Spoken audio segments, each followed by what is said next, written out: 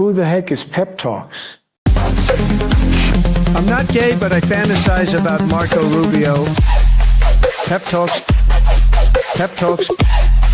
Pep Talks. Let's eradicate the Kung Flu. I'm literally coming. Pep Talks. Pep Talks. Who the heck is Pep Talk? They want our women.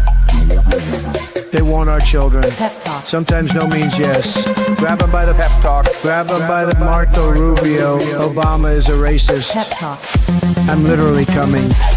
I'm Pep literally coming. Pep Talks. We found weapons of mass Pep Talks. destruction. My fellow Americans, it has been confirmed today from Pep Talks that we are indeed all high on politics. Good afternoon, everybody. Welcome to another edition of PEPAGANDA and another week of this space. Hope you guys are doing well. If you guys can do me a solid, hit the like button on your way in, and if you haven't already subscribed, I would be genuinely surprised by that. So yeah, if you could do that solid too, that would be great. Yeah, welcome to the show. Hope everybody is having a good day so far. I am a little bit beat. I didn't really plan things great. Yeah, what's sleep? Who needs sleep? So if I'm a little bit on the odd,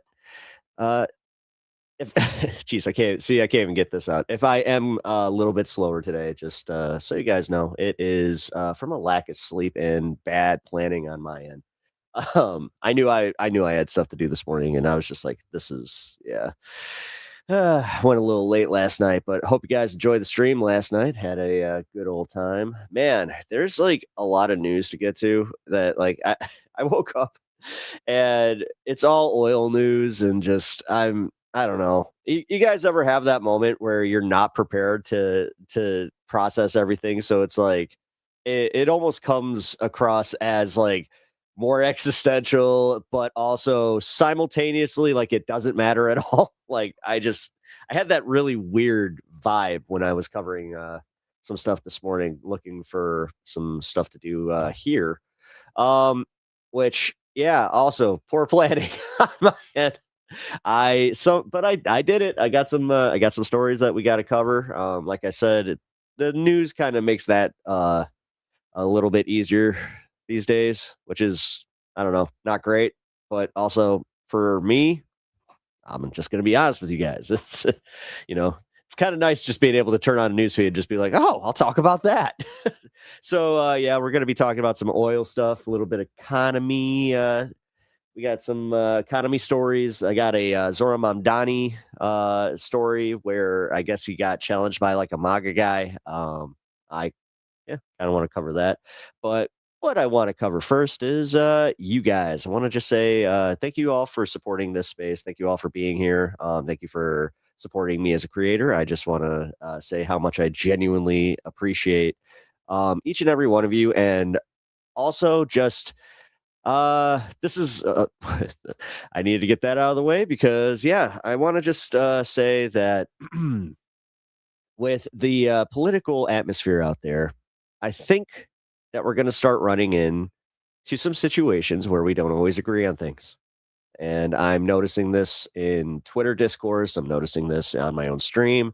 But because I'm able to see it other places and it doesn't feel exclusive to me, I kind of want to bring it up in the broader vein of things. So I'm seeing a lot of discourse specifically around like just how feckless the Democrats are. I am contributing to it because there is no harm in pointing out and holding them to account, like how poorly they are doing. But I'm also starting to see some people kind of this actually kind of pertains to like Graham Plattner. I saw some people going pretty hard on him, and this was not on my stream. This was on X. And I was kind of shocked to see it kind of carry over to another show's chat.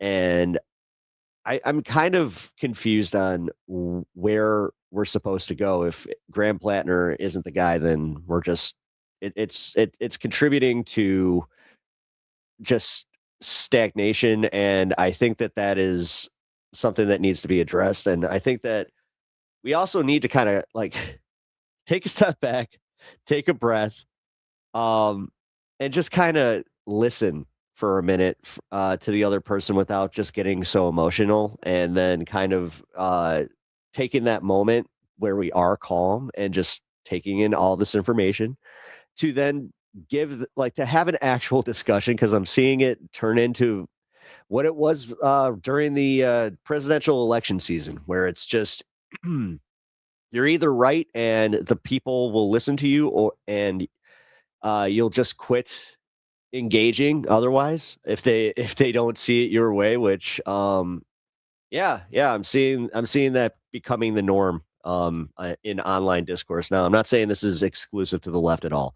um I actually kind of noticed it with like the like whole MAGA split, specifically on the topic of is it a hoax or not, which we might cover in the second hour, but I'd prefer to kind of focus on the other news that is way more important than his stupid situation in the ballroom and all of it. I'm starting to realize how little I care about that.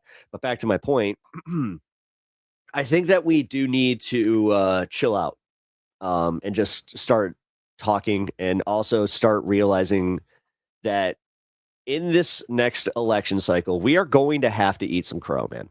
Like, especially if you're far left, we just have to accept this. And I'm kind of getting better at this. Maybe it's because I have had some admittingly existential stuff happen in my life that has made me kind of reevaluate just what I can do, what I can't do, what I can actually change and what I can't. And I just kind of feel like it divides our focus way too often. And I think that we could do so much better. So I do hope that you guys can kind of help me in this mission of mine, where I would like to expand discourse and understanding, and also not be so rigid in our beliefs, or not not our beliefs, because all right, I'm not trying to challenge your beliefs, but not be so rigid in political outcomes, I guess. All right, I'm trying my best. As I said, I am a little tired and I'm just but yeah. I'll eat about anything that doesn't eat me first, Pep. Yeah, hey, I mean, like I said, I look forward to disagreements. Hey, that's healthy. That's actually very healthy. What up, Natch? How's it going, bud? But yeah, I activated chillax mode. Can I actually can I add my music? I never figured that out. Is it like a plugin that I have to do, or can you guys hear my music? Because I don't think you can. And if you can't hear my music, then it's like, oh, that's kind of yeah. Um, let's see. Let's figure this out in real time. Screw it. Um, you guys cannot hear the music? Okay. Producer Nick, do you have any advice on what I can do for that? Do I have to add it? We're doing it live, folks.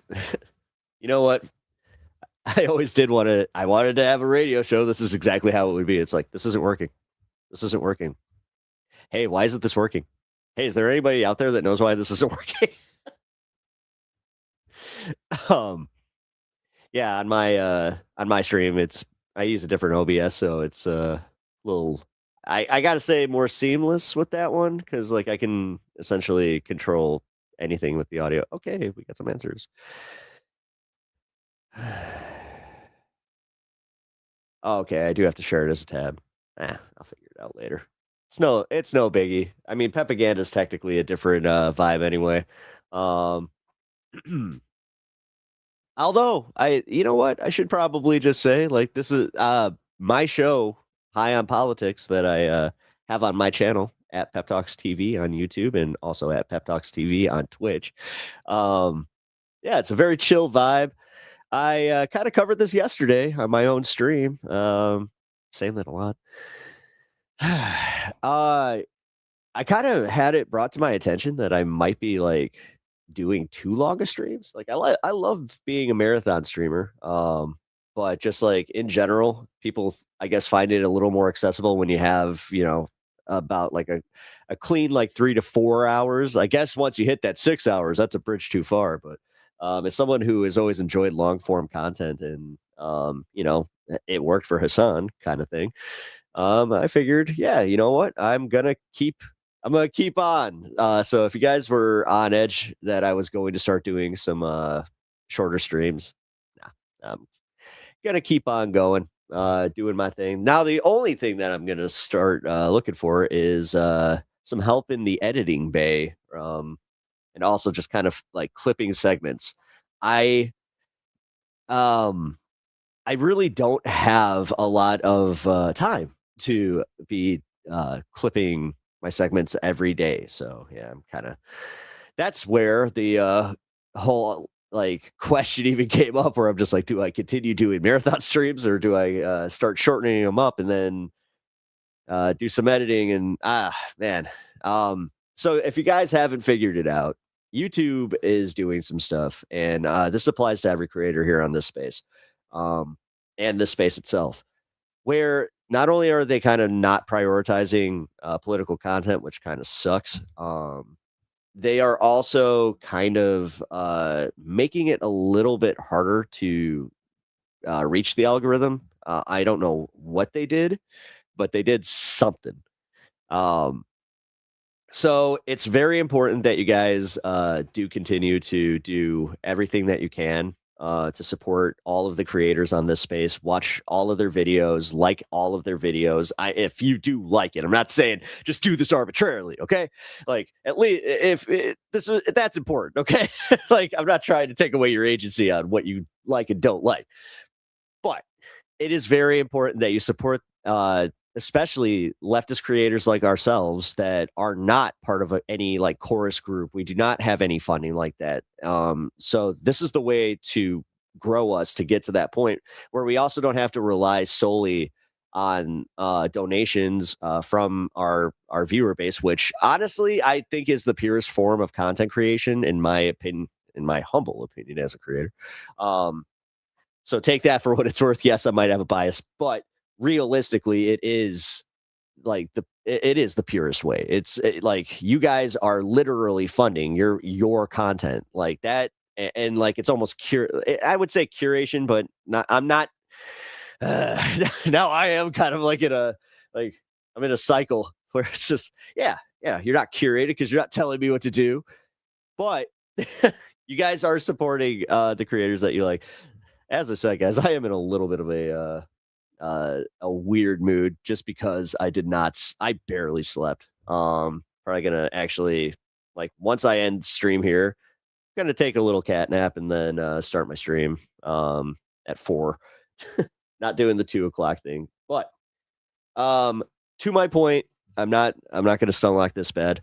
It is very, very important that you guys also comment and do like all the little things that really help creators. Runny nose. Jeez. I can't win today. Okay. But yeah. All right.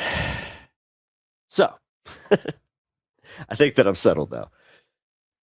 The other thing that I wanted to cover real quick in personal news is I have been not only toying with like putting out more videos and also, like I said, trying to figure out the editing situation, but thinking about like how I'm going to structure like pep walks and a few things like that. I'm trying to diversify my content, and I'm trying to take social media a little bit more seriously. Like I hate it. I knew that I was going to have to get on X when I started doing this, but I didn't realize how important it was. Like I really did underestimate that, and I am behind, man. Like starting an X account in 2024. Whoo, that was a if there's like one thing I do kind of regret in entertainment, it's that. I hate to admit it, but at the same time, I'm not sure what it would have done to my mental health. It does have an effect, because I sat there realizing, like, just through doom scrolling, where I was like, oh, I'm doing it. I'm doing exactly what I feared with X. Um, you know, Blue Sky is great, but it is also just, it's almost too curated. You know what I mean? Like, which it's not a bad thing ish, but I kind of get it. I kind of get why, like, the manufactured outrage. Um, because it there's also the portion where it's not as informative. I'm just gonna say that. Like, I'm I hate to even give X credit. That's where I'm at, where I'm just like, damn it, it is important, and I hate every second of it. Blue Sky, population of 12. I get no engagement there at all. I mean, not like I get engagement on Facebook or Twitter as well, because yeah, I avoided doing social media because of my mental health, and just I'm trying to see the good, but the entertainment aspect of it, where I'm just like, oh man, as far as using it as a way to kind of like network and things like that, man, I don't do what I did. If you guys are aspiring, like, to do content creation, just start with social media first, kind of build that, and then it's good to have that. It's good to have that. I hate to admit it. Oh, hey Jarko, how's it going, man? Appreciate you guys popping in today. All right, so without further ado, I'm going to end this little bit here. But all right, so the breaking news that I woke up to was how the UAE is leaving OPEC, which I haven't really processed, like, how this is going to work. So we're going to learn something together. We're going to see what the implications of this is. Breaking news, United Arab Emirates just announced it will leave OPEC at the end of the week. The announcement has U.S. oil prices jumping. ABC's Elizabeth Schulze has those details.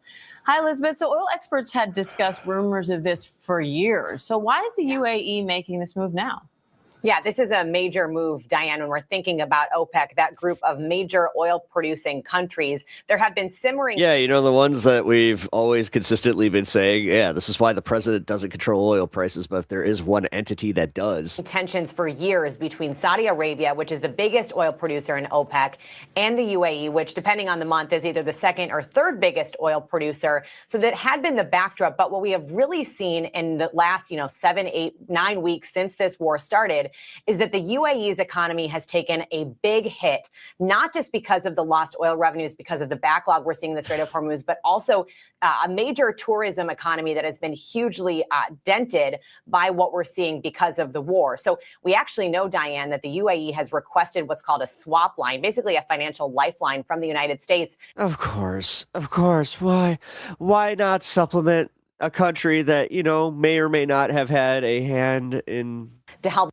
deal with its increasingly dire financial situation. That could... Dude, all of our money is going to Israel, UAE, and all these other entities, and they are taking everything from us, and we're just taking it, man. Could help at least. Like, why? How in the fuck are we as a populace just like, no. Like, where are these America first, America only, like, people being a little bit more boisterous with their voice, as far as, they had big opinions on Ukraine and where our money was going there, and just how we needed America first, but just crickets. Explain a little bit why we're seeing this move right now. This is sending oil prices notably higher. We now have oil above $100 a barrel. And when you think about the impact of that on consumers and businesses, gas prices have been going up now at the fastest pace in the last 24 hours, Diane, in one of the fastest pace on record. This is the... So we need a bit of xenophobia. Biggest... No. 24-hour increase, sixth biggest... All right, that was a good call out. in history. According to gas That's not what I'm saying. That's not what I'm saying. Whoa, whoa, whoa, whoa, whoa. buddies Patrick Tahan, we saw an 11-cent increase in gas prices overnight. The national average now about Oh, God, I wish I had my soundboard so I could get the brakes pumped on that one where it's like, hold on, Pep. and 17 cents. So just looking at it, $4.18. So even ticking higher throughout the day here. So this is continuing to be a huge cost for households. Do not take my words out of and twist them with your dirty minds. What are you doing? Also seeing diesel prices go up again. So, you know, an overall kind of, as analysts, traders would say, a bearish move for the oil market to see this move from the UAE at a time when we're seeing already I can't get over it. a lot of negative moves, a lot of negative pressure that is sending oil prices overall higher, Diane. Meanwhile, General Motors says it funny. expects to get $500 million in refunds from President Trump's tariffs. How significant is that? Yeah, this is a big move that really discloses at least the big stake that a lot of these companies had in this case that was in front of the Supreme Court, where the Supreme Court basically decided that a large portion of President Trump's tariffs were illegal. And we know that that refund process kicked off last week, where companies could start to submit for refunds for the tariffs that they paid. Yeah, I guess who's not getting? Yeah, here's another. Wow. General Now I'm just like gonna giggle about the fact that it's like, and here we are, not getting anything. Motors and its Costco might be giving some checks, doing more than the government. Isn't that funny? earnings report today, and in a letter to shareholders, said that it expects to get $500 million back in those tariff refunds. It is one of more than 300,000 paid for by the American people. Great. importers, Diane. Why isn't this being paid for by the, I don't know, billions of dollars that Trump made on all of his speculation? Why can't we just, like, dude, he works for us. Wow. Excuse me. He works for us. We need to, like, kind of remember that. And we also should kind of go, hey, we should seize all your assets because, you know, you kind of pulled some shenanigans, but I don't know. That paid those tariffs. I'm just an American that fucking apparently cares about some of like this like Constitution, but that were ruled illegal by the Supreme Court. The total about $166 billion. So we're looking at a lot of money that is going to be coming back to businesses.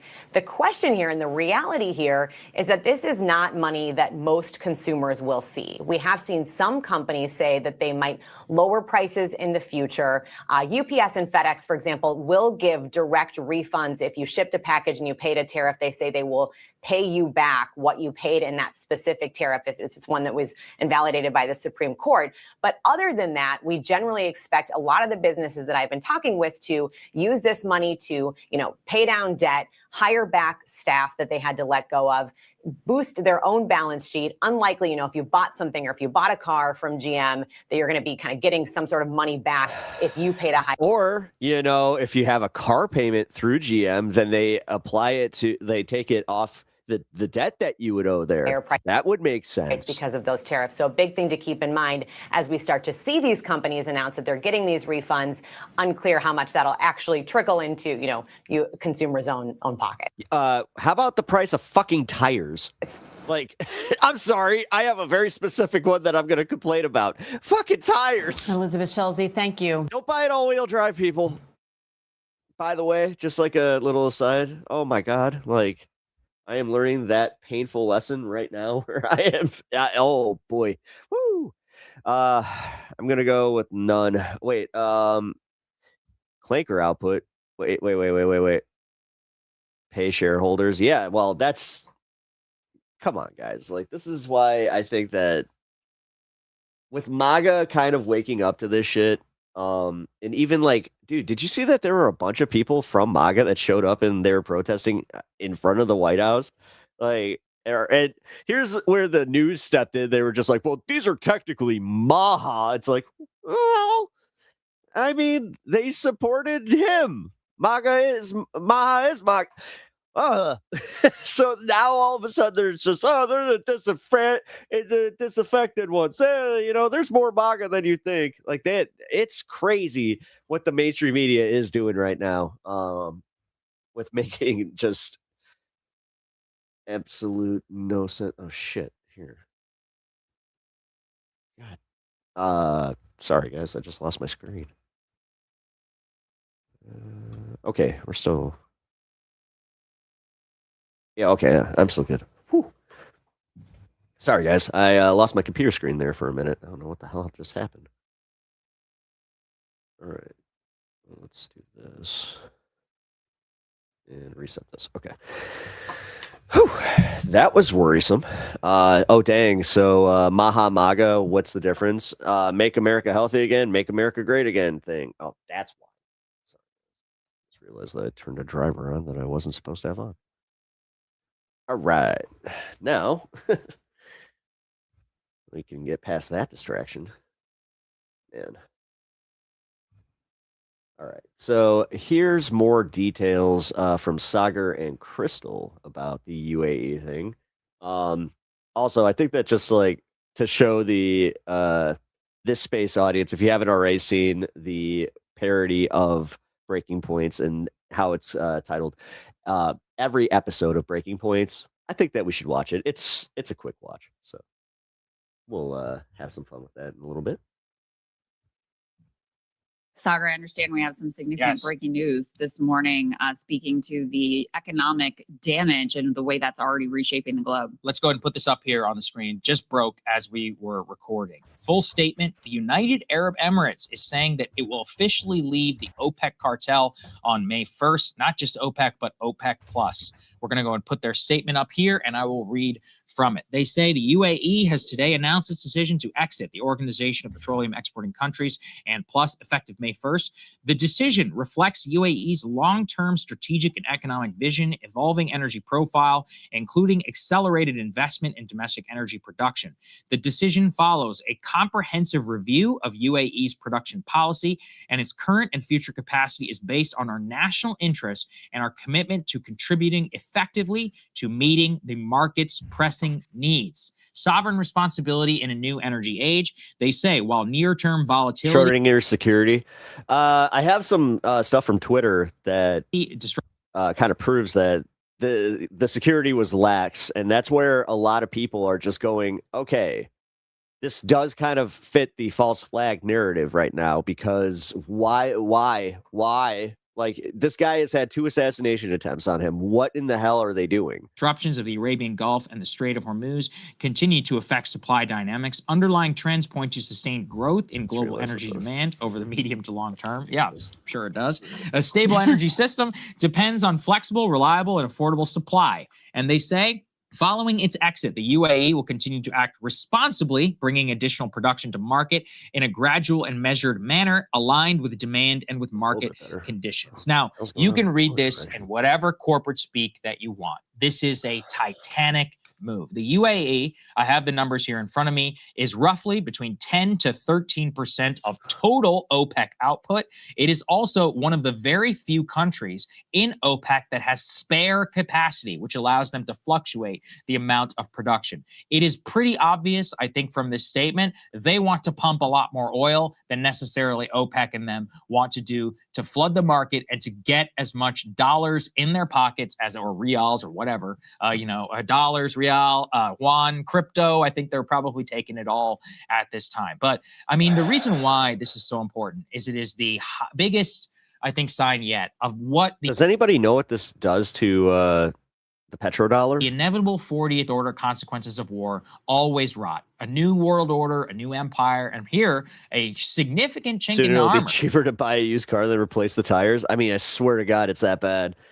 Of one of the, fucking $1,400, $1,400 to get all 4 tires done. I was like, what? OPEC, one of the most successful oil cartels in the history, or one of the most successful. I guess I'll just wait for this to explode. Cartels in the history of mankind, in their ability to control energy production, oil production, the price of oil. It's geopolitically massively important. We learned all of that during the embargo back in the 1970s. So just looking at this in its face, the UAE is charting a very interesting course, which will dramatically change the entire, way that things work in the Middle East. You have the UAE here, which accepted IDF soldiers on its own soil during the course of the war.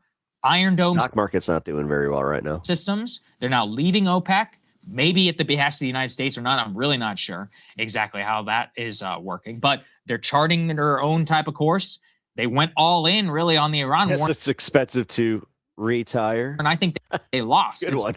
So now they have to really probably just Yeah. continue to go all in and maybe sell as much oil as humanly possible to try and salvage their image. Dubai airport, It was a the last city of crime Dubai. moment. They need to restore some sense of normalcy, but they've also gone so hard against the Iranians that they need to finish the job. I don't know exactly everything that they're thinking. Obviously, I'm just reacting to this in real time. Oh, that was Natch. But that was a Nat. That was all the oil analysts that's are a reacting to Natchism. this as like a gotta give him the major credit on holy that shit moment from what we can say. Yeah, well, there's a lot to think about and to Picking speculate up my about slack here. today. One I thing to appreciate say that. very clearly is we knew UAE was under a significant amount of financial pressure already because they'd already come to us and said, hey, we may need this currency swap line, which the, Trump and Besant et al.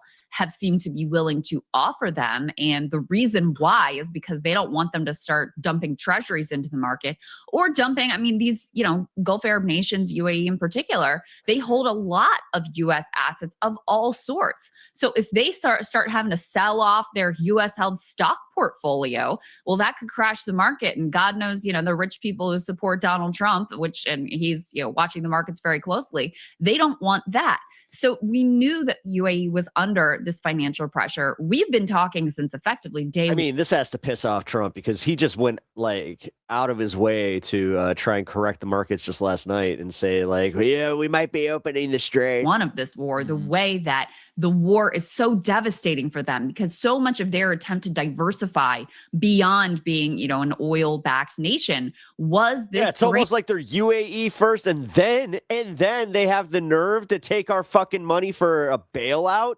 What are we doing? What are we fucking doing? Ending of dude, this is insane. Dubai, of Abu Dhabi, and that again. And if we don't fucking figure this one out, I'm actually kind of wondering, where are the Democrats on this one? That is something that once it's hit, it may be impossible to bring back. So I think it's a sign of the financial pressure. You're right. It could be that the U.S. told them, we want you to leave OPEC and, produce as much oil as you possibly can. That is also, if that's the case, that's an indication of how much the U.S. is feeling the squeeze as capacity has been and a billion barrels of oil taken off the market because of the restrictions in the Strait of Hormuz. So that would be an indication of how much pressure the U.S. is feeling. But, if you think about it more broadly, look, this is very obvious, but what's the reason why anyone participates in a cartel? Because it's guaranteed over the long run to be more profitable. So it's an indication that they have decided they're in a desperate enough situation. They need to deal with the short term and try to pump out as much oil as possible and try to get as much. Yeah. Now think of the implications of this. This is going to lead to the other countries doing the same. China's already been kind of on that. Did you also see that China has a way to actually make clean coal? They can right now. They did it. Versus prioritizing. They heard Trump and they were just like, that's a good idea. The long run profitability, because in the long run, obviously that sort of cartel collaboration, the whole reason you do it is to increase the profitability, control the market in a way that is beneficial to all of the participants in the cartel. Reading here, just a more immediate analysis from the Financial Times. This move by the Gulf state underlines long-running frustration with the group of oil exporters over production quotas and specifically tensions with Saudi Arabia. It comes as the world is grappling with the biggest energy crisis in decades. The UAE has for several years expressed its frustration with OPEC as it has been annoyed by the cartel's production quotas and prevented it from exporting greater quantities of oil. So pump it if you got it, I guess, is the mantra. The problem is export it where? There's no oil that's leaving. So I don't know. It's a desperate move. Very likely, again, pure speculation on my part.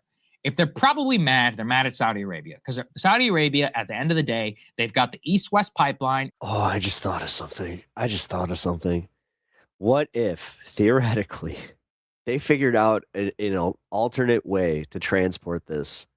And they could still export through the Red Sea. So they're because we're all focused on tankers, dude. What if they kind of figured out a way to theoretically make these tankers fly or something? They're hurting, but they're not hurting nearly as a la the Avengers, Hela, it's bad. They the don't have helicarrier, just takers. Total shut-in. They also didn't get hit nearly as hard as the UAE. Like a Studio Ghibli movie, just, dystopian. Which is part of the reason why the UAE was going so hard. But now, as you said, the UAE was already looking for a bailout. They're looking for a dollar swap line or something akin to a semi-bailout. I know it's a little bit more complicated than that, but it definitely works out more in their favor. And now, here you have them leaving OPEC. The initial report is they didn't even call Saudi Arabia or any of the other big powers inside of OPEC. And like I said in the beginning, 10 to 13% of total OPEC production. And really, I mean, what I think it is more than anything is just a sign of desperation. They have been in this, and they have been in OPEC for over. But also, this is like 50 kind of showing their ass. Years. So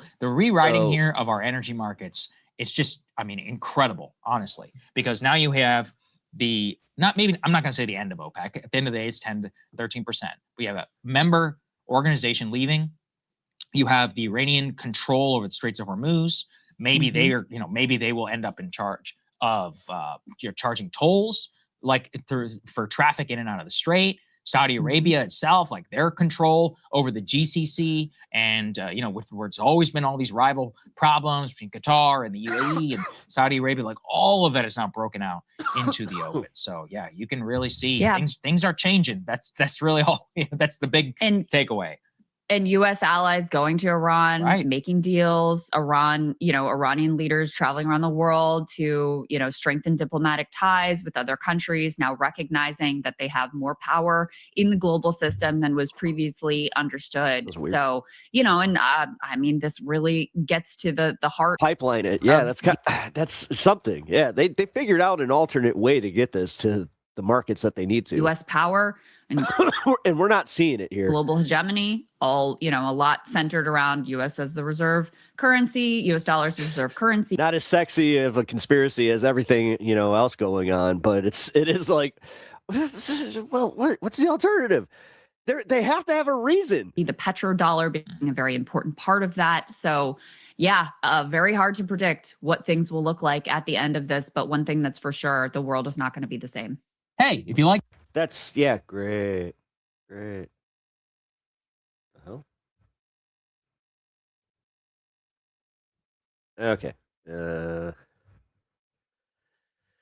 Got one more.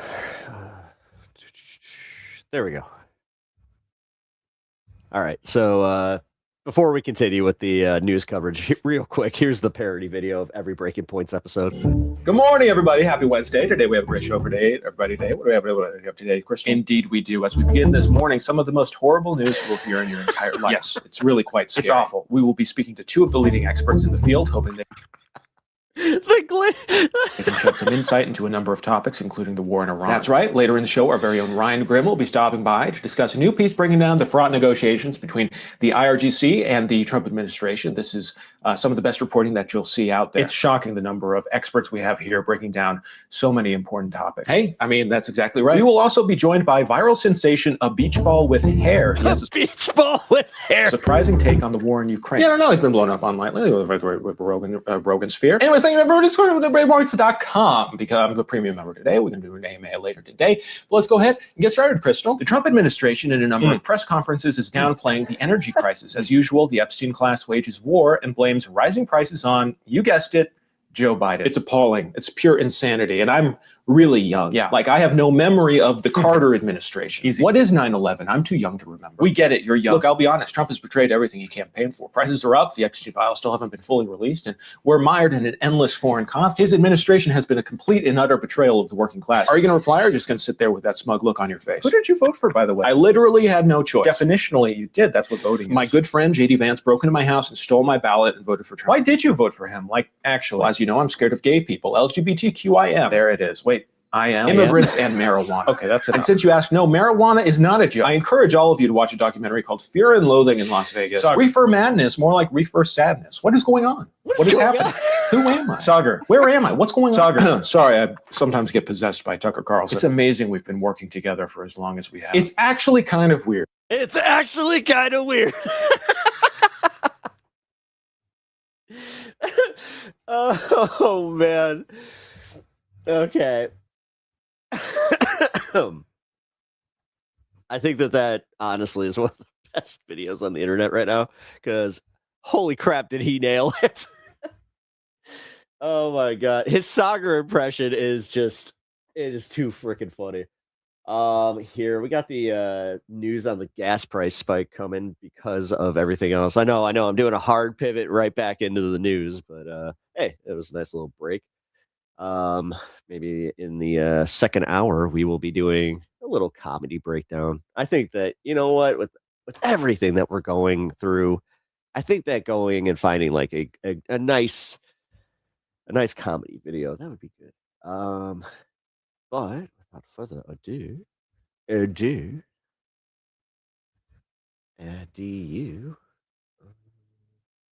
the hell? Sorry guys, having a little bit of a glitch here again. Go. There we go. Hey, look at that. The magic motion. Breaking news this morning, gas prices jumping again overnight, now reaching the highest price since August 2022. The national average, $4. What is this new music they got? $18 a gallon. That's up nearly 7 cents since Monday. It's a new high since the war with Iran began. Yeah. That is all Donald Trump's fault. Yeah. The gas prices by me are insane. Because of Donald Trump in this ridiculous, reckless campaign over $6. Betrayal, regime change, war of change and choice. Donald Trump is Jim causing Battle your music. gas Oh my price God, that was Jim Battle music to Sorry. skyrocket. It's all his fault. It's all the Republican Yes, Josiah. Party's fault. He knew that this would be a consequence of starting. I don't know. This guy's been having like L take after L take lately. We got that. Okay, what the fuck? I brought this video to us because I thought that he actually like played the whole CNN gas price bit. But now, in a twist, I have to go and find this. Where gas prices set to spike. There we go. All right. Well, sorry, Josiah. Like I said, I do usually appreciate him, but especially with the stuff that happened this weekend, it was just like kind of surprising how bad his takes were. Emirates says that it is withdrawing from OPEC and OPEC Plus. OPEC is a decade she's alone. Old cartel of the world's largest oil producing exporters. The energy minister says that it will It's usually make it easier for the UAE to meet changing demand, but it is a major blow to OPEC at a time when the Iran war has triggered a global energy crisis, and as the price of oil hits 3-week highs. CNN's Eleni Diokos joins is this the official dissolution of OPEC then as an entity? Because me now from Dubai. I can only see this just being like Trump does the thing. All right, I guess we're going to leave too. And then everybody's just like, okay, I guess there's no more oil cartel. Great. I guess. Hi, Eleni. And so with this is the when UAE, I kind of understand how unqualified I am at times to speak on certain things, because I'm like every other American right now is like, can you just answer just how bad this is going to make oil prices for how long and what the like long-term impacts are? Please. Doing this. Breaking Points didn't really do that. Making this announcement today, I believe they are the third or fourth largest producer among OPEC members. Talk about the significance here and the impact that it's already having within the region. Yeah, it's the third largest producer within OPEC, and it's really significant. I mean, frankly, it's a bombshell announcement today, Biana. You know, they joined in 1967, one of the founding members, and that was just a few years before the formation of the UAE. And this is, you know, really going to shape what we see in the oil markets. And you were talking about WTI, you know, responding quite aggressively on the back of this news. And we've seen an increase in oil prices as we hear one of the oldest members withdrawing from this organization. This is importantly an organization that can exert influence on oil prices. Oh. It has the ability to, We're not part of it. control See, it shows how much I know. supply. So when oil prices go high, then we start to see quotas from these oil producing nations, and that starts to temper off oil prices. But when oil prices are low, that is also when they step in. Specifically, I do kind of feel like Robin Williams from Good Morning Vietnam. to protect oil producers, that if oil prices are below. Good morning, America. Just another day where we have some OPEC news. Now Brent crude is rising, and that just means gas prices rising for all of us. And now, what else do we have? Oh, look at that. Stock market's going down, 401k down. Well, that's just another day in America. Oh, you're telling me that I can't afford health care. Oh, that sucks because I have a little bit of an ouchie called the big C, if you know what I mean. Well, that's also some bad news. I guess I'm just going to go and do what everybody in the government wants me to do. Well, sign it off. What it costs to produce a barrel of oil, they can also play around with that. That's why they're viewed as a cartel. The UAE energy minister says this is not a political decision, but many people are focusing on the timing, given Pep, you need a radio that we are station. currently in the largest energy crisis in the history of markets. Take a listen to what he said. I mean, I guess I can use some of this for my portfolio. This is not a political decision. This is a pure policy position, and repositioning us to be it is in the front of the world, taking the right decision at the speed that we aspire for. To us, it's the consumers are critical. To us, we need to attain to these countries who entrusted us to build the refineries based on our crude. And our crude today, Marban, is one of the cleanest, if not the cleanest crude on earth. So really important to note here that in the statement that was released today by media, they say that when they joined the alliance, they have made significant contributions as well as even greater sacrifices, they say, for the benefit of all. And that's because they've been adhering to a quota system. As of April 2025, UAE was allowed to sell 3.5 million barrels of oil per day, when the capacity is around 5 million barrels of oil per day. And given that we've seen not only attacks by Iran on critical energy infrastructure targeted here on the UAE as well as other Gulf states, but also the closure of the Strait of Hormuz has completely changed the way the UAE views its position in the global energy markets. And they're saying they're going to start focusing on national interests and continue their commitment to stabilizing oil prices. But Biana, any way you look at this, many people are questioning the fate of OPEC right now, whether this is a precursor to more countries leaving OPEC, and importantly, what happens to oil prices from here.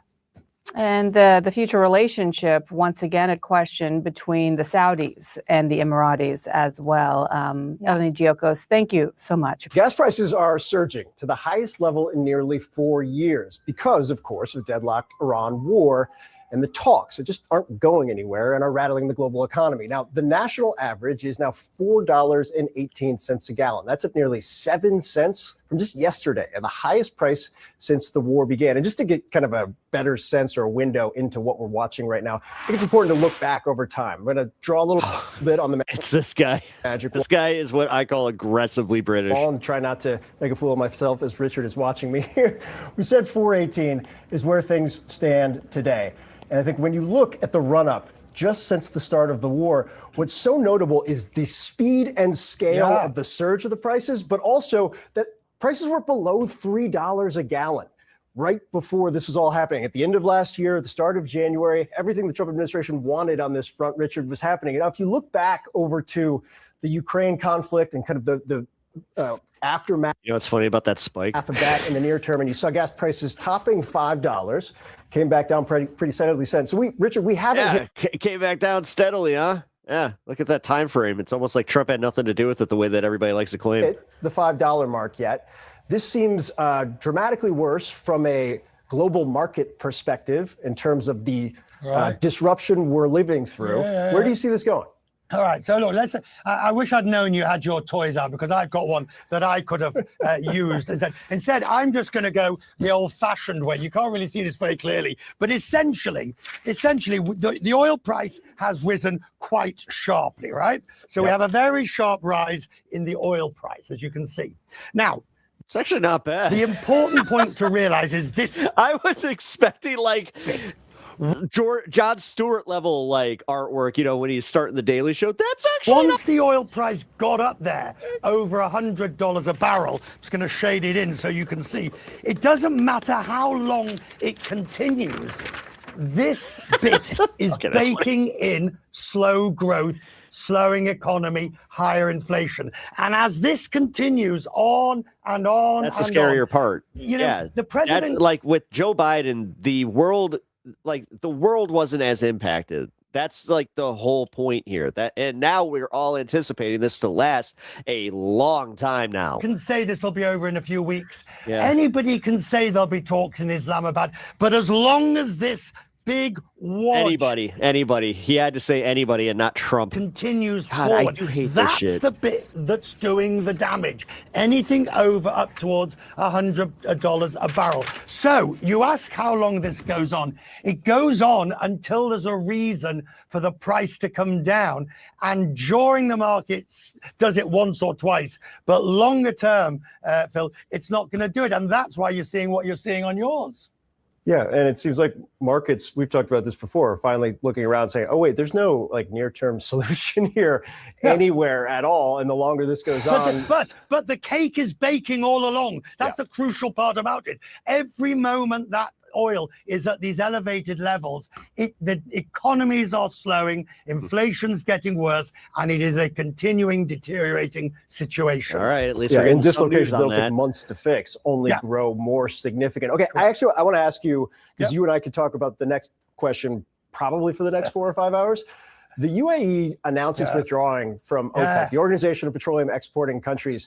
I was stunned. You probably knew this was coming and have all sorts of reasons as to why it happened. But this is a significant. Why is he like doing this weird thing where he's just like, you're the guru? Significant thing from a global market perspective. You're way smarter. The reason is because the UAE, forgive the vernacular, the UAE has been pissed off with the allocation, its quota that it gets from OPEC. It wants 3.8 million barrels. It's had 3.2. They were given 3.5. And they believe the UAE, that's Abu Dhabi, it's Dubai, it's Sharjah, and all of those, the 7 Emirates. They believe they've spent a fortune on their oil infrastructure. They should be allowed to recoup it. Their oil is cheap to produce, and therefore they need to crank it out. Now, why is this? It's both. There's a paradox here, because the more they want to get for themselves, they got to do what now? The more they produce, therefore, the price will come down. This is about mine is bigger than yours. This is about saying, I'm not getting my fair share. And they believe if they take this measure, eventually Saudi will cave or something like that will happen. It'll be fascinating to watch. There are things are moving right now in terms of the tectonic and the US, plates. By the way, the US, which is one of the largest producers of energy in the world, the US is rapidly turning into the swing producer that can affect in many cases. Yep. Atlantic Basin, look it up. There are fascinating things happening right now. Richard Quest, always appreciate you, my friend. Thanks so much. Atlantic Basin, look it up. Also look up the Atlantic currents and how we're at risk of the Atlantic current being completely disrupted. I know. It's only alarmist environmental BS. What? Why would you do that? Anyway, all right. Other economic news. All righty. Like you said, he's going to bring about world peace all over everyone hating America. I mean, jeez. I want you to be wrong. I do, because that's not great.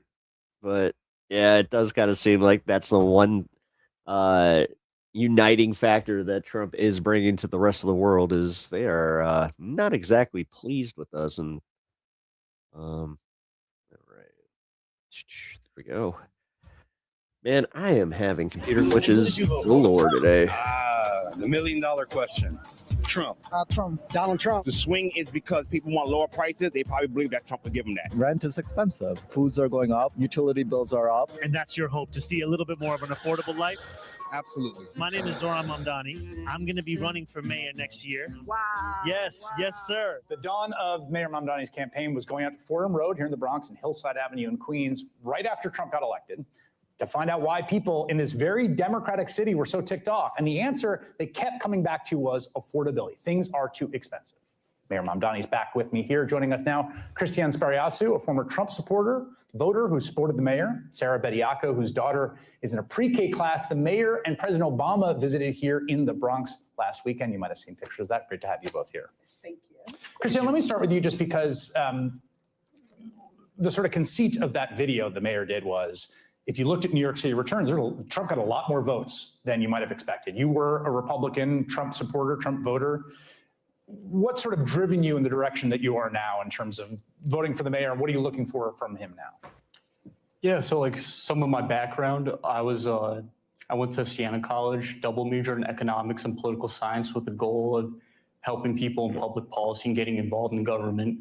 I always had strong principles of conservative values of limited government, for example, not getting involved in foreign wars. So when I saw Trump campaign as a populist for the American people saying, we're going to lower inflation, we're going to yes, it's called getting duped. Support the American worker, and we won't get involved in foreign wars, that really attracted me to his campaign. Not sure I would have given your college accreditations just to kind of get to the point that you are kind of dumb, which that was easily manipulated. Lies, especially like right now, we're fighting a war in Iran. Your politics have changed over time, but you know, this question of sort of prioritizing workers and bringing inflation down, like how much do you still think of that as a North Star for whether this mayor succeeds or not?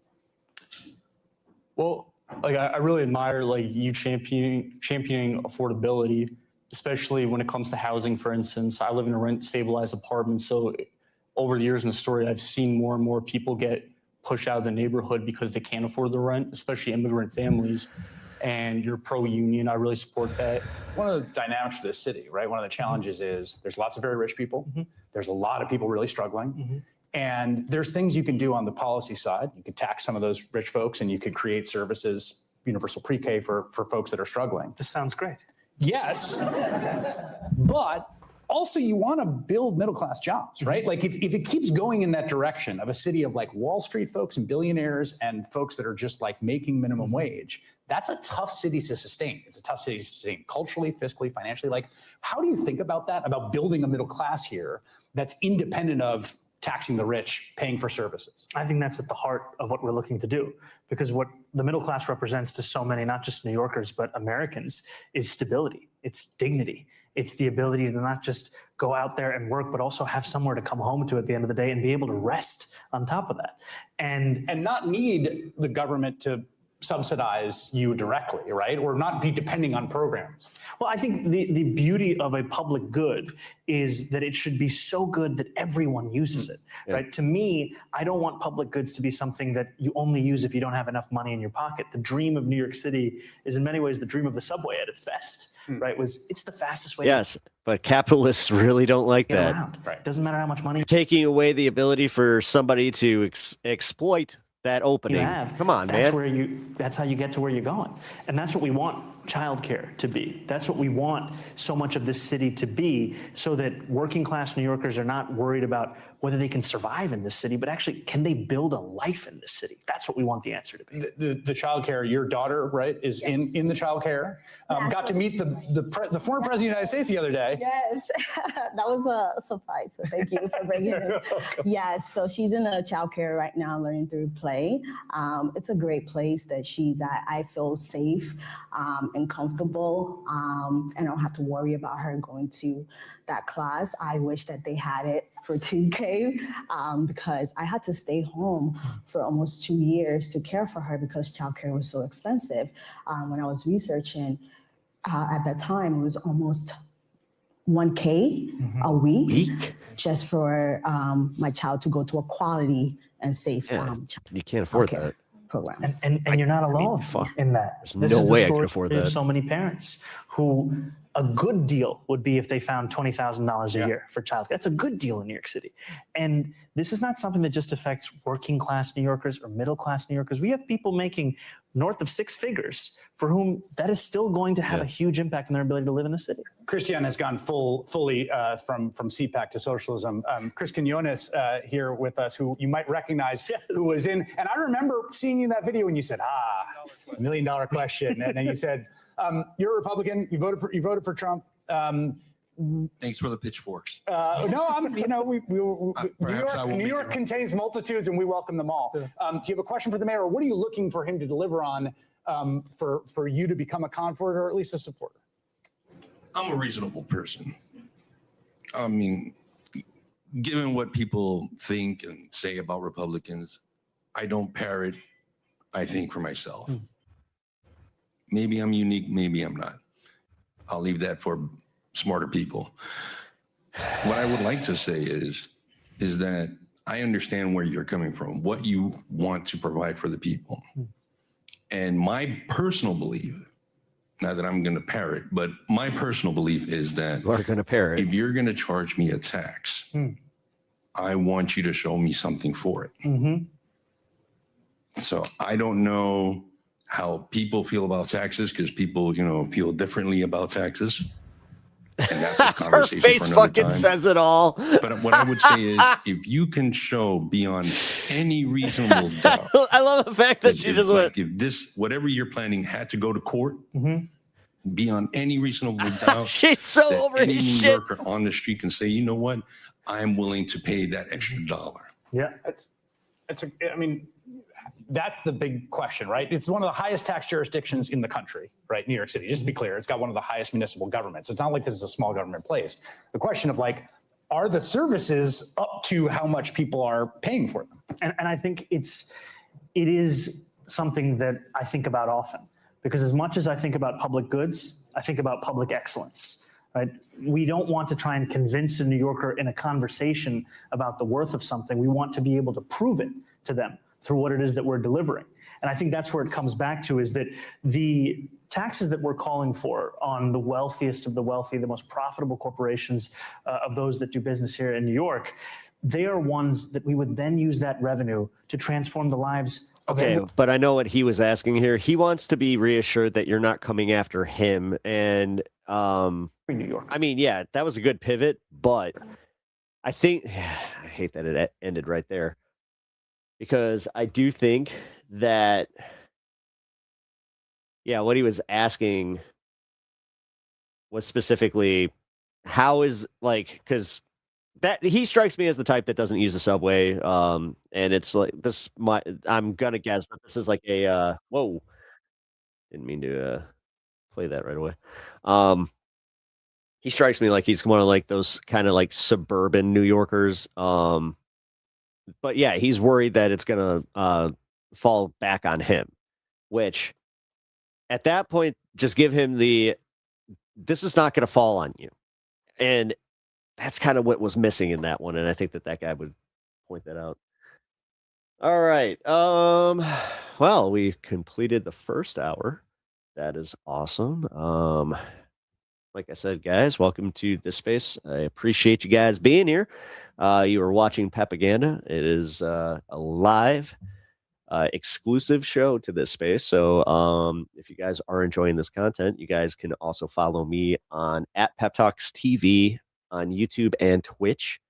I do a daily show, High on Politics. And I guess I'm considered a marathon streamer. I do 6 to 8 hours, depending on whatever we're covering. But I like to cover things with a little bit of a comic flair, and also just I am not one to be called called out for taking himself too seriously. So if anything, I am the polar opposite. I could probably do with a little dose of seriousness occasionally. So speaking of dose of seriousness, here we got the track APAC bit. Where is it? Here we go. All right, so if you guys didn't know, there's a little drama with Track APAC, but it seems that the drama is already dissipating, which I'm wondering what the comment section is going to be like on this. I haven't actually seen it. So here, actually, you know what? I should do this. I should also bring up, I should probably start where this all started and then go through this. So where is it? For my normal audience, you guys have kind of already seen this, just bear with me. But for anybody that has not heard about this, Track APAC had a problem with its methodology and the way that they were reporting donations. And there was a content creator that called him out on it. And Adam Mockler decided to share this, and it took on a life of its own, where all of a sudden everybody was doing almost the predictable thing that they have been doing during this election cycle, is just like APAC shill. You guys are paid for, you know, are you being paid by APAC to say this shit? Like it kind of took on a, what I hate to say, a disingenuous framing from a lot of leftists that didn't want to hear that this is actually a problem. Like, and he's not necessarily bringing up something that is out of pocket or what I can even consider to be like pro APAC. So here's the first video, and then there's a second one where he does clarify it a little bit better. And as I said, I'm doing this for the full context of the situation. We have to talk about Track APAC. You've probably seen their graphics, and I have troubling news that essentially means that all of their numbers are wrong. So I was sent an Excel doc of their tracking of James Tallarico, and it's bad. If you look closely, the majority of the funds that they're tracking in their graphics are from lobby donors. What we discovered is how they define a lobby donor is anyone who has ever given an itemized donation to a pro-Israel or Jewish PAC. If this doesn't sound insane to you, here are 3 reasons why this methodology is insanely stupid. Number 1, we looked at the lifetime lobby donations of the people in the spreadsheet. Some of these individuals only gave $200 and not to APAC. Guys, Now, for this one, you guys may have seen the serfs jump on it and say that this California Democrat PAC or whatever the hell it is was, you know, one that gave $200 10 years ago to the California Jewish Democrats is not in the Israel lobby. To track every subsequent donation that they make to every politician and add that number into a red graphic is beyond misleading. Number 2, no politician that raises a decent amount of money can beat this test. Don't believe me? Here's James Tallarico's red graphic. Over $100,000 from individuals in the pro-Israel lobby. To someone just scrolling on social media, this looks like he got $100,000 from APAC. But guess what? We cross-referenced those 96 donors in the Excel spreadsheet and found that they had also given thousands of dollars to politicians like AOC and Bernie Sanders. This is because James Tallarico has now raised over $40 million. Of course there's going to be crossover if you use this methodology. Number 3, your organization is called Track APAC, but you've been very open that you track more than just APAC, including J Street. However, J Street has given direct and earmarked donations to candidates that you give green graphics. So then tracking individuals who have given a couple $100s to J Street as Israel lobbyists is inconsistent at best. So Track APAC. If you want to follow the money, do that. On our integrity index, we track APAC. We have all their direct donations, earmarked donations, and super PAC spending. It's all public. But if instead you want to track where politicians stand on your policy goals related to Palestine and Israel and make graphics reflecting those policy positions, do that. But you have to choose. You have to be consistent and accurate. No, and this is the thing. The people that were getting mad at this, it almost seems like it's like, okay, so are you standing up for just wanting to, like, are you standing up for putting misinfo out just because it gives you good fifis? Like, that's not okay. Until you update your methodology, you're just spreading misinformation. Yeah, that's not okay. So here's the follow-up. Last week, we made a video about a large concern we have with Track APAC's methodology. Now, since then, we've reached out to them for a meeting to discuss how their methodology could be improved. We want to be as transparent as possible about what we will present to them in that meeting so that y'all know what our intentions are and don't just think we're being paid off by Bibi. Joking, but seriously, for us, it's always been APAC. But we have 2 major concerns with Track APAC's methodology, and yes, they are major. Number 1, we still have a problem with their definition of a pro-Israel lobby donor being anyone who's ever given an itemized donation to any of the 67 PACs that they track. By that methodology, this should be AOC's total. This should be Ilhan Omar's total. This should be Rashida Tlaib's total. This should be Bernie Sanders' total if they were being consistent. When Reach for Comment on this track, AIPAC says that it has always used a combination of the spending by the Israel lobby and the politicians' policy positions when making graphics. However, not only do we find this methodology sloppy, but the journalist who track AIPAC cites as the reason for changing their methodology said this to us. My reporting on Illinois' 9th Congressional District primary required deep investigative reporting on AIPAC's fundraising efforts. Applying the same facts broadly without the same confirmation or work could absolutely lead to glaring inconsistencies and raise more questions than the ones it seeks to answer. So that's the first problem. The second issue we found might be even worse. After talking with researcher Tyson Brody, we believe that they are double counting millions of dollars of donations. This is because they're counting Schedule B earmarked disbursements from the pro-Israel PACs and the same earmarked donations when they appear in the candidate Schedule A disclosures. If that made any sense to you, please go outside, touch some grass, but essentially it means that they're counting the money when it comes out of the PAC and when it comes into the candidate. Long story short, the numbers and track AIPAC's graphics, we are pretty confident are wrong. Our intention is to work with them to make them right. We are doing this process publicly because we think it's important to call out misinformation, and unfortunately, at this point in time, track AIPAC's graphics are misinformation despite what their intentions might be. We'll be reporting back to y'all. All right, and here is the follow-up on that. Okay.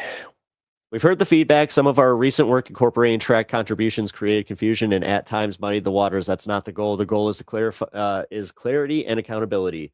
For the immediate future, we are reverting to our V2 methodology, which focuses on clear, direct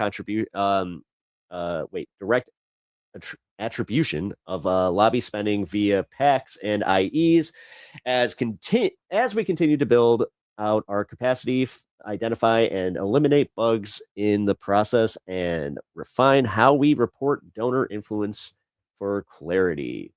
At the same time, we stand firmly behind by the principle behind that work as AIPAC and the broader Israeli Foreign Interest Lobby evolve how they fund candidates. It is important that it's more important than ever to track total lobby influence and follow the money wherever it goes. As we expand our capacity, we are working towards making this data publicly available through a searchable database, and so voters, journalists, and researchers can review and verify the information themselves. Our approach will continue to evolve and adapt to the changing tactics of the lobby's key players, but our mission does not change. Voters deserve a clear and honest understanding of who is funding their elected officials and why. And that's great. But my bigger problem with all this was that it kind of seems like had they not been called out, I don't think that they would have ever admitted that they were using a pretty sus methodology in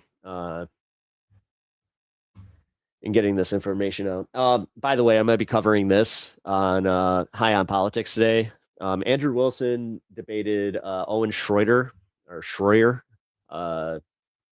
previously of InfoWars. He's the guy that I keep making the joke that he has a microphone that he took from C-3PO. If you know, you know. Anyway, AIPAC is funded by the U.S. taxpayers. What? Dude, you know what, Wiggle? People like you do not help. You do this generalization thing. You come off like you actually are a little just like blatantly xenophobic. Yeah, man. I'm not okay with this shit. And this is kind of where I was saying, like, this is where we need to start calling it out and not just accepting this. Like, I get it. You're angry. And I get it. Some of yeah, there are some instances in which that is true, but you this is the whole reason that I was covering this story is if you're going to just be okay with muddying the waters with misinformation, you are no better than MAGA at all. And trust me, this comes from somebody that is like very pro being a little bit more aggressive with our messaging and definitely, not always just doing alarmist politics, but fucking A, man, you're not helping. If anything, you're the meme of what everybody think the fucking left is. Yes, genocide is unacceptable, but what are you doing by crying about it? Number one, like seriously, has anything changed with that? And right now, specifically, the way that you're doing it, because you're not just saying like genocide is unacceptable. No, dude, you're actually doing like what you said about Ashkenazi and what, like, come on, really? You're not just playing into the bullshit. Like, I fucking get it. Is there a more nuanced way to kind of point out that Netanyahu is definitely using the tactics of a certain regime? Yes. But the way that you frame it is that's like the easiest thing for anybody to just turn around, especially if they are Jewish, to just be like, yeah, this guy's kind of anti-Semitic. And it seems like you're kind of waiting, where you're just kind of like, yeah, what am I supposed to do? Yeah, that kind of generalizing ain't going to make you any friends, man. So just going to say, if you want to have that attitude, just understand that you're not going to move very far in convincing just your average American to ever see any merit in leftist policy. So, all right, here it is. All right. New emails show that Peter Thiel and Jeffrey Epstein's friendship was much closer than was known. All right, this is what I wanted to pull up. All right. This comes from Ryan Grimm, by the way. All right, so new emails show that Peter Thiel and Jeffrey Epstein's friendship was much closer than was known, and that Epstein encouraged Thiel's growing interest and involvement in right-wing politics, introducing him to U.S. and foreign officials to that end, some with intel ties. All right. After Epstein's crimes blew up in the headlines in early 2020 or 2015, Thiel told him he was unbothered. That he hoped it would blow over soon, in fact, and suggested that they use it to strategize how to weather controversies. He also told him that he'd be visiting the island. Epstein showered Thiel with generosity, including tax advice and straight up offering him 50 to 100 million to invest. Thiel in turn gave him investment advice, sent him his book, and pushed him to invest 10 to 20 million in his firm's new fund.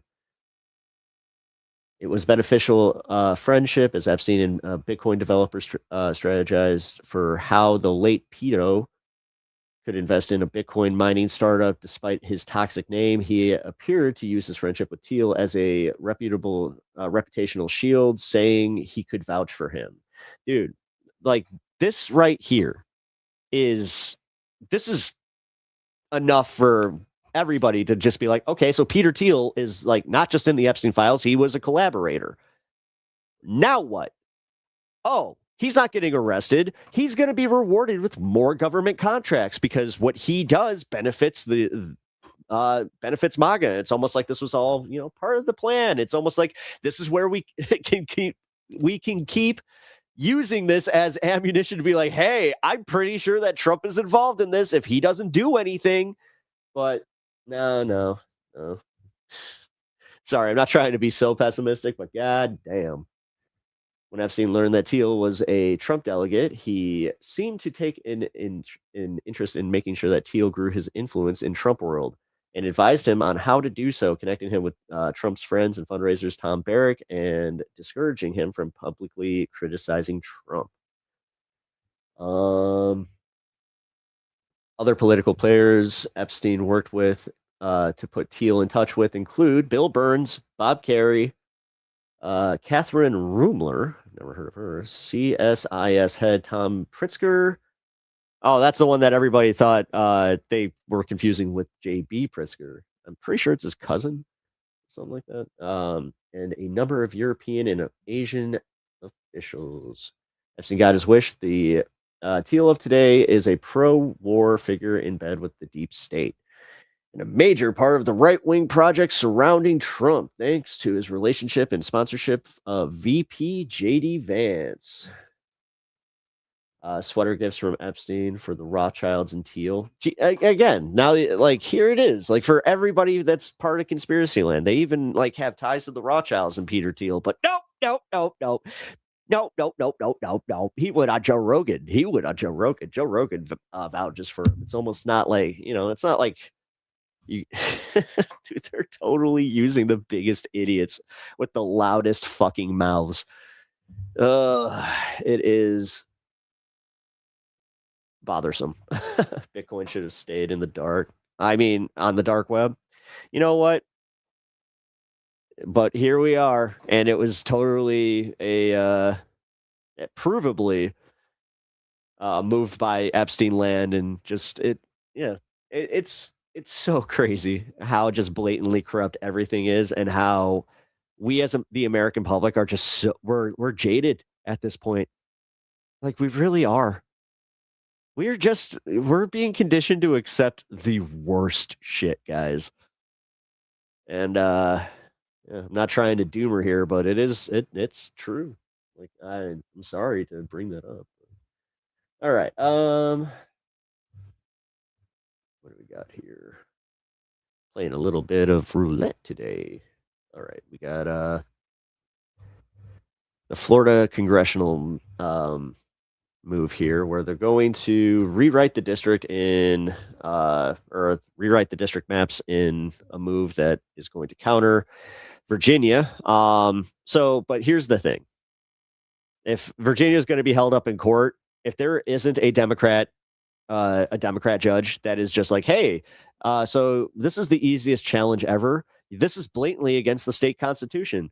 Then I don't have much faith in a lot of this. I'm starting to lose it. Ron DeSantis just dropped a brand new Florida congressional map at the last minute, and he could rush it through before Democrats can even challenge it. His plan leaves Democrats with 4 congressional districts, while Republicans get 24, and that gives Florida Republicans 4 more districts than they have right now. And if it works, it could save the Republican House majority, but if it backfires, Florida Republicans could lose seats they've held for years. And with DeSantis' team drawing these maps behind closed doors, right, there is a specific legal strategy behind this timing. There's, let's say, 2 doctrines at play here. The first is something called the Purcell principle, a legal idea that keeps courts from overturning election laws too close to an election because doing so would confuse voters. Right, so if DeSantis can get the maps passed and then run out the clock, the courts might decide to just not intervene at all before the midterms. And then second is the Apex doctrine, which says that if Democrats challenge the maps, they have to depose all the lower level staffers in DeSantis' camp before they can touch the people actually calling the shots. You've got some analysts saying that's exactly how DeSantis helped flip the House back in 2022. And remember, because these maps have been drawn in secret, Democrats won't even know who to depose or what documents to request. Yep. So the strategy here is clear. Run out the clock. And take the House by default. But again, this strategy, it comes with real risk for Republicans. When you fucking A, man. Redraw states just so blatantly fucking corrupt. It's insane. Map to break up Democrat. How in the fuck are the courts just like at what point do I have to actually say, like, I think sovereign citizens actually might be right? District. Like, God damn it. You're spreading those voters across more districts. And that can do a lot. It can create more competitive seats, but it can also... The law isn't worth the fucking paper it's written on, apparently. Weaken the safe Republican ones, because according to the actions of our government. Previously safe districts, they have more Democratic voters in them. And then, of course, the wild card here is the independents. Across the country, at least right now, independents are increasingly leaning left. So if DeSantis, he spreads too many Democrats and left-leaning independents into Republican-held districts, you could end up handing Democrats opportunities they didn't previously have. And this isn't like some theory. Trump's approval, it is already cratering under the weight of the Iran war and rising gas prices. And Republicans, they privately know that this could backfire. You had one Republican strategist putting it pretty bluntly, saying, in an environment like this, where independents are breaking hard against us, our people aren't showing up, and Democrats are pissed, we could wind up losing a net number of seats. Our message to Florida Republicans is F around and find out. If they go down the road of a DeSantis dummy mander. You know, if anybody else said it, I might be okay with this, but fuck you, Hakeem. The Florida Republicans are going to find themselves in the same situation as Texas Republicans, who are on the run right now. So a lot of play. It could be a huge win, but it could also backfire. But also, here's the thing. Even if Florida backfires, Democrats still have to actually win these races. And right now, it doesn't seem like they can even agree on what to talk about. Because they're it's almost a fucking problem. Basically 3 competing messaging lanes inside of the Democratic Party heading into the midterms. Lane 1, the economy. The clearest and most evidence-backed approach. Polls show only 29% of Americans approve of Trump's handling of the economy. People are... I'll just say, stop with the fucking impeachment shit. It everywhere. We do need to stop with that. Like, we can focus on it if they win, but that's not the way you're gonna win. Groceries, insurance, housing. For the People don't midterms, give a shit. give me what's The most thing is, it's actually like if you look at the polling when he was going through it, he actually saw a boost in support because people did think it was a fucking sham. important to you. The economy. I just feel like we haven't had any reprieve. I really feel that, Americans need breathing room, and we don't have that right now. It's really, really difficult for, anybody to make it. That's how I feel. I mean, if I feel these pressures as a business person, I can only imagine what the middle class and lower middle class feel like. And this is the lane that Sherrod Brown's running for in his Ohio Senate. I'm glad that affordability. you're and one of the those working people class. that Again, strikes it's the me lane like that has you're the just strongest figuring evidence this behind out. it, because every poll shows that the economy is the number one issue that voters care about. And you have lane 2, impeachment. Some Democrats want to talk openly about impeaching Trump again if they win the House. And honestly, even Trump knows it's coming. You got to win the midterms, because if we don't win the midterms, it's just going to be, they'll find a reason to impeach me. And while there's a lot of love and energy of holding people accountable, you also have some saying there might be an issue, arguing that we're living under a twice impeached, twice acquitted, and still twice elected president. You got people arguing that 2 prior impeachments didn't lead to a removal, and to a lot of voters, leading with impeachment as a midterm pitch can come across as the wrong priority, focused on Trump instead. It is. It's going to lose them support. Real people's lives. And then you have lane 3, the 25th Amendment. And this is in part Representative Jamie Raskin's push, and it's actually picked up some real momentum. 40% of House Democrats have actually signed on, with 84 new supporters just last week. And if you stumble across this video, you don't know, the 25th Amendment allows Congress to set up a special commission to determine whether the president is mentally fit to serve. And you've got some Democrats arguing that this approach actually meets voters where they are right now, because public concern about Trump's mental health, it is real. You even have Republicans like Tucker Carlson and former Trump staff saying things like this out loud, that something is off. And while you've got people like Elizabeth Warren saying that the 25th is worth looking at, she's also been clear that it can't just be the Democrats. And so, of course, the bigger problem is that the 25th Amendment requires the vice president and the cabinet to lead the charge. J.D. Vance and Trump's handpicked cabinet, they're not going to do that. They have entire televised meetings where they're like, Mr. President, you're so awesome, sir. So even if Democrats sign on in larger numbers, the mechanism doesn't really work without the people that Trump appointed. No, so stop fucking chasing fairy tales and actually do something for everybody. It will. This is all a distraction. I swear to God. It's almost like they're trying to lose guys. On it. And so with all that, and here I'll say this is my opinion, I think the choice is clear, but also not completely black and white. I brought this up yesterday on my show, where I was just saying that, like, the second that they grab power, then all of a sudden they become scapegoats. So I think that, like, they really are, like, kind of hedging their bets on this one, where they're just like, well, maybe if we can make, if we're not the enemy, then 2028, then we could take back power. But realistically, man, like, this whole sit on their hands method did not work out for them. In support of candidates that say, hey, we have to care about accountability, and in addition to impeachment, we're gonna actually have investigations and trials. Love that. But first and foremost, it has to be about what you can actually offer and do for the American people. And with that, the data is pretty clear. Voters are asking about groceries. They're asking about rent. They're asking about whether their kids can afford college, whether they could retire, whether they can take a sick day without losing their job. They're asking why we are in this war of choice that Trump unilaterally put us into. It's making everything, including our gas, more expensive. And again, that's not to say that impeachment should be off the table, that it's crazy that people are talking about the 25th. Right. But later, amendment. We all have eyes and ears. We're seeing this, guys. Yes. But we also have to make peace with the reality, and it's not the only reason it went down that way. But in 2024, democracy was on the ballot, and more people decided that Trump's words about making things more affordable and things like that mattered more to them. And honestly, and this is anecdotal, but I'd love to hear everyone else's own experiences. Every meeting, every gathering after the 2024 election, where politicians were speaking to their constituents, you had people furious. People saying, yeah, we know Trump's bad, but what are you going to do? And that was kind of the going to well, we're going to focus on affordability. You told us that already, dude. Stop with the fucking buzzwords and give us an actual, like, plan.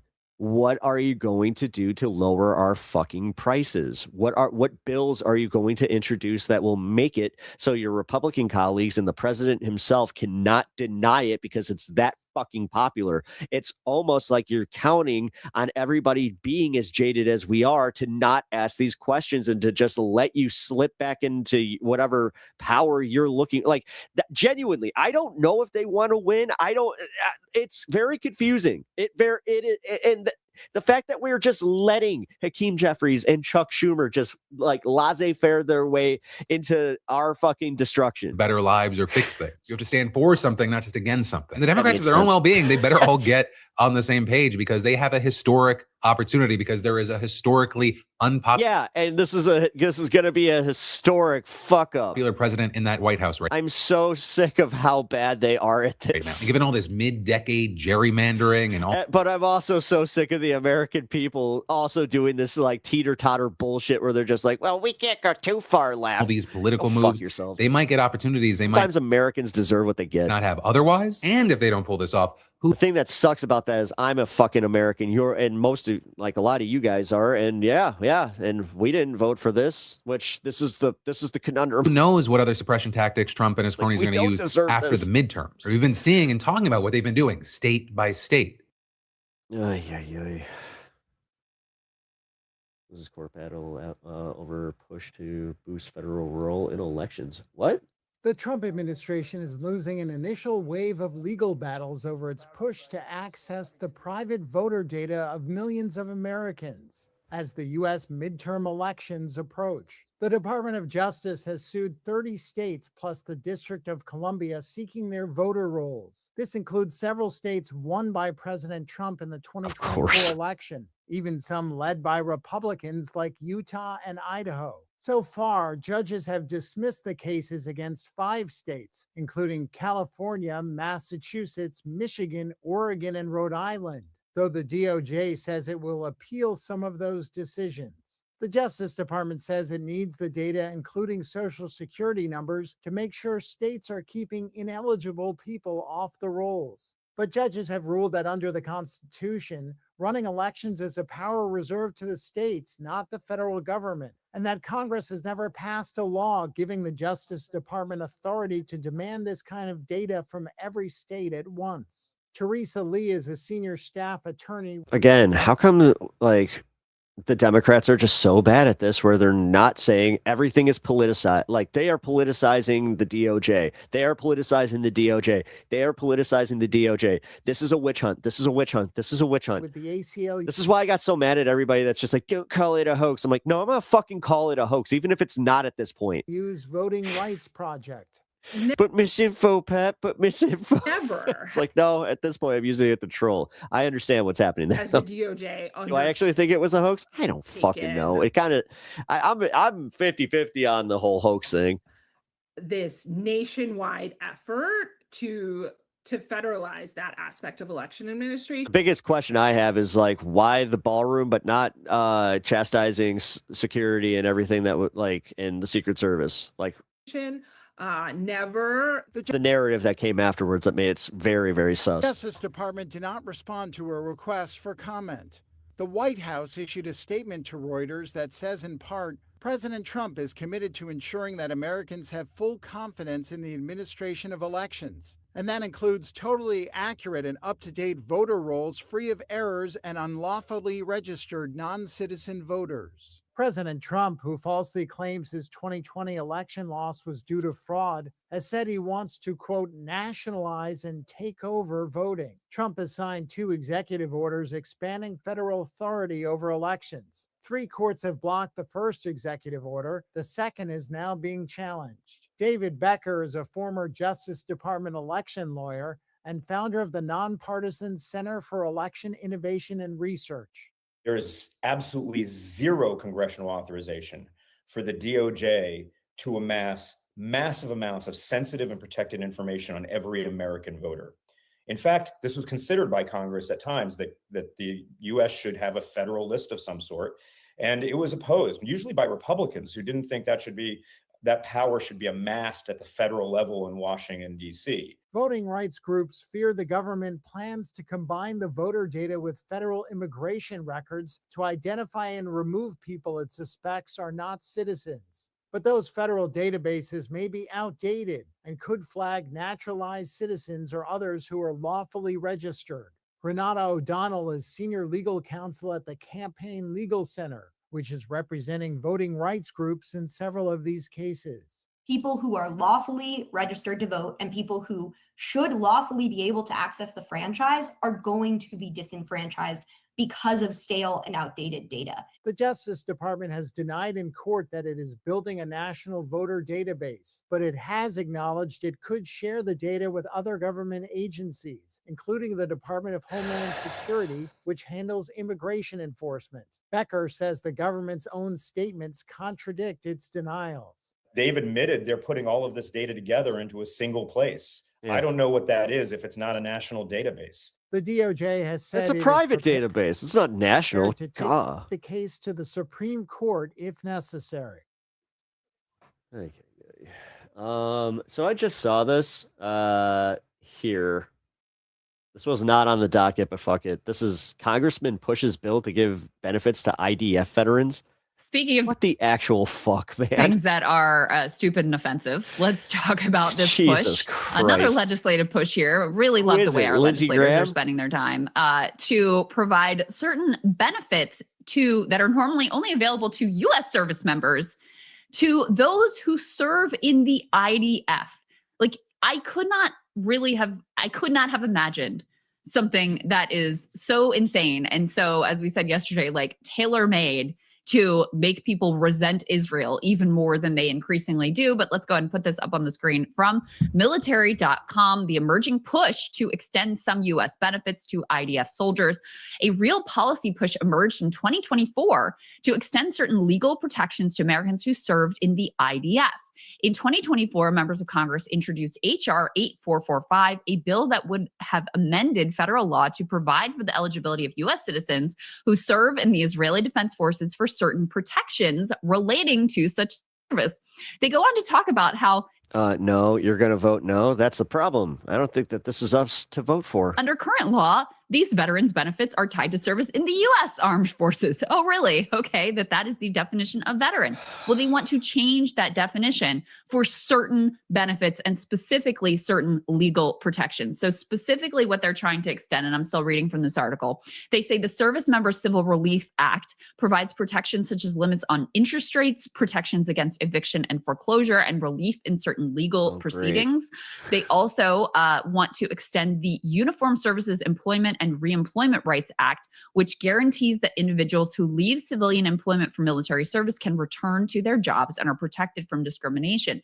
Both of these, Sagar, are really significant benefits. I mean, the ability to leave your job, go and serve in the IDF, and come back with a guarantee that you're going to have that job protected and be able to return to that job. That is a very substantial benefit. Protections against eviction and certain, special treatment in legal proceedings, also a very significant benefit. And the idea that we would give this to Americans who are serving in a foreign military is just completely bananas to me. Fucking insane. Yeah, absolutely. I mean, reading through this, the proposal explicitly frames it as deserving of treatment similar to military service for protections. Now, again, how real is this? I mean, it's been introduced in Congress. At the very least, look, all kinds of crazy stuff gets added into Congress every single day. Usually something like this gets headline treatment. Like, let's say if it were a Democrat, or something, the Republicans would do a big press conference on it. To my knowledge, I promised comedy.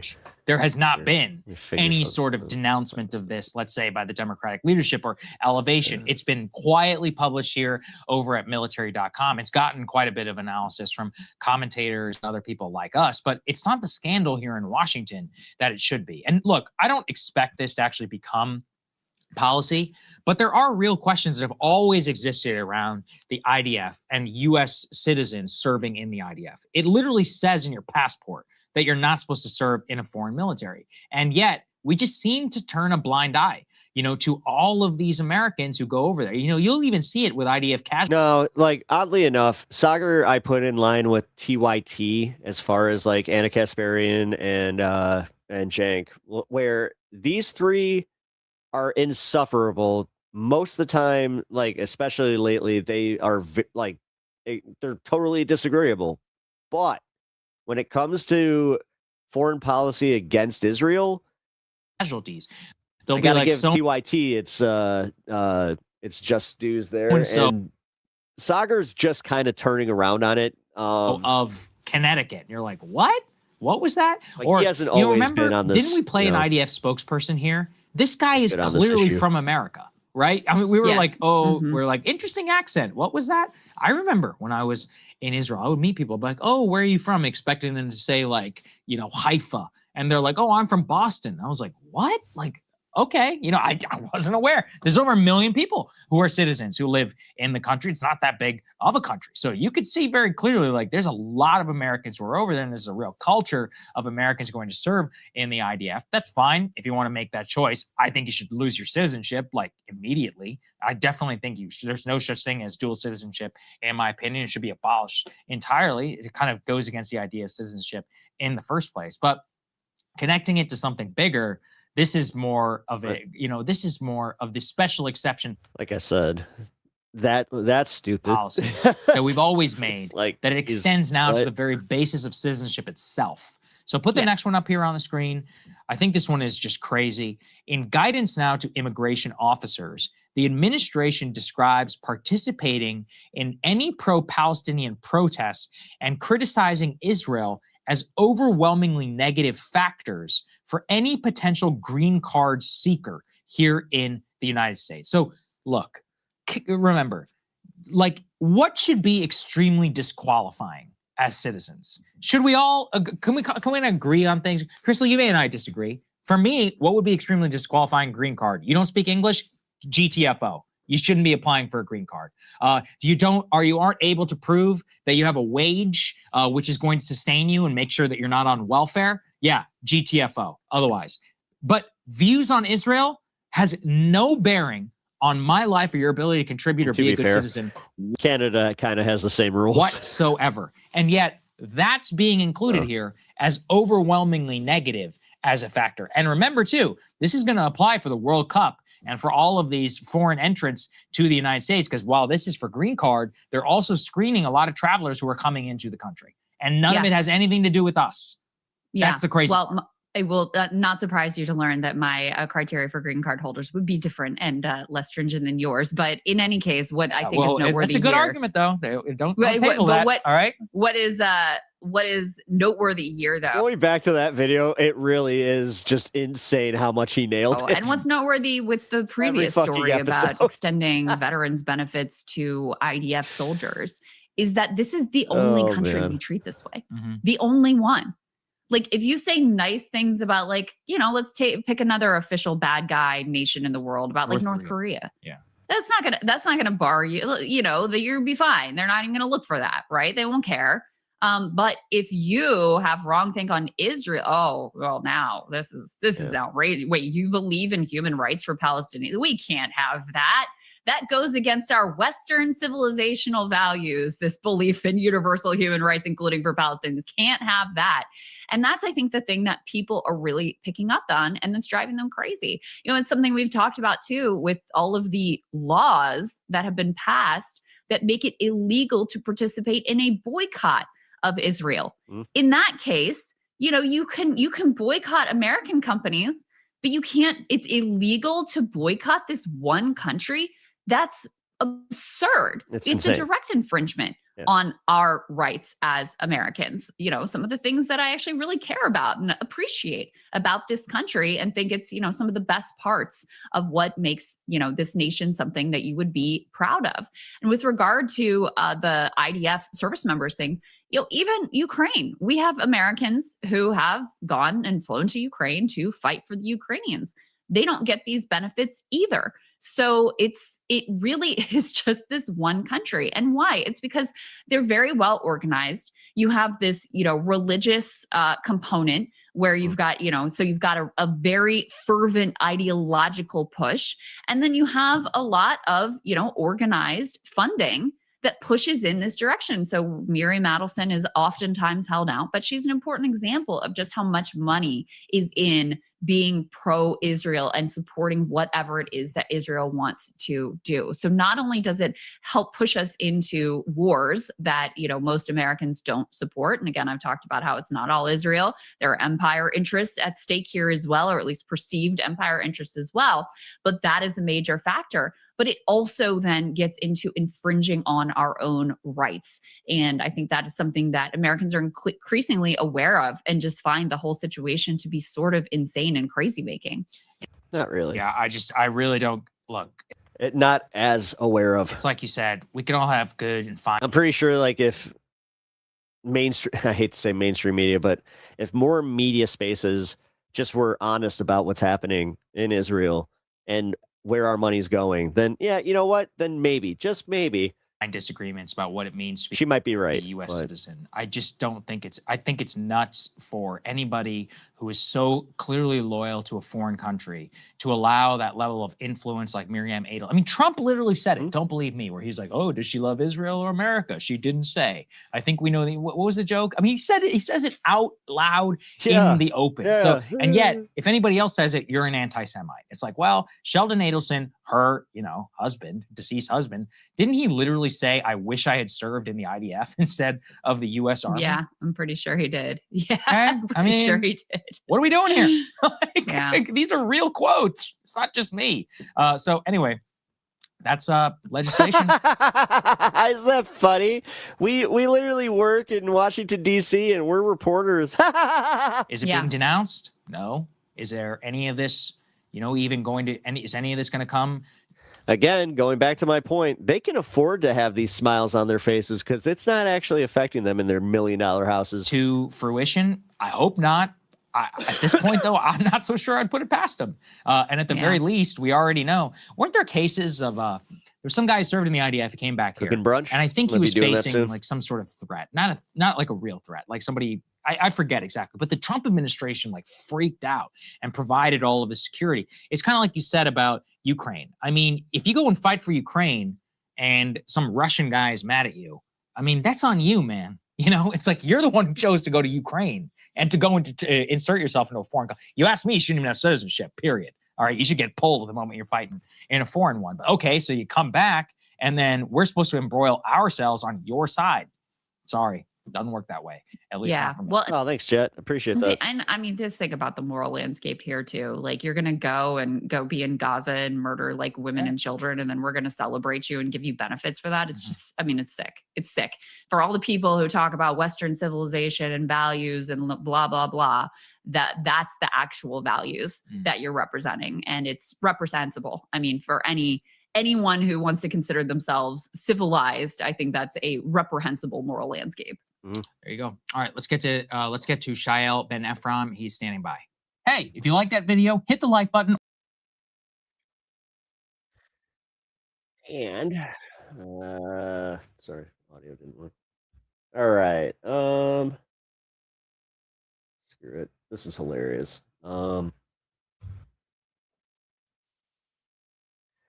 Okay, I promise comedy. I bring comedy.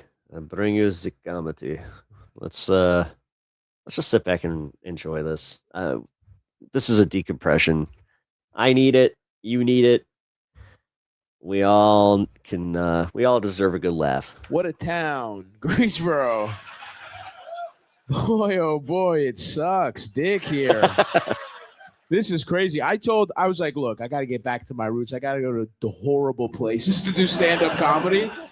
But I might have overdone it when it comes to Greensboro. It's nice to be in a major motion picture, but also be looking at a gas station as I'm performing. Like I'm on stage, I see a BP. I will be looking at the BP logo this entire hour. On this weird high fucked up stage. Why am I so high? Why am I so high? Is this a strip club? It feels like it was. Was this a like Lord of the Rings themed strip club? Why is there so much fine stonework around here? That doesn't make sense, right? It like doesn't. It feels like like somebody who just got Rich's like finished basement in here, They're still trash, so they have bad taste, but it is nicer than you'd expect it to be. Yeah, look at this. This looks like Republican swingers. You know what I mean? Like they're into group sex, but they still want to fucking, keep immigrants out. They want to build the wall, but they want a train ran on their wife. They want to invest in trains for infrastructure, but they'll invest in trains ran on their wife. That's good. I should have said that instead of build the wall. It's all coming off the top of my head, folks. Thank you, man. I appreciate that. Thank you very much. No one else has any idea what you're talking about. Man, no, it's crazy to see that. Okay, it wasn't. That's insane. The shitty movie I made is not better than a $40 million movie starring Emma Stone and Jesse Plemons. But thank you, man. Thanks for lying to me. That's what a real fan does. That's the classic, like, oh, come on. Big dicks hurt. You know, when you're going... A classic lie. Or even if it's true, just never say it. You know what I mean? Because I do believe that's true, but I'm never like, nice, dude. I win on a technicality. That guy, her ex's dick was so big it got disqualified that now I win, sort of. I like this. I like you guys look scared of these guys. It looks like you were like as far away from these guys as possible. What's up, fellas? What are you guys up to? Just hanging. You guys in a band? No. Do you look like we do? You look like that and you just have regular jobs? What do you do? Do you have like motorcycles at least? The bandana? You're just completely stealing valor? You're completely... That's fucking crazy, dude. Wait, you guys just... What do you do? Like, do you just... I'm a bartender. You're a bar... Okay, that makes sense. How about you? That's I work for... Man, that's beard, long hair. Hey. You work for... What? Not the American Treasury Department. What Treasury Department? A financial technology company. Okay, interesting. Pretty lax hiring practices over there. It's insane that you're turning me like into a Republican. Where I'm like, get a fucking haircut. The thing is, you're in no man's land where if you're a piece of shit, you should be like play guitar or so. You know what I mean? Like, you know what I mean? Do some crime. You just have like a shitty financial job. Do your coworkers like wear khakis and shit? You don't have to go into the office, do you? No, I do. You do? 3? Okay, damn. And what do? You put like a little fucked up ponytail, or do you hide? This is how you show up in the office. Okay, interesting. What's the company? Automated accounts payable company. There's a baby here? What the fuck? Baby here? Holy shit. This is awesome. What the fuck? It's South Carolina, man. North Carolina, my bad. Those episodes of I didn't know I was pregnant. It's like a newborn just plopped out of some fat white trash lady. Earth homies, I'm not sure if you noticed, but we're not really talking about politics at this very moment. We're laughing and having a good time. So I recommend chill. Oh, I told you owe me $50. Just drinking a frozen margarita. That's fucking awesome. You brought a baby to a fucking comedy show on a Wednesday night? That's even worse. That's so fucking sick. Dude, Wednesday shows. That kid is toast. You know what I mean? That kid, the odds are not looking... Yeah, but why now? Good. Are you behind? What's going on? Now, how's the baby? Let's talk about to the family. 1, all right, hell yeah. First comedy show or no? He's seasoned. Hell yeah, that actually is sick. I want a picture with the baby. His improv is amazing. Actually, I want first comedy show. I'll be honest, watching him has kind of inspired me to possibly get back out there. Yeah. Yeah, keep it down. He's trying to sleep. Now I feel bad if I do well. I'm like, I should bomb so this baby can get some shut-eye. This is really bad for a child's circadian rhythm. Do you have the big earmuffs on his ass? Fuck, I would have brought stuff for him. Give him his first chicken finger while we're at it. Let's do a bunch of firsts. Give him his first chicken finger and stuff. Wow, okay, hell yeah. Good for him. You're really pushing it. You're like, let's see how well behaved he can be. He hasn't, maybe he just didn't care for these guys. He's like, he was taking too long to answer my question. The baby was like, wah, this sucks.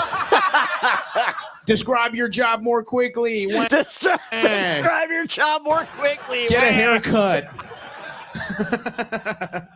The baby has spoken. The baby has spoken. It is Get a awesome to haircut. look like that and just have a dumb job, though. Did this start trying to get like goth pussy, or what's going on? A little bit. Does it work? It was a motivating factor. It was a motivating. It hasn't worked yet. Yeah. Give it a few more years, pal. That's awesome. Hell yeah. All right. That's sick. Yeah, that's cool. I mean, I'm shocked you even have a job. This feels like there's no industry here. This place is horrible. You know what I mean? This house. This place is horrible. This town sucks. Oh man. I start trying. All right. So here's the thing, though. If he was doing this in a like a open room where it was like an open mic room or like a showcase, that's a little bit rougher. I do stand up for going to a place where they don't know who you are, ripping on their town, or baby specifically. Sometimes, man, that's risky. So, don't you guys love when mom is around? jealous. Guys, You isn't get that to do fucking this. awesome? You drink milk, dude. You know what's fucking awesome? Milk. It's awesome. Milk. Don't give me formula shit. Am I right, fellas? I know when it's not titty. Let me get it right out the tap. Just, hell yeah, I'm about to start doing stand-up for babies. Anyway, all right. We'll stop with the baby riff. It's hard, man. Anybody here? Any serious vices? Anybody struggling with anything? Well, how about you? But you got a nice look. You got a power. The septum is a power move, dude. Yeah. When'd that start? You're not dealing with anything. You're not sober. No. It doesn't feel like it. Do you have a real? What do you do for? You don't have like a real job or anything, right? You do? What do you do? I'm a manager at Spencer Shifts. No. Stop. I mean, that's fucking insane. If I said that, people would be like, ha ha, even man, the fucking guy who looks like that manages at Spencer's. That is what you do? That's fucking awesome, dude. How's it going? It's middle America as fuck.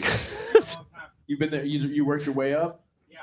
They caught you shoplifting like shirts, and they were like, look, you can either pay for this, or you come back here, you restock these novelty dildos, you restock these weird t-shirts and fart sprays or whatever. I'm shocked that story is still in business. You know what I mean? That's the most like, although I will say going to your mall, it does feel like 2004 in there still.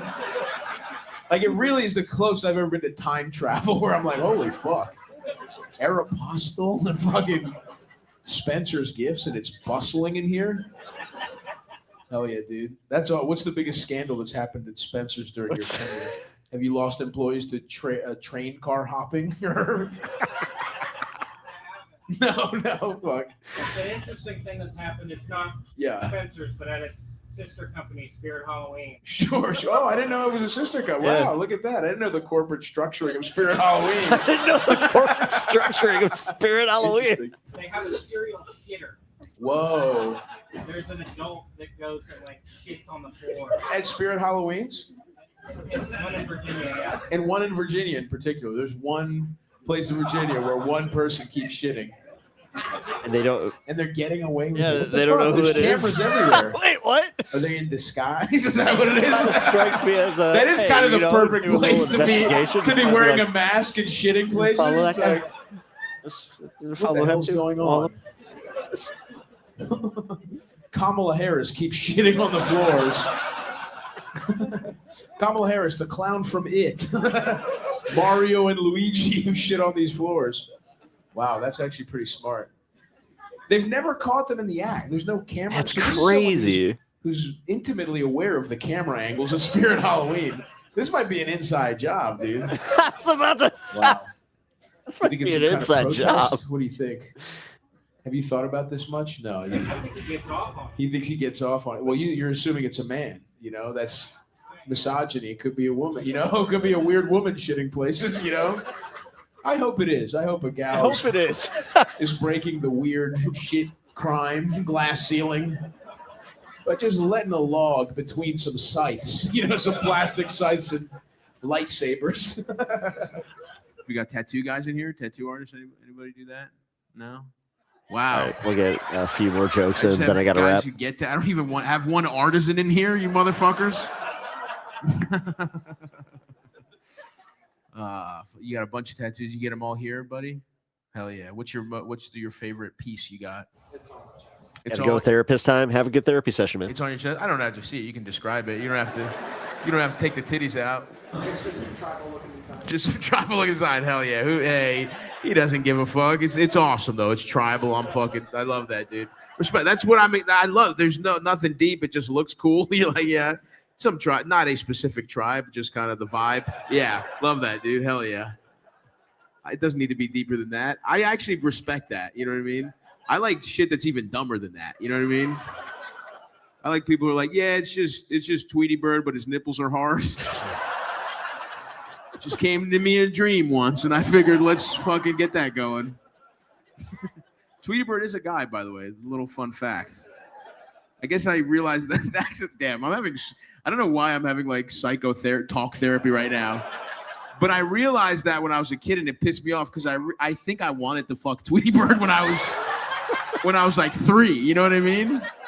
Those big eyes, those eyelashes batting at you. And then I was like, he's a fucking dude?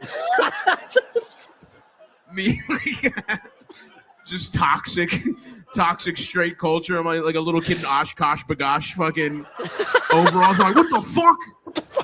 Tweety Bird tried to trick me into fucking doing gay shit. I thought Tweety was a chick, dude. Oh, fuck. All right. That's a good place to wrap it. I appreciate you guys hanging. That was, exactly what I needed. If you guys are looking to laugh and also cover the news, join me for High on Politics at 4 p.m. today on my channel at Pep Talks TV. Stick around for I believe Valley Labor Report is coming up next. So hope you guys enjoy the show, and I will catch you guys tomorrow on Primetime Pepaganda. Otherwise, see ya on High on Politics. Later. Who the heck is Pep Talks? I'm not gay, but I fantasize about Marco Rubio. Pep Talks. Pep Talks. Pep Talks. Let's eradicate the Kung Flu. I'm literally coming. Pep Talks. Pep Talks. Who the heck is Pep Talk? They want our women. They want our children. Pep Talk. Sometimes no means yes. Grab them by the Pep Talk. Grab them by the Marco Rubio. Obama is a racist. Pep Talk. I'm literally coming. I'm Pep literally coming. Pep Talks. We found weapons of mass destruction.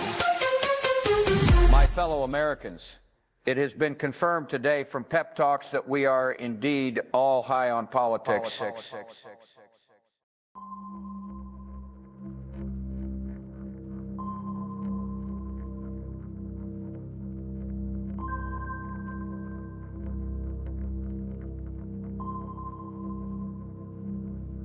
Some of these local leaders are making like so much money, 10 times more than a grocery worker would make, or even more than that. If you're in a situation like that, it's really important to know how to organize a reform caucus, I think.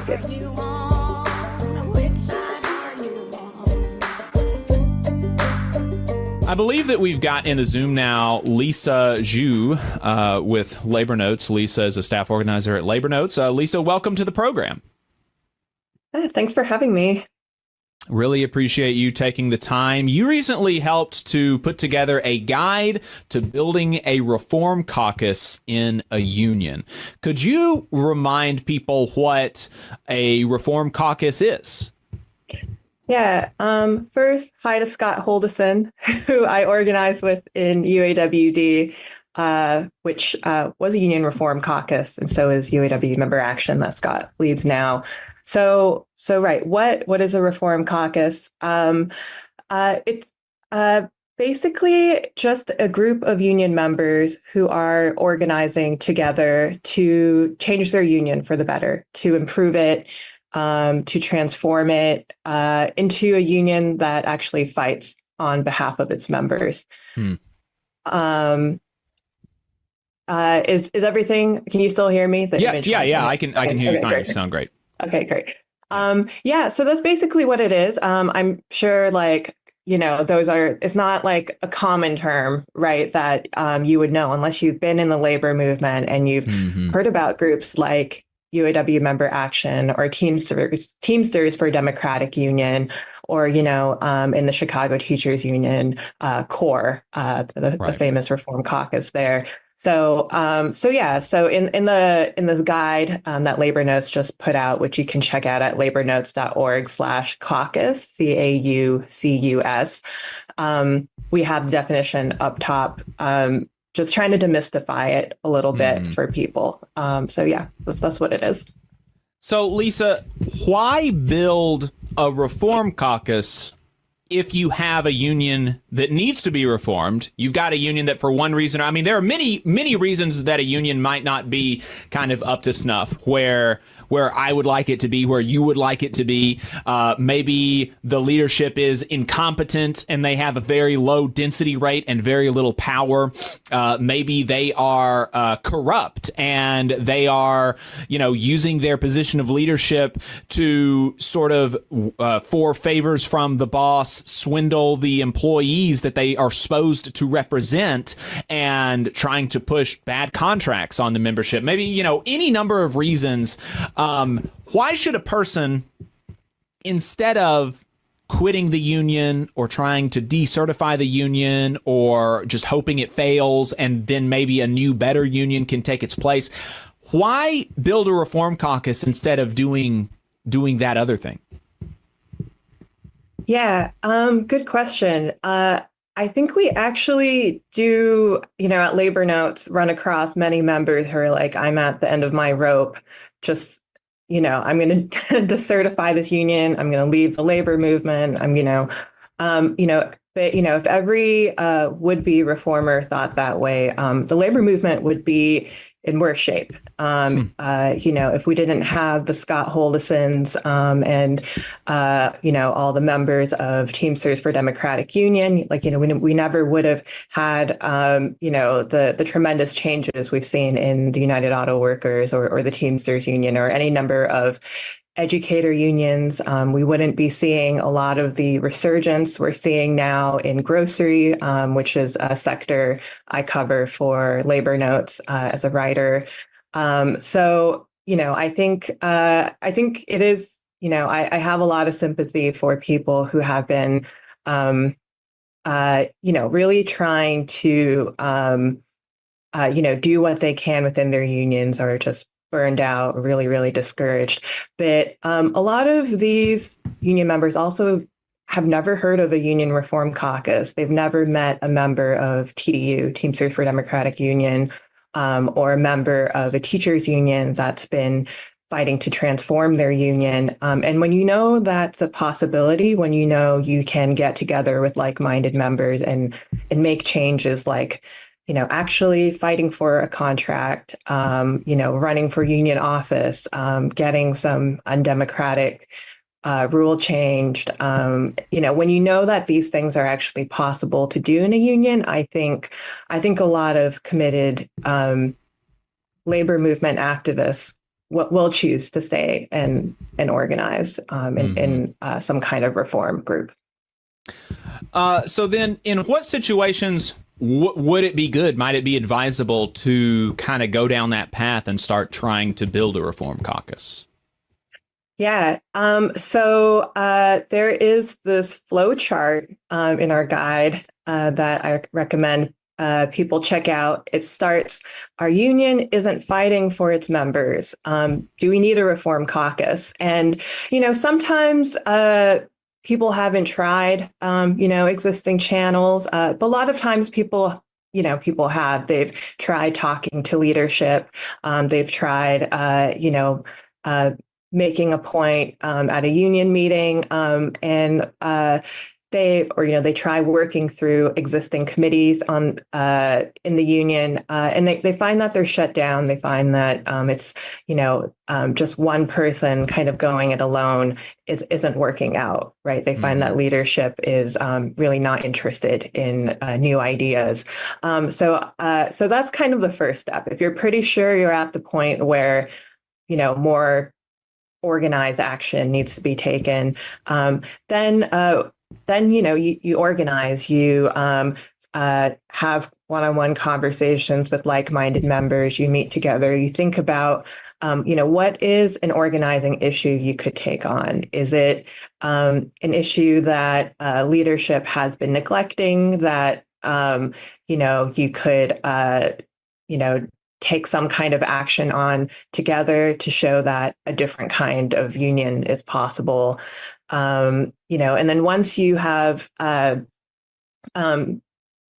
that organizing, you kind of grow your group, you find more and more like-minded members, then you might be at the point where you could say, we should make this into kind of a longer term organized group, a project, and we could call it a reform caucus. And then the flowchart kind of takes you through, like deciding on a common vision, what the group agrees to work on, and then kind of going through, a few other considerations. But those would be some of the first steps. And you also want to recruit, in the same way you would if you were doing like a union organizing drive, like a group of an organizing committee, a group of leaders who are representative of the workplace as well.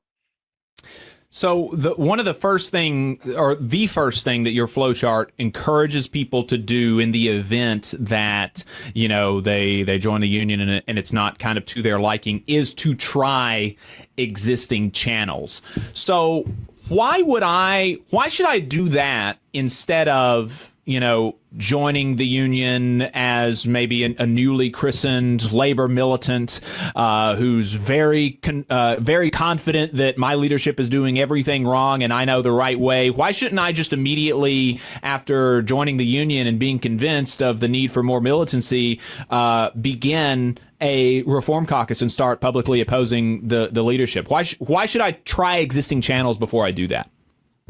Yeah, good question. I do think you're right. I do think there are situations where you can probably tell pretty quickly off the bat that something needs to change. I wouldn't recommend that people just keep banging their head against the wall.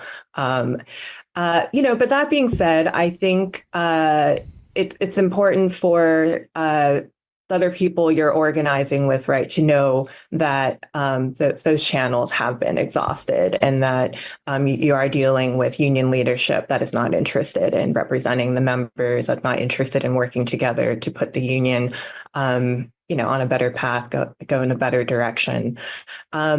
So, I think like another thing to think about that's, related to some of what we discussed in the flowchart is just kind of being seen as a leader already, who's out there doing the kind of work that you would like the union to be doing, or making the points in the meeting that other people might agree with. So it can be a way of kind of also trying to find like-minded people as well. Right. Yeah, I mean, I really think that I completely agree with the flowchart. I think it's just so important to make a good faith effort, right? Because I think that in many instances, or at least in some, I kind of put maybe a sort of a straw man vision of somebody who's like, a young whippersnapper, greenhorn, who's like totally convinced that the old heads just have no idea what they're doing. But, the reality is that most people in the labor movement, even if they are maybe like less competent, less ideological, or less committed than I think they should be, it's just not a super lucrative kind of position to occupy. I mean, being the local president of any number of the thousands of locals that there exist in the country is just generally, it's not, a super easy job. It's not a job where you're thanked all the time.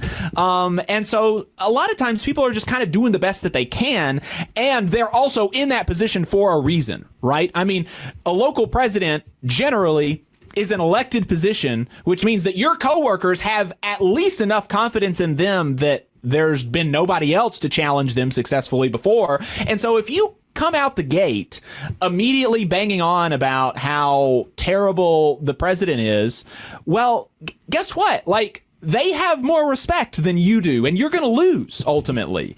And so, you know, and there do exist in a lot of places, even in kind of unions that are doing less than we think they should be. There are committees that you can join that you can try to do work in, and then, like you said, become a leader who is doing the things that the local president is not doing, and maybe you're able to kind of push the local president to do more, or maybe the local president retire and you can take that over. You know, I mean, the labor movement, the union, is not something that I think should be seen immediately as the enemy, right? I mean, only as a last resort should we see the leadership of the union as an enemy. Sometimes they are, but, you know, we should try to do things in good faith as if they were our comrades and sisters and brothers. Totally. I agree with that. You know, I think, you know, we try to be cognizant in this Reform Caucus guide. You know, it's not one size fits all. You know, the best organizers like really understand their own context. They understand the union they're in. They understand the workplaces they're in, what their coworkers care about, right? How their coworkers view union leadership. So I totally agree with that, right? The counterpoint, though, is that you know, in the unions I've had some experience with, like in the United Auto Workers, and also in the United Food and Commercial Workers, which I report on. There unfortunately are some local leaders that are really, you know, it's like a dynasty, right? They've been there too long. In the UFCW, you can actually, in the Reform Caucus, Essential Workers for Democracy, they have like this sheet on their website that shows like how highly paid some of these local leaders are, making like so much money. It's, you know, 10 times more than like, you know, a grocery worker would make, or even more than that. So, you know, I think you know, if you're in a situation like that, you know, it's really important to know how to organize a Reform Caucus. I think it's, you know, that's kind of the only chance of changing leadership and changing the way the union is working. Hey, 5 seconds. Just wanted to say that this is only possible because of our donors. If you want to see more of this, then consider donating yourself at tvlr.fm/donate. Scott mentioned in the chat just one more comment on existing channels. He says, using existing channels is a good way to get a better understanding of how the union is supposed to work. Not following those processes can lead to dead ends. And so I think that's another good point on that. But let's say, okay, so we've done that in our hypothetical scenario. The people that we're talking to, they've done that. They've tried the existing channels. They've joined the committees. They've hit dead ends. They're not getting anywhere. Union leadership is opposing them and not supporting them. And so the next step then is, like you alluded to earlier, to try to find an issue where you can organize independently of union leadership to win gains from the boss on a workplace issue and build a representative organizing committee. So that, you know, can you flesh that out a little bit? What does that like, organizing independently of the union's structures, and how can you do that effectively?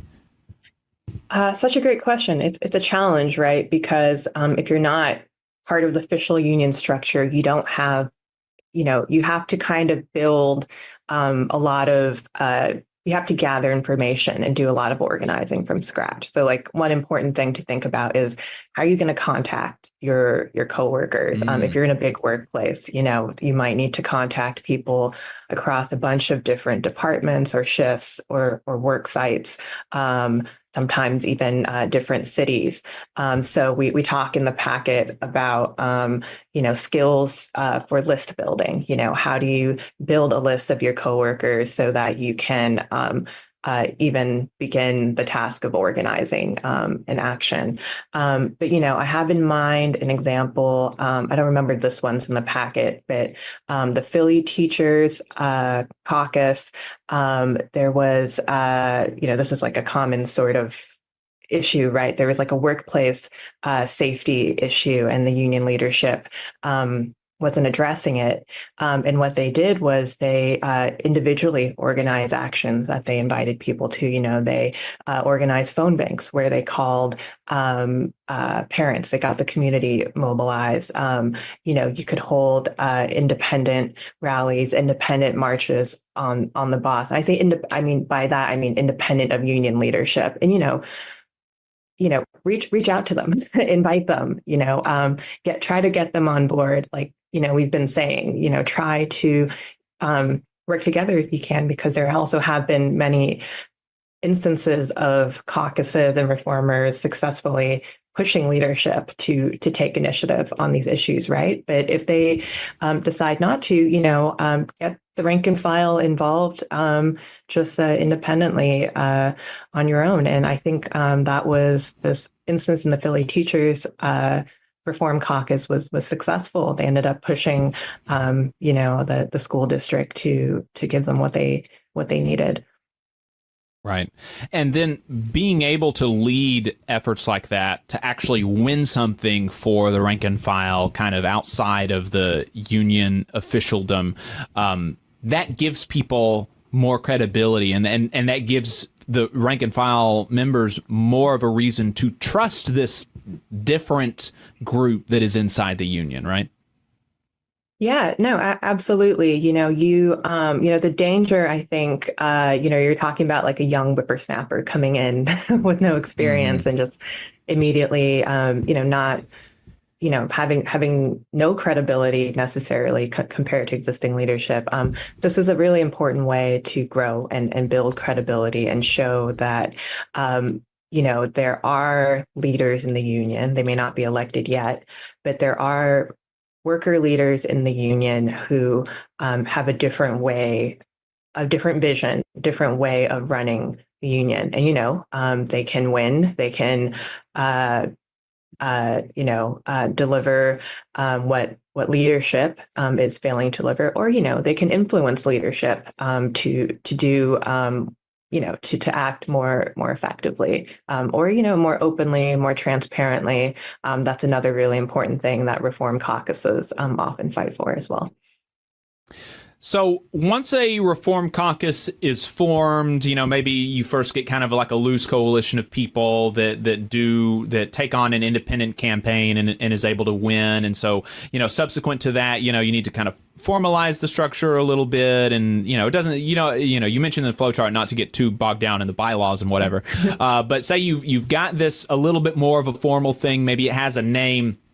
What are some tips for being effective as an existing union reform caucus? Like, how can people that are in that situation now, maybe perhaps, within TDU or within Members Action in the UAW or Essential Workers for Democracy, like people who are already part of these organizations, how can reform caucuses be effective within their unions? And that's a big question too. I think, yeah, again, I think there's not one size fits all, but, we talk about this a lot in the packet, like, just within your group, I think having a common vision and having some consensus within the group on the priorities to pursue, and making sure that you're organizing in such a way as to continuing such that you're continuing to bring people in and appealing to, an ever increasing swath of the membership. And you have to do that by organizing around issues that they care about. Sometimes there are, procedural issues that reform caucuses, that might not be widely known about yet by the membership that reform caucuses help to popularize, right? Like one member, one vote. That was an issue that TDU and reformers in the UAW organized around for many decades. Now that there is one member, one vote in the Teamsters and the United Auto Workers, I think many more union activists are aware that can be a an important reform to organize around. But those caucuses have always also really centered contract issues, right? That can be the one time union members are really paying attention to what's going on in the union, pushing for there to be an actual contract campaign, organizing vote no campaigns when a contract shouldn't be ratified, when members should continue to fight for a better contract. So yeah, I would say within the group, maintain your focus and always be thinking about what is it that members really want to see happen in the union, keep your focus on that. Lisa Zhu is a staff organizer for Labor Notes. Do you have any other tips for people who are wanting to build or maintain effective union reform caucuses? Yeah, I'm just going to plug Labor Notes a little bit in general. So, definitely take a look at this Reform Caucus Guide, labornotes.org/caucus, CAUCUS. But Labor Notes in general is just a great place to look for more resources on how to organize and specifically on how to be an effective union reform organizer. So if you're coming to the Labor Notes conference in June, definitely check out the various panels and workshops we're going to have on building a union reform caucus. And, we're going to have reformers, reform activists, reformers in office on panels all over the conference. I think one of our plenary speakers is going to be a reform caucus activist. And, check out our articles. We're always covering what reformers are doing in different unions. So learning about kind of the good examples of organizing in other reform caucuses, I think is a good place to start. I want to echo those sentiments, Lisa, because as a young teacher many years ago, getting into this movement, it was reading Labor Notes and following CORE, the Caucus of Rank and File Educators in Chicago, their successful strike in 2012. I wish I had this guide back then, really. It would have been amazing. And I'm so happy y'all put this out now, though, because reading Labor Notes coverage of that strike and just following that struggle was really what helped get me in this labor movement and shaped my thinking and approach to this movement. And I really didn't know anybody in Alabama to talk to about this. A lot of folks didn't know what the hell I was talking about when I said a reform caucus. And I think that is changing, but I just want to, really, really recommend folks use the resources that Labor Notes puts out there for folks. Definitely share the reporting that highlights these struggles and highlights the ways workers are coming together and building power on the job, with or without official blessing or with or without establishment support. It's so helpful to have those stories and just know that people can do it and people are doing it. So just because it hasn't happened with you yet or in your local yet or even in your region yet doesn't mean it's not possible. So there's a lot for me to think on with this guide. I'm looking forward to digging into it more and, of course, attending the conference and hearing from folks, real life participants in this. I'm wondering about scale and, some of the difficulties maybe in doing it at a local union level versus trying to scale it up to take on international leadership, or even looking at cross labor or cross union formations like regional or state labor federations. So there's a lot of interesting dynamics to it. But I just want to thank you, Lisa, and thank Labor Notes for putting this information out. Yeah, thank you. We're really glad it's found an audience. I have heard more than one person say, "Oh, wish I had this when I actually started my caucus," but great to see it now. So we hope it'll encourage people and help people who are, not just at the beginning stages, we have advice in there for people who have been in caucuses for like 20 years, so, and we're also, it's a living document. We're hoping to improve it and update it continuously. So, send us some feedback if you disagree with what you see in it or something's missing. All right. Lisa Zhu, staff organizer for Labor Knows. Looking forward to seeing you in June. Hopefully, we'll be able to get you and some of your coworkers to come by the table that we're going to have with WCPT, a progressive radio station in Chicago that we are now airing on. We're going to have a table at the conference with them doing potentially some live stuff, potentially some live recordings there, but definitely some pre-taped interviews. So. Awesome. Really glad you guys are going to be in Chicago. Looking forward to it. All right. Thanks for taking the time. It was like maybe a couple of weeks there was trash piling up, but they immediately brought in scabs. So again, there just wasn't the support of labor that one would hope to be behind them in this.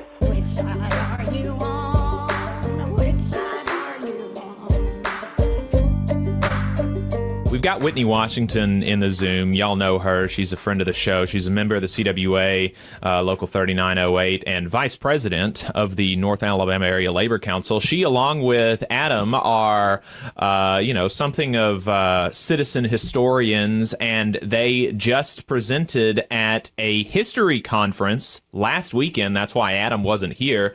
They had a presentation about the 1971 Huntsville sanitation workers strike. So we wanted them to talk to us about it here on the program. Whitney, thanks for taking the time. Thank you. Can you guys hear me? Yes. Yeah, you sound great. Awesome. Appreciate it. So, Whitney, I guess the first thing would be, how did you get on this beat? Like, what was it that made you want to look into the sanitation worker strike in 1971 and potentially, write something about it? Yeah. So like you said, Adam and I are both history nerds. So when the opportunity to propose something for the Alabama Historical Association's conference came up, we were sort of going through what different labor stories would be worth highlighting. I know I've done some research on like the use of organized labor in the building of a Frank Lloyd Wright House in Florence. And there were a few other topics we sort of toyed around with. But Adam was familiar with this sanitation worker strike. He'd heard about it from some friends of his. And it seemed like something that was really appropriate considering where we are right now in terms of public sector organizing. And it was also really around the time we'd done some organizing around that City to Tech campaign. So it seemed really appropriate, like a good fit for us to look into that particular strike. When you looked into it, what were some of the interesting things that you found? I think most notably is how really I'm not going to say racially motivated, but how big of an issue race was. The sanitation workers were mainly Black. They had a lot of outreach with civil rights leaders like Hosea Williams and Lemon Hood from Memphis. So it was really sort of on racial lines. And I think you'll also see you didn't see the support from the Labor Council or the other unions at the time that I would have liked to have seen in a strike like that from the, predominantly white and white-led unions. And then even talking to people who were around in 1971, they are immediately talking about race. So I think that was really interesting. It was just like how sort of racially charged this particular strike was, which if you look at it on paper, I think wouldn't immediately come to mind. That's not, I suppose if you think about it you just think about the year and the place, it may be less surprising than hearing about a sanitation worker strike, outside of that context. But thinking about, 1971, it hasn't been that long since MLK was assassinated. It hasn't been that long since the Voting Rights Act and the Civil Rights Act of the 60s were passed. There are still still issues with desegregation, and so were you able to kind of figure out what the inciting incident was? Was there like a particular incident of racism by management against the black sanitation workers that caused the strike, or were there just kind of enough pinpricks that the unit just decided we've had enough? Yeah, it seems like sort of a perfect storm of little things over a while. I think one, just like the pay was abysmal. We looked it up, and it was their base pay was nearly $1 less than it was. Hourly pay was nearly $1 less than it was in Gadsden. So they were just sort of especially vulnerable. I think, like you said, just the moment that we were in the late 60s, early 70s. And then in 69, the city council actually voted to recognize unions, or recognize a union for city employees, which led to them being able to organize. And so I think all of that sort of came together really perfectly in January of 1971, where there was a really bad ice storm, and trucks couldn't go out, and there was some miscommunication, and the workers didn't feel safe driving, and the city was pushing them to drive. And that sort of is where things really came together. And then, they started building out to start the strike in spring. And you mentioned that you didn't see as much support as you would like to have seen from the other unions in the area, the white-led unions, the Labor Council, which is the federation of unions in the area. Were you able to find anything in particular that was kind of problematic, or was it just the absence of anything? A little bit of both. I think as someone in the labor movement, there were a couple of statements released by the Labor Council president that were just we need to smooth things out with the city, that were very much trying to just make things go a little bit easier, that weren't really statements of solidarity with the workers, which I think as people in the labor movement is what we would want and expect. Right. Especially in a city like Huntsville, you would want to see your labor leader saying the city can do better. We need to respect our most marginalized workers. And you don't see that. Right. What union were they organizing with? AFSCME, presumably, or was it sort of an independent effort? It was AFSCME. Okay. And so they did.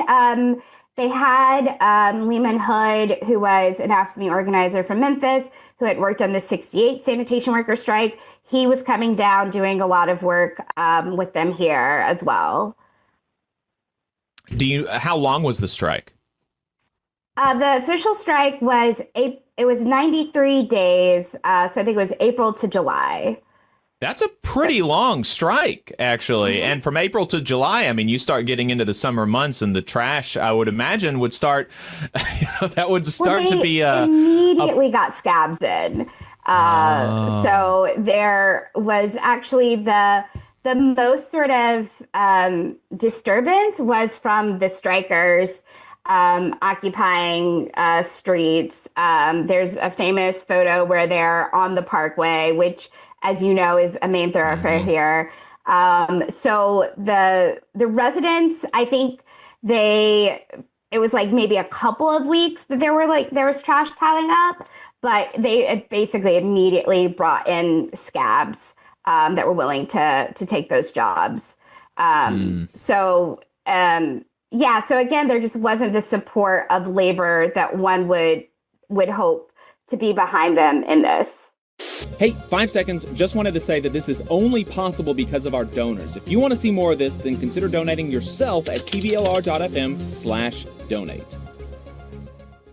And I was going to add something on that point. One of the oral history interviews we listened to preparing for this, talked about the fact that as the strike unfolded, they prioritized certain parts of town for trash pickup. Like as they brought in these replacement workers or scabs, whatever you want to call them, conveniently, the white side of town, the wealthier side of town, had their trash pickup prioritized. So that was just another wrinkle to it that's worth mentioning. And, certainly there was a lot of we relied a lot on news coverage, contemporary news coverage, because there's not just a whole lot written. There's not a whole lot of oral history interviews with folks who participated. So we were relying a lot on what the Huntsville Times and the Huntsville News was saying at the time, right? Which, certainly has its issues and limitations and bias. There was, a big fear among the city establishment this would be another Memphis. That was something that the workers also pointed to. They, more or less put it out there that this could be another Memphis, referring to the famous Memphis sanitation workers strike there, where Dr. King was assassinated. That was his last act of solidarity, was with those striking garbage workers in Memphis. And as Whitney mentioned, you had some, folks who experienced that campaign and organizing that campaign who came to Huntsville. The city itself of Huntsville was very concerned about its reputation, its image. This is a city that put a man on the moon. And here you have trash piling up on the streets. It's not a good look. And Huntsville had always, or at least, in this period, Huntsville had taken a more moderate approach to race than perhaps the rest of the state or many other cities in the state. A lot of people are familiar with, say, like Birmingham, Bull Connor, or, Governor George Wallace. Well, Huntsville, being a very federal dependent town, took a different approach, right? The first Black public school student to integrate an Alabama public school was Sonny Herford IV here in Huntsville. And Huntsville took a little different approach, in part to keep federal dollars flowing, right? They needed that NASA money. They needed that Redstone Arsenal money.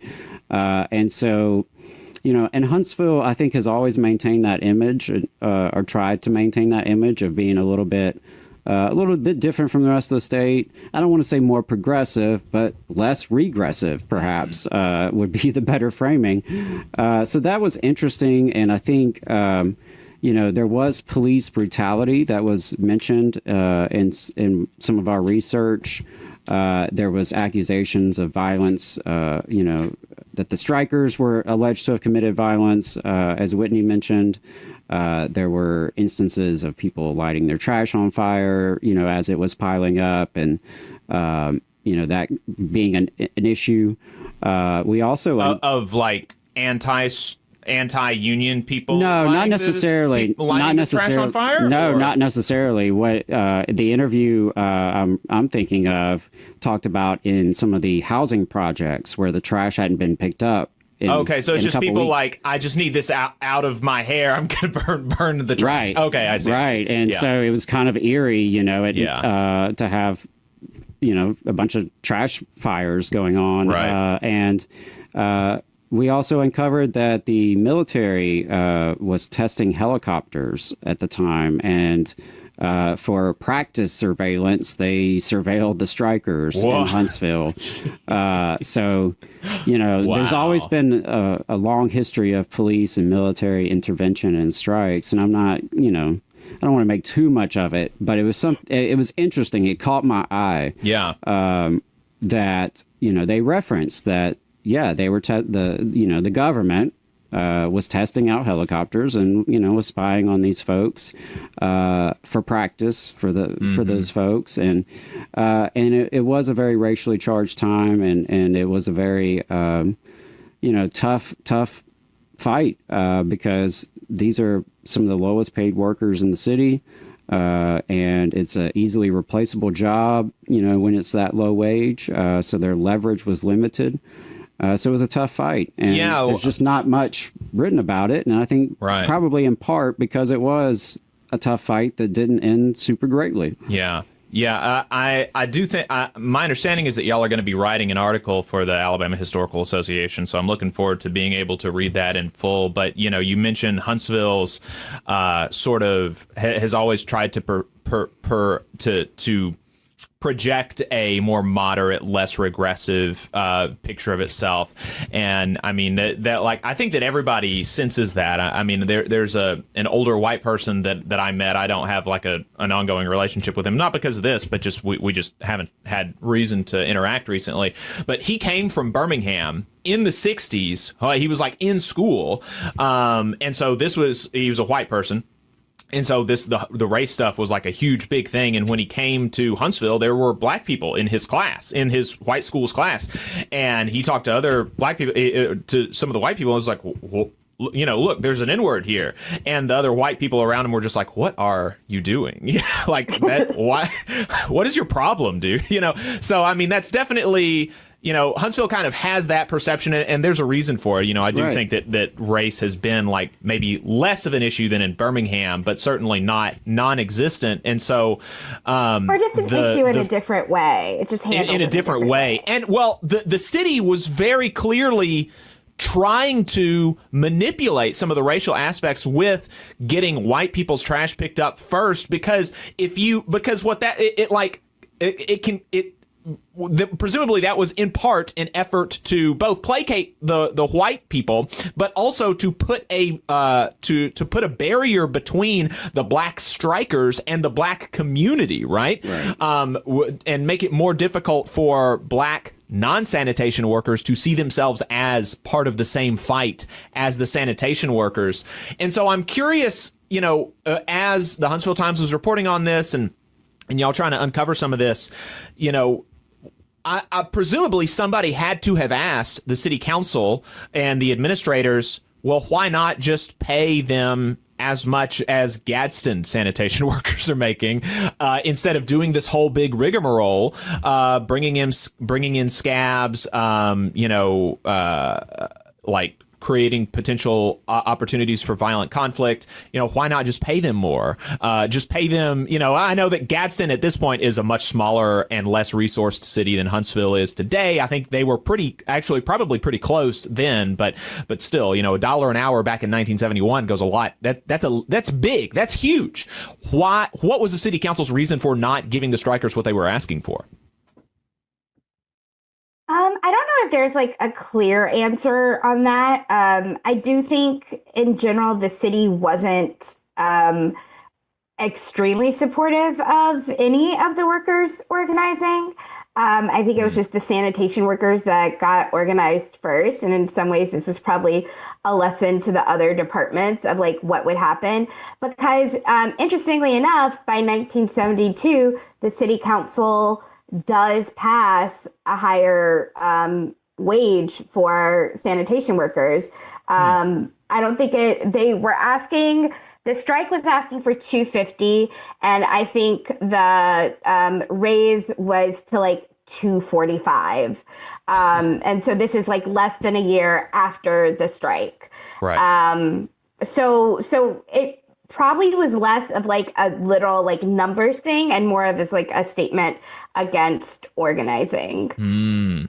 I see. So they basically, so you think that it wasn't really the numbers, like the numbers that they were asking for were reasonable. Everybody understood they were reasonable, but we just couldn't have uppity municipal workers, making a stink and then it being kind of directly tied to the making of the stink that they got a big raise.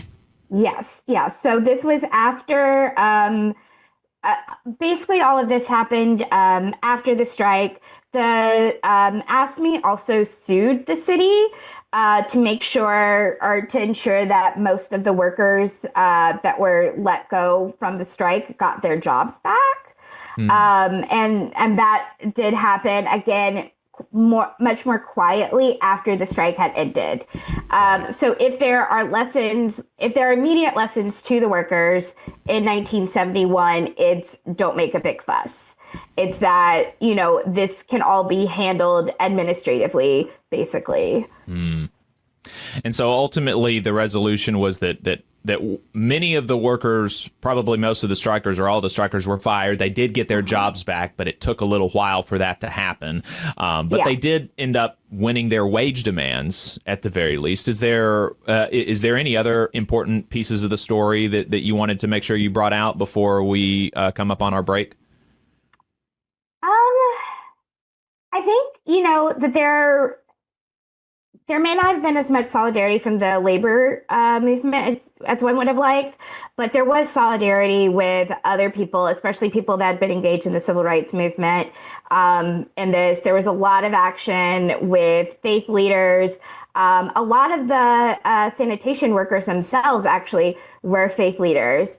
So there was solidarity around the city. So it wasn't, just these workers. Other people were a part of this. We just didn't see the support from labor that, I think I would have liked to have seen. One more question. You said that, prior to the strike, the city passed a resolution to authorize the organization of municipal workers. At this point, it is not my understanding that municipal workers in Huntsville have the right to organize. When did that end? I'm not sure. That is a great question. Okay. All right. Whitney Washington, Vice President of the North Alabama Area Labor Council, thank you so much for taking the time. Thank you for your research into this really important piece of Huntsville history. And thanks for talking to us about it today. Thank you. Have a good show. Yep. Adam, you had anything else on that before we go to the break? Yeah, it's disappointing when you see a struggle that doesn't result in lasting organization, but there's still lessons to be learned, and it really enjoyed connecting with folks across the history scene so we can advance Alabama's labor history. It's necessary.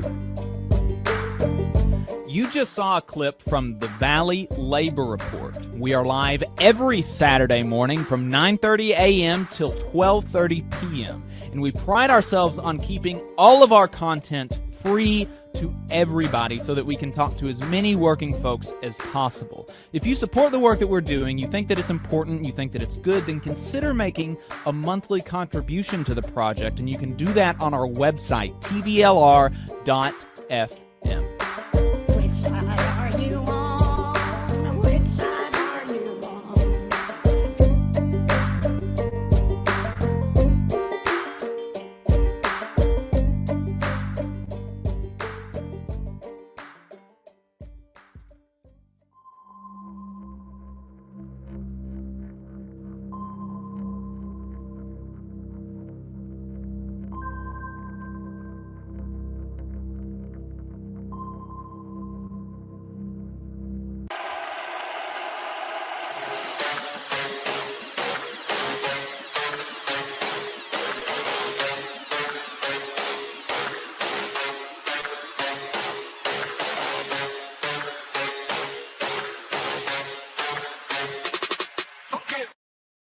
Good morning, comrade. You're listening to WHIV-LP New Orleans 102.3. This is your weekly Good Morning Comrade. Jeff here on the show with returning champion. We got Alex from Devil's Advocate Productions. It's been a couple of months since you've been on. Welcome back, brother. How you been? I know. How's it going, man? I was actually talked to your co-host there, Lumen, over on this space on YouTube. Talking about we got into Disney World. We got a lot. Oh boy, he loves talking about Disney World. He was a Disney adult, or at least he proclaimed to be, until he checked himself and said, no. Actually, I'm really into Disney, but I'm not a Disney adult, because Disney adults are another level. And then I introduced him to the concept of Disney homeschooling, which is a whole another level beyond. Oh, what is that? What's Disney homeschooling? Disney homeschooling is people who insist that Disneyland or Disney World is a good place to homeschool your kids.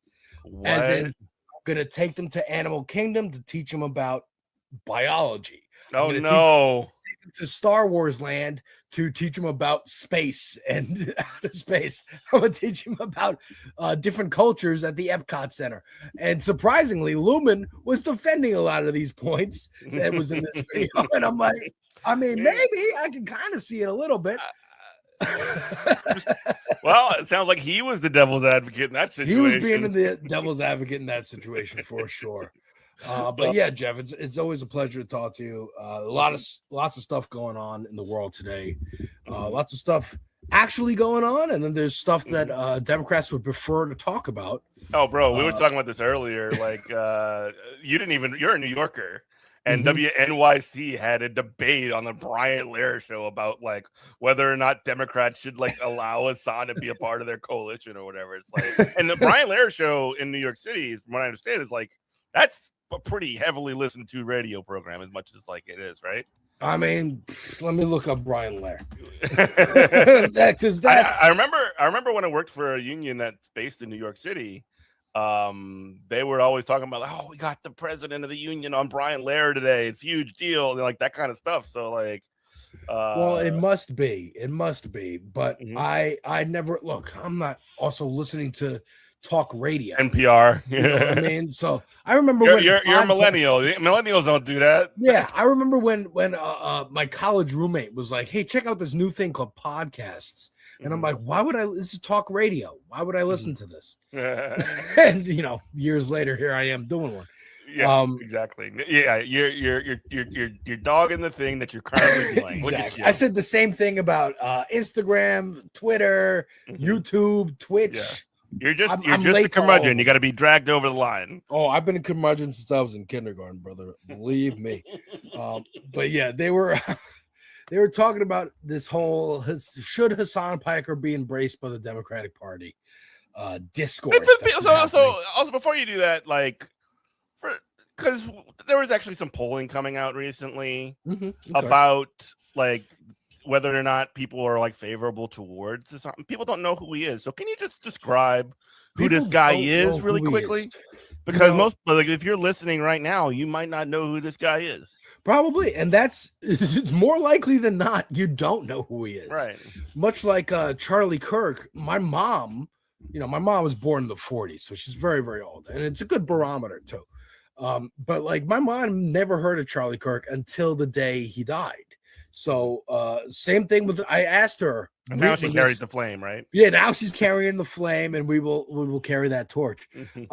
But I asked her when all this like discourse was starting to pop off about Hassan Piker. I said, "Hey, Mom, have you heard about this guy Hassan Piker anywhere mentioned on the news? He streams on Twitch. He's got glasses." No, she hasn't. Now I'll ask her again, like this week, if she has, because maybe more and more they're talking about it, and he's going on more and more platforms. Let's just describe who he is real quick, and then we can kind of get into that. But who he is he's a Twitch streamer, and if you don't know what Twitch is, it's a live streaming service on the internet. It's a website, twitch.tv, where you can stream yourself doing myriad of things. You can stream yourself taking a walk in the park. Most people, I think the platform really got its popularity from people streaming themselves playing video games. That's what I use it for mainly. People stream themselves like Hassan Piker does, watching a lot of, sometimes he plays video games, but very rarely, watch clips of the news, sometimes just straight up watching MSNBC or CNN or C-SPAN and just watching politics actually happen in real time. Also scrolling Twitter for clips and stuff. What he does is not unique to him. Lots of other people do it. Lots of people have been doing it before him. But I think he kind of just was one of the more successful and consistent in their positioning. He's the biggest streamer. He's the biggest political streamer. He's the biggest on the platform. Yeah. Yes, he's like a lefty, and like Democrats, like at least mainstream Democrats, establishment Democrats, tend to not like him very much because one, he upsets like liberal sensibilities. He, when talking about like blowback for American foreign policy, said America deserved 9/11. Now that he said that, he apologized for that comment and essentially said that what he meant was he was talking about the term blowback, which is essentially that America has been doing aggressive policy in the Middle East, for example, to the point where, like, he was United States has been messing around with overturning governments like Iran's since the 1970s. Sure. And support for Israel against all of these other Arab states in the region, in the Gulf, and elsewhere, and not something that is particularly, I guess you would say, friendly. He was being hyperbolic. He's much like Joe Rogan in the sense that like he does a lot of jokes, kind of sarcastic with his audience. There's a live chat happening while he's streaming, so he can see people commenting in real time and comment. And he reads it like a psycho. He'll read all of it. And there are 20,000 people watching at a time. So again, one of the biggest streamers. So imagine 20,000 comments coming in, 20,000 tweets that are live directed at you. How can you disseminate who's a troll, who's sincere? I can't imagine. But that's what he does. He was talking about, he has, again, said a lot of controversial stuff in jokey ways that if taken seriously by usually bad actors, people in bad faith trying to make him look bad, will make him seem bad. I mean, again, they did a lot of this stuff to Joe Rogan when Bernie Sanders went on Joe Rogan years ago. But then to try and discredit Bernie Sanders, not necessarily Joe Rogan, Bernie Sanders for appearing on his show. Just like, oh no, you shouldn't have even appeared on his show. It's distasteful. It's lowbrow. And then fast forward 4 years, literally 4 years, and they're going, Kamala Harris should have been on Joe Rogan. That was the deciding factor in the election. It wasn't her policies. It wasn't campaigning with Liz Cheney. It wasn't not differentiating herself at all from Joe Biden or his disastrous policies towards Israel. A lot of this Hassan discourse is really coming up because of the backlash to Israel's genocide that's been happening. He's against Israel policy. He's against Israel's genocide, and also the war in Iran, which the war in Iran support that, which Democrats would much rather not talk about. They much rather talk about a Twitch streamer than they'd talk about a war that they can take actions to stop because they are policymakers. They are lawmakers. They can force votes. They can go into office. They can protest. They can go to the Capitol. I don't care if Speaker Mike Johnson is like, we're on vacation for 2 weeks. Don't go on vacation. Stay there in the Capitol. I want to do business. Make a big stink. Use the bully pulpit. Talk to the media. Put pressure on a million things they could be talking about and doing, but they'd rather talk about this because one, it's going to get clicks, and two, it's going to avoid them actually having to reckon with the fact that people are disappointed. To put it mildly, Democrats are polling worse than Republicans right now. Democrats are polling worse than Republicans, and it's because they don't want to do anything and haven't. And I think also. I was watching the Jam podcast. I don't know if you've heard about this. Some black youths in Philadelphia, I believe, and they were talking about They were talking about Zohar Mamdani and how he's showing that the do nothing Democrats can do stuff. Chicago, my bad. Oh yeah, you're right. That the do nothing Democrats can actually do stuff, and that's. Really, everyone's looking at New York, and thank God I'm here in the city, actively campaigning for and canvassing for a candidate for city council, Lindsey Borland, who came out against Andrew Cuomo, sexual harassment. This is not an endorsement from the show or the network itself. This is my personal Devil's Advocate Productions endorsement of Lindsey Borland for city council. It's also my district. So, I feel actively engaged in politics, and I thought you'd be proud of me, Jeff, for actively getting outside and touching grass and doing something. Yeah, no, that's the thing that's really important too, and maybe we can talk specifically about what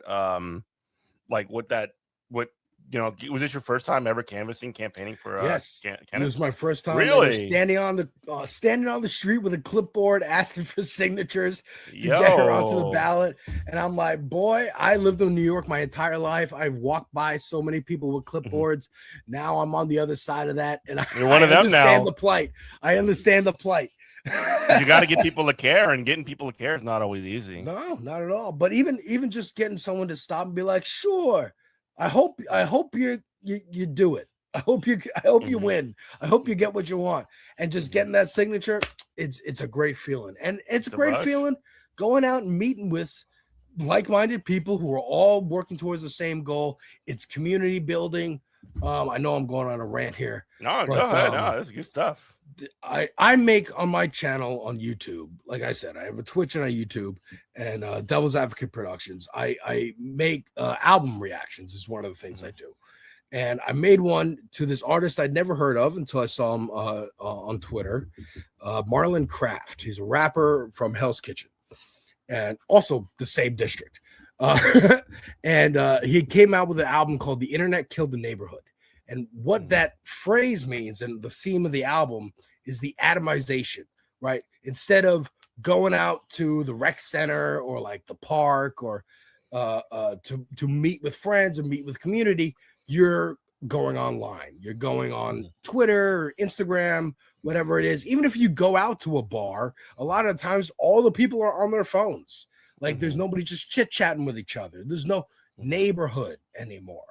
And getting out there and canvassing and petitioning for Lindsey Borland has given me this sense of like, oh no, there is. You just have to find it. It's a little harder to find now. It's not just in your face as it was before we had smartphones, and there's no option to just like sit on your phone all day and communicate with people. Like you have to go outside.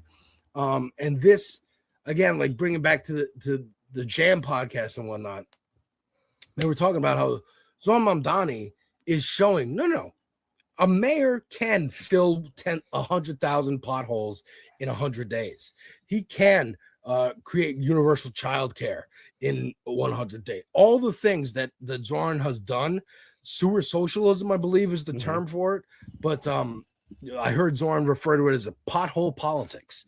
And I think that's a cleaner version that maybe liberals would like because it doesn't have the word socialism in it. Yeah. But getting material. Zohran Mamdani is the best hole filler there is. Right? Yeah. This 100,000 holes filled in 100 days. I think just showing people that things can be done, that the stalling, the excuses, that everything we've heard for so long under Obama, under Clinton, under Bush, under Trump 1 and 2, under Biden, all of that was bull. And you could have done so much more. You just chose not to. It's choice. And we're hearing a lot of this phrasing kind of being repeated by people like Zohran Mamdani, Graham Plattner, I've heard say it. Kat Abou-Ghazala in Chicago and Illinois. She lost a race. She came very close, got a Hassan Piker bump and got very close. But she also is like, it is a choice for campaigns to take in fundraising and not use it for mutual aid. She chose to use the funds that she got to turn her campaign office into a mutual aid hub where people can bring clothes, donate food, canned food, or essential office supplies, school supplies. And if people needed that and couldn't afford it, they can come to that campaign office and get handed those things for free because it's community. Again, it's the neighborhood. It's helping each other out. And just choosing to do that versus choosing not to. Choosing to prioritize. Well, I will say this. I'm sorry, really quickly.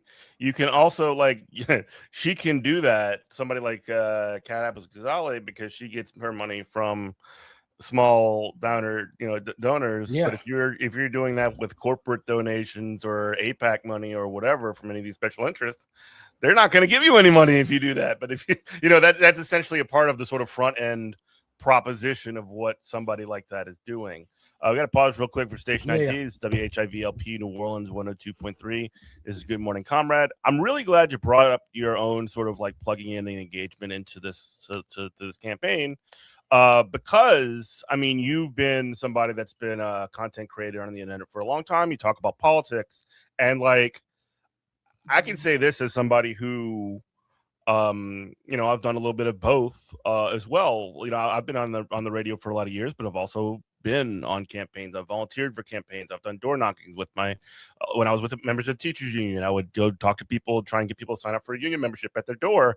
Like, if you compare, yapping on YouTube or on the radio or any of that to actually having a conversation with somebody in person, like when I feel like I'm talking on the radio, sometimes I feel like I'm kind of like shouting into the void or just saying stuff to make myself feel like I'm, putting up the right signals and saying the right things or whatever. Yeah. But if you're out there and you're talking to people and you can get somebody to sign a union card, or you can get them to do voter registration, or if you can get them to say, I will vote for this person, or whatever it is, sign a petition, to stop this, horrible development or whatever it is,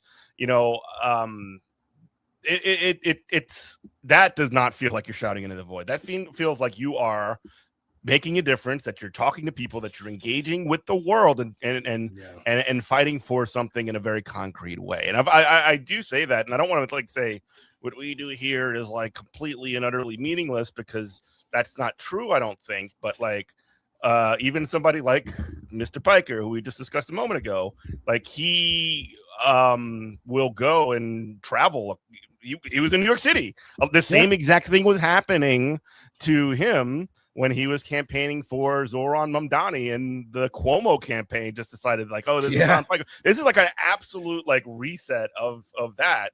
What happened in New York City? Cuomo was the one who opened the box. Yeah. Cuomo opened the Hassan box by saying his name out loud. Scooby-Doo are out now. Yeah, dude, it's Candyman.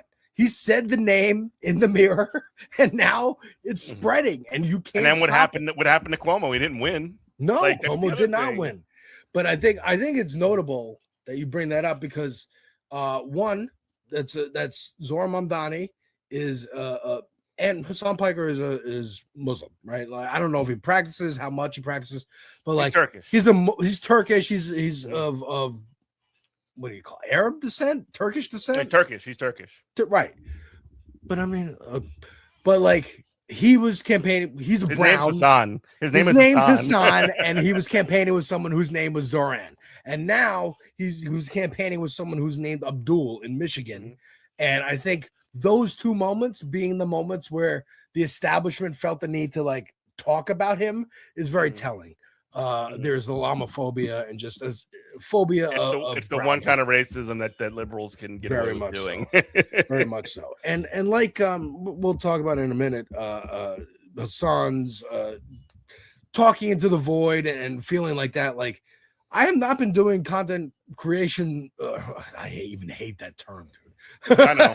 I make videos on the internet. I stream video games. Like, I've been doing that for a couple years, but really only a year and a half I've been consistently posting on my YouTube, and that's been kind of the most fruitful thing. My first video was about Joker 2, Folie à Deux, the Joaquin Phoenix movie, because I came home, I had a lot of thoughts about it. My wife said, you should really make a video about this. I said, I don't know. I'm not going to be as good as the other movie reviewers I watch and this and this. She said, just make it. I said, okay, I'll make one. I made one. I didn't expect it to get any views or anything like that, but it got a couple views. And I'm like, oh, man, this is pretty good. I feel good about doing this. I'm going to make one about the Penguin show that I'm watching. The Penguin show is on HBO Max, so I made one about that, and then I just kept going. And I'm like, honey, I feel really good about this. I feel good about making stuff again and being creative again, because that's what I am. I'm a filmmaker. Like, I want to be George Lucas. I want to make movies. I want to make video games, comic books, all the stuff I talk about on my channel. And doing this, just I got to be part of this space and be part of all these great creators, meet you and talk to you. That's the best part, really. I mean, it really is, and just really, because this is the community on the internet. The internet may have killed the neighborhood, but it didn't completely. It created a new digital neighborhood. And that can be used for good. It can be used for organizing. I mean, some of the big protests that we've seen, Black Lives Matter, the anti-genocide protests, like a lot of those are organized in Discord groups and on Twitter and Blue Sky and whatnot. And so it can just help show visibility, like even the No Kings protests, which, you know, a lot of people would say are like parades and kind of just like controlled opposition, but it gets normies out the door. It gets them feeling like it's safe for me to go to this protest because I know that it's not going to devolve into looting and rioting and whatever.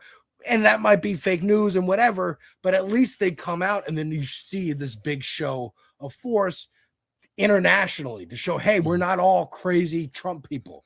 And well, let me jump in really quickly. I'm sorry. But like when you do something like that for the first time, you go to your first protest or your campaign for your first ever, you know, person or whatever it is, like that makes doing that thing no longer unknown, no longer scary, and it sort of unlocks, you know, the achievement in your brain and almost like the path forward to continue to do more of that stuff. Yeah. You know, to get involved. Like a lot of times the reasons that people will not get involved unless you're like an old sword, you know, who's been around the block a million times, and they won't get involved because they've done their part, which is totally legit as well.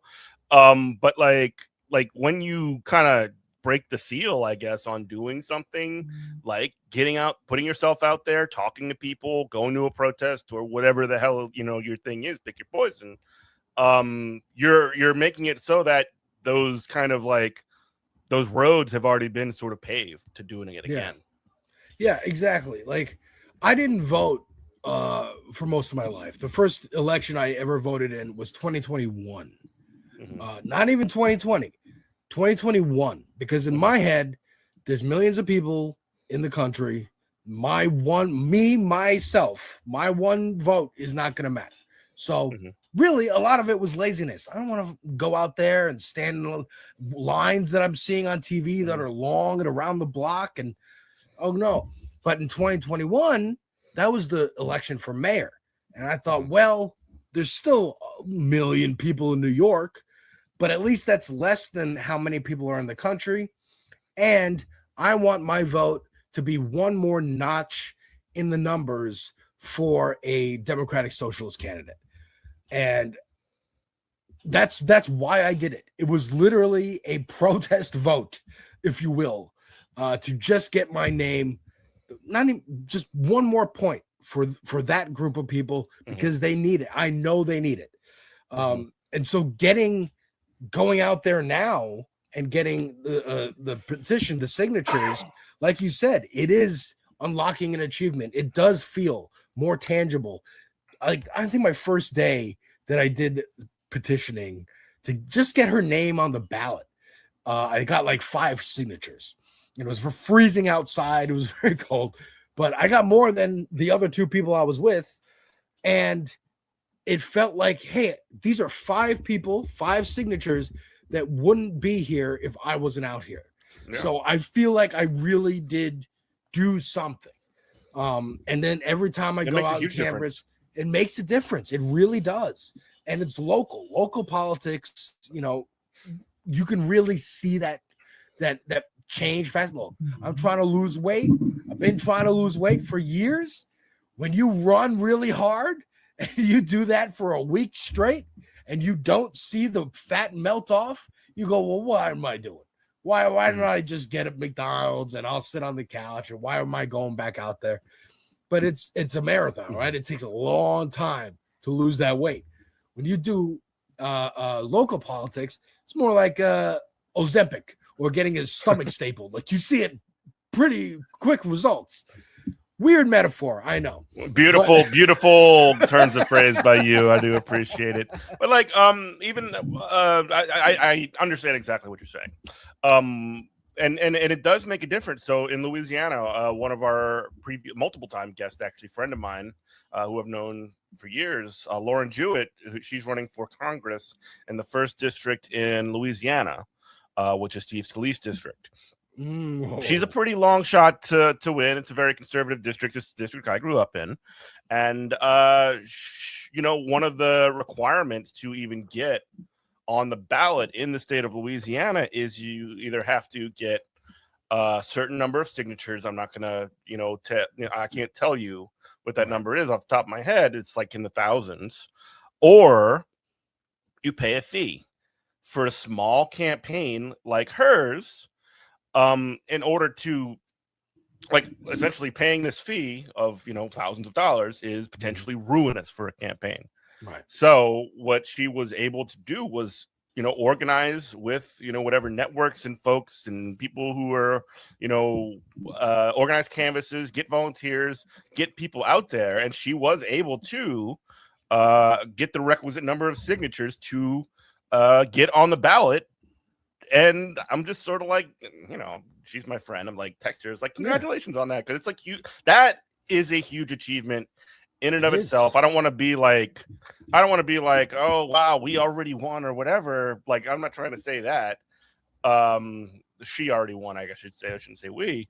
But like, that's one of those sorts of things where you sort of like proved something was possible. The doubters and the haters can't say nothing about that one. You know what I mean? Exactly.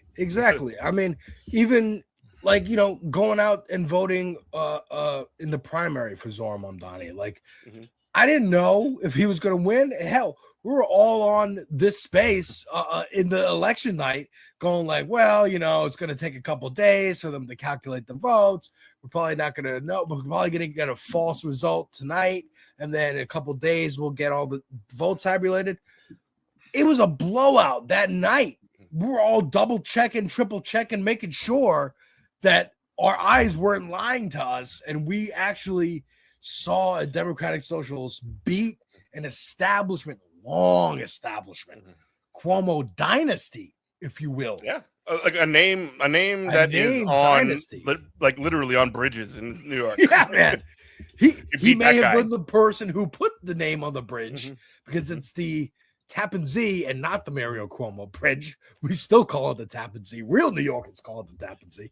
But like seeing that change, like, I mean, man, it was huge. And then going to the rally before the election when AOC and Bernie Sanders were there. It was in Queens. I said, hey, honey, I really want to go to this rally. Let's go. It's our first political rally. It's safe. It's in it's in like a big amphitheater place. We're chilling. And Governor Hochul comes on the stage and chants begin of tax the rich. And our voices are part of that chant. We were part, like, now if we're not there, that chant still happens. And that's still a viral moment of people chanting tax the rich at Kathy Hochul. But I get to say I was there and I was part of that. And that feels good. And it feels good to be part, to have that momentum. Right? Like, and also you're not alone. You're not alone. Yeah. You're with millions of people. You're part of something that includes millions of people. So like, not only was it and cool, you get to see that community. Oh, we're all here. We all feel the same way. We all want this to happen. And then he wins, and that's even bigger. And like, oh my God. And now he's a politician. Now we're looking for things to criticize him on. That's what we do. That's what we do. Definitely leftists do that. That's what we do as leftists, baby. We have to find something. Now, there's been like maybe a thing here or there that I've been like, maybe that's not the best, but like for the most part, he's doing a fantastic job. He's doing a fantastic filling job. them holes. And I'm very excited. Yeah. Do you have to do another station break? You listen to WHIV New Orleans 102.3. This is Good Morning Comrade. We are joined by Alex from Devil's Advocate Productions. We're just kind of talking about building, keeping you on your toes involved with the station breaks. Yeah. Oh man, what are you, my producer? No, but getting involved, getting plugged in, like for the first time, like that is like really, I mean, what you were describing just a moment ago, when you and thousands of other people were chanting "tax the rich" at somebody who has, official power in this is the governor of New York State. This is a major person who is also a major obstacle to somebody like Zohran Mamdani's agenda. Potentially, if she's not going to get on board with something like free buses, she can make that very difficult by not signing any legislation that would make that money come through that the city would need. So, what the people of New York City did was essentially one. I mean, it was a flex. That was that is what power is. You were able to, because ever since that moment, Kathy Hochul has sort of been like you would expect a politician like that, who is very centrist, very conservative, very mainstream Democrat. She was, for God's sakes, Andrew Cuomo's lieutenant governor, right?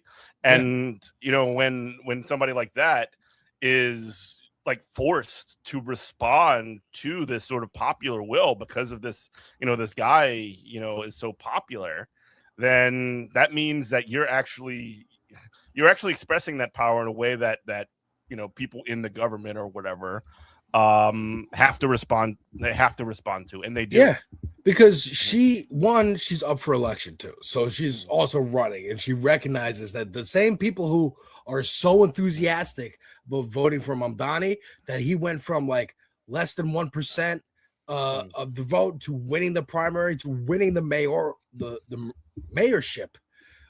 Those people also have to vote for her, and so she don't want to piss those people off. She might then, in the next day, in an interview, say, I didn't really understand what they were saying. I thought they were saying, let's go Bills. That's what she said. But I know, it's but ridiculous. She knows what we said, and she remembers what she said, and she remembers that feeling. Hey, let's go Bills in New York City. Are you kidding me? Yeah. The Giants and the Jets. Buffalo's like a mile, like another state away to me. I don't know what you're talking about. It's basically Canada. It's almost Canada. But she knows that feeling of having an amphitheater chant tax the rich at her.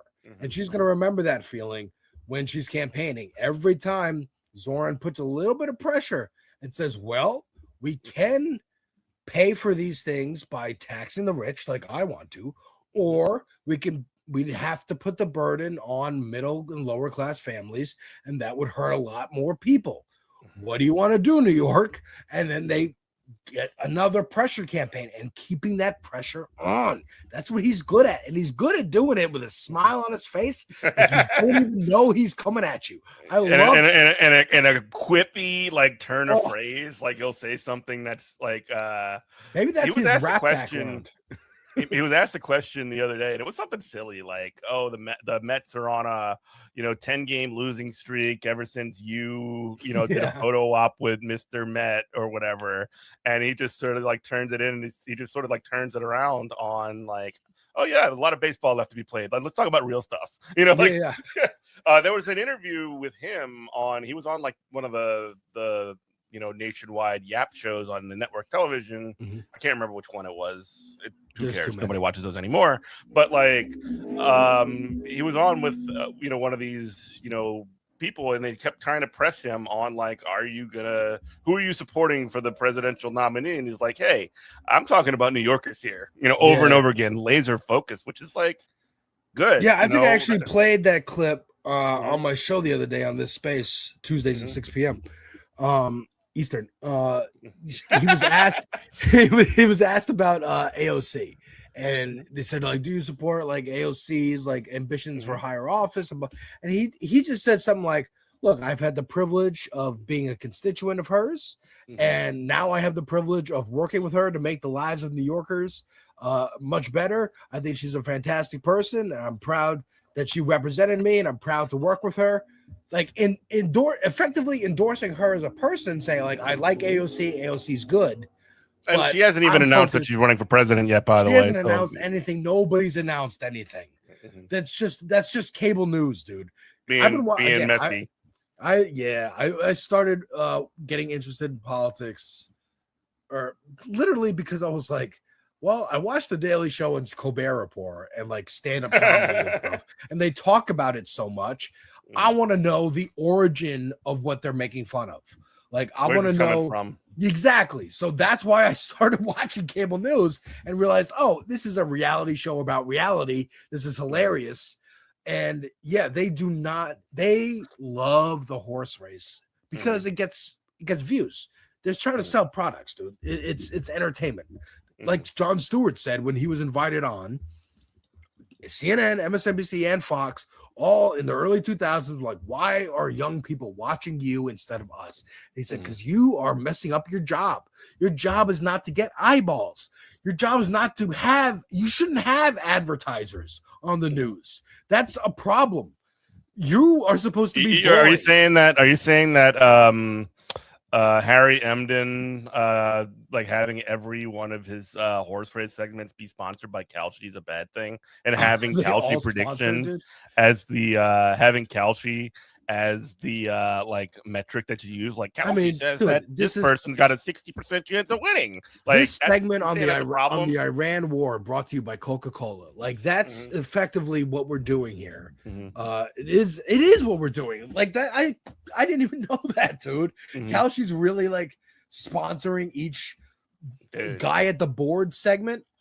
That's crazy. My hot take. At least Kornacki wouldn't sell out like that. Hopefully. Yeah, my hot take on gambling is that it is like the recent sort of like legalization and like marketization and proliferation of gambling in public has made gambling suck so much. Like gambling was so much cooler when you had to like find a bookie and technically it was illegal or whatever. It is and illegal. it was like a little bit. Did they change the laws? It's definitely no. They're just like, calling it something else. Sure. Prediction. Yeah, mode. Okay. It's Sure. It's gambling.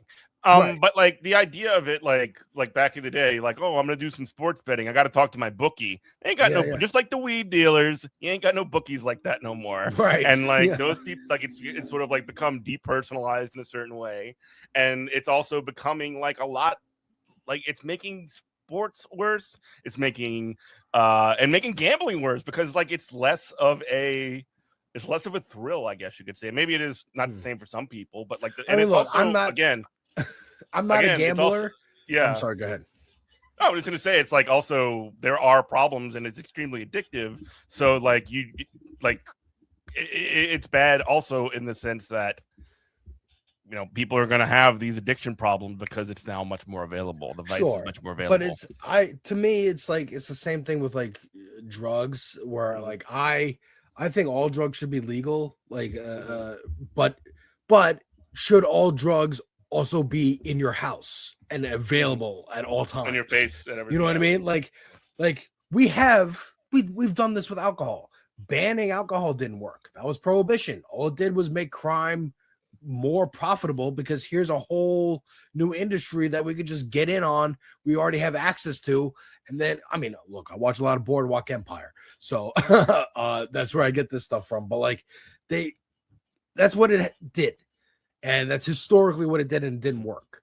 So doing the same thing with drugs, but we still have like regulations on liquor stores, regulations on how much alcohol can be in a beer or a liquor, or how much content it can be in.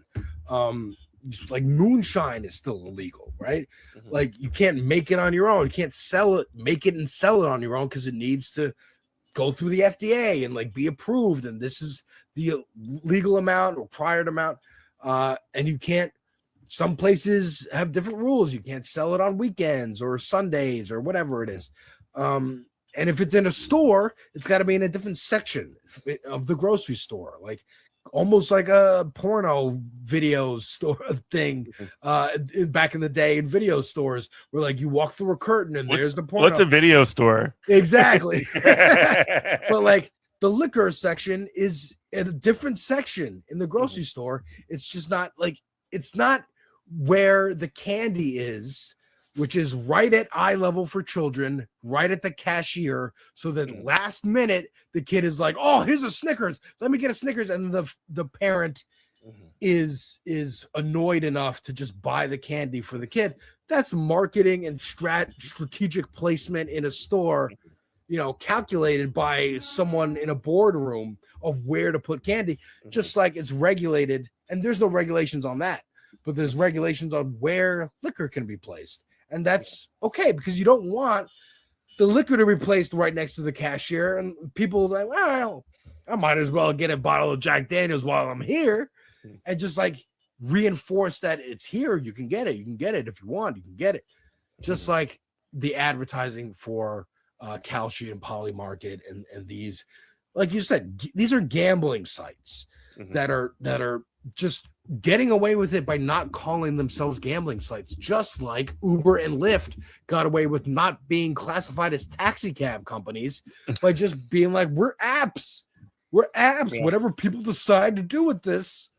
Yeah. It's ride sharing. It's ride sharing. Ride share. It's a completely different thing than taxi cab. Yeah. What are you What are you talking about? Taxi cab. Same thing with DoorDash and Seamless and Postmates. Like, we just facilitated the ability for you to pay someone to go get your food for you. We didn't get rid of delivery guys. We didn't get, literally create a,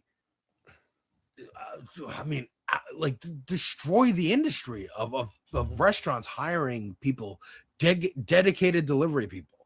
Like that is destroying the economy of taxi cab drivers. Really? Yeah, man. So like, again, it's tech. It needs to be regulated. I don't know how. I would defer to Taylor Lorenz. In the case of something like Airbnb, like unleashing this sort of like, Airbnb is like, oh, we can rent you a room in our house on this app or whatever. People end up doing entire units, sometimes multiple units in a single house. And next thing you know, like the cost, like that's essentially replacing housing because it's more lucrative.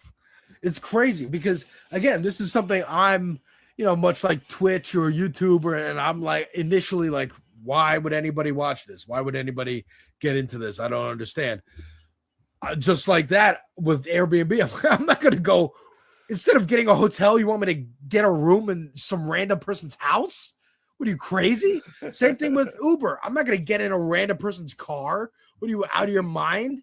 But I was wrong. There is a market for this. Other people are like, absolutely, I'll do this. This sounds great. It's cheaper than hotels, but eventually it's not. Like Uber and Lyft are not cheaper than taxi cabs. Depends on time of day and how long the ride is and stuff like that. But often a taxi is cheaper than taking Uber or Lyft. So that's why I held on it for so long.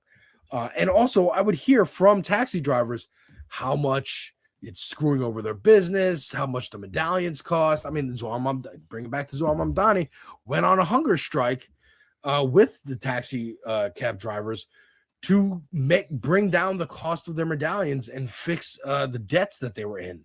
It was insane. But yeah, like all this stuff is just, it just begs us again, this weird nebulous, why does everything feel worse? And we aren't getting tangible answers. And here's someone, Zohar Mamdani, or an actual policy person, an actual person with power, or people like us and Hassan Piker pointing it out on YouTube, on platforms that you might be scrolling through. You might see a TikTok of this and be like, oh, this makes sense.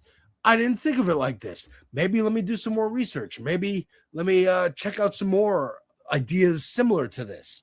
That's what I try to do with my channel. Like I do album reactions. I do like trailer reactions for movies and TV, reviews for movies and TV, video games, stuff like that. I want someone to click on one of my videos for a video game or a movie or whatever and get a review and get my review of this product, this piece of art. Calling it a product feels dirty. Piece of art. Getting my review, but also I'm not going to shy away, which a lot of other people do, and I understand why. They shy away from going in depth about the politics behind something, because they don't want to turn off viewers, and you don't want to actively cleave off people who might be interested in you by saying, hey, by the way, I believe in these things. If you don't, get out. I get it. Like that is one of the tenets of celebrity. Don't cut off a potential piece of your audience base. But I think laying out where you stand makes the audience that you do cultivate more loyal, more an audience that you'll be proud to have. One, because we've seen a lot of like content creators and YouTubers over time. I'm thinking of iDubbbz. I don't know if you know who iDubbbz is, but he used to make like a lot of edgelord kind of content and like say slurs and stuff in the sake of comedy and free speech.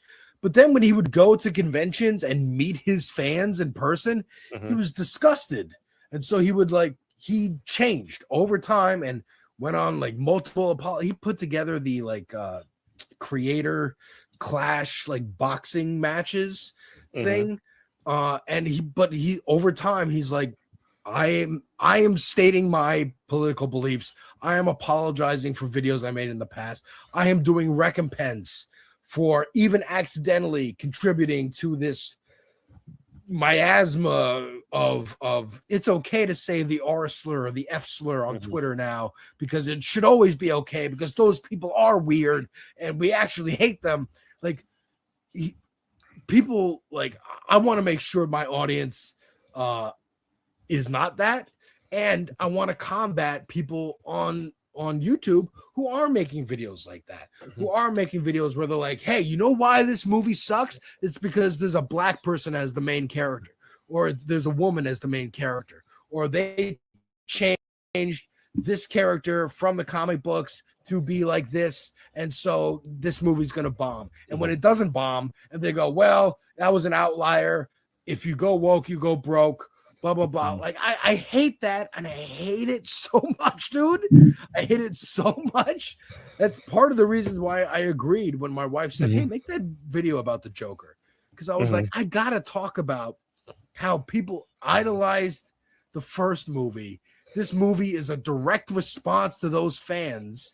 And while that's, like, neat that you did that in a movie, it still didn't make for a good movie. It's not like he went woke, so this movie bombed. It's no. This movie bombed because it was a difficult task to comment on the fandom reaction to the first movie within the narrative framework of the sequel to this movie. That's why. You know who does that also a little bit is Anthony Fantano with his art. And he's, I mean, I know that he's not like guy that talks about politics all the time, but I mean, I recall that he was, even back when Michael Brooks was alive, he would appear on his show and talk about some of these things and sort of how a lot of the music that he would listen to and the reviewing that he does is informed by the way he sees the world. He's done similar things with Candyman Hassan Piker as well, and just sort of like which is kind of a really interesting thing, because you know, when you do have people who are these sort of like mainstream, I guess you would say. Fantano's fairly mainstream in terms of like what he does. But you know, he's not afraid to share this perspective of who he is, because everybody's got one. Everybody's got a perspective, like, you know, and that's the thing that Taylor Swift, who tries to be everything to everybody, and only play victim, and just like have a cult of Swifties just like having her back, and you know, and I think that's at every single turn now. I think that's really falling apart now. I think that's why more and more people are kind of talking about where they align one way or another. Fantano's great. I know he's been doing it a lot longer than either of us. I just started watching him the last like year and a half that I've been making stuff on my own, because I got into music again because of the Drake Kendrick battle and the fact that Eminem came out with a new album that year. That's really what brought me back in. Was like, oh, Eminem's back, I gotta listen to this. And then I'm like, oh, maybe I should check out that battle that happened earlier this year. I heard that was a big thing. And then, oh, yes, it was. And let me get into Kendrick Lamar. And then a couple months later, I'm going to see him live in concert. And I'm making album reactions myself on my channel. So, like, Anthony Fantano's a big one. Screwface Jean is another great one. The Company Man. He does a roundtable every Wednesdays where they talk about hip hop and the culture and different aspects of it. Like, you know, Jay-Z coming out and being like, hey, capitalism's like not too bad. Like, I'm not a bad guy. Like, I didn't exploit anybody. There's a tour coming out, boy. I'm telling you, like him, Chappelle, even Kanye are kind of like, please don't come for our heads, because we can feel that the guillotines are getting built right now. They're sharpening them up. They're sharpening the blades. Yeah. Like they feel, I don't know, maybe it's the midterms. Maybe it's just like the mood of the country that, you know, Chappelle's the one who brought Elon Musk out on stage and they got booed. That was years ago. And then Elon Musk does the Heil Hitler at the, like, dude, you were with that guy. He's trying to like really like, hey, I didn't know right wing was going to take my trans jokes and weaponize them. It's like, dude, that's what we told you. Which, when by the way, at you in the first place, he doubled, tripled, quadrupled down on that stuff over and over again too in his comedy shows. You're even seeing, like, not in the same way, but like there is something going on the sort of political right, because like you see even like I think there's a sense by some of these sort of like, you know, culture figures, like some of the guys you just mentioned, that, you know, whatever the status quo is currently is going to change. There's going to be some kind of shift of power, and it's not necessarily going to be to like a leftward side thing, because you're also seeing on the political right, like guys like Tucker Carlson distance himself from Donald Trump and sort of like apologize for, you know, completely disingenuous. Like, I cannot believe that Donald Trump was going to be, you know, what he was, you know, and, you know, he's been pushing for that for years and years and years.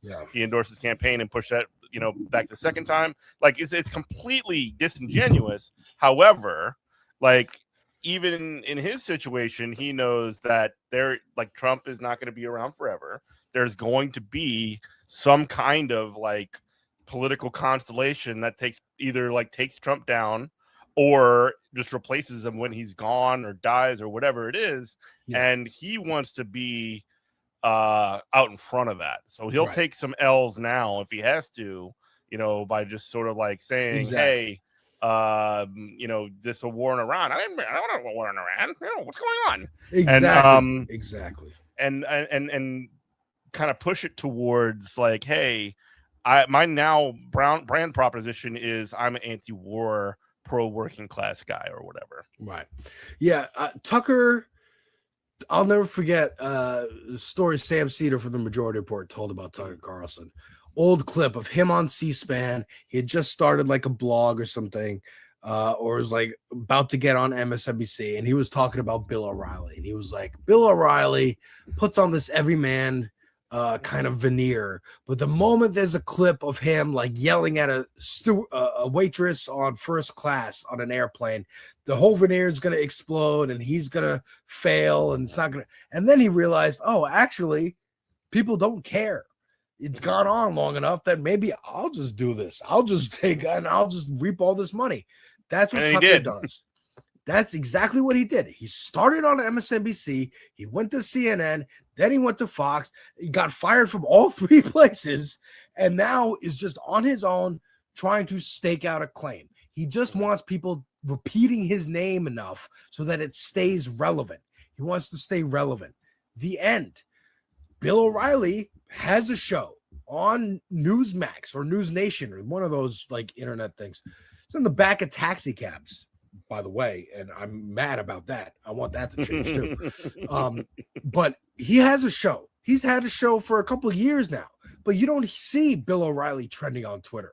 You don't see clips of him going viral and whatnot because nobody cares.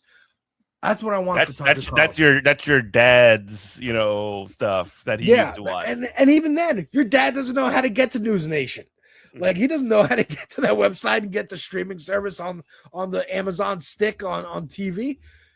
That's the best part. Like, a lot of people know how to get to Tucker Carlson, and they're going to, and they're just going to watch him regardless. But what I don't want, and what infuriates me, is people like Mehdi Hassan, retweeting and being like, I can't believe I agree with Tucker Carlson on this. It's like, stop.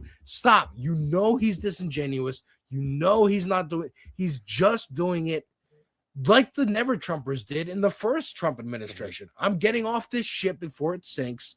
I'm getting somewhere else. Either I'm going to start the Lincoln Project and try to do my own thing, like stay a Republican, but I'm not Trump. I'm trying to do my own third way kind of thing. Or I'm just going to join the Democrats like Sarah Longwell, who started this whole Hassan kerfuffle.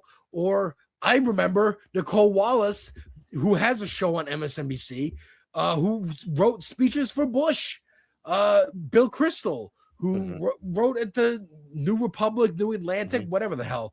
It has been, again, Weekly Standard. Weekly Standard, that's the one, right? Trying to move the Democratic Party. I can't believe I knew that. And turn it into, I can't believe I forgot. Because I used to read that. I used to read like Breitbart and Huffington Post back to back. Like I would look at all these things because I wanted to see what everyone was, how different sides were spinning things and different factions and whatnot. And they're trying to turn the Democratic Party into the Reagan Republican Party that they always wanted, that they still have nostalgia for and they still think will work. But as like I brought up the Jam podcast, as they said, it ain't the 90s anymore. The Clinton stuff's not going to work. The Bush 1 stuff's not going to work. You can't keep lying to us that the parliamentarians said we can't raise the minimum wage. And there's nothing that can be done. There's no protest. There's no it's impossible. maneuvers. It's impossible because the parliamentarian is too powerful. The parliamentarian is too powerful. But Trump can get in and start a war with Iran unilaterally. He can kidnap the president of another country, Venezuela, on day 2 of the year, dude. Like day 1, I will never forget this as long as I live. January 1st, Zohar Mamdani, brand new mayor, inaugurated, gives a rousing, inspiring speech. The warmth of collectivism versus the rugged individualism. Love it. 2 days later, Trump kidnaps Nicolas Maduro and brings him to New York and puts him in jail in Brooklyn. I'm like, oh my God, what whiplash of like this hopeful moment in my city to, oh, we might like have Venezuelan terrorists show up and try to break him out of jail because who the hell knows? Because this is unprecedented territory. At this point, Trump's 80. He's clearly like demented. Now I'm seeing more and more articles come out talking about, even from like right wingers who are like, I don't know, man, like he is losing it. It's like Biden again. And yes, people like Tucker Carlson who knew that he was losing it and he's old and he's going to go soon, like are positioning themselves for after. They're trying to catch the fan base and be like, okay, we don't like Trump anymore, but we like me. And I can point you towards J.D. Vance or Erica Kirk or whoever else is going to run for president in 2028 after Trump kicks it. Like, I don't know what this look like. Hopefully it fractures. Hopefully it's just them fighting constantly and they don't win elections and you just get different flavors of Republicans all over the country. Maybe this one is a MAGA guy. Maybe this one's a never Trumper. Maybe this one's a Reaganite. But there's no coalition. There's no structure because they run in a hierarchy. If there's no leader, then they flail around looking for one. But if there's no clear one, they're going to flail for a while. Democrats, thankfully, the warmth of collectivism, it can be different flavors all over the place, so long as we have the same common goal. Well, there has to be as far as Democrats, there needs to be some kind of a breakthrough for them because like there is this sort of like never-ending seemingly nostalgia for like some of the worst periods in history. Like you'll see the Democrats, even like Obama, get like nostalgic for like Ronald Reagan. It's like, no, Ronald Reagan's one of the most malicious motherfuckers. Sorry, but like in the history of this country, and like you got Barack Obama like singing his praises and talk about how great president he was. Like there's definitely a strain inside the Democrat that needs to be completely and utterly broken off from. Or either that, or the Democrats just need to be put down and be replaced. I don't really feel one way or another. I feel like it's got to be a little bit of like, you got to steer the ship now the way that the ship that you have, and if you're going to build a bigger, better ship, you can't just let the one that's currently going just crash into the iceberg without having a backup plan. Yeah, I think the strategy now, this is my strategy, is, and I think it's shared by a lot of people like Hassan, even ContraPoints. Like, we're talking about ContraPoints. She's another creator on YouTube. Mm-hmm. She does long form video essays, and she has this little and a lot of tweeting, and you know, again, a lot of people are like mad at her, being like, "Why are you rocking the boat?" and criticizing his son. And you're on your Ethan Klein arc, another person who has like a problem with Hassan and whatnot. But like, I think she's just kind of been on the internet for a long time and is sick and tired of getting criticized by people she's advocating for. And she's like, you know what? I'm not going to do this anymore. Then her last video that she put out, I watched it. I didn't get all the way through it, but it was about Saw, the Saw franchise, the movie franchise. And I think she just wanted to talk about Saw. Like, I don't think there's like any like tie in to the political moment or like anything. Like, there's analysis of the movies and how like the politics of the art itself, but it's not like, oh, this is actually a video about like Gaza or actually a video about the Republicans right now or whatever. It's about Saw. And I think that's really what she wants to do. And I think people getting mad at her are expecting more from someone who just like wanted to make videos on YouTube, had an agenda, had like, hey, I want to combat the right wing for sure, and I want to talk about art and philosophy. But that's all I want to do. Just like Jon Stewart, all he wants to do is be a comedian. He found himself in the middle of like, oh, I guess I'm like more popular than the news, and people are coming to me, and now I'm going on the real news and being asked questions. And it's like, well, dude, that's because you're failing. I'm a comedian. Stop looking to me. I watch South Park all the time. South Park's like one of my guiding lights. They tell me explicitly in interviews, in the show itself, do not look to us as a guiding light. We are trying to make you laugh. We are entertainment. They're entertainment. If you get any messages, any kind of like lessons from South Park, it's incidental. It's maybe something that we wanted to put out there, fine. But like, don't look at us as like the biggest arbiter of what should or shouldn't be done, because we don't know. We didn't study this. We studied animation and filmmaking. So I think that's, and again, even Hassan's like a politics guy first and foremost. He is focused on that. That is what he does. That is the kind of videos he makes and what he talks about. But even he would tell you, do not come to me for all your politics. Look elsewhere. Read books. Read a multitude of different books.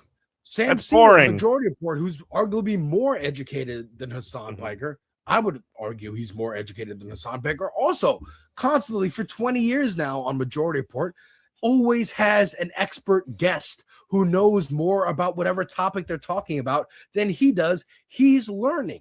This is what the promise of Joe Rogan's podcast was. I'm going to have experts on. Either I'm going to have other comedians on and we'll just talk about comedy, or I'm going to have experts on and they're going to teach me something. And I'm going to learn, and you're going to learn along with me. That's why people like Joe Rogan in the first place. And then he started just only having on right-leaning people and got sucked into a conspiracy pipeline.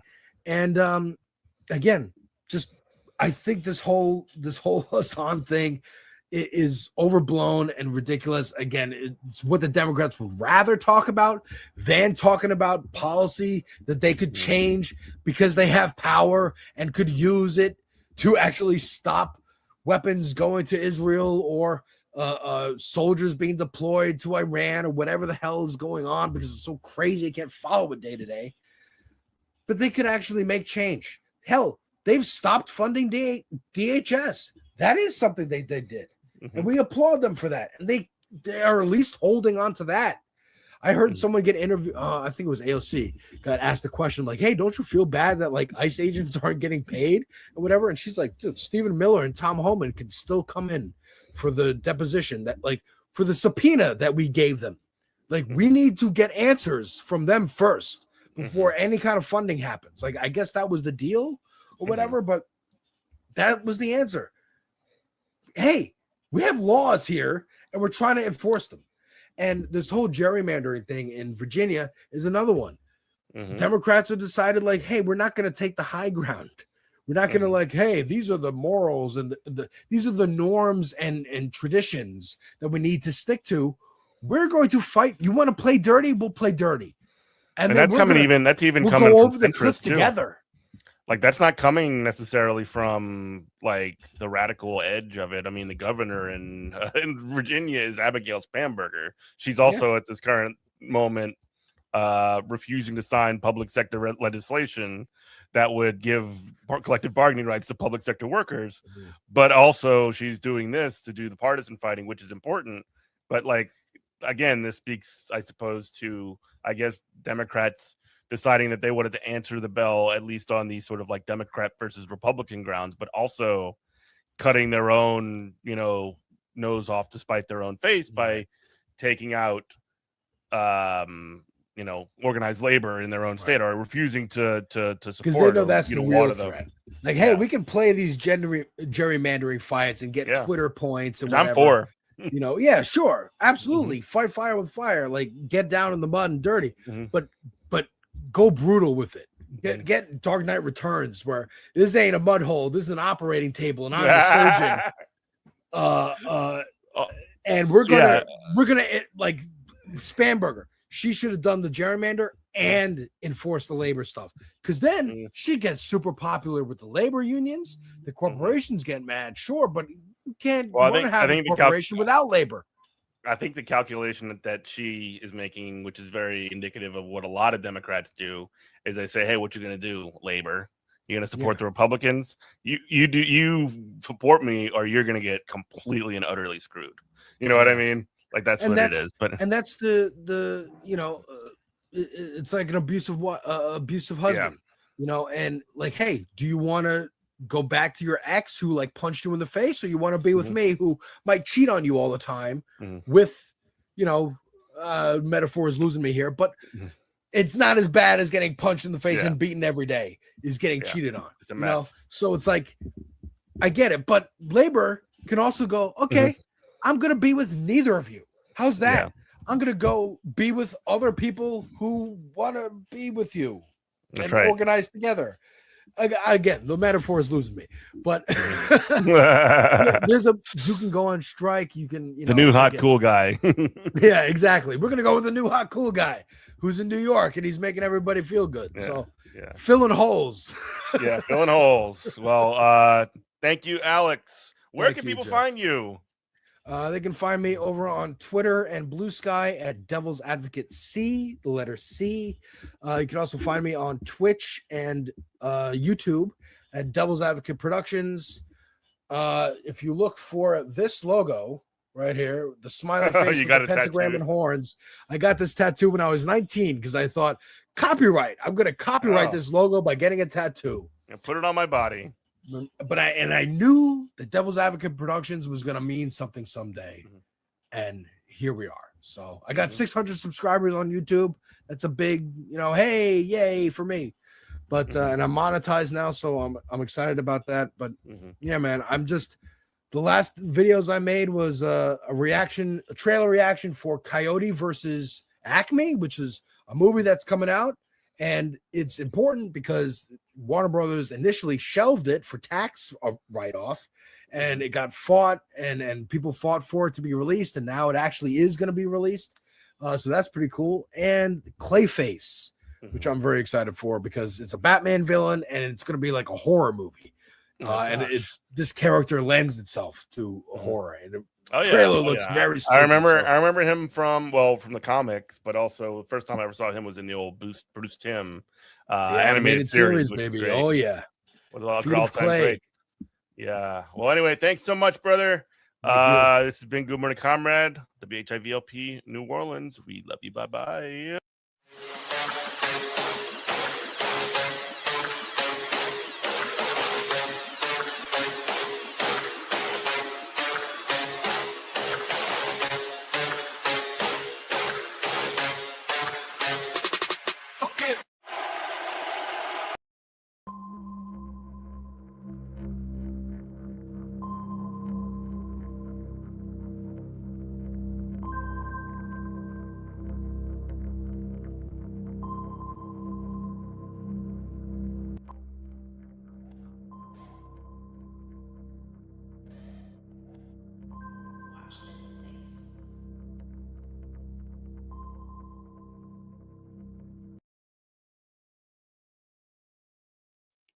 Hello. Guess who's back? Back again. Kristina's back. Tell everyone. Just kidding. I mean, don't. Hi, guys. You're probably wondering, Kristina, where? Oh, no. Move my camera a little bit, but that's not good. Oh, well. Ignore seeing my sheets. There's a mess. I'm in the process of, like, doing stuff to my room. So, anyway, what's up? Where have I been? I was dog sitting, and I know what y'all thinking. Kristina, you usually can stream when you're dog sitting. Not when the house is getting a bunch of remodeling done, and they're there from like 10 to 8, and it's just noise. And so I was like, you know what? Let me take a good month-long mental health break from podcasting. And plus, also, Forrest and Conan were away, so it worked out.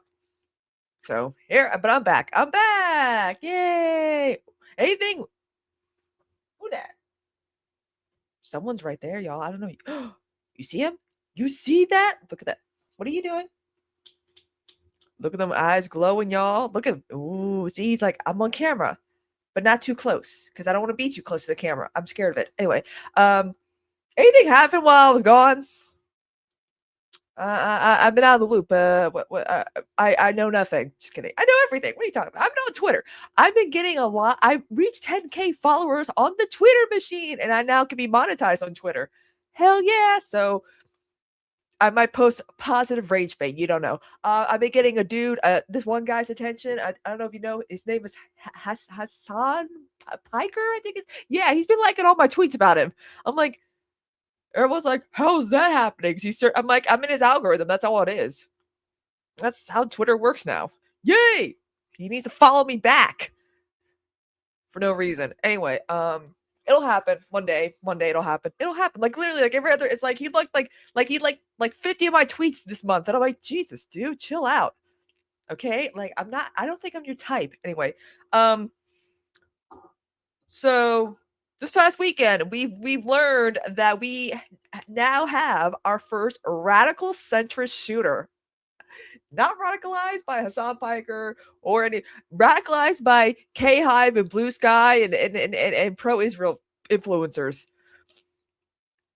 That I when I was looking into the what's his face, you know, from this past weekend, I was like, oh, he got imagine getting radicalized on Blue Sky.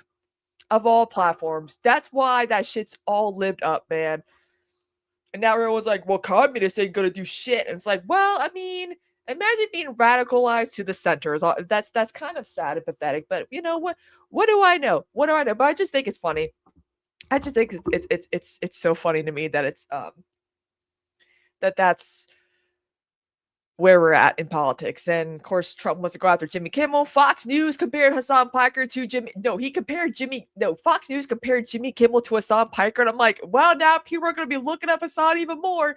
Stop talking about him. What you guys are doing is not working. It is not working.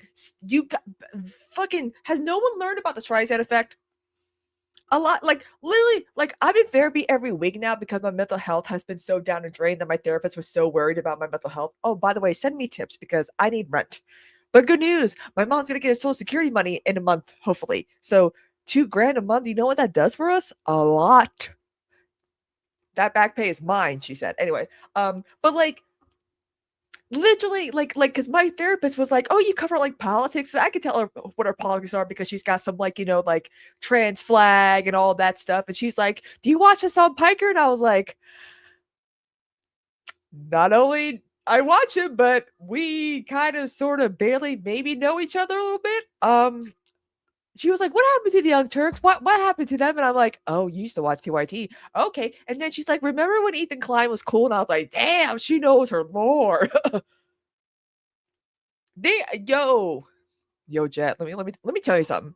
They've been doing this for over a month. Centrist third way Democrats have been doing this shit for like well over a month now. Week 6 of, and it hasn't worked in their favor. Like literally, even like I even know like Trump supporters who are like, "Yo, I don't agree with that Hassan, but he's right about some stuff," and it's like, oh Jesus Christ. Like it's now's the time to be a Hassan Piker orbiter because you get a lot of attention, unfortunately.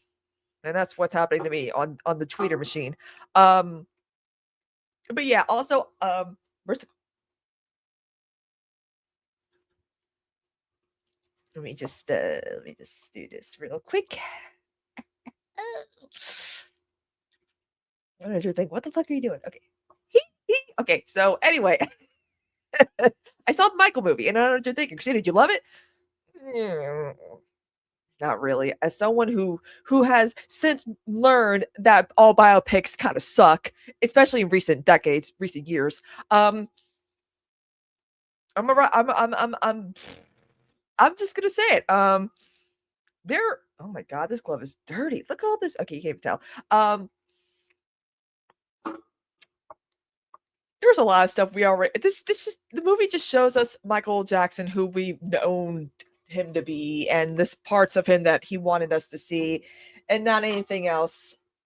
So I'm making my 2 cents. I wanted Michael Jackson with the deep voice. He actually had a natural deep voice.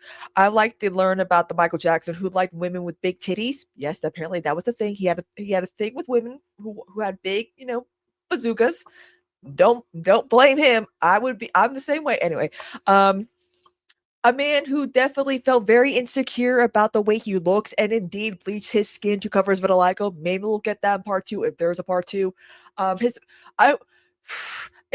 thing is, a lot of people are like, well, we don't have any of these stories. I'm like, we do though. There are so many people who are like, when Michael Jackson is himself in private, his voice is deeper, he could carry on an adult conversation, he's normal, he's not the way he portrays himself on camera, like victim, like that was a whole persona that we were only allowed to see.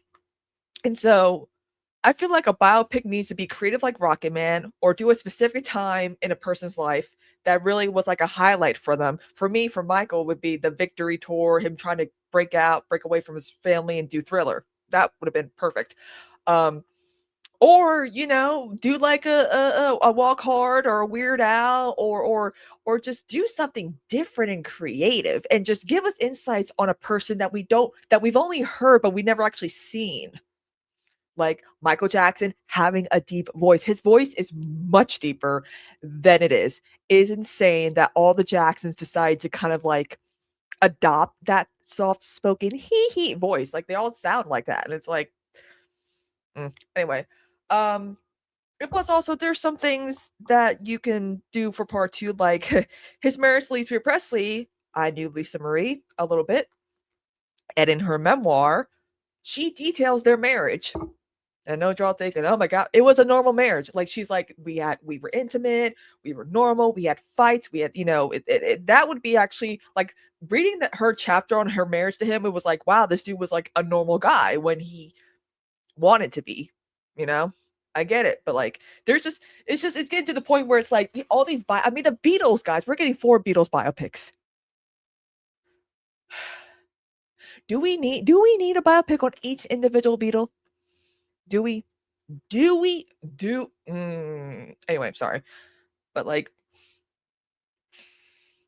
it gave us a better insight to Michael Jackson because he was very much in the creative process of doing his comeback concert series. You can tell he was definitely on drugs because a lot of drug addicts, when they're not getting their fix or whatever, sucking on lollipops, chewing on gum. It's a whole thing. Like I noticed that. But yeah, I was like, yeah, cool. The highlights, awesome. His nephew did a fantastic job. Like, Bubbles was CGI for some reason. Fuck PETA, but whatever. Bubbles is still alive. Bubbles is like 40-something years old.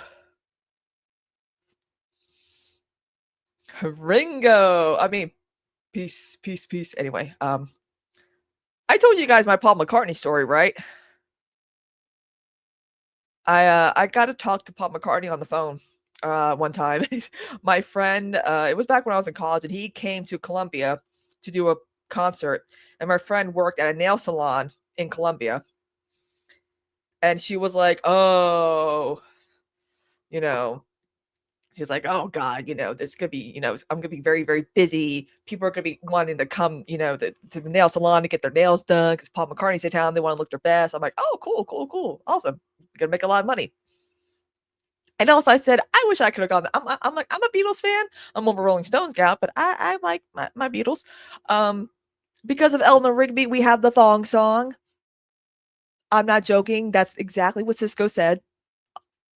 So love the Beatles for life. Forget us that bop. Anyway, and then my friend calls me, like late afternoon-ish or whatever.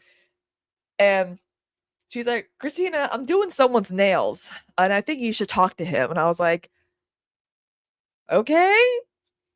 And he's like, hello, Kristina. And I was like, who is this? He's like, it's Paul. And I'm like, sir? He's like, yes, I heard you're a fan. I was like, I love Say, your duet with Michael Jackson.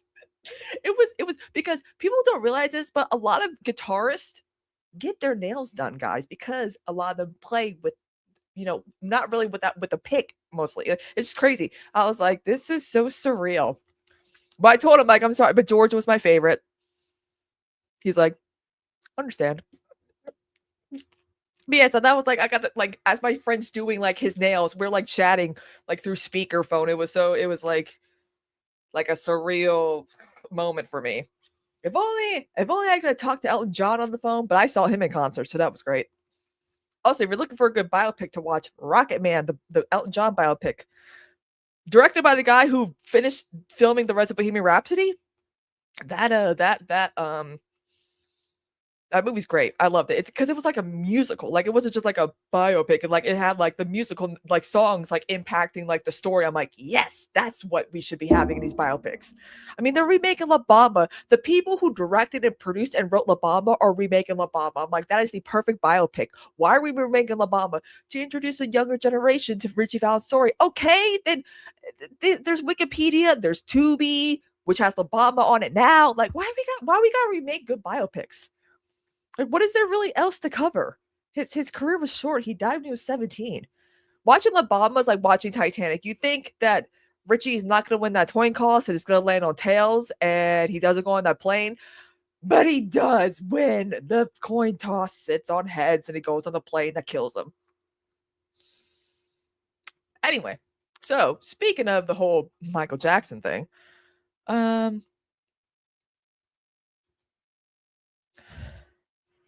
I love La Bamba. I fuck with La Bamba. That's a good, like, there's really nothing to do differently. I mean, the only thing that we didn't know was like, how come the family did not know? Well, up until that plane crashed, you were not informed of when a loved one would die in a plane crash. It was just a news bulletin because Buddy Holly's widow had miscarried when she found out the news. So that's why they're like, oh, we should like let these family members know that their loved ones died in a plane crash and not let it be national news first. That's how they find out.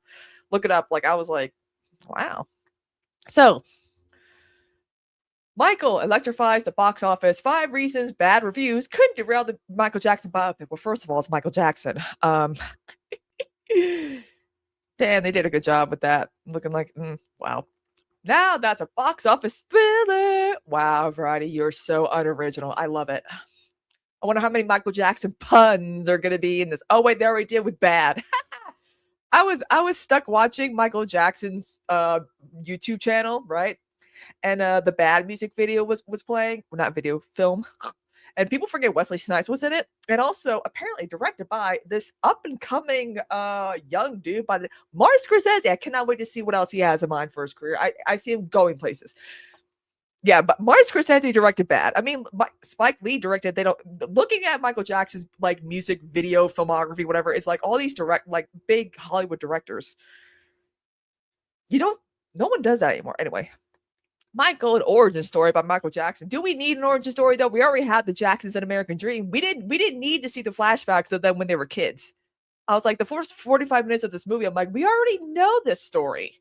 We've seen all the moments from the Jacksons and American Dream that are featured in the Michael movie were chewed up and spit out because they needed to make Joe Jackson the villain of this movie. And I'm like, it's kind of like how they kind of made Freddie Mercury the villain in Bohemian Rhapsody, but then he redeemed himself with Live Aid. That never happened. Anyway, see, Michael, an origin story by Michael Jackson, because he needs one, electrified the box office with 97 million domestically and 217 million globally this first weekend of release. The PG-13 film widely exceeded expectations to secure the biggest opening of all time for any musical biopic. Easily supplementing the record set long ago by 2015 Straight Outta Compton, 60 million debut. Now that was a good one. It's a blockbuster result for Lionsgate, which has been a struggling studio, ranking as the company's biggest hit since 2015's The Hunger Games Mockingjay Part 2. That's insane. 11 years? 102 million debut. The studio is expected to greenlight at least one more film about Jackson's life. Oh, goody. The power of Michael Jackson's reach into culture is undeniable, says Lionsgate's motion picture chair, Adam Folgerson. And people are having a blast in theaters. Yeah, stop moonwalking and sit down, please. You cannot. You might think you can dance like Michael Jackson, but you cannot. I swear to God. Sit your ass down. Anyway. Directed by Antoine Fuqua, Michael stars Jafar Jackson, the singer's nephew, in his acting debut. I bet Jermaine really fought hard for his son to play the role. And chronicles the performer's journey from the Jackson 5 to his status as the king of pop. Negative reviews and costly behind-the-scenes headaches didn't tarnish the excitement for Michael, which box office watchers predict will remain a major draw into the summer season. Here are 5 takeaways from the movie's massive debut. Can't stop a crowd pleaser. Ain't that the truth? Please don't stop the music.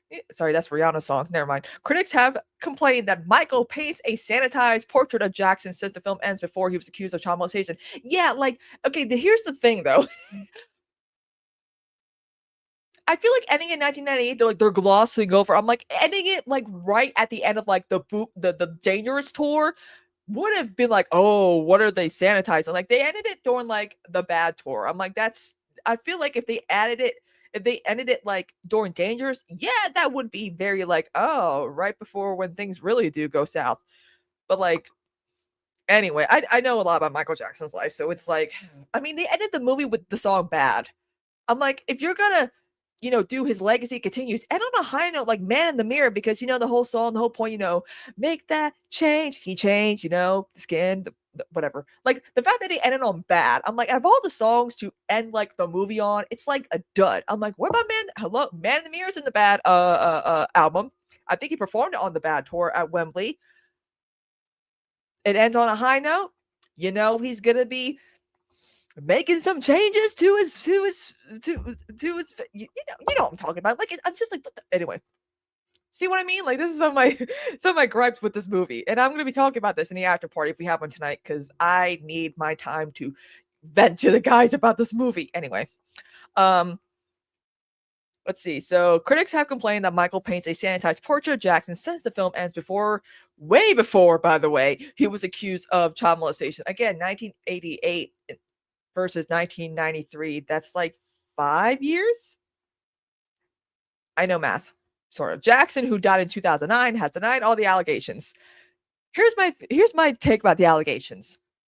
With people coming forward now, some people who've defended Jackson for decades, I feel like Michael Jackson's estate would not have gotten sloppy and not forced like for life NDAs to be signed, just to be on the safe side to prevent this stuff from happening. That's like my biggest thing about. I'm like I feel like his lawyers, his estate would have definitely like forced NDAs to be signed, just in case these people would have come forward in the future. That's my whole take. It's like, And then another thing too is that like so many people who were not alive when Michael was alive, or like were too young to remember the 2005 trial, are sharing the Living with Michael Jackson documentary clip of the 2005 victim. And I'm like, you guys know who that is, right? Don't be sharing his face on the internet. Blur it. Don't be posting photos of the original, the 1993 accuser when he was a kid. I'm like, you guys don't understand. You're not helping by also being insensitive about serious subject matter of child molestation. I mean, I feel like I'm right. I just feel like you guys are kids today are too young to whatever. Oh God, I'm getting old. Ticket buyers didn't share that criticism. They embraced Michael with an A- grade on CinemaScore exit polls, a mark that bodes well for the box office longevity. What? Oh boy. Michael wasn't a small-scale production, meaning the film couldn't afford to polarize audiences. With a price tag nearly $200 million, it's one of the most expensive biopics of all time. Great. Lionsgate shared expenses with the international distributor Universal and the Jackson estate. Did they have the money? Anyway, initially Michael had dramatized a 1993 child sexual abuse lawsuit against Jackson, but those sequences had to be removed after producers discovered a clause in the settlement with the young accuser that barred the depiction or mention of him in a film or television. I feel like the best way to work around that is just mention how isolated he felt at the time. I don't know. There's ways to like work around covering these things, because again, I just don't feel like I feel like there's like a perversion among Michael Jackson haters who want to see scenes of him like molesting little boys, and I'm like, guys, that's not like, I feel like that's what people want to see, and I'm like, no one wants to see that. You're disgusting. Please stop. Like, whether you believe the accusations or not, it's kind of disgusting that people like their whole idea is like, if they're gonna do a part 2, they got to show what he did. I'm like, no, we're not going to show that. That is kind of gross. And no, and please, like, I feel like these people are just not helping, like, these now grown men who, dealt with, a trauma that, we don't know if it's still like, if it happened. We all know for the most part, the parents were also very greedy. We know that from following the 93 and the 2005 situations. It's just like, you got to be sensitive about the supposed victims and what they went through. And I feel like the problem is a lot of people just don't want to be sensitive about something serious. They want to see perversion on screen. And I just don't feel like it's not appropriate to, show. So toning down the screenplay was a major headache that added tens of millions to the budget. But in the end, the version that appeared on screen was accessible to music fans of all ages and demographics. Yeah, I would assume. Reviews are weak, notes David A. Gross, who publishes the box office newsletter, franchise. Okay, but the movie is playing as a feel-good, nostalgic appreciation. All he says are on the feet, sticking and dancing. Yes, they were, and I was so fucking mad. Anyway, cue up the greatest hits. Mainstream audiences don't necessarily want a warts and all story about their music icons. Well, I do. Some just want to feel like they're enjoying a concert. Well, then watch This Is It. From the comfort of plush recliners. Oh my God. There was a part of the appeal of 2018's Queen's film Bohemian Rhapsody, which generated a massive $911 million globally. Since that movie's stratospheric success, there have been plenty of musical biopics about artists such as Elvis Presley, Elvis, Amy Winehouse, Back to Black, Bob Dylan, Complete Unknown, Bob Marley, One Love, and Bruce Springsteen, Delivering from Nowhere. Not all have been embraced with equal fervor. Here's where I've been saying this. Delivering from Nowhere, for example, was criticized for focusing on a less commercial chapter of the boss's discography, his acoustic album Nebraska, rather than providing a look into the making of his biggest songs. Yeah, people were kind of like a lot of conservatives, like, yeah, Bruce Springsteen's about big bomb politics. It wasn't because of his politics. It's because no one wants to see Bruce Springsteen during his sad girl era, with glimpses of his flashback in the Freehold Borough. No, people wanted life to born in the USA, they wanted recreations of concert performances. They didn't want a real raw story. And that's the problem with a lot of these biopics. They don't do that. And when they do, it just seems like they're doing too much. Or they make like they have to make a villain. Not every freaking biopic needs a villain. Much like Bohemian Rhapsody and Elvis, the film. But here's the thing about Elvis. Elvis was boring. Yes, Baz Luhrmann directed it. Style. I was bored by Elvis, and that's why I don't think about Michael Jackson. You know, like Michael Jackson fans are pissed that people found, like myself, found Michael to be boring. They're like, well, look at the reception for Elvis. I'm like, yeah, Elvis was also very boring. It was very boring. It was a story about Elvis Presley that has been told time and time again. We've seen it before.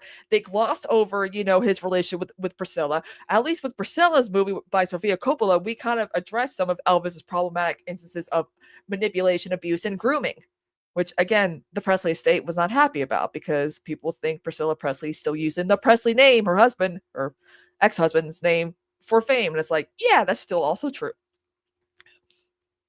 So much like Bohemian Rhapsody and Elvis, the film about Jackson became a crowd pleaser by leaning heavily on recreations of iconic performances.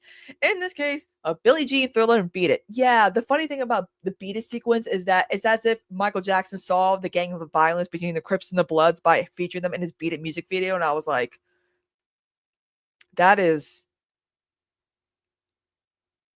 so lame. Anyway. Cinema goers opted to watch those thrilling sequences on the biggest and brightest screens. IMAX alone accounted for 13.8 million, or roughly 14% of North American ticket sales, and 24.5 globally, ranking the company's biggest start for a musical biopic. Movie theaters are perfect for music-centric films with incredible sound systems, offering up an experience that simply cannot be replicated at home, says senior ComScore analyst Paul Degarabian. Enjoying the film with other Michael Jackson fans only added to the energy and excitement that made Michael truly a must-see event on the big screen this weekend. Here's hoping that Sam Mendes is taking notes as he prepares to make four interconnected films about the Beatles. Shoot me. Anyway, Jackson fans have long ago separated the art from the artist. It's an age-old debate. Can you separate the art from the artist, despite the journalization claims that plagued Jackson for decades? And that's another thing too that like younger folks don't understand. Like everyone's like, "Oh my God, he's leaving Neverland thing. I can't believe." I'm like, kids, Michael Jackson's weird behavior with kids, or like any like his weird eccentricities that he presented himself in the public, were talked about since the 80s. Like when he brought like Webster to the Grammys with Brooke Shields, everyone's like, what the hell? And then early to mid 2000s, Michael Jackson was the butt of every freaking joke. Like, you kids are too young to remember. Michael Jackson was constantly ridiculed. He's the one. He did the Donald Trump thing. He planted stories about himself, about Wacko Jacko, and then he was like, "I'm a victim." Like, we remember that. It's so funny that some younger folks today feel like none of this was addressed when he was alive. I'm like, nah, bitch. We had like 20 years of this shit being talked about. This is nothing new. Anyway, So despite journalization claims that plagued Jackson for decades, his fans have demonstrated a number of times that the answer is yes. The singer's estate, a producer of the film, was encouraged by several successful productions, including the profitable Broadway musical MJ, one of only 4 new shows since the pandemic that's still running. Ooh, yeah. The Cirque du Soleil show 1 in 2009 concert film, This Is It. None of those projects deal with allegations against Jackson. Well, why would they? The MJ musical is about the Dangerous tour. This Is It's about the This Is It thing before he died. And Cirque du Soleil is literally a circus performance. Why would they have time to do? What, they gotta do like a ballet dance? I don't know. Anyway, if producers move forward with a sequel, and that's clearly the intention, the words "His story continues" appear at the end of the movie. After bad, what a dud. Audience might have to reckon with uncomfortable questions. Will people return en masse for a story that covers a period of Jackson's life that was dominated by controversy and scandal? I mean, again, the only thing that could probably normalize him is his marriage to Lisa Presley and being a father. Other than that, Lionsgate's commercial streak. This is the big one.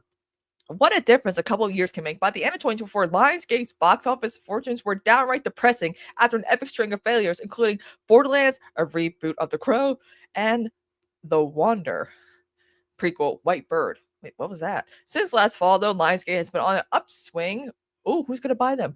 With wins, including September's dystopian drama, The Long Walk, 62 million, and 2 November releases, heist sequel, Now You See Me, Now You Don't, 243 million, and a psychological thriller, The Housemaid, 400 million.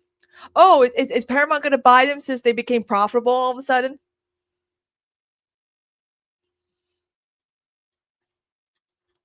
You can make more money with a flop than a hit. I don't know in this case. Anyway, Folkson believes that 3 films plus Michael have benefited from a common thread of the joy of communal experience. Yeah, sure, that's what it is. The fact that we've had success on such different types of movies has been incredibly gratifying, he said. It's becoming more and more apparent that if you can create the promise of something that's best experienced with a group of friends rather than alone, you're meaningfully enhancing the odds of success. Box office momentum matters. Exhibitors often lament they need new movies year-round and not just during the summer and Christmas time to entice patrons. Well, they didn't have to dust off the cobwebs and welcome patrons for Michael. Auditoriums have been bustling for most of the spring thanks to Scream 7. Ugh, really? Okay. Ugh. The Super Mario Galaxy movie, Project Hail Mary. Now it's up to cinema operators to keep people in the habit as they wait for the next weekend's Devil's Pride 2. Heard amazing things about that sequel. Followed by the Warner Bros. Action sequel, Mortal Kombat 2, and Star Wars spinoff, The Mandalorian Grogu. To kick off the summer in style, enter Miranda Priestley. So, yeah. Woo!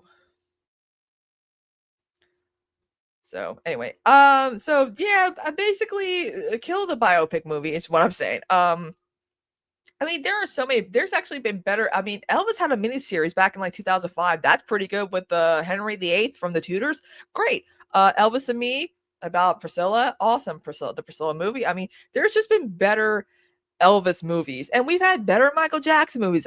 I'm not counting that stupid Man. Remember the Man in the Mirror from VH1 where they had Flex Alexander wearing ashy white powder and then they made him act like a child. Oh my god! I was like, what the fuck is this? You can't even find it anywhere. It's that bad. I remember watching it thinking, what? I'm like, this is not a serious movie. Anyway, it's like worse than a Lifetime. It was worse than the Whitney Houston one. Remember when they made it at that Whitney Houston got Bobby Brown hooked on drugs and not the other way around? And I was like, I doubt that. Anyway, so yeah, Michael movie. I don't know, guys. I don't know. I don't know. Annie, are you okay? Okay. I still feel like part 2 does have an opportunity to I mean, without the mentioning the molestation accusations and shit, talk about how lonely. I mean, we got a glimpse of that. It just did dig deeper into his insecurities. Like I want to see like Joe called him Big Nose once as a kid, as if that's like the define. I'm like, okay, we need more of that. Coleman Domingo as Joe Jackson was cartoonishly evil. Like I was like, Coleman, are you doing this because you didn't get the Oscar for Sing Sing? I get it. You should have gotten the Oscar for Sing Sing, but what the hell? I know Lawrence Hilton Jacobs, okay, from Jackson's An American Dream. That is my Joe Jackson, okay, and Angela Bassett's my Catherine, okay. We know all the lines. Michael Marlon, get a switch, and all the lines, and we know all. Anyway, it's just oh Jesus Christ, I don't know. Okay. Oh, I'm getting hungry. I can't wait for dinner.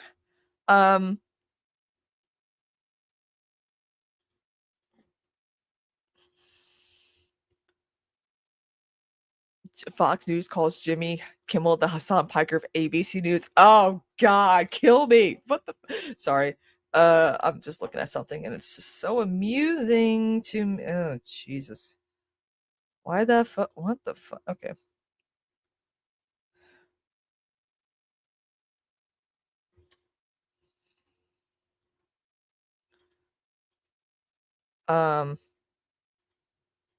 Anyway,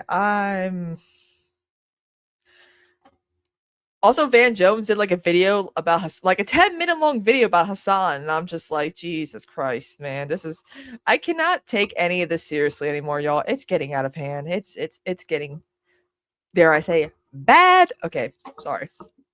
Enough with the Michael Jackson puns. There's so many, you know. Remember the time when I just kidding. Okay, I need to stop. This is This is. I don't want to say bad again, but all right. Anyway. Oh, y'all, can I talk about Euphoria for a second? What happened to that show? It's not the same. It's like I'm watching Narcos and Breaking Bad. Like, I get it, they're adults now, but like listening to Hans Zimmer's score is like, it just completely makes the show so different. It's almost as if no one's actually even in their scenes together when they're filming. There's like so much, like, there's like no chemistry between anybody in the show. I'm like, Jesus. I feel like part of this is because they all have outgrown the show. So there's that. I don't know. It's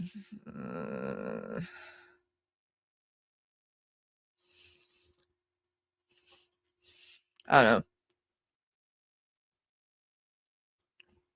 Man, all these people are really doing free PR for Hassan and I don't know, yeah. Hassan, get on this space. Also, did you guys hear about Andrew Cuomo's like funneling so much money into like Lindsey Boylan's race because they want to make sure that she doesn't win her race, and it's like we see what you are, guys.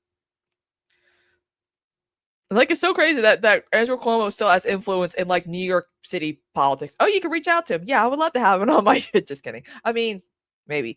I did ask him to tell him like, yo, back in the day. Oh, cool. I'd be like, yo, back in the day, I used to thirst tweet about you when you were on the TYT on the power reports, and they would make sure to read them to you. Anyway, but it's just so funny that like this Streisand effect that they're doing to him is just so funny. Like, I just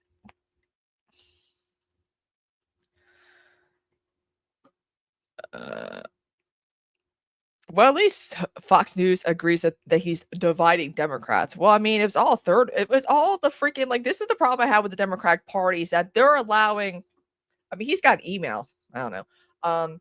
The problem with the Democratic Party is that they're allowing like neocons and like former like I worked for Trump, I worked for Pence people into the Democratic Party and letting them dictate how the party should go, and not people who have been voting blue no matter who begrudgingly for years, like us. You know what I'm saying? Like leftist voters are the actual harm reduction voters.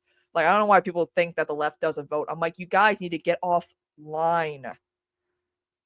It's like all the fucking like terminally online like tankies that I know, like ironically refer themselves at that. And I'm like, you guys haven't left 2016, have you? I'm like, you guys are no different from liberals who haven't left 2016 online. Like, what are you doing? Like, they're like, I can shame liberals into becoming leftist. I'm like, that's not how this works. I will send them the Communist Manifesto, and no.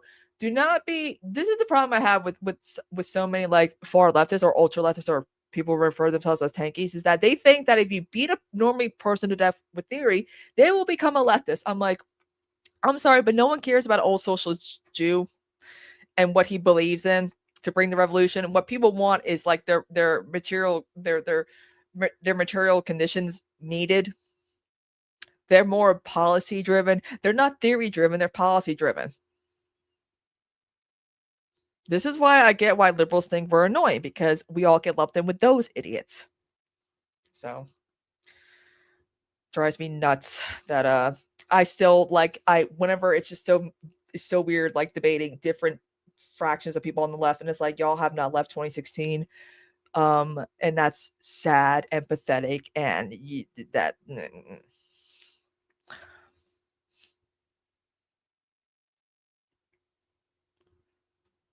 Oh my god, why is I'm literally, it's all Fox News articles and the New York Post talking about him.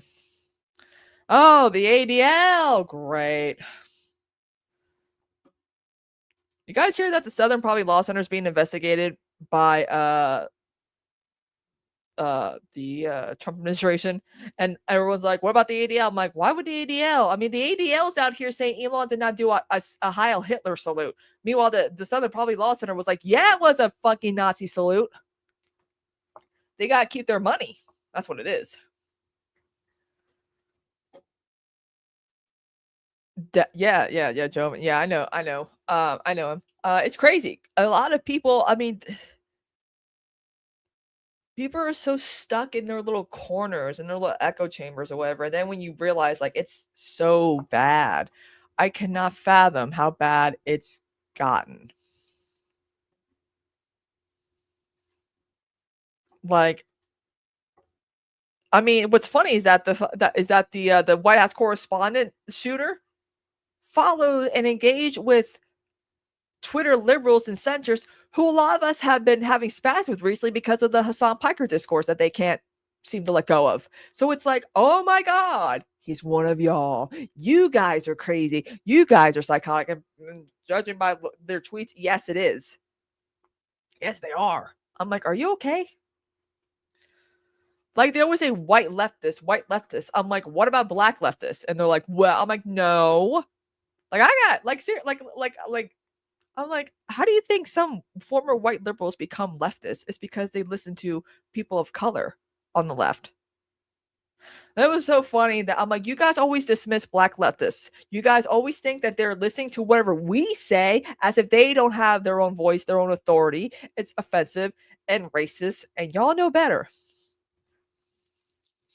Like, it's crazy to see, like, because if I make the same point, like, I remember I was making the same point that like a black leftist would have made. They're like, you're white, you're being racist. And then some black leftist was like, no, she's being accurate though. Like, she's sticking up for us, but she's also not overstepping it like you guys do all the time. And I'm like, yeah, cool. I know how to be a good ally. I've gotten better.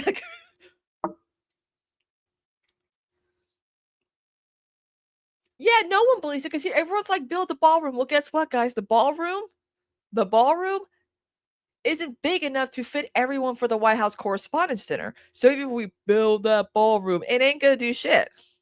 It ain't gonna do anything. It ain't gonna do. No, it ain't good enough.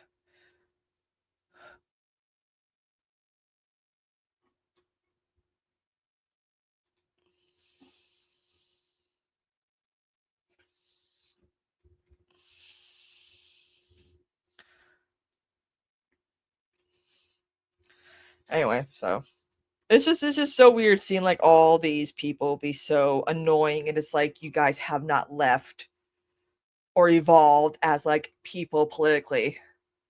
But it is what it is.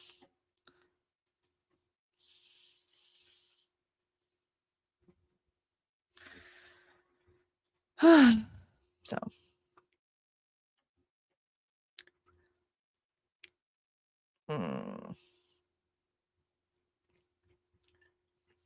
So anyway, also reminder tonight, Moon Night Extravaganza at 8 p.m. Eastern. I think Forrest and I are gonna be back with our Absurdity Space show tomorrow. So that should be fun and exciting. I can't wait.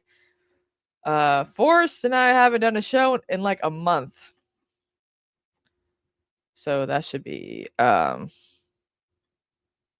I think.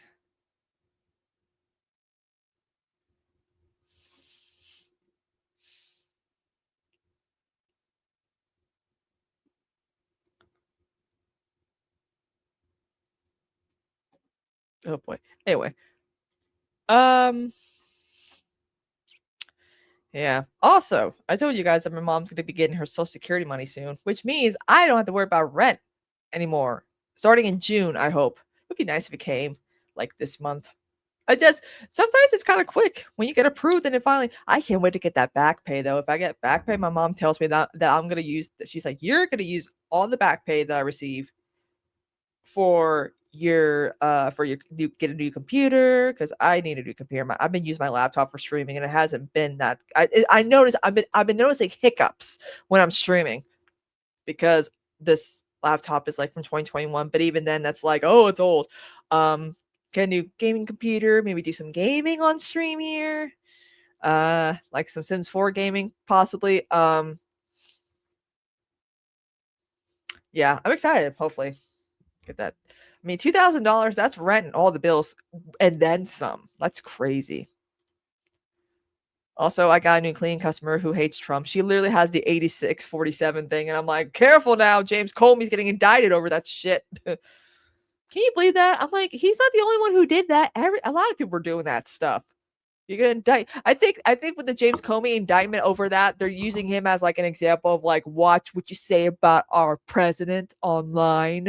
And I'm like, bitch, I already caught him overrated. And he responded by calling me a moron. So I think I'm good. I can say whatever I want about him. Yeah, Trump and I had a Twitter spat back in like 2013, April 2013. It's been 13 years. I don't want to think about that. I don't want to get old, y'all. I have gray hairs now. That's not good. I gotta start dyeing my hair. Oh, that's not good. I don't want to be old.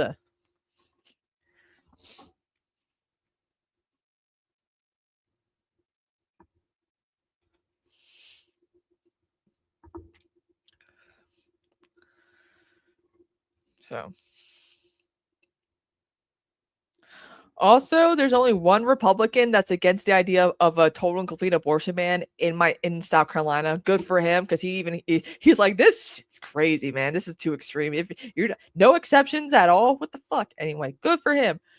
But it looks like we might have a total abortion ban in the state of South Carolina, and also classrooms are going to be forced to put the 10 Commandments in their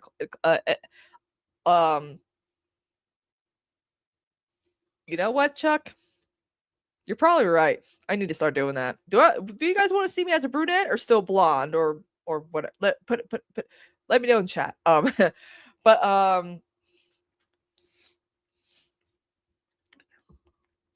that is also true. That is very true. It's like, really? Okay. But yeah, we're now allowed to put like the 10 Commandments in classrooms, and I'm like, look, what is the Muslim equivalent to the 10 Commandments or the Jewish equivalent to the 10 Commandments? I'm like, I'm like, we need to be equal. We need to post all the 10 Commandments of every religion in every classroom in the state. Y'all can't just say, oh, it's just Christians. Like, I don't fuck with that.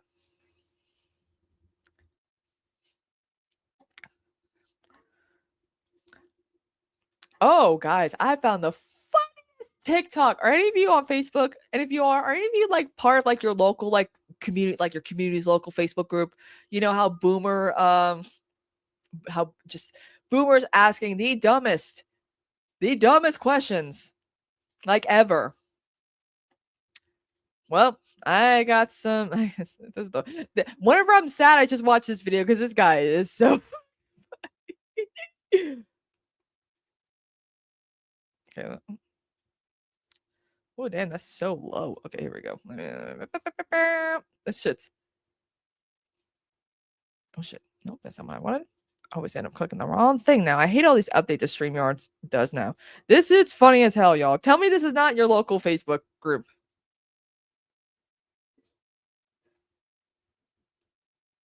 Down Maple Street so fast. Children and me live here.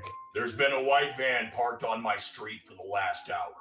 If the police don't come investigate soon, I fucking will. Whoever stole my Amazon package? I hope you enjoy the cat food. Somebody's cat keeps climbing on the hood of my truck. If I catch it again, I'm gonna turn that motherfucker to pink mist. Could somebody tell me if the hospital hands out free Narcan? Asking for a friend. Why is there a helicopter circling? Does anybody know what's going on? Anyone else's water tasting a little bit funny? I just heard a bunch of loud bangs. Were they gunshots or fireworks? Does anybody recognize the kids in these photographs? They keep riding their e-bikes through my backyard. I'm gonna press charges, you little fuckers. Can anyone give me a ride 20 miles down the street? I don't have gas money, but I'm willing to negotiate. Look, I have found every single one of those comments in my local Facebook group in the past. Like, that is something I've seen over and over and over and over again. And the fact that this TikToker was able to accurately recreate like those same comments with like the profiles of like the people who would be saying that, I was like, oh my God, dude. I was laughing my ass off. And he does all these other ones on TikTok, like, you know, that couple on Facebook who is so annoying. You could tell they're probably like a joint Facebook account, like type couple, like that. It's so funny. Oh man. I can't. I just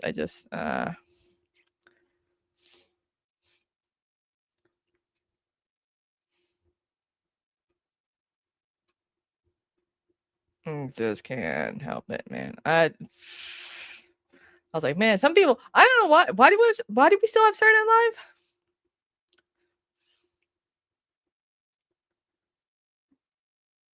Yeah, I feel like the problem is that I've been saying this, the millennials are the last fully like cultured like generation, because we see all these like Gen Z and Gen Alphas who are like, no one who was born in the 80s and the 90s was watching films from the 50s and 60s.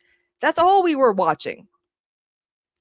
We grew up at a time when preserving classic media was hot. I grew up watching, like, we had, if you boomer parents and silent generation grandparents, you were definitely going to have like 60 years worth of media that you watched. And a lot of it's old. So like when like so many millennials are like, yeah, 60s music, I love it. I'm like, yes, because again, our parents and grandparents listen to music like that. And there's like a weird gap. I feel like it's elder millennials and like the younger cuss of Gen X who are raising these kids with like a tablet in their hands and letting them just go ham without any, you know, monitoring their content or whatever. So it's like, I feel like there's come to a point where parents are just not bonding with their kids. So if once younger millennials start having kids, and they're going to be raising their kids right, because again, because we've been watching on my Twitch stream, twitch.tv/cosmopolitics, we've been watching the I Love series from VH1. Remember, again, if you were a millennial, you were glued to VH1, the I Love series, which just dedicated all the history of like specific, you know, important decades in the 70s, 80s, 90s, 2000s, millennium, like all the hits, like everything. And it's like, this is what Gen Z is missing. But there's this one dude on TikTok who does a thing called Gramps, where he does like a grandpa filter where he tells like his grandkids about like shit that happened in like the 2010s, 2020s. And it's like, oh shit, this is the closest thing that kids are going to get to the I Love series on VH1. So it's it's gonna be interesting to see the next generation. Hopefully they are, you know,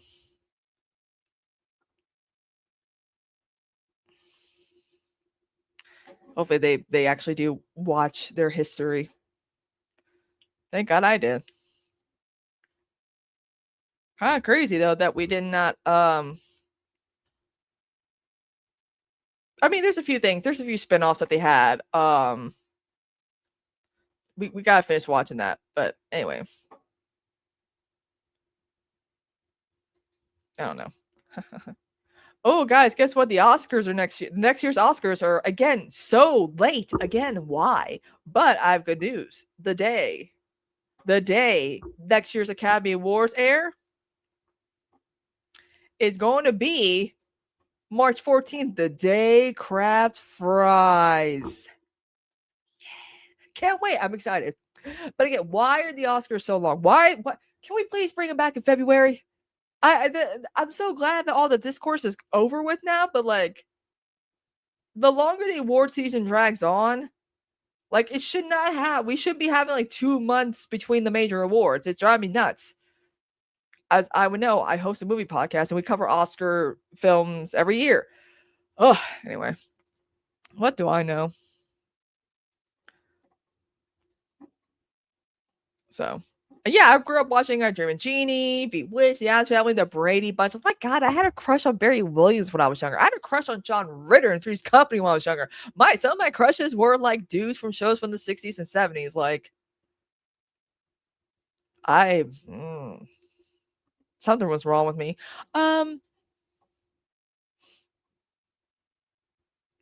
Anywho. Yo, oh my God, just remember the Barney movie. I can't wait for the Barney movie to come out. They went over with the 90s. They talked about Barney, they talked about Tickle Me Elmo. Remember the Tickle Me Elmo craze? Oh my God, my Uma always made sure I had a Tickle Me Elmo. Every time my cousin would destroy it, one would get lost. She always made sure I had a Tickle Me Elmo. I'm lame. Anyway. So.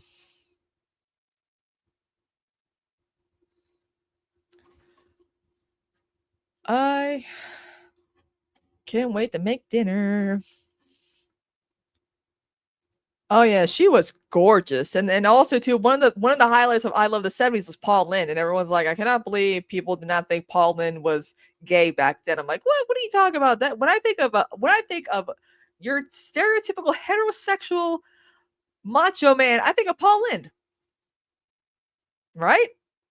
Hi, yes, Sammy. Anyway, the classics. Anyway. We actually on stream the other night, we watched Dickie Roberts, former child star, which again at a time where nostalgia for like the oldies was big, as that show had all these cameos of child stars from like the 50s to 90s. Good times, good times, good times.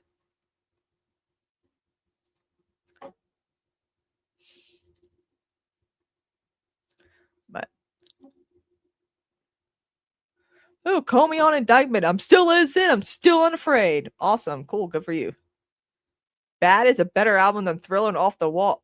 Okay. You know what? No. No. No. No. No.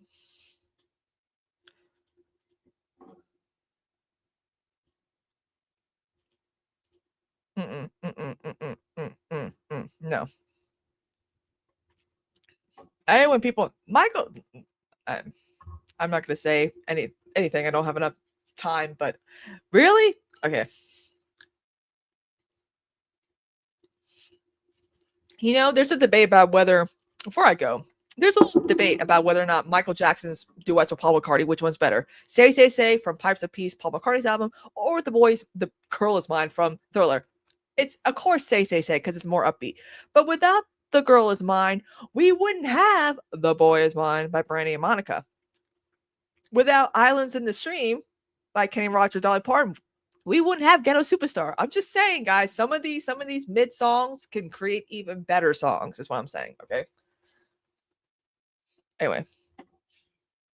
Also, he was also in The Perils of Penelope Pit Stop.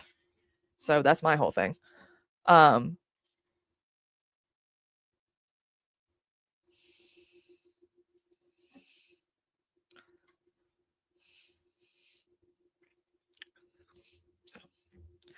Anyway, guys, I am gonna be heading out now. Thank you for letting me kind of catch up and ramble as always, because I haven't been here in a hot minute.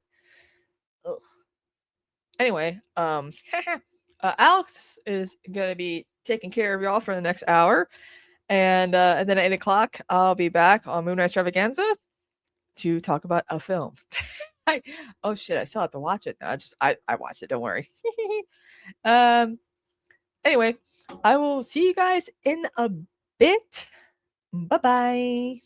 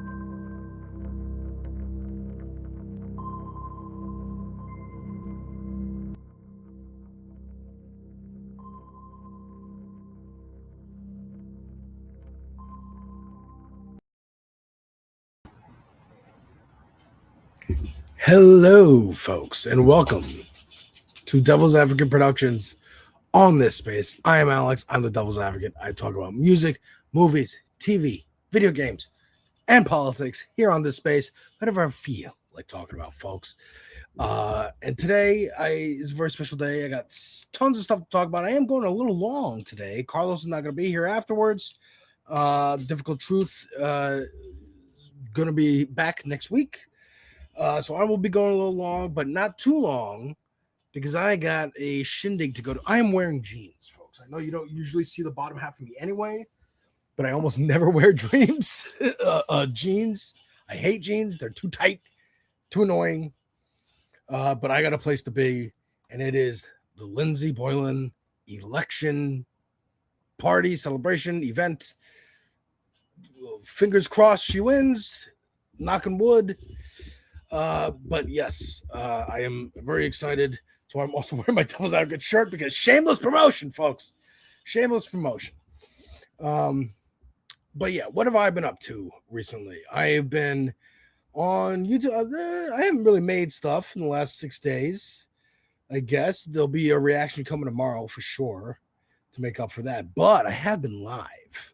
I've been live the last 2 days because yesterday Ball Pit dropped a new update, and I love Ball Pit. I'm addicted to Ball Pit. But while I'm playing Ball Pit, I am watching clips and episodes. I watched a whole 2.5 hour video yesterday by Jesse Gender, talking about revolution in media and how it's depicted, specifically like Andor, The Matrix, Star Wars, stuff like that. And today I watched a lot of Vanguard clips talking about Tucker Carlson and Kyle Kalinske and all sorts of stuff. You never know what I'm going to watch when you're doing it. But all this to say, follow me over on YouTube and on Twitch, because that's mainly where I stream. Especially probably Thursday, I'm going to get back to Crimson Desert.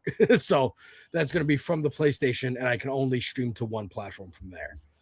Why is my water back here? Conspiracy theorist says Alex doesn't have her lower body and legs were just special effects. I cannot confirm or deny. It's AI. She says, devil trigger time. Hell yes. Hey, I've seen this guy. I've seen this guy too. He looks familiar. I see him every time I walk into the bathroom. There's this big shiny thing in front of me.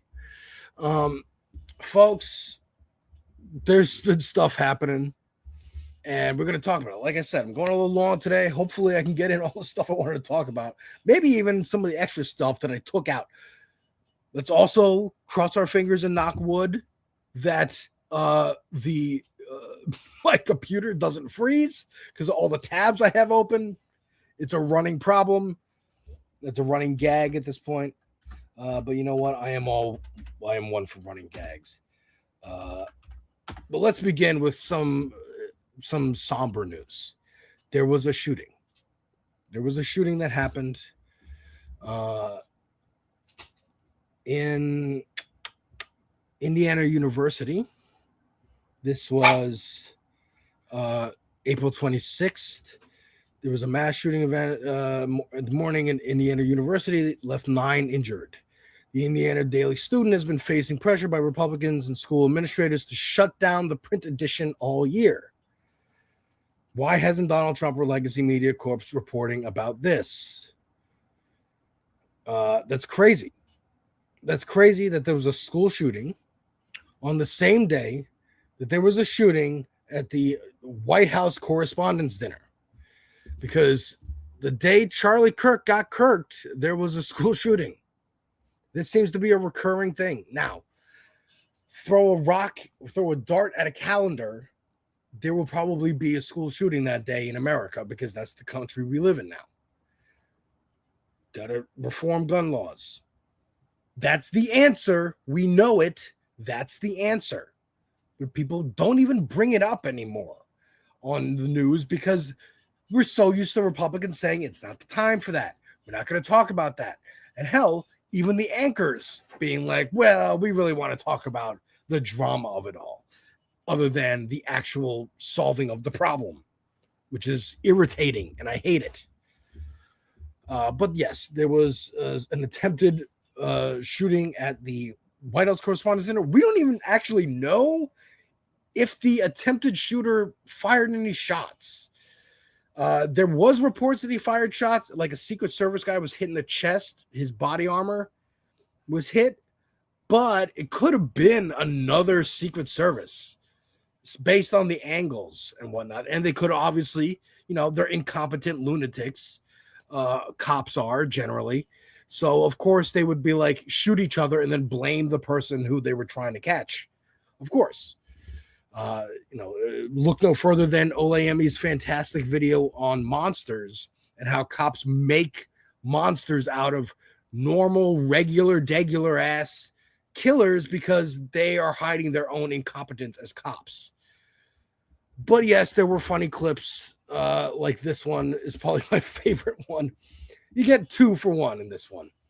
RFK and Stephen Miller. So let's take a look here.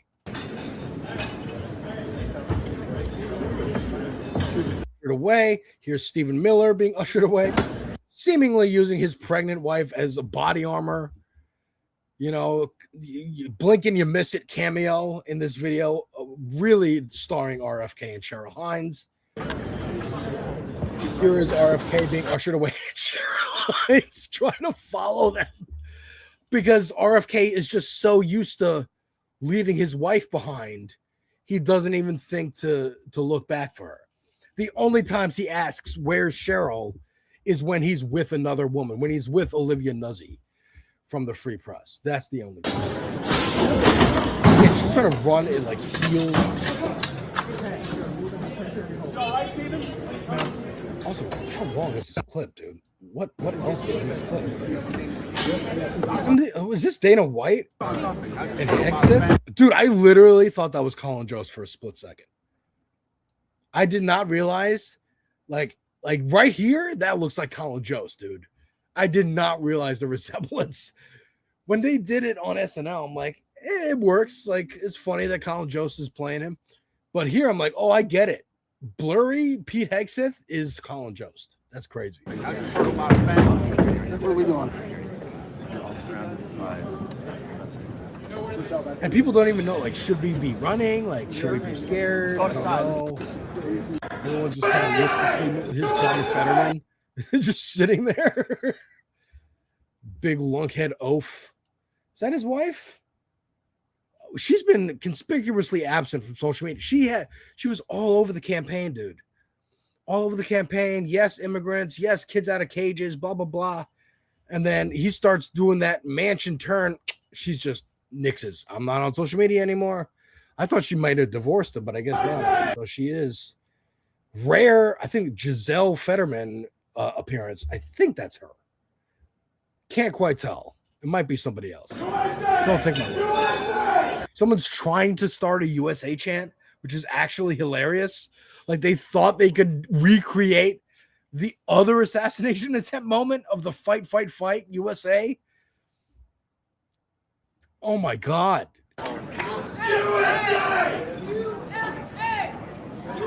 They also clearly realized that we're in a room full of reporters. We're not at a Trump rally trying to start a fucking chant. Tennessee just passed a bill that allows gun owners to use deadly force to protect property. What if this guy believes that this hotel is his property? Because it's manifest destiny. I choose that this is my property. Come fight me for it.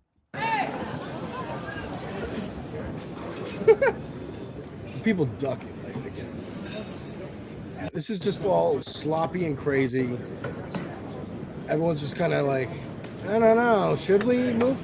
The fact that no one, like, there's a shooter and everyone's like, I don't know. Is it that important that we like run? Like, who cares?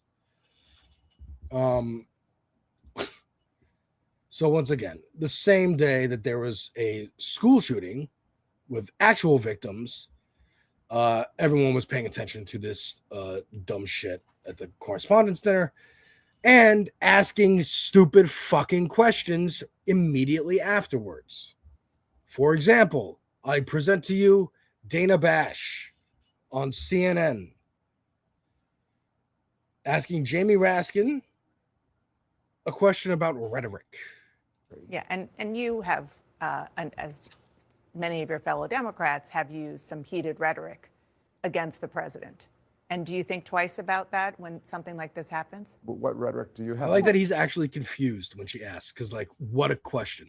Well, just talking about some of the fact that he, is terrible for this country and so on and so forth. I understand that that's your democratic right, but overall, do you I have a no responsibility? personal problem with Donald Trump at all. I mean, I talk about the policies of this administration, the authoritarianism like we saw on display in Minneapolis, where 2 of our citizens were gunned down in the streets simply for exercising their First Amendment rights. Renee Good, Alex Preddy, and others have, died in custody. I'm talking about policies. I don't personalize it, and I certainly have never called the press the enemy of the people. I think the press are the people's best friend, and that's why it's written right there into the First Amendment. I mean, the question itself, you criticized him. You said he's bad for the country. Should you not say that because it might lead someone to bro? Forget the like litany. I mean, Zateo put out this montage of all the times Trump has incited violence. I don't think we need to litigate that again. You just have to remember what happened 10 years ago, or like every day since. You'd have to remember what happened on January 6th. Dude, Trump said in one of his first rallies, I will, like, someone was there was a guy protesting. They said, punch that guy out. I will pay for your bail. He's been inciting violence since day one, bro. Since day fucking one. It's absurd. Dana Bash is a fucking loser. Lunatic, Nazi. She's a Nazi. Fuck it, dude. I don't give a shit. Face the Nation, CNN. Todd Blanche, the acting, what is he? CIA? I don't know. He's working with Kash Patel, so some kind of letter alphabet agency.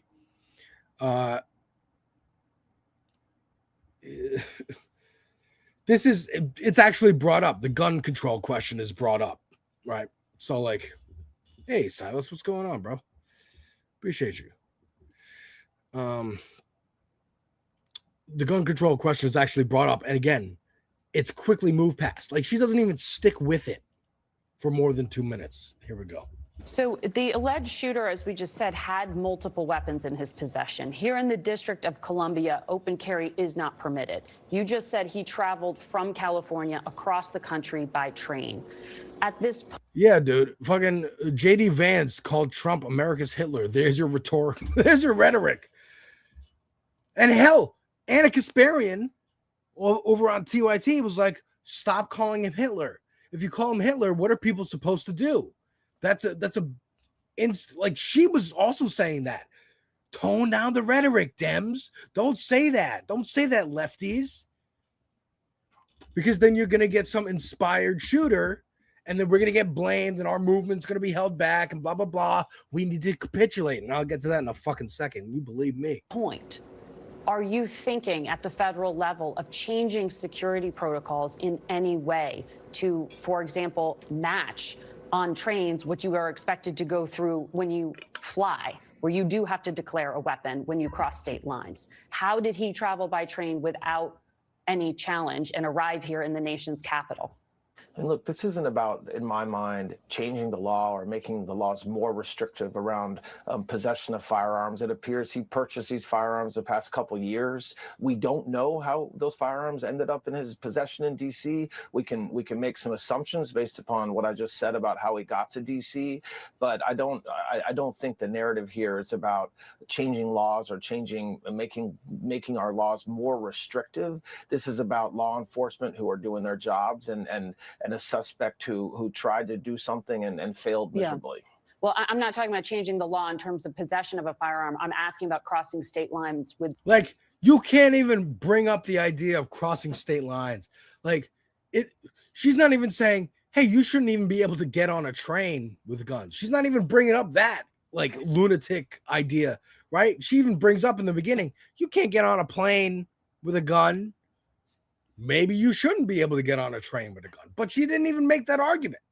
She's just like, maybe at different stops when you're crossing a state line into different states with different rules, states' rights to make their own laws.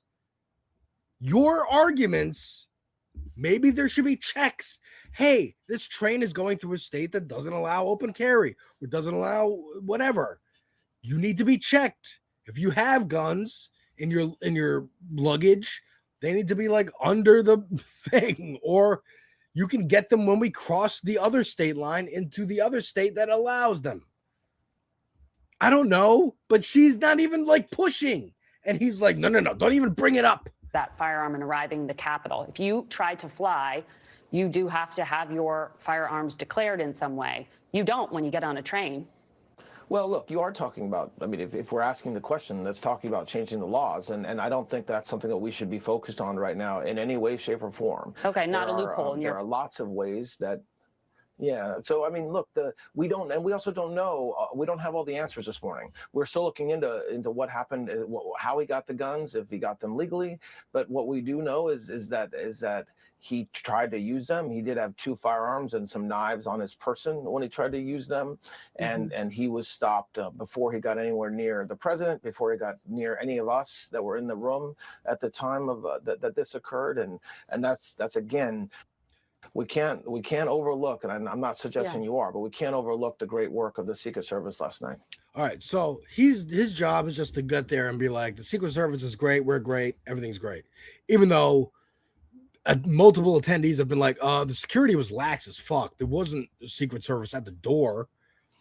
And also, let's distract as Kat's comrades brought up. They're indicting Comey. They're indicting James Comey because, they got a fucking boner for this guy. Here we go. Breaking news on this space, folks. Breaking news. Oh my God, I got my own Trump impression, dude. I hate it. I don't want to do it. Todd Blanche, once again, an hour ago, announcing they're indicting James Comey. At a place where we can definitively say, to the extent we can definitively say, we will let you know. Director Comey posted this almost a year ago. Why bring this case now? Did you always feel like this was a strong prosecution, or did something change recently? This investigation just didn't come now. It's the result of a lot of work by law enforcement over the past year. We don't time when we bring cases around anything other than when the investigation is at a place where we should go to the grand jury, and that's exactly what we did in this case as well. As a former FBI director, at a place where we can definitively. All right, so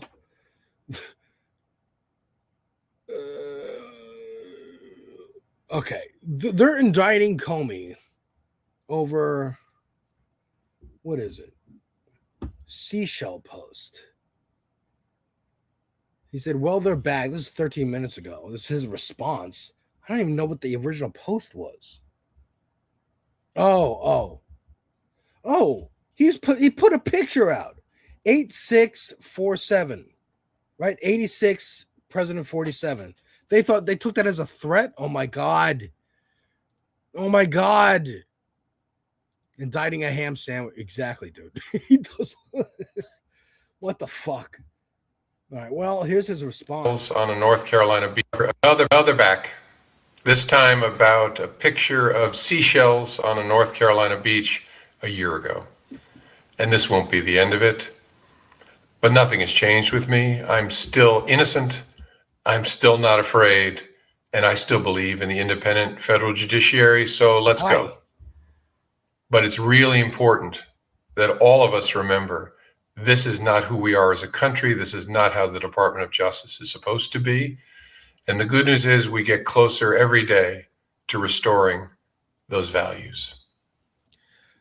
Again, I think to the Jessie Gender video I watched yesterday, where she talks about how fascism is the results of neoliberal capitalism.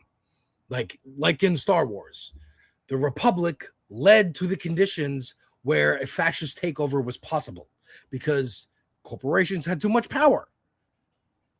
And this is how democracy dies, right? with thunderous applause. But what happens after they blow up the Death Star and kill the Emperor? They install the new republic. The grassroots rebellion that was happening was co-opted by wealthy elites from the Republic era. Mon Mothma, the generals, whatever the fuck other nameless like leaders of the Rebel Alliance there were. You know what I mean? And then what happens when they win and they need them? They need them. The rebels need them because they need the money and the funding for this. So they need, and these like figureheads that broadly the galaxy trusts, the public trusts. So fine. But then what do you put in place after that? The same system that led to the Empire in the first place. And then you get the fucking First Order. It's just this big cycle again. We can't go back, James Comey. There is no going back to brunch. That's what Biden tried to do. Here's the vaccine. Go back to brunch. You're not getting a minimum wage increase. You're not getting any material benefits. Matter of fact, we're going to start using your tax money that we could have paid your minimum wage for genocide in another country. The Star Wars keep happening because they keep trying to make liberalism work instead of moving to democratic socialism. Exactly, Latino Mufuno. Exactly. But yeah, we're not done. Again, that is the breaking news that they are going to try and blame James Comey, which is, again, classic Trump administration. We're going to deflect from the actual fucking problem, which is guns. We're going to use this as an opportunity because we're craven to do what? Attack someone that Trump personally has a fucking problem with. James Comey, who, again, arguably helped Trump get in 2016. But doesn't matter. Anyways, we point to now the actual culprit of this attempted assassination. Cole Allen, again, allegedly, we don't know. We don't even know if he shot or fired any shots.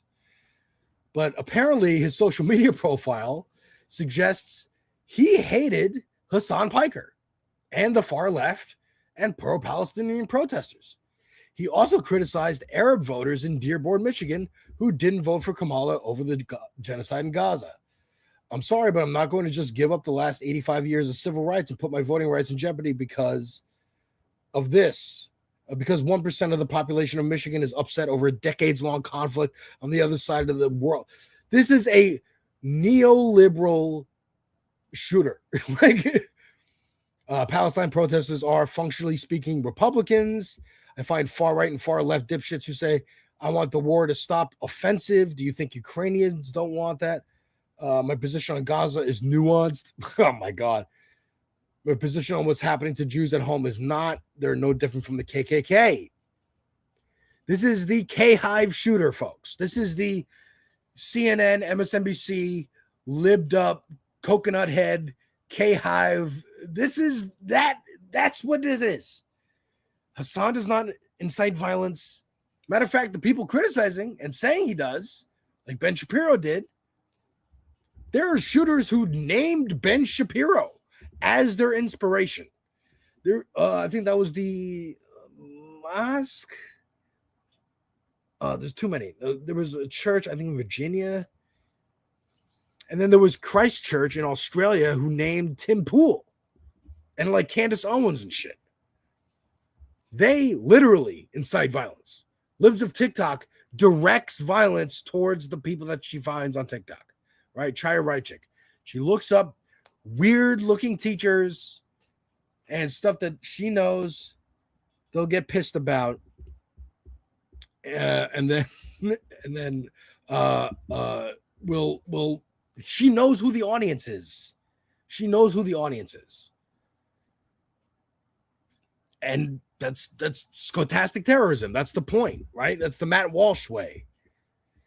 They do this. They know they're lying. It's always projection with them. It's always projection. Two more, I promise. So we're done with this fucking White House story.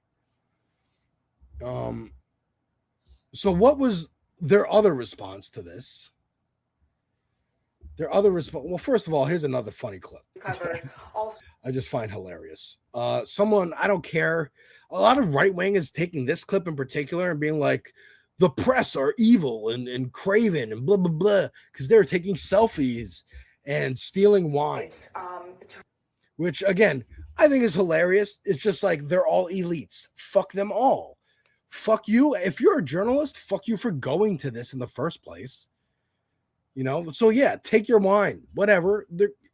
You're craven enough to go to get favors or favorable access and access journalism and shit. Then yeah, of course you're going to be opportunistic enough to take selfies and steal wine and whatever. This person went on a whole like, I'm a senior coordinating producer for the White House Correspondents Association. I worked there forever. Blah, blah, blah, blah, blah. I've never seen people take wine and, oh my God, it was so hard. Whatever. Fuck you. I don't care. What did they do? Again, I said they will be opportunistic when things like this happen, and they will defer to whatever Trump wants. And what does Trump want? He wants a fucking ballroom. This is Ashley St. Clair, who is Elon Musk's baby mama, one of many, who has defected from MAGA, is working to dismantle and kind of put out, hey, this is how they operate. They're fucking craven. They don't care about anything. And one of the things she said last week was they have group chats. They have group chats about what the messaging is going to be. And if you've ever noticed and seen a bunch of right-wing accounts all kind of tweet the same thing at the same time, which I could have told you they're coordinating, but she has evidence like, no, I've literally been in the group chats. They coordinate. And here's the evidence of them coordinating, saying, this is why we need the White House ballroom. Now, once again, how would a ballroom protect Trump when he's out of office? They don't plan for him to be out of office. That's the scary shit. However, he will be. And whoever comes in after should try and reconstruct to the best of everyone's abilities the East Wing of the White House.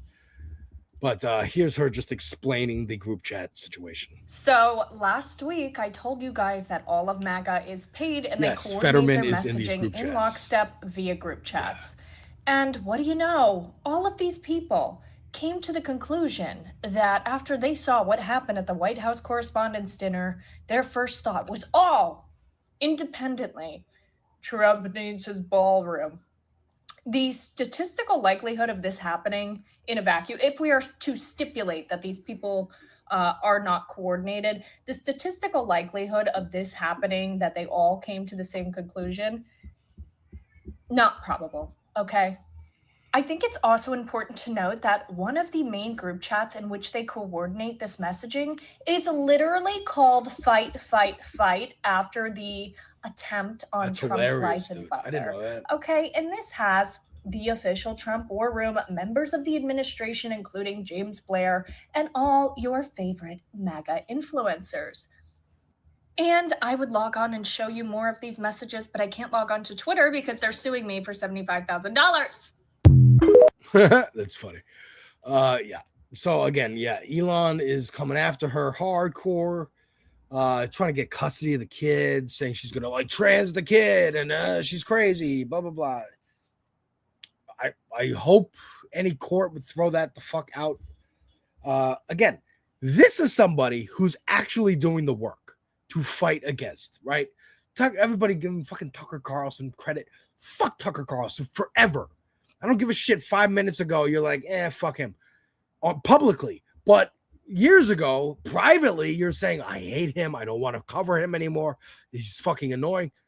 Again, I was just watching the Vanguard. Follow me on Twitch to see me watch all these clips. Fuck Tucker. I don't, unless Tucker is like, here's how I've been lying to you for 30 years. Here's all the shit that I've lied about. I don't care about Iraq. I promoted Iraq. I don't care about Iran. I promoted Iran. Now I'm against Iran. I don't actually care. Like, if he did that, then okay. Credibility, a little bit, but you need to spend the next 20 years dismantling everything you did the last 20 years. That's it. that's it. This lady had a baby. She was fucking groomed at 19 to be this MAGA influencer. Wrote an anti-trans book. Had a baby with Elon. At some point, in the last year, recognized, oh, this is actually hurtful to everyone. I've been lied to. Nobody cares about anything. All these parties I'm at, there's gay sex happening. There's fucking drugs happening. There are all the stuff they admonish other people for, they're doing themselves. So I've been lied to. I woke up, actually, and she's trying to dismantle this shit. She's on the, again, we still like, we look at her weird. Hey, thank you for your service, but this is it. This is your service. You're not going to start chiming in like, well, I think this candidate should be 2028. If you really want to bridge the gap, fuck that. You do this and that's it. And we say thank you and that's it. And maybe eventually, enough years of this, then we trust you. Maybe. But like, again, you need to do work first. To cap this segment off, just the opportunisticness of it, of this whole administration. It is the mafia administration, dude. They're just criminals, just trying to rob the country blind. My lovely, lovely off-screen wife just showed me this off-screen. This has nothing to do with the White House correspondence there, but I just wanted to cap it off with this craven criminality of this administration. Trump, the State Department is releasing a limited edition U.S. passport to mark America's 250th anniversary. And the document will feature President Trump's image and signature on the inside cover, a White House official confirmed. So apparently, if you get a passport in the next year or so, it may have Trump's picture on it. Part of me, a sick, twisted part of me, is like, well, I do need a passport, and I haven't gotten one yet. This might be the moment to get one. What a novelty item that would be. But I guess every country I would go to would stamp it and be like, I'm going to get it put on a list, an Epstein list. You know what I mean? So maybe I'll wait until he's out of office or this year is over to get a passport. I don't know. But yes, once again, this motherfucker wants his face on everything. They wanted to put his face on Mount Rushmore. And that wasn't a joke. I know it wasn't a joke. He's a lunatic. He wants Greenland for real. Such a depressed face. Yes, indeed. It really is. It really is. New Hitler passports just dropped. Yeah. Who wants that? Again, sick motherfucker like me is like, I think about it. But again, let me walk it through and actually think, do I really want that? Yeah. So really, to finish off this whole segment, which is pretty long. Sorry. This is the interview he did the next day, I think, on CBS. And he's asked a question by a reporter. Once again, that was the White House Correspondents' Dinner, a journalism event. And here's how he talks to journalists. Border. The so-called manifesto is a stunning thing to read, Mr. President.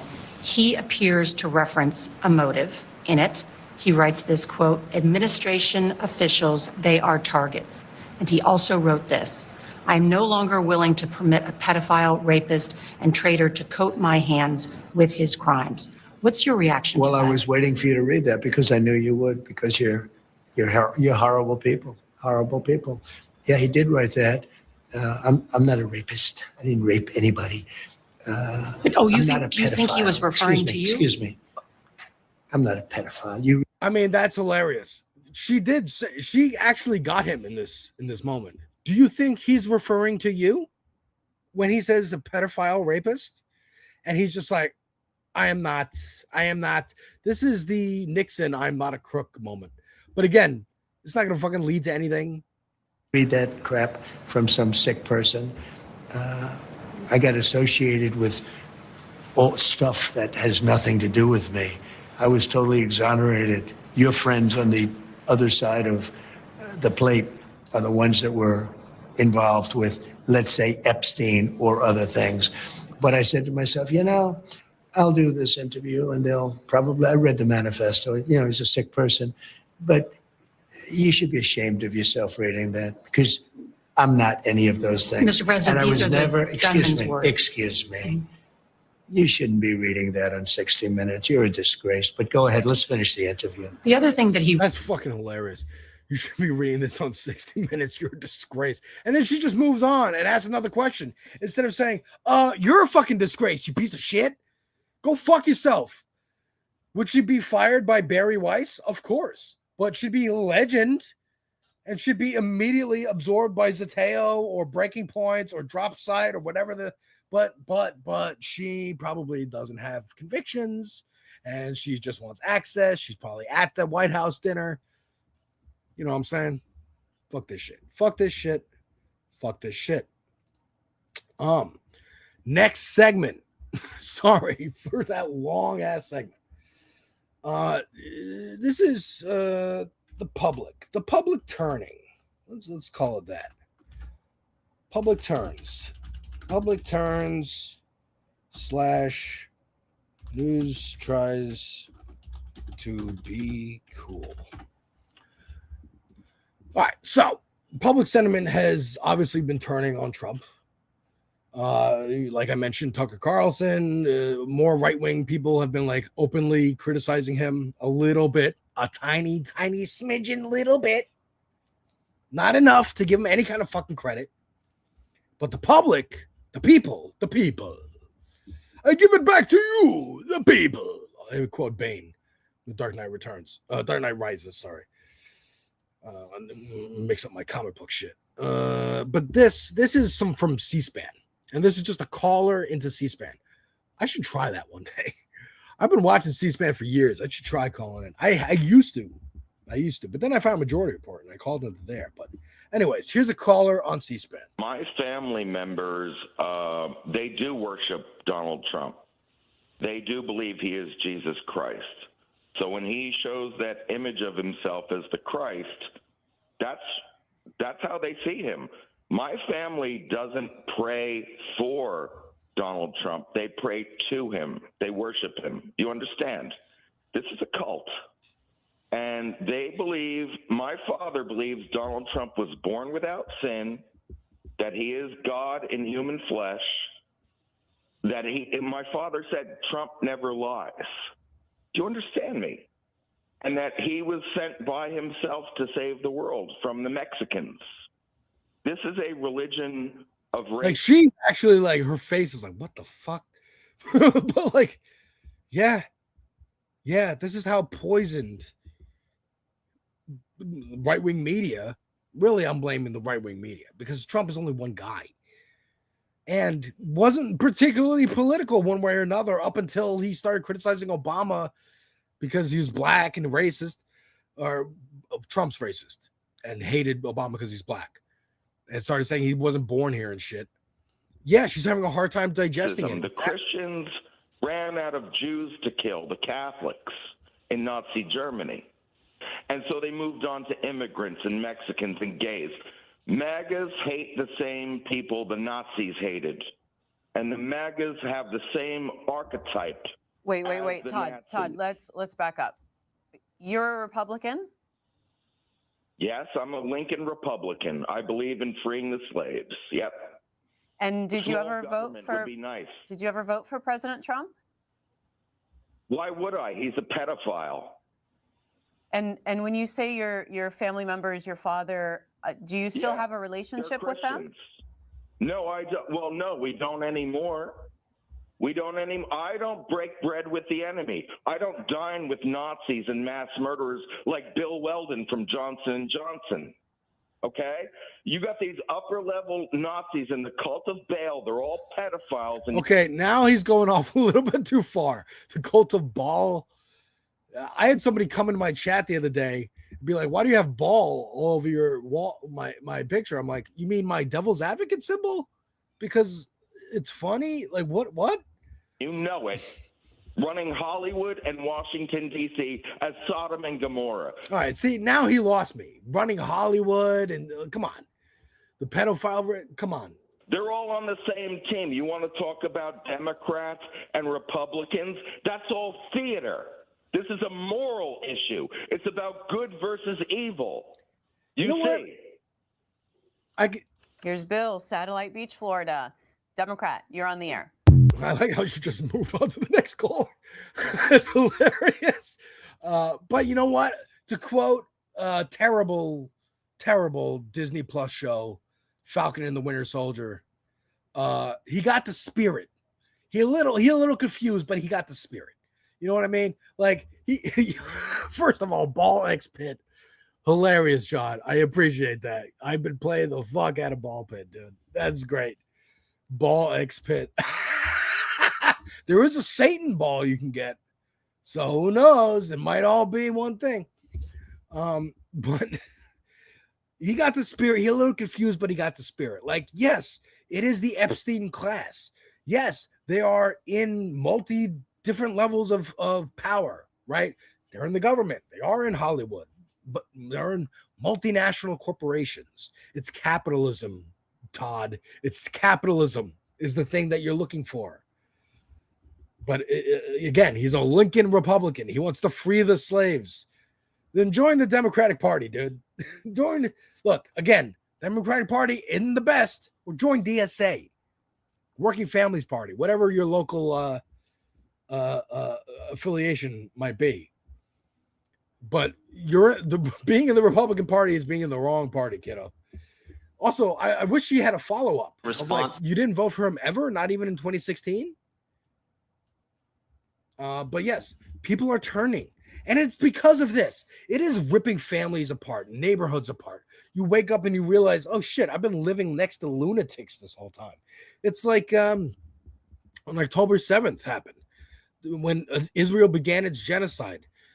People, liberals, leftists, whatever, woke up and was like, oh shit, Deborah Messing?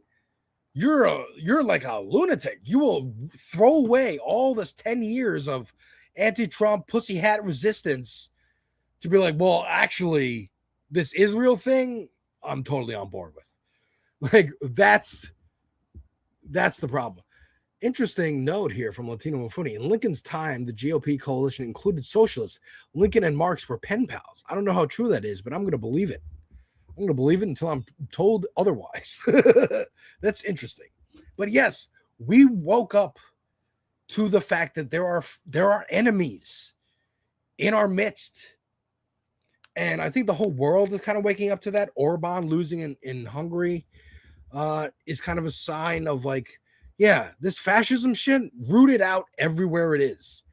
And here's someone at Turning Points USA with Tom Homan and Benny Johnson. Benny Johnson, Ashley St. Clair's got allegations about him being the reason Grindr crashes every time there's an event, a big Republican event. But here's a dude asking a question here. Response to the administration's response to the killing of Alex Preddy in Minnesota. So the biggest issue that I have with that, obviously beyond the actual act itself, which we all saw the video, right? There was a protester, upwards to 15 ICE agents gathered around him. They disarmed him about 5 seconds before he was shot and killed. That's extremely concerning to someone who believes in limited government and who believes in civil liberties. And the biggest concern of that was that day, like they didn't even try to investigate what happened, Kristi Noem and Stephen Miller put out tweets saying that this guy was a domestic terrorist. I believe it was Stephen Miller who said he was trying to do maximum harm to law enforcement, right? It reminds me of the quote the George Orwell quote in 1984, the party told you to project your eyes and ears. We all saw the video, we all saw what happened, and the administration's gut response by top officials was to immediately deny any accountability for what happened. And I understand that there's videos of him kicking cars. I understand that. All of that is irrelevant. The man was disarmed. We saw the gun taken off of his body, and then he was subsequently shot by upwards to 15 ICE agents around him.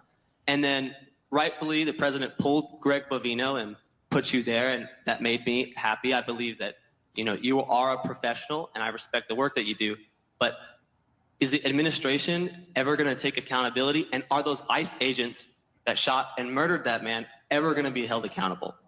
Okay, so I can't speak for Kristina or Stephen. I'll speak for myself. After those shootings, I get a phone call from President Trump. Dude, this question is an earnest question. This has been someone who's clearly been, indoctrinated, been following the right for years, knows about 1984, knows about states' rights and liberty and whatever the fuck these idiots lie to their audiences about, but he took it in earnest. They mentioned 1984. They mentioned these quotes. The party told you to not believe your eyes and ears.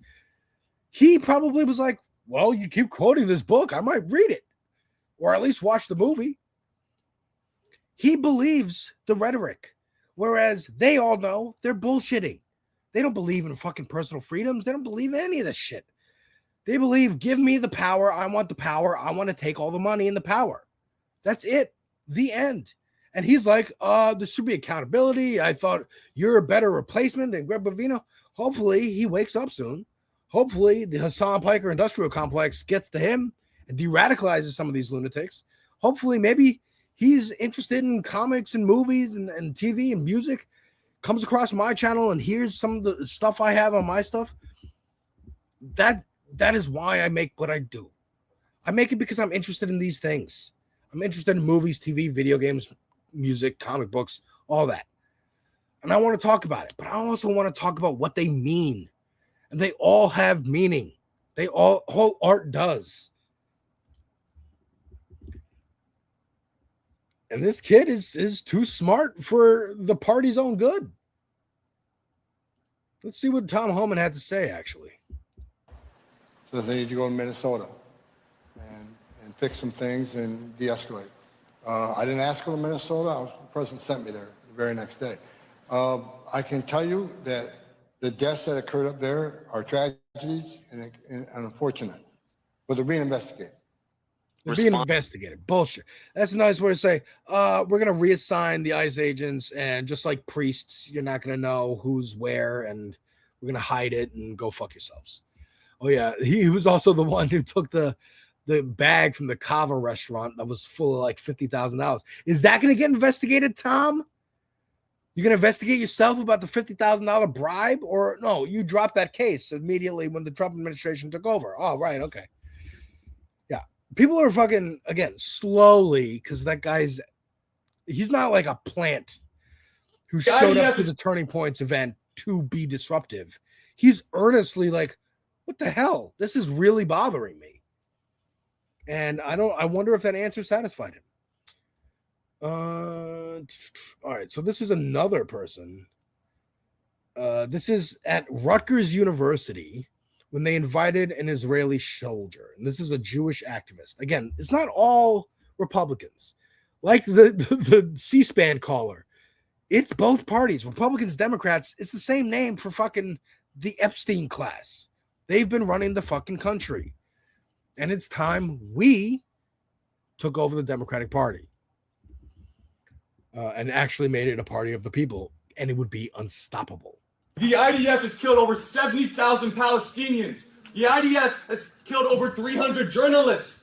The IDF has targeted children. The IDF has killed over 1,700 healthcare workers. The IDF has targeted children. Khalid Rajab, 6-year-old, was shot 335 times. 335 times. When my Jewish grandmother told me about the Holocaust, she told me never again. This is not never again. Never again means never again for everybody. And if justice is real, then the IDF will go down. You guys will be prosecuted at the Hall. You guys will go down. Justice will prevail. Word. Cosign. Like, fuck that shit. And again, even Israel is putting out like articles and being like, IDF soldiers are having like PTSD from doing genocide. It's like, fuck off. I don't give a shit. I hope you all fucking burn in hell. IDF targeted aid workers and journalists. Yeah, man. Yeah. They're Nazis doing Nazi shit. Nazis doing Nazi shit. And what is our media doing? Our great media, our free press, if you will, they are still trying to desperately get people to watch them and pay attention to them. And for the most part, it's kind of just been about aesthetics. Whereas, people are looking for who can I trust? They've been lied to by the party. They've been lied to by the media. They are turning to people like Hassan and places like The Space and places like Breaking Points and Zateo and Drop Site and good places. But they can fall into bad places like Candace Owens. Tucker Carlson's trying. Hey, I'm over here. I don't like Israel either. I don't like the war either. Please come over here. And this place. This is what is it? This is a Today in Ohio podcast. I don't know exactly what this is, but they put AI over their podcast to make a visual for an audio only thing. How is it that in Ohio you have to be 18 years old to vote, but you can marry at age 17? Laura, is that about to change? Yes, and this is the Senate and the House seem to be agreeing on this. And when I first saw this, I was like, do we really need this law? Are people getting married at age 17? But the witness testimony in this case, in this bill, has completely won me over. First of all, Ohio, that's a crazy ass topic for to be happening. You can get married when you're 17. Insane. But yes, they are using this weird, AI generated image thing. I mean, Gene Park is a fantastic games journalist. He says, here is some, oh God, what did I just do? Here is some constructive good faith criticism on the plain dealer's dalliance with AI generated imagery. Journalism has a brand problem. Do you really want to dilute your already struggling brand with homogenized Gen AI imagery so your journal looks exactly like moisturizer ads? This is the problem. It's also all Pixar. This is really the basis of this CGI shit. Gene Park goes on to say, obviously not all Gen AI video looks like this, but it clearly shows how the plain dealer didn't even try to create something more interesting than 101 Gen AI video prompting. A guarantee commissioning a VTuber rig would have been cheaper than whatever B2B product you were sold on. They're all being sold this technology. They're all trying to integrate it into their systems, into their already intact systems as corporations, as whatever, and realizing people don't like it. It's the same thing that happened 2 fucking years ago with crypto and NFTs. It's not going to work. People aren't going to take out Bitcoin at the ATM. People don't trust it. Bitcoin is only used for crime. Fucking crypto is only used for crime. Most people don't do crime. You know what this shit reminds me of? This AI shit? This. When CNN tried to podcastify their offices. We have Anderson Cooper at the desk. Could see monitors behind him. The fourth wall is broken. We're real people. Please believe that we're here. I mean, here's a great video about it. Or no, this is not. This is Megyn Kelly. My bad. But again, she's even gloating. Yeah, you're trying to get our riz, our fucking swag. Oh my God, the words that are coming out of my mouth. I hate it. I've been on the internet too long. Riz and swag? What the fuck am I, dude? But the trust in journalism, trust in institutions in general, as this whole segment portrays, is at an all-time fucking low. And, maybe to cap this off, I'm going to explain why. I'm going to give at least a good reason for it. This is David Sirota, fantastic journalist, also co-wrote the movie Don't Look Up with Adam McKay. Says that Adam McKay, guest on Movie Night Extravaganza. Stay tuned till 9 o'clock to see that, or 8 o'clock. 8 o'clock for Movie Night Extravaganza. Democratic elite has worked hard to make sure the party never reckons with or talks about the ramifications of Obama handing out get-out-of-jail-free cards to Wall Street. A reckoning is necessary. Kudos to Chris Rabb for having the courage to say this. Chris Rabb, Pennsylvania candidate for, I think, Congress. Let's see what he had to say. Who we need to go after. Is that fair to say? And I'm still pissed that in the Obama administration, we didn't put one person behind bars in the DOJ. The biggest theft in financial, it's the biggest financial theft in history. And that was under a Democratic president. And we ceded our responsibility as Democrats and as public servants to do the right thing when it mattered most.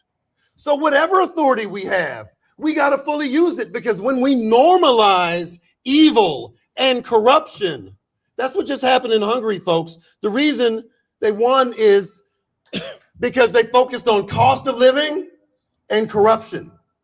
Because we can all relate to that. We can feel the corruption. We are impacted by it. And if we cede that authority, we're complicit in that. And we must not do that. We must not normalize any of this. And so I will use all the authority. Hell yeah, dude. Hell yeah. Another one to watch. Chris Rabb, folks. Chris Rabb. Honestly, kind of funny to me personally, because if you don't know, CKY and Jackass. Jackass was a combination of CKY and Big Brother. These two like magazines. One of the members of CKY, his name was Chris Rabb. So I'm like, holy shit, is that him? No. But yes, exactly. For too long, we have seen the elite get away with theft, open corruption, and bribery. And people have had enough. He points to Hungary. I pointed to Hungary earlier. A far-right person was the one who won against Orban. He's still a right-winger. Like, it's still a problem. But Orban was so openly corrupt and fascist that even a, slightly less, it would be like Ted Cruz winning against Trump. Like, it's so naked and evil that they're having a hard time Folks, it's Monday. stopping this wave of international fuck all you fucks energy that I'm seeing. And I love it. I loved it. I'm here to see it. And again, as Jesse Gender said in that great video I point to, revolution in media, it cannot just stop. We have to have a vision of the future. It can't be a bunch of leftist video essays with, and I guess that's why everything's fucked. Goodbye. It's no. And here's the world we want to live in. And here's actually a different system. I point to The Last of Us. I'm a movie TV guy. The Last of Us TV show, season 1. They show the town that Joel's brother lives in, and how they point out, no, we are a communist commune. That is where the word commune comes from. I'm a carpenter. I help build your house. You're a farmer. You give me food for doing exchange of goods and services. It does not need to be accumulating as much capital as possible. Again, I am not a theorist. I don't fucking know anything. I watch movies and TV. I read comics. But I know a better world is possible. And I know it's coming. It's coming soon. And we got to be there in the vanguard to fucking turn it. Shout out Vanguard. I am going long. I will point out once again. Because we're talking Hassan again. Well, look. I got some stuff to say about Hassan. I'm trying not to talk too much about him. He's plenty popular already, but maybe this clip goes a little, gets some numbers because his name's in the thumbnail. Hassan and ContraPoints. I talked about them last week.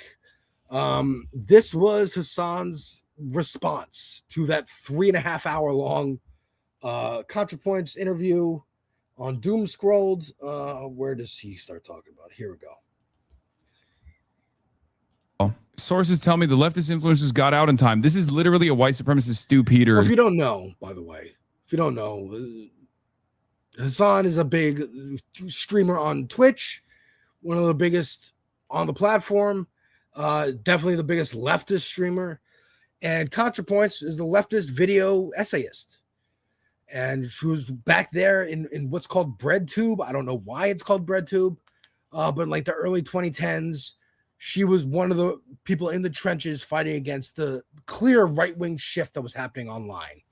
And Lindsay Ellis was there, ContraPoints, H-Bomber Guy, all these creators, and now has kind of turned, maybe gone a little too lib, and is criticizing people like Hassan and farther left for losing the election for Kamala Harris. Also didn't talk about the genocide at all happening in Israel. A lot of people think that she's a Zionist because of this. I wouldn't go that far.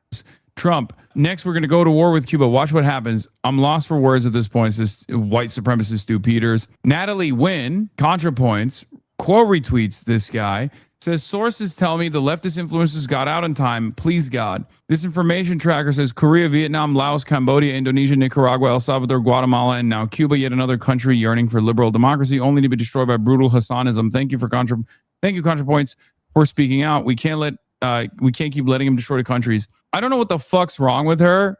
I don't know what happened. I genuinely don't know what the fuck happened. It's so strange to behave like this. I guess, I mean, once a Islamophobic sex pestiny orbiter, always a Islamophobic sex pestiny orbiter. Yeah, I don't know if it's like the Clintonite brainworms or... So he was talking about sex pestiny is destiny.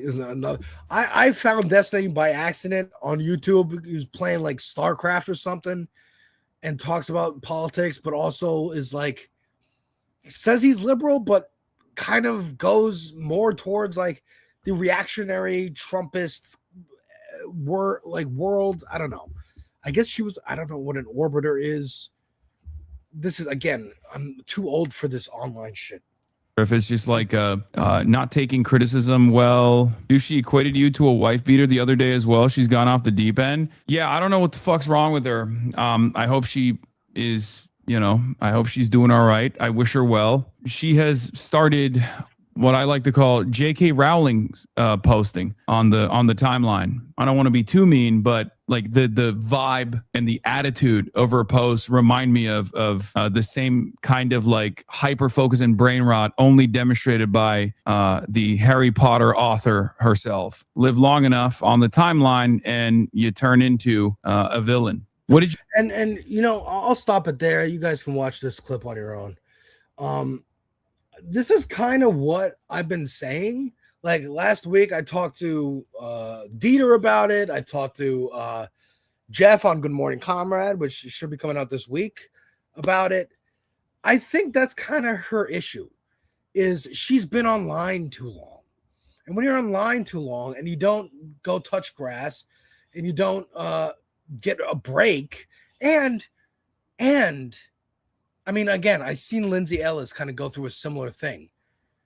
Lindsay Ellis been out there, been in these trenches, built a platform from fucking nothing, constantly defends to her detriment in the comments section trans people, marginalized people, black people, and gets hate from the right. Of course, gets hate from the right, the apathetic middle, apolitical middle children, whatever, who are just like online and like to troll, and then get attacked by the people that she's standing up for. And of course you get fucking angry. Of course you get fucking frustrated and go, I'm putting my fucking, like, I'm being I could make more money not talking about any politics, right? I could make more money. I'm not making any money on my channel. Okay. I just got monetized on YouTube. Yay. I can get super chats now, but nobody's sending super chats. Nobody's sending bits on Twitch. Nobody's sending cash to my Cash App. Like, I'm not making any money doing this, But I could have like tried to, okay, I'm going to be apolitical on this channel. I'm only just going to talk about video games, just going to talk about movies, TV, music, whatever, react and make it like no cursing, no nothing. Make it as ad friendly as possible, as user friendly as possible so that YouTube likes me and promotes me. But that's not me. That wouldn't be me. And I'm doing my authentic shit. I want to be fucking like video game donkey who says whatever the fuck he wants, makes whatever kind of videos he wants. He wants to make a review of The Godfather. He's going to make a review of The Godfather. He wants to put out a fucking music video. He's going to make a music video. I want to be able to do that with my channel. So if I started from the ground up, and it might take me longer to get there than it would if I didn't, then I'm at least doing what I want to do. And that's all I've ever wanted to do. Right? I always wanted to be like George Lucas, because George Lucas gets to make movies, comic books, video games, all from the stuff that came out of his head. That's what I want to do. I want to make stuff that comes out of my head, and I want to be myself when I do it. Like them, like Matt and Trey from South Park. They get to make video games, not comics, but video games, TV shows, movies, whatever they want, because they built it themselves and they never compromised who they were or what their art is going to be like. So yeah, I think Natalie just is sick of getting criticized by the people she's stood up for 10 plus years, and also kind of feels in a similar way to like Shank and Anna of TYT, or like Brianna Joy Gray, in this like ownership of this movement that is not them. It's not only them who created this movement, but it's they feel some kind of ownership of it because of their platforms and how they have seen how their platforms have changed people. They've gotten messages of like, how I used to be a right winger and now I'm over here and blah, blah, blah. But you have to keep eating shit. I guess Hassan recognizes that. He does the shit eating. Right? I remember watching Vouch. I tried watching Vouch today on stream. Couldn't get more than 2 minutes into it. I just can't stand him. He's irritating to me. But I remember him being like, I want to be the person in the trenches. I want to be the person eating the shit. Like, distance yourself from me. More prominent people, distance yourself from me. Let me be the ones debating people in the trenches. And I'm like, okay, I kind of get that idea. And maybe he is still doing that, and like, good. I'm not watching it though. Latino Mufuni, I'll be better than Matt and I appreciate that, but no, I would not. They are gods to me. I appreciate that though. But Hassan is out here. He's getting a lot of play right now, and he's using that energy and that attention to direct it at candidates and go, hey, let me help you out. Let me help you out. I'm sure they're all asking him, and he's like, yes, as much as I can coordinate my travel, I will go to New York and campaign with this person. I will go to, have a person from Florida, Oliver Larkin, on my show and highlight him. Effie Phillips Staley, whose interview kind of sparked this whole like Democratic rebellion against him, Democratic effort to censor him, who's running in New York 17 district. He's trying to help these candidates, like, hey, this attention on me, put it on them, put your donations toward them. And that's the way you move. That's the way you do it. And that's what he's doing, and it's doing well. But again, we're getting some funny clips out of this. This is Greg Gutfeld on The Five on Fox News. One of my favorite shows. It used to be, at least. And I go back to the contrast. We don't have to defend our racists because we don't know who they are, because you create them. Meanwhile, we don't have to make up your racist because you're standing there with Hassan Piker. These guys are right there in our face. The comparison, hold on, I gotta get. Can you say the victims that they don't exist or whatever? Yeah. The 23 people who died in the Walmart in El Paso, going to Buffalo, going to the Tree of Life Synagogue, those were all that is not part that is not part of the psyop or the false flag. Of course, you're violating the exception to the rule fallacy. I'm not. Yes, Jesse said everything is fine. We all love each other. You know what he was doing. I gotta get Emily. Each other more than you guys make it out today. I've got to get Emily. I want the country to be torn asunder, not you, your party, because that keeps you in power. If there's no more homeless. That's projection. Somebody just said that earlier in the chat, that they need chaos to keep people separated. That's projection. That is the Republican strategy. That is the Republican fucking strategy. We don't need to denounce our racists because our racists don't exist. They're made up. It's the Southern Poverty Law Center, the lawsuit happening, or the indictments happening there from the DOJ, trying to cement in law, because they are in charge of the FBI right now. So they, as the authority of lawmakers, saying, hey, this organization's been paying the KKK. They're running all these false flags. They created any shooter who's been labeled a white supremacist. It was the Southern Poverty Law Center, actually, who was funding it, making it happen so that they can criticize the right wing and take power and blah, blah, blah. That's the strat. That's the strat. And I don't think it's going to work. I don't think it's going to, because she just listed, you want the victims of white supremacy? How about all these fucking shooting victims? And they were like, no, that's false flags and PSYOP. It's not real. It's not real because it would be too difficult. Here's another clip from Greg Gutfeld. More about, this is about Tom Steyer. A billionaire who says he wants to tax billionaires is not a selfless person. He is immune from that kind of pain. He can do well with $999 million, right? So what he's doing is that he knows that any kind of transfer of wealth will never affect him. Once you get to be so rich, you tax anybody and anything because you know you're going to make it through. He just gave the game away. Now, this is not about Hassan, but this is about the broader picture. Like, he just gave the game away. Yes, that's why billionaires and millionaires should be taxed, because you're not going to fucking feel it. It's the whole point. Everybody else actually needs free services like healthcare and fucking school and fucking housing and groceries and roads, you cunt. The fuck? But yes, Hassan derangement syndrome is in full force. This is with me now is Fox News. More Fox clips. Here's Hassan himself reacting to Fox, reacting to his interview with the New York Times, where he said two things that drove everybody crazy: the right and the liberals, because they're all right wing. That's what I'm getting at here, folks. What do you say? I understand why people identified with Luigi Mangione, who is, again, allegedly the shooter of Brian Thompson. We still don't know. The trial hasn't happened yet. And he said, I don't feel bad of people stealing stuff from big box stores. And those two things, oh my God. With me now is Fox News media and political analyst Howard Kurtz and Fox News contributor Ben Domenech. There's a lot more. Ben, I think this is Meghan Kane's husband, if I'm not mistaken. For this podcast as well. And Ben, to some degree, it sounded like the bullshit. Which again, Meghan Kane, when's the last time you heard her go viral? Or you saw a clip of her? When she was on The View. That's the answer. That was the last time.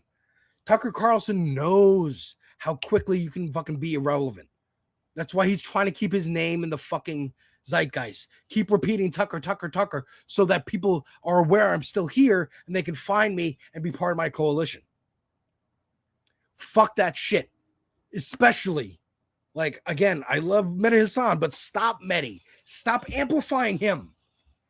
And especially Chank and Anna, of course, we know he just wants a book deal with Tucker Carlson's new publishing wing that he's opening up. But Mehdi Hassan, these other people who are just like, oh, here's what Tucker said. Here's what's interesting about Tucker, that he felt the need to criticize Trump.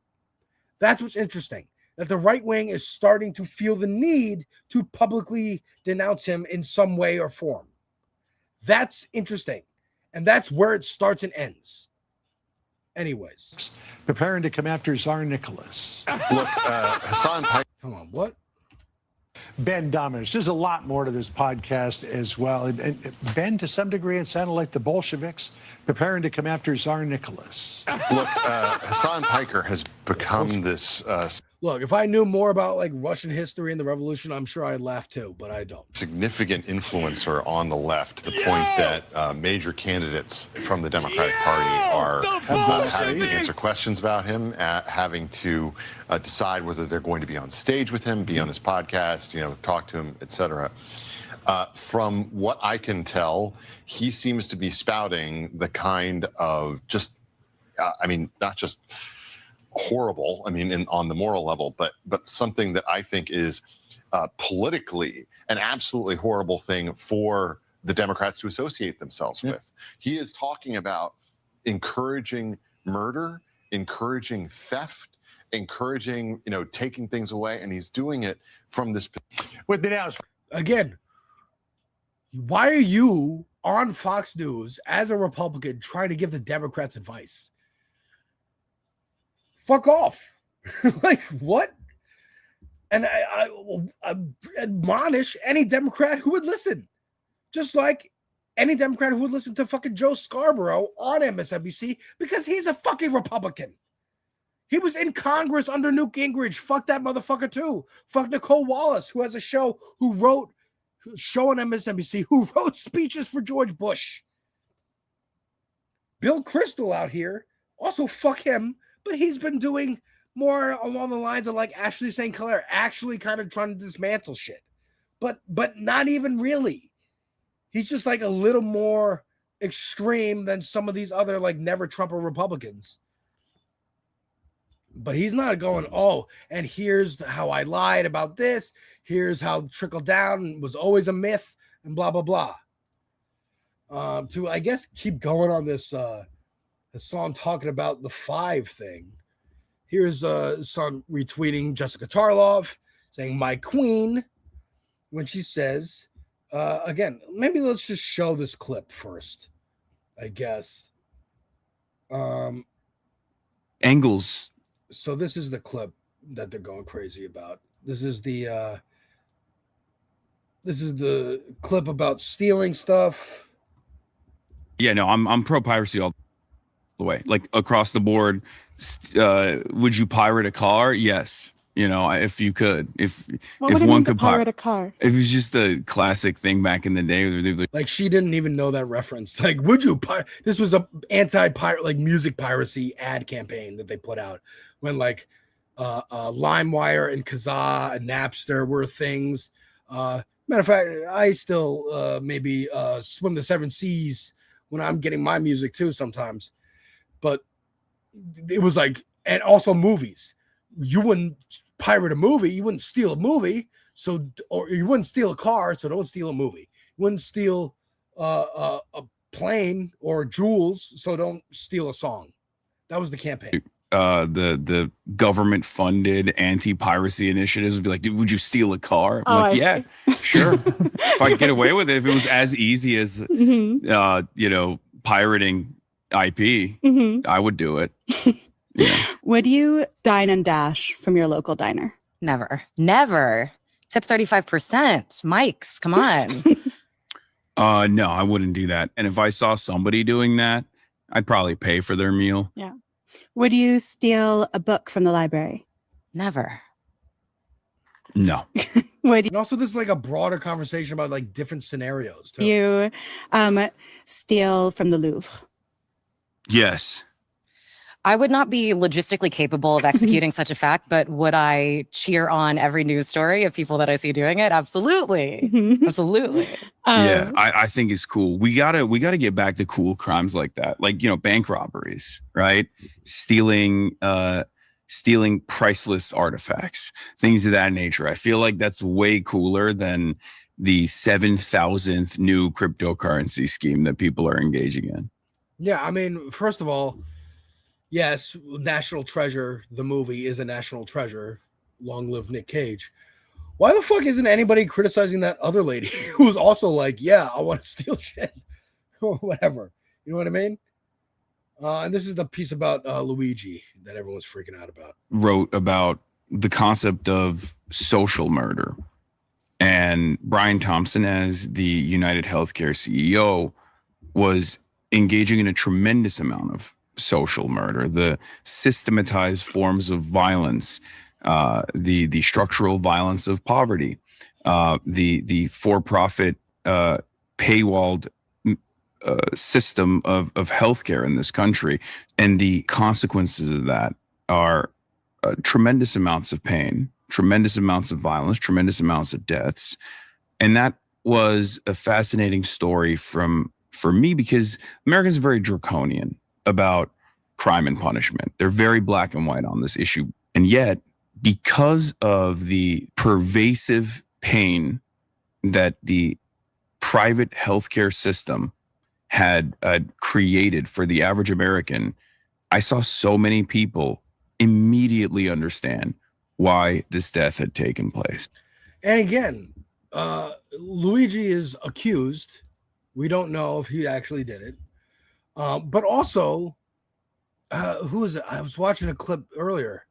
Might have been Jesse Gender's video, where she said, because of the draconian crime and punishment, law and order propaganda that we have as Americans, and we have one of the punishments for crime in this country is the death penalty. Someone who someone else perceived possibly as a motivation to someone else perceived to have committed a mass murder by denying people health care, what he needs to be punished, because that is a crime. That is America functioning as America. That's an American doing a very American thing, vigilante justice, and taking the law into his own hands and going, you're committing social murder. You're committing mass murder. No one knows who you are. You'll never get punished. I'm going to punish you. By the way, not for nothing, R.I.P. Jerry Conway, famous comic book writer and artist, I think a writer actually, who wrote the death of Gwen Stacy famously in Spider-Man, created Firestorm, Power Girl for DC, and probably most famously created The Punisher, co-created The Punisher, and spent the last 30 years since cops have been putting Punisher logos on themselves, admonishing cops and the right wing for using the Punisher logo as this symbol of like, we can kill black people because we hate black people. And shout out again, check out my reviews for Daredevil. I will do it again when the season is over, but check out my reviews for the first 2 episodes of season 2 and my complete review for season 1 of Daredevil Born Again, where they are nonstop going after cops, especially using the Punisher as a character, going after cops in the universe of the show, wearing Punisher logos to go after people they don't like, poor people, brown people. Very interesting. But anyways, this is Jessica Tarlov talking about Hassan, where he retweeted her saying, "My queen." And what are we on, week 4 or 5 of the Hassan Piker discourse? Because he showed up at a rally with a candidate in Michigan. He has a big audience. He does his thing. Go on his stream or don't go on his stream. Listen to his interviews or don't listen to them. It's not that deep, frankly, and it's not a defining feature of the party. But at least we know who he is. Yeah, and the New York Times is platforming this. Put him on the list. The more exposure. What was that? What did he say? At least we know who he is. Yeah, and the New York Times is platforming this. Maybe the SPOC? I don't know what that means. Put him on the list. He's like again, he's calling for him to be put on a hit list. You had Laura Loomer tweeting out he should be deported, maybe put in CCOT. Like, and I checked out one of his live streams the other day. He's nervous. He's nervous because who wouldn't be with people this close to the most powerful people in the world, the United States government, telling the government, hey, get after this guy. We don't like him. Yeah, put him on the list. The more exposure that you get to these ideas, if you listen to it and you don't like it, then... Oh, ASPCA, the dumb dog thing. Yeah, you're right. I think you're right. The meme of Hassan tortures his dog or whatever. like it, then you at least know that, and you can say, actually, I'm not down with the candidate that he supports. My point is, we're not paying him. Anti-American. We're not paying him to do this. Anti-Americanism. Yeah. All right, guys. Again, they are who are you speaking to on this? You're speaking to boomers, ancient or silent generation, even maybe some Gen X, definitely some Gen X, who are terrified that their kids might be watching Hassan. So that's the utility of like keeping this story alive and constantly talking about him. And what difference is it from this side of the aisle or Jake Tapper and Dana Bash on CNN? It's the same rhetoric. This guy's bad. We don't like him. And it's why? Because they're all conservatives. Again, that caller in the C-SPAN was right. It doesn't matter. Right or left, it doesn't matter. Yet another name we could put in the thumbnail of this video that gets clipped out, Nick. Emma Vigeland was on the Jennifer Welch I've Had It podcast talking about Hassan and what utility they think they bring, that he brings. We saw it with Zoran Mamdani. After he won the primary, Kirsten Gillibrand, one of the senators from New York. Hate to break it to you, but I don't think you'll be president in 2029. No. It's devastating. York said that he was going to usher in global jihad. And she had to walk that statement back, but it just goes to show how normalized Islamophobia is and how pervasive it has been. And yeah, Hassan is immensely influential, and that's what scares them. So they can't decide if he's politically toxic and he's going to sink all of the campaigns that he supports, or if he's so popular that they need to be afraid of him. And I really think it's the latter. They are trying to go on the offensive to make sure that they can discredit Hassan during this period of grassroots energy in the Democratic Party, because he's talking about things. He's to the left of even me. He's a socialist, and he talks about these values with passion, and he's going to Yale, and he's going all across the country. And that's what we saw with Zoran Mamdani. Yeah, she's talking about the right, or she's talking about the Democrats going after him. This is part two. Here. Let's continue here. But yeah, like they're trying to get out in front of, and again, you should have got out in front of this years ago. It's way too late. I've been saying this. I've been saying it. It's too late. The minute Andrew Cuomo said his name during the debate, we knew it was fucking over, because that's desperate as shit. And we knew, you broke the dam. Now people start Googling this motherfucker's name. Now he's going to get more popular than ever before. You strike me down.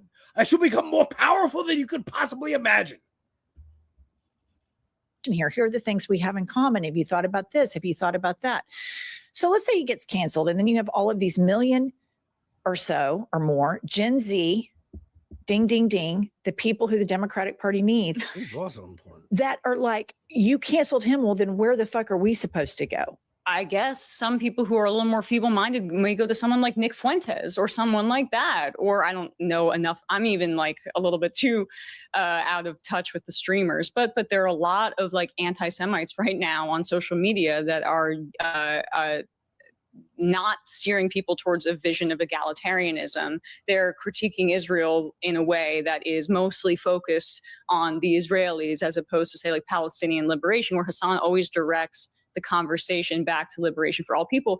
But that's, I think, like your conversation with him when you had like this open dialogue. And I saw an excerpt of a more recent one too, when you discussed Gavin Newsom. Yeah. And so she's talking about that moment where she said, hey, if it's between JD Vance or Gavin Newsom, who you vote for?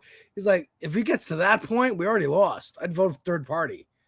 And Jennifer Welch came out to be like, no, he's right. I changed my mind. He's right. I've been a battered wife living in Oklahoma looking for the bluest person I can vote for, not realizing there's better than that, because most of those people are just corporatists who are trying to get a bag, trying to get some fucking money. They also mentioned in that interview, Ethan Klein, Jennifer Welch was like, I saw this guy named Ethan or something on YouTube who has a million videos criticizing Hassan. And Emma was like, Klein? It was Ethan Klein, wasn't it? Yeah, they're mad. He's popular. I think the same thing with Natalie Wynn. they're kind of mad that this energy that maybe would have centered them if this movement had come to fruition a couple years ago is now centering him, and they maybe like feuded with him, have bad interactions at TwitchCon or something. Come here, boom. And just are kind of frustrated that it's this guy. And like, I don't like that it's this guy either. I don't care. I don't give a fuck about this guy. I give a fuck about the movement, and thankfully he does too. Because let it be Destiny or Vaush or Natalie Wynn or whatever. They would make it all about themselves. Hell, we saw it with AOC when she got elected. It's just as Democrats did this for you. Okay, that was a piece of it, but it was her campaigning. It was the boots on the ground. Motherfucker, I'm going to this Lindsey Boylan election night event tonight. In 30 minutes, I'm leaving. I fucking, on Saturday, in the rain, in the cold rain, I spent like 8 hours canvassing these big ass buildings, knocking on doors. We had 40 some odd people in one building, 60 some odd doors in the next building. We got a handful in each one that even opened the door and said, like, yeah, I guess I'll kind of vote for this. One person in each said, I voted already and I voted for her. I hope you do good. One person in each building of that many people. It was some of my petitioning to get signatures to get her name on the ballot that got this. Like, it's everybody. It's not just one person. It really is a communal thing. I encourage everybody to volunteer for a campaign near you. Volunteer for a mutual aid place. Try and join DSA. See how you can get involved. Because when you figure out what you can do materially, like physically, going out and doing stuff, it feels good. When I went to vote earlier today, it is the first time in my life I've been like hyped to vote. This is the most excited election night I've been since Zoran Mamdani. And before that, I don't know, 2020? I didn't even vote in 2020. 2024, I guess, hoping that Kamala pulled it out and Emma was right with her statistics and stuff. Unfortunately, she wasn't. And she'll admit that, and she'll fucking own it forever. And that's the difference. We admit our mistakes, we learn from them and change. The Democratic Party establishment and the fucking Republicans and conservatives do not. They cover it up, they hide it, just like Chris Rabb was talking about. The financial crisis, the Obama, let's turn the page on the financial crisis, stealing all your fucking money, putting people out of homes. Let's turn the page on these war criminals of Bush and Cheney and Rumsfeld and get back to brunch. Led to this situation where Trump was the next guy because people didn't trust you. Now, it could have been Bernie Sanders, but again, the Democrats fucking cheated. And Bernie would have beat Trump. But Hillary had to have her turn. Hillary had to have her fucking turn. So let's end this broadcast with this last segment that I'm going to try and make quicker than the other segments. But we shall see. I do talk a lot. With Zoran. Some Zoran stuff. Zoran has been... So this is a clip of him. I don't really need to play this whole clip, but this is him talking about vetoing a bill that would have criminalized protests outside of schools, houses of worship, stuff like that, literally because of the pro-Palestinian protests from 2 years ago, where the cops, Eric Adams cops, kept sweeping them and arresting them. Hell, ICE is coming in and deporting these motherfuckers. Mahmoud Khalil and whatnot. And he's like, no, I'm vetoing this bill that came from the city council. That's why it's important we get Lindsey Boylan on the city council so that there is another voice against these kind of fucking bills that try to just stymie his administration and his agenda.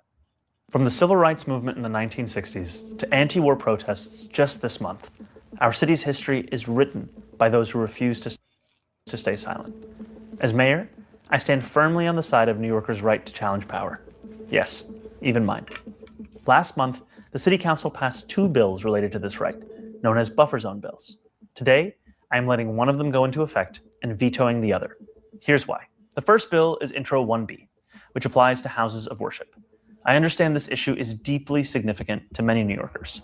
The right to worship is as sacred as the right to protest. New Yorkers deserve the ability to gather with fellow congregants, listen to scripture, and pray freely. The original version of the bill raised constitutional concerns. However, the final version of it as passed is narrower in scope and effect. It requires the NYPD to write down its existing practices related to protests near houses of worship. That is why I will allow this legislation to go into effect, although I disagree with its framing of all protest as a security concern. Okay, fair. Again, I like how he's explaining this shit.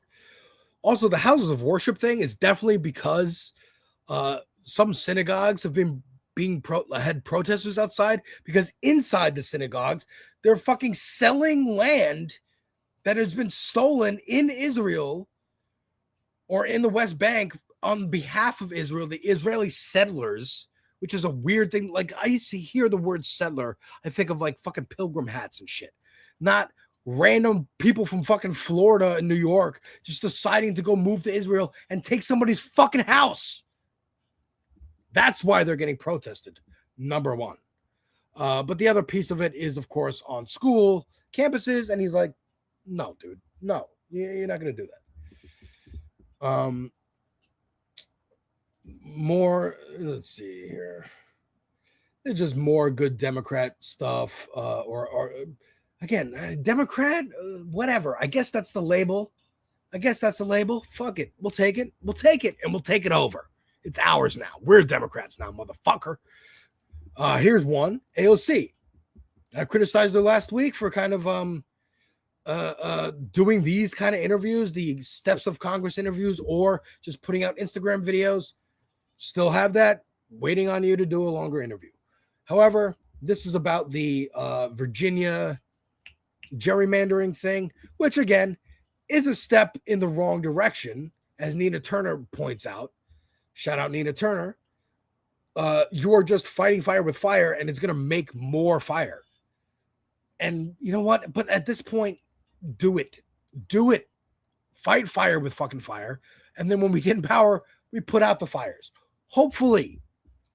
Because Obama did not get rid of the Patriot Act, which is now being used to spy on people. I talked about this whole thing on my stream earlier over on Twitch. Again, follow me on Twitch. Talking about the Meta's spy glasses, how they're used to enable stalkers and sexual abusers and all that shit, but also, of course, the surveillance state, and to AI scan people's faces and arrest them whether or not they're guilty because the AI said they are. This is about the gerrymandering in Virginia. She's asked about it. Around ethical campaign. What do you make of Republicans saying that Virginia, you guys getting Democrats wow. It's totally unconstitutional and wrong. Democrats have attempted and asked Republicans for 10 years to ban partisan gerrymandering. And for 10 years, Republicans have said no. Republicans have fought for partisan gerrymanders across the United States of America, and these are the rules that they have set. And so if the Republican Party wanted to start this, they did this in North Carolina. They drew out 3 Democratic members of Congress in North Carolina. They drew out in Texas. They redid Texas. What they're just mad at is that they have been accustomed to a Democratic Party that rolls over, doesn't fight, and takes everything sitting down. And what they're mad at right now is that we are here in a new day. And we have been asking the Democratic Party to stand up and fight. And now they did. And now the Republican Party doesn't like the fact that they are fighting against someone who actually will stand up for the American people. So if this is the problem. They, since the 90s, since Newt Gingrich, they said, hey, here's a lever that's never been pulled. It's a norm to not pull that lever. We're supposed to just pull it once a month. Once a month, we pull this lever. We don't pull it more than once a month. We don't pull it less than once a month. It has to be pulled every month. Newt Gingrich said, what if I pull it whenever the fuck I want? What if I pull all these other levers? What if we use procedure and stuff to get our agenda through in ways that is undemocratic and unconstitutional? The Democrats will uphold that when they're in power. They're not as fucked up and craven as we are. So we'll always win. It's the Joker idea of like, I'll throw, hell, talk about Jerry Conway. It's the Gwen Stacy. It's Green Goblin holding a bus full of kids on one side of the bridge and Gwen Stacy on the other side. And dropping both and saying, try and save them both, Spider-Man. And he tries to save them both. And unfortunately, Gwen Stacy dies. But it's the fact, but he gets away because you care about people. That's your weakness. But what happens at the end of every story? Turns out that the people who care, the people who he saved, come to his defense. It's the, you mess with one of us, you mess with all of us. From Sam Raimi's Spider-Man. Now it's Punisher. Again, to Jerry Conway. Punisher does not necessarily try and save people. Rune, you got to stop. I'm on a roll here. Punisher doesn't necessarily try to save people. Spawn, another one of my favorite comic characters, doesn't try to save people necessarily. He just goes after the bad guy and murders them. The end. That's why Punisher doesn't have a rogues gallery because they're all dead. And this is what's happening. Now, Democrats, again, it's dangerous, as Nina Turner points out, because keep going down this road, now it's never going to end. It's just going to burn hotter and faster. But Democrats are like, all right, fuck the bus full of people. I'm going after you, Green Goblin. I'm going to catch you. And when I do, yes, I will mourn the people and we can save more by having you locked up. Or, you know, killing the Joker, stuff like that. You know what I mean? But yes, hey, Rooney, I'm coming to get you. I'm coming to get you. I'm coming to get you. I'm coming to get you. Okay? Look, you're barking at me. You want to be on TV. Here you go. Okay, but yes, the wham, wham, wham. Here's another one that I like. AOC just mentioning, I like that she just mentions stuff. She puts it out into the ether. Like the Republicans do. They start conversations. Trans people in bathrooms. Trans people in sports. Blah, blah, blah, blah. Here's her going single-payer healthcare, motherfuckers. How about that? How does it, I guess, like, you know, in terms of, like, selling the message then of, like, what Democrats have done and what Democrats will do, it seems like it just gets washed over. Like, you know what I mean? Like, we're in a moment right now when nothing popular is being proposed by the Republican side of the aisle. And the process by which they're using it to reduce the threshold to 50 votes is their entire focus is nothing to do with costs. Yeah. Nothing to do with anything that Americans, even their own constituents, like, care about. So, you know, how do Democrats, I guess? Well, I think this is the part where we talk about our ideas, right? I believe in guaranteed single-payer health care, that we need to drive to an America where every single person in this country can see a doctor without fear of having to choose between their insulin and their rent. I believe in an America where we are actively working to transition ourselves out of dependency on Russian and Middle Eastern oil and the volatility of that, so that our energy prices can be lower and we're not relying on 100% on a volatile global oil supply that will go all over the place in terms of how much your things are going to cost the next day. You know, I think we need to be talking about universal gun safety in very common sense measures, gun checks, making sure that the people who are most likely to commit and kill people with assault weapons don't get those weapons in their hands, and that we hold people responsible who do that and put guns in those folks' hands. And so, you know, we've got a lot of work to do. And I think that for me as a progressive, having very clear visions for what that is, making sure that we don't get into foreign wars that are just endless entanglements, that, you know, we're actually fighting for everyday people and for the love of God, getting big money out of politics. I think this is a presidential platform for any candidate that we have in 2028. I think she laid out here a perfect presidential platform. I think she should be the platform of anyone running for office on this side of the aisle. Let me see here. I'm going to skip over some of these things. I'll be talking about them tomorrow at 7 p.m. on this space with Dieter, or on my own. I might be filling in for him. But I just wanted to point out yet another Mamdani win, a New York win. AOC, Mamdani, let's go, baby. Again, I wish she would go on a longer form interview and talk about some of these ideas, get back out there in the public consciousness as not just someone who gets caught on the steps of Congress or puts out tweets and Instagram videos. Get out there, do more rallies, do these oligarch rallies, go endorse these fucking candidates, go campaign with them like Bernie is doing. He's 1 million years old and he's doing this shit. But here's Zohran Mamdani with City Council Speaker Julie Menin. Now, Julie Menin has been criticized because she is very wealthy and does not want a millionaire tax.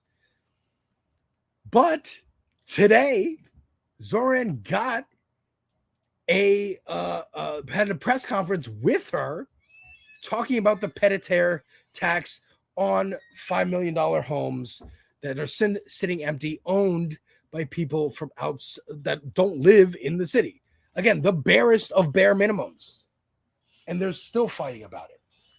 But he got her to stand next to him while he delivered this speech. I haven't watched it yet. Let's check it out. The PTET is essentially a loophole that allows high-income earners to reduce their federal tax burden. Who benefits? Millionaires and multimillionaires. More than 95% of PTET credits go to those making more than $1 million a year. More than 80% go to those earning more than $5 million a year. The PTET, in short, is a tax cut for the rich. We are not calling to eliminate the credit. We are rather asking the state for a modest reduction from 100% to 75%. That change alone will generate nearly $1 billion in additional revenue.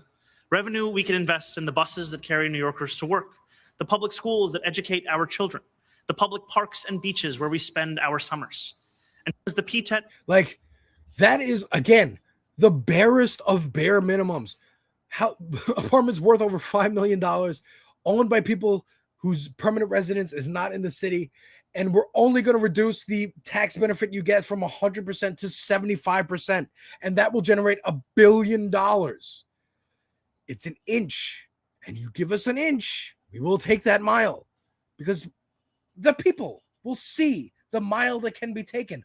Oh, if you do just that, we get $1 billion. What if we reduce it to 50% or 0%, or make it so you can't have that? Maybe we turn that into housing for the public, cheaper housing. This is what I'm saying. He's winning, dude. Even this chick has to stand next to him and look miserable because she needs the approval because he's endorsing Lindsey Boylan for city council. So much so that Andrew Cuomo had a super PAC, putting out these mailers for the other candidate, Carl Wilson, proudly endorsed by Eric Bochner. Don't rank socialist Lindsey Boylan. With the election just a day away, New York City Council races have seen a surge of outside spending over the past week from a super PAC tied to allies of former Governor Andrew Cuomo, whose treasurer is a sitting member of the city's Board of Elections. And this is Zohran campaigning this morning with Lindsey Boylan and Brad Lander. It is so exciting to come together to celebrate an incredible candidate, Lindsey Boylan. We're here because today, as we know, is a special election.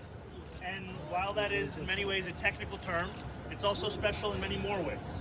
It's special in what this presents as an opportunity to this district, to Chelsea, to Hell's Kitchen, to the West Village, to send someone to the city council who shows up on picket lines, who's there in the tenant meetings, who's out there in the streets for queer and trans New Yorkers, who's showing up in the very rooms where the decisions are being made.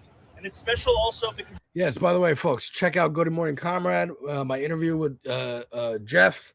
It was awesome. I had a great conversation last Thursday about a lot of the stuff I'm talking about now. I've had the pleasure of getting to know Lindsey, as many of us have, as one of the first people who had the courage to stand up to who was then the most powerful man in the state, stand up in the face of abuse and in the face of pressure, and in the face of so much of the kinds of incentives in politics that lead others to choose silence. Lindsay chose to be strong and to share that story with so many across the city and the state. And in that courage, we see what we need more of in our politics. We need someone who's willing to tell the hard truths, someone who is willing to actually speak up for working people. And so we're so excited to be here alongside you as we share with New Yorkers across City Council District 3 that today is not just a special election from 6 a.m. to 9 p.m. It's also an opportunity to send someone to City Council who will fight for working people every single day of the week. So thank you, Lindsay, for bringing us.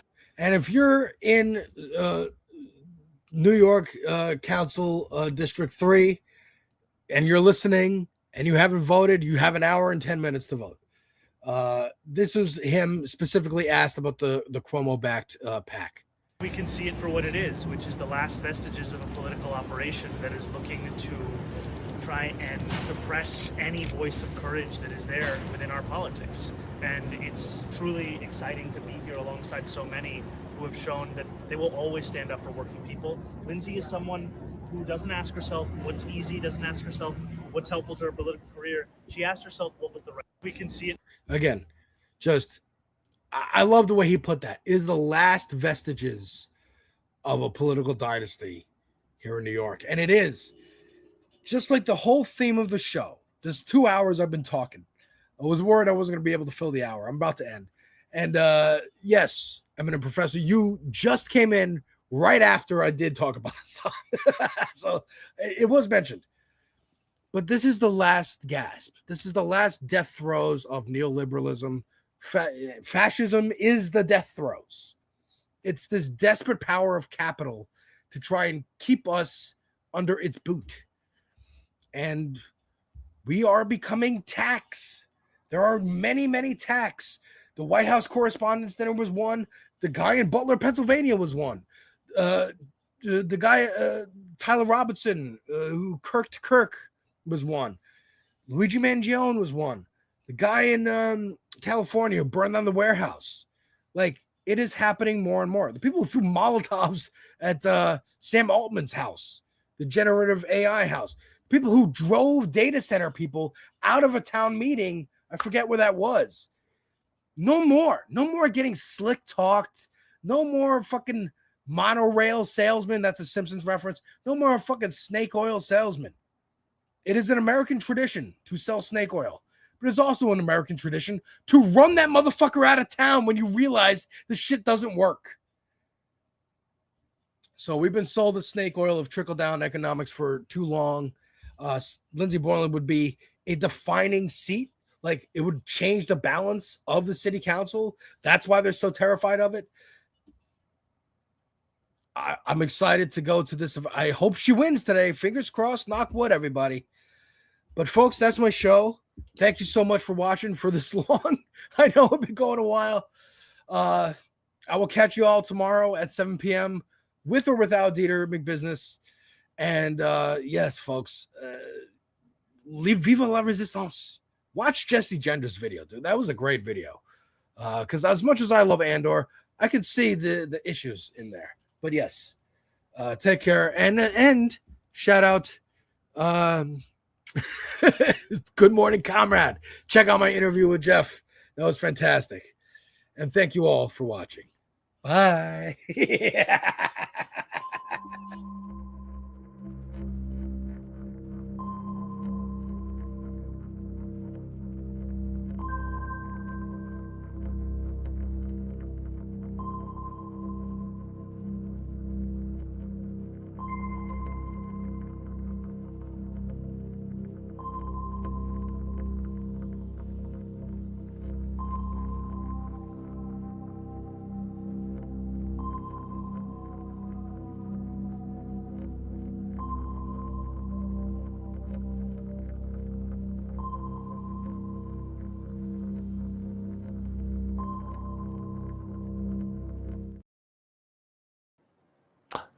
All right. Hey ho, let's go. This is Resistance Radio, where natural selection selects resistance. And now, 6 years later, we're still learning who adapts faster, the virus or us. So let's talk about COVID-19. Today, this is a COVID-19 reality check. Not the one from 2020 and not even the one from 2022, but the version that we're living with right now. And it's complicated. Less fear, more nuance, which admittedly is harder to headline, but let's start with the good news because there is some and it matters. COVID-19 is no longer a top 3 cause of death in the United States. Its severity today is closer to what we see with seasonal flu. And while flu is no joke, that shift is significant. It's the difference between, let's say, a constant 5-alarm fire and something more contained. Still dangerous, but no longer defining daily life.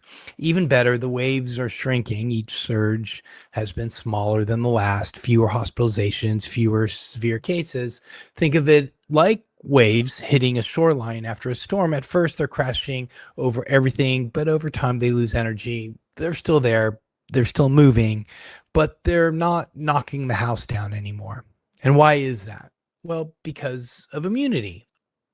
So between vaccines, prior COVID infections, and time, our collective defenses have improved. The virus, for its part, is evolving, but in a relatively narrow lane, and that's actually helpful. It means fewer surprises and fewer massive spikes.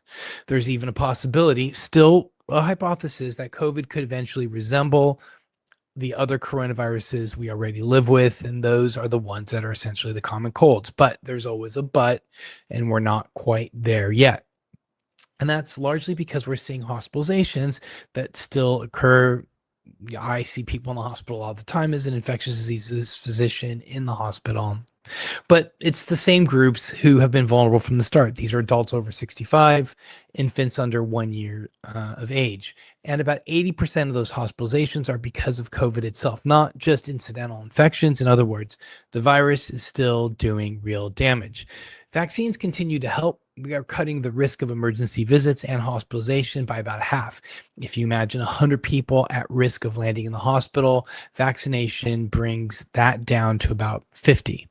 That's not perfect protection, but it is a meaningful dent. And the catch, that protection fades. After about 4 months, it drops closer to 18% for preventing severe outcomes. Still, it's helpful, but clearly it's not a set it and forget it situation. Okay. And yet vaccination rates are falling this year. About 3.5 million fewer older Americans got vaccinated compared to last year. Picture the entire city of Los Angeles, but made up of people at the highest risk, suddenly with less protection against a preventable illness. That's not a small gap. That's a widening gap. Now, meanwhile, the virus has picked up a new trick, and that is seasonality with a twist. We've seen two waves each other. We now see two waves each year, a winter and summer. And recently the summer wave has actually been getting bigger. Why is that? We don't know, which is a humbling reminder that even after 6 years, this virus still keeps some cards close to the chest. And then there's long COVID, millions of people still dealing with lingering symptoms such as fatigue, brain fog, heart issues. We know less about it than we should. We don't have reliable treatments. And while the risk appears to be decreasing, the data is, I guess, let's call it incomplete. For a virus that reshaped the world, there are still some basic questions we haven't answered, like what interventions actually worked best. We closed schools, we masked, we distanced, we vaccinated, we debated endlessly, and yet we still lack clear, definitive answers on which measures made the biggest difference and when. That's not just an academic problem, it's a preparedness problem, because there will be a next time. And here's where things get uncomfortable. When researchers look at which countries fared best during the pandemic, they expected the usual suspects to matter most: healthcare systems, wealth, population density, and so on. But that didn't. Actually, the strongest predictor was trust in government, trust in public health, and trust in one another. Countries where people believed they were getting honest information and that others were acting in good faith, they had fewer infections and better outcomes. And that's why the US ranked near the bottom amongst high income countries. And today, I mean, look around us, trust is falling significantly. You see, you can have the best science in the world, but if people don't believe it or don't believe the people delivering it, it doesn't land. Public health at its core runs on credibility, and that's been eroding. And so here we are, 6 years in, almost to the date of when lockdown started. The virus is less deadly, but not harmless. The tools are better, but underused. The science is stronger, but incomplete. And the social fabric that holds it together, sadly, it's still fraying. Progress and stagnation side by side, which leaves us with a quiet, uncomfortable truth that the future of this pandemic and the next one won't just be decided in labs or hospitals. It will be decided in whether people trust what they're told and each other. And that may be the hardest problem of all. And so there you go. I'm your host, Mark Allendale, and I'm reminding you, viruses evolve by chance, but public health succeeds on purpose. So stay informed, stay thoughtful, and stay resistant.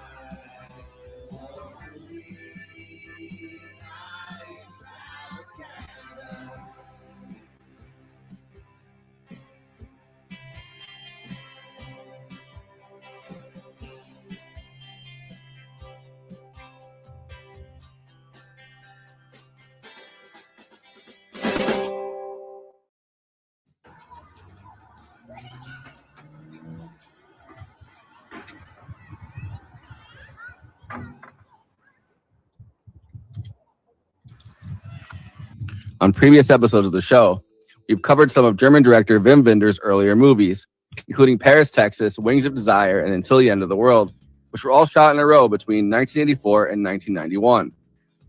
An extremely versatile filmmaker, Wenders is known for often using brilliant landscapes in his films, oftentimes either in ancient European cities or the American West, and thematically focusing on subjects like time, memory, and nostalgia.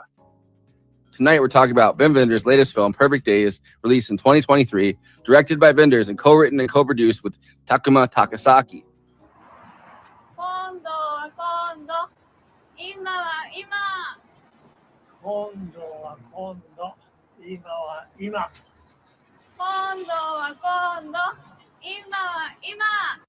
Takasaki, interestingly enough, doesn't come out of the film industry, but has worked for the majority of his career in advertising. Takasaki was originally hired by Koji Yanai, the founder of the Tokyo Toilet Project. His original idea was to create public toilets that anyone would feel comfortable using. One of the world's most livable cities, Tokyo, where cleanliness, order, and hospitality have reigned supreme, evolving ever cleaner, more hygienic, and more livable. But one aspect of public life was left behind: the public toilets. 汚されるし、汚れてしまうイメージが。ちょっと危ないような。その場所になんかすごいマイナスのダメージを与えるものっていう感じが強かったので、トイレがあることで逆にその場所にプラスのイメージを与える、そういうトイレができたらいいなと思ったんですね。A unique project to redesign the public toilets of Tokyo. After brainstorming ideas for an ad campaign for these toilets, Yanai and Takasaki came up with the idea of basing it around a public toilet cleaner and the altruism that it takes to be dedicated to cleaning the public toilets. Yanai wanted a big international team put together to really showcase the toilets, so he sent out invitations to creatives and artists across the world to come look at them. Wim Wenders got involved after traveling to Tokyo to see the 17 public restrooms designed by international architects, deciding to do a feature film rather than the original idea of several short films, and becoming impressed at how well residents of Tokyo take care of their city. That comeback out of the lockdown was like there was no tomorrow. Cities were ruined after this. Parks were ruined. People had lost all sense of decency. I mean, public behavior. The parks where I live in Berlin were all garbage heaps. It seemed the big victim, at least in my part of the world, of the pandemic was the sense of the common good. In Japan, I saw the opposite. It was really endearing to see how respectful they treated their public places and also these toilets. And that's when I thought, as much as I like these toilets and these architects, there is something bigger to do here. And as these people had invited me to be inspired, I told them the truth. And I thought I was probably talking myself out of a good job. And I said, I don't think I'm the man to do these short documentaries on the architects and their creations. I sense there is something much more important here after the pandemic, and that there is something to be done right now in Japan about something that the world could learn from. Right after the pandemic, at a time when Wenders thought people would perhaps start being kinder and more careful with each other and the world around them, he was horrified to realize it's the opposite. And after the pandemic, everyone was being much more reckless, which is why I became so much more impressed with how that wasn't the case in Tokyo. Perfect Days stars Koji Yakusho as Hariyama, a toilet cleaner with Tokyo toilets, who doesn't talk much and lives a very solitary existence. The film is in fact largely without dialogue, except when Hariyama must interact with other characters. Some of those characters, like his assistant Takashi, played by Tokyo Emoto, are extremely chatty and won't even stop to see if Hariyama is going to reply. There's definitely a generational gap between Hariyama and the characters most insistent on talking, such as Takashi, Takashi's girlfriend Aya, and his niece Nico. ずっと行ったら海。海だ。行く？今度ね。今度っていつ？今度は今度。Hariyama's apartment is small and compact, a two-story modest house, an incredibly minimalist space which stands out in direct contrast to the Tokyo skyline, including the Skytree, the tallest tower in Japan or really anywhere, which we see constantly as Hariyama drives and bikes to and from work. Hariyama has a simple and repetitive routine, waking up, getting a soda, driving to work, cleaning toilets during the day, then at night or on his days off, going home, watering the plants he's raising in his apartments. These are tree saplings that he often finds in parks or near where he's working that he nurses to health. The biking to the baths, eating at his favorite ramen place, or sometimes visiting his favorite bar. He also collects novels that he buys at the bookstore, especially from Patricia Highsmith, William Faulkner, and Aya Koda. Highsmith is a favorite of Wim Wenders, who adapted Rick Police Game into The American Friend starring Bruno Ganz and Dennis Hopper in 1974. In this movie, he uses The Terrapin, a short story about a boy named Victor who is emotionally abused by his failed children's book illustrator mother, who gets attached to a terrapin that's heading for a turtle soup, and then butchers his mother after swearing he heard the terrapin scream while getting boiled alive. Nico says that's what she's going to end up doing to her mother if left alone once she's run away. and cassette tapes that he listens to each day on his way to work. These are classic rock tapes from the 60s to the 80s. We get a selection of what Hirayama likes listening to: Patti Smith, Lou Reed, The Kinks, Nina Simone, Van Morrison. Takasaki said, "I believe the divisions between people will continue to widen. Generational gaps and lifestyle differences aside, physical relationships are likely to grow more ambiguous. When that happens, culture may be a big factor in bringing people together again. Films, music, books, and art have the power to do that. People are impressed by the same thing. They have a basis on which to connect with each other."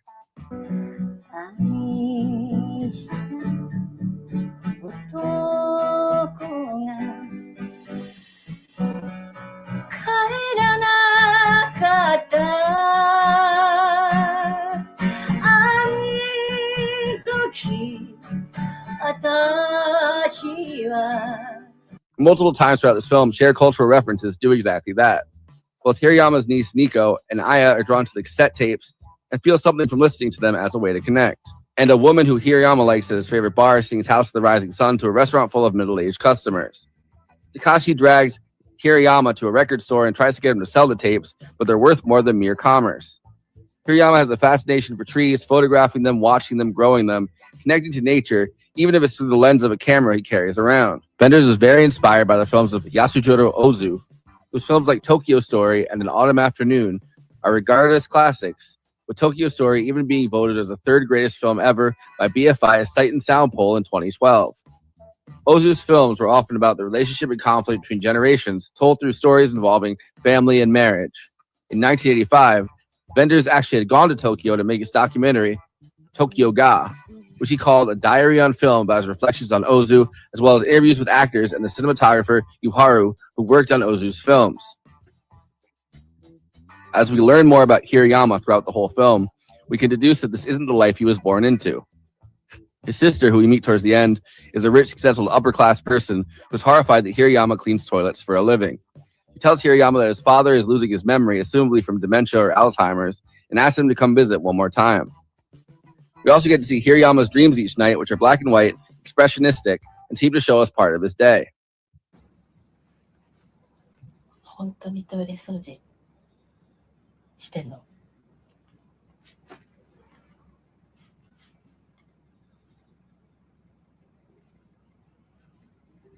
Before I introduce the panel, please like this video and subscribe to the Movie Night Extravaganza YouTube channel.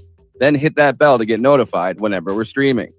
Super chats are now open. If you have any pressing questions, send us a super chat, which helps me maintain the expenses for the show, which I'm obligated by the rules of the Geneva Convention to stop everything and ask the panel. Another way to help us out is to become a patron and give us money every month. In exchange, you get access to all of our after parties, bonus content, and we'll tell you even more movies we watched recently. Patreon.com/Movie Night Extra. We have a Movie Night Extravaganza Discord. There's an invite link in the episode description, and we have a Letterboxd HQ account. So those are two more places to follow along with us. Our show gets simulcast, or if we're not on it at regular time, Vive. It was written about film and film history for a bunch of different publications. A red carpet cosmopolitan.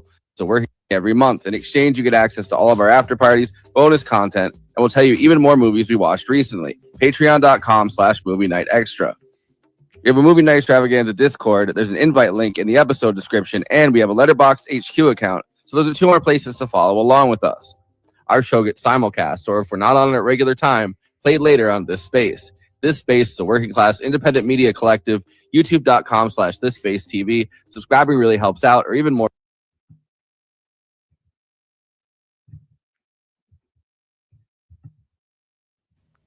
All right, that one wasn't me. All right, yeah. Here we are. Yeah, I don't know what happened. I had everyone queued up to introduce.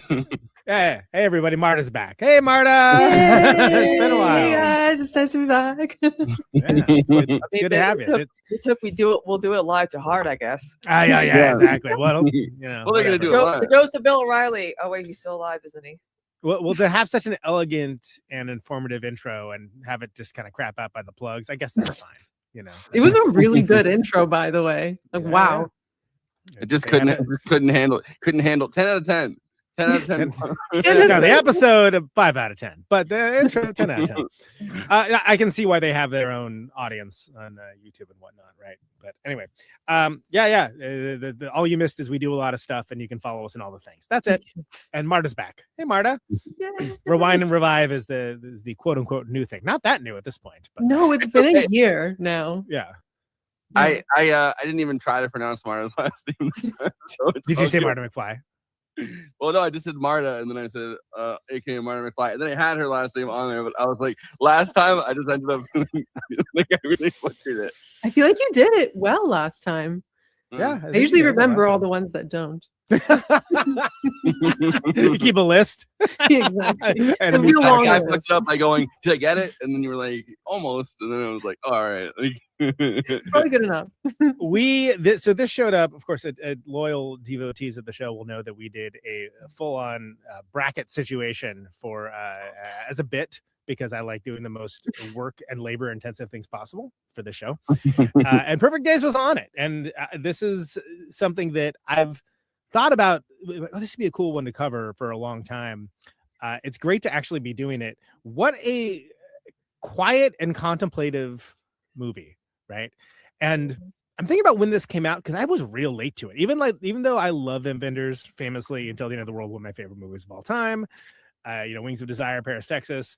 So love so much of his stuff, but I have not personally loved a lot of the stuff he's done in the past couple decades. It's fine, but it's not his best work, I think. But when I saw this, my expectations could not have been lower. I was like, oh yeah, I'll check this out. And I was like, oh wow, this is really cool, but it's so different. And the Ozu-ness of it all really comes through. Because there's a deep humanity to it, and it's so quiet. Very And intimate. It's very intimate, and it's crazy to me that it's the same. Think back to what the character, the lead actor plays in Tampopo. Very different. It's kind of like a career best for him in a way, for people And that Cure. aren't familiar. Yeah, and the Cure, which I just finally saw a few months ago. Mhm. But so different from anything else that he's ever played. And I'm usually the one that seeks this kind of stuff out. So I came pretty late to it. Marta, how did you find out about Perfect Days originally? Oh gosh, I don't remember. I've seen it 5 times now. So I must have been on that train when it initially came out. But I don't know how it got on my radar. I mean, it has all the sort of things that I would enjoy out of a film. So it's very Marta coded. Absolutely. The initial pitch to me, and this was a perfect example of an unsuccessful pitch, was Wim Wenders made a movie about toilets. Yeah. I'm like, great, that sounds terrible, and I'm not going to watch that. Yeah, but then you actually went and saw, you saw the. You're like, oh. And it's like, yeah, they weren't wrong. It was just not the way I would pitch the movie. They weren't But I'm wrong. saying you went to Japan, you actually went and you saw. I the actually toilet. went and saw And, one of the toilets. Yeah, it was great. Did you go inside? I get did. an I autograph? peed. I didn't have to do the other thing. I did not get an autograph either. Like, And I peed in one of specifically, Wim Wenders' toilets. right, exactly. Tag Wim Wenders in the picture. But I specifically went to that one and took the picture because I wanted to send it to you, Marta. I was like, hey, check this out. Yeah. Wait, which When I one did was that? it again? It was the colorful one, right? It was the colorful ones. Yeah, it was the Yeah. one by the park. It's on the other side of the park. Because there's a lot of them, but we had our own agenda, right? Wait, it was on, the quote, colorful one, unquote, but not the one that you pulled the screen, right? It was the. it's the one where you when you flick the switch, it turns opaque. That's Yeah. crazy. I remember seeing that the first time and my jaw was just on the floor. I'm like, how are they doing this? Yeah, it's one of crazy. One of the things when I was researching that intro, I'll pull that picture up. that I didn't really know, because I knew about the toilets, because Conan showed us all the toilets, and it was. I think I did an after party, right? We just went, check out all these crazy toilets. And I think that was before I actually saw the movie, because I actually saw the movie in January, and it was I had meant to see it for a long time, and I finally did. But no, I was kind of interested in the fact that the guy that I said his name in the intro, but the guy that actually put together the Tokyo Toilet Project is the middle son of the the family that owns Uniqlo, which obviously if you go to any mall now, Uniqlo, nothing there fits, because it's all sculpted for like, you know, slimmer like Asian people. But no, it's kind of like H&M at this point. Like, it's so ubiquitous. And the middle son of this like multi-billionaire family at this point, because Uniqlo is such a big business everywhere as like a, you know, an H&M kind of thing. He was the one that pitched this project, and it's like it's just interesting how different in my mind, like the billionaires, like the public serviceness, I guess, or the public service ideas of like I can't imagine like an American billionaire putting a bunch of money into like, you know, it would never happen. Yeah. I mean, you know what's interesting though about By the way, for sorry audio listeners, but I threw up a picture of me in front of some of the Tokyo toilets in question. those look kind of woke, Conan, to be honest. and then you threw up us going, woo! Yeah, exactly. And then it was like an unlimited, like recursive nightmare. Well, you know like, what's Inception interesting? style. I've noticed a few like airports kind of have like these individual like bathrooms now, stalls or whatever, and that's where like a lot of conservative activists are like, look at this, and it's like, really? It's not really that big of a deal. They're mad about the toilets now. Oh my god! Of course they are. What am I? Why am I asking that question? It's gender neutral bathroom. anyone could go in, and I'm like, yeah, that's kind of the Well, point. even New York City, right? Because New York City has had this problem where and I had just want to piss on anything. But like, well, no, but when I've gone with Conan and traveled around, and there's just nowhere to stop and like pee. There's like no nowhere. You never find a public bathroom. So the one of the first things that Mondami like basically said is that he's going to put 1,200 like public toilets throughout the city, but still they're doing like the you know, porta potty type kind of like, you know, rip them down type one. Yeah, and not something beautiful like in Tokyo. Well, because this is basically a public works project. Like they're little works of art, which we do not do here. We do not do there, but for They're sure. done by architects, right? Like each one was an individual. Like internationally, like each one is done by a different like internationally renowned architect. Which and they each have their own distinct feel and look and are interesting. They're interesting and in such a way that if you're not familiar, you're like, what is that? What am I? And they're like, oh snap, it's a toilet. Yes. You're like, oh, is that a shrine or like somebody's house? Oh no, it's a toilet. Okay, great. But like that's a perfect example of using mundane things and kind of elevating them to be beyond just the mediocre misery of every day, which of course this country is terrible at. We know about because mediocre misery. because with all like the discussion about bathroom, you know, whatever, it's like I'm like, I don't care who I you know, take a whatever next to. I'm like, I just want complete and total privacy. I don't even want like them to see my feet or anything. Woo! This is what is happening? Feeling very interstellar right now suddenly for some reason. I don't know why. No, I'm But like, I trying want to my pull up bathrooms to look bougie. I know and Streamer clean. keeps dicking around with stuff, and like it's not my favorite thing. I keep forgetting to. I'm trying to pull up the. I don't know why. I know. I did the same thing. I did the same thing earlier. I was trying to pull up the. There's a Let's list. keep doing that the full stream. I think that would be nice. If you go Try on something to new. Wikipedia and you type in the Tokyo toilet, there's actually a list of all the different right. And there's like blogs of like people that have visited all of them, and it's pretty interesting. Like it's something where, as mentioned, a different architect designed each one. They're in different locations. They have different features. Like one of them like glows in the dark. One of them has like can be like an exit, which is not. You wouldn't want that around here. That's by the the one way. you want to have sex with someone in it, huh? one kind of looks like an oversized sink. One has like kind of a mushroom kind of element to it. Like there's so many different. The one in the movie, the what it looks like, it's like woods, like it's made out of cedar. There's that one. Like they have like just so many different kinds. It's so inventive and so creative and interesting that I see where they're. Because remember, all this started with they're like, we want to make a movie about these toilets, and people are like, what? Documentary, yeah. And now it's like, no, we now? need these types of toilets. We need these types of like private individual like toilets and stuff. We need them. Right, and each one has its own character, right? Personality. Like a maze, and so one that- like each one like personality. The one that you had was Yoyogi Fukumachi Park, and it's done by Shigeru Ban, and so he also did another one, or you know that like he also did another one that's blue and green walls to complement the surrounding trees, which is right, because the one I went to it's like yellow, red, and like purple, and it's and then the other one is like it's like blue and green, right? The one that you showed us though, it looks different than it does in the movie. Like the location looks different. Am I wrong? I mean, I was one of those things where like I had to kind of like truck it to even like get to them. So by the time I was like, oh, great, there they are. Saw the wonder. It's also kind of zoomed in, right? Because I wanted to get because at the time they were occupied, so I wanted to get the opaqueness of it. Let's see if I can. Yeah. Let me. I don't know if I can. I don't know if I don't want to go back into interstellar mode. I'm Don't afraid I of could be blowing it up. totally Showing wrong. you on a toilet. I'm just saying. We don't want to get banned. Well, I almost felt bad that I didn't have to. I was like, oh, if there's any place to do it, that'd be. That's the best time. right? One of the you could have done a TikTok and would have done numbers. one of them that's like one of the more really like abstract ones of them that actually is in the movie. It's the one where you go, I think it's in the beginning, you go into that little corridor, there's the two trees outside of it. That one, the architect's name is like Wonderwall Inc. So it's like oh, so Oasis. Yeah, because it looks like a little. I wonder if that. Well, but it is something. So again, get back to the earlier statement. Like I think it, although it sounds absurd, and again, like the worst sales pitch ever to get me to watch a movie, but it makes sense that they would want to show these off because they are super cool. They're interesting. They managed to take something that nobody even wants to admit that they have to have around and make something really, really neat about it.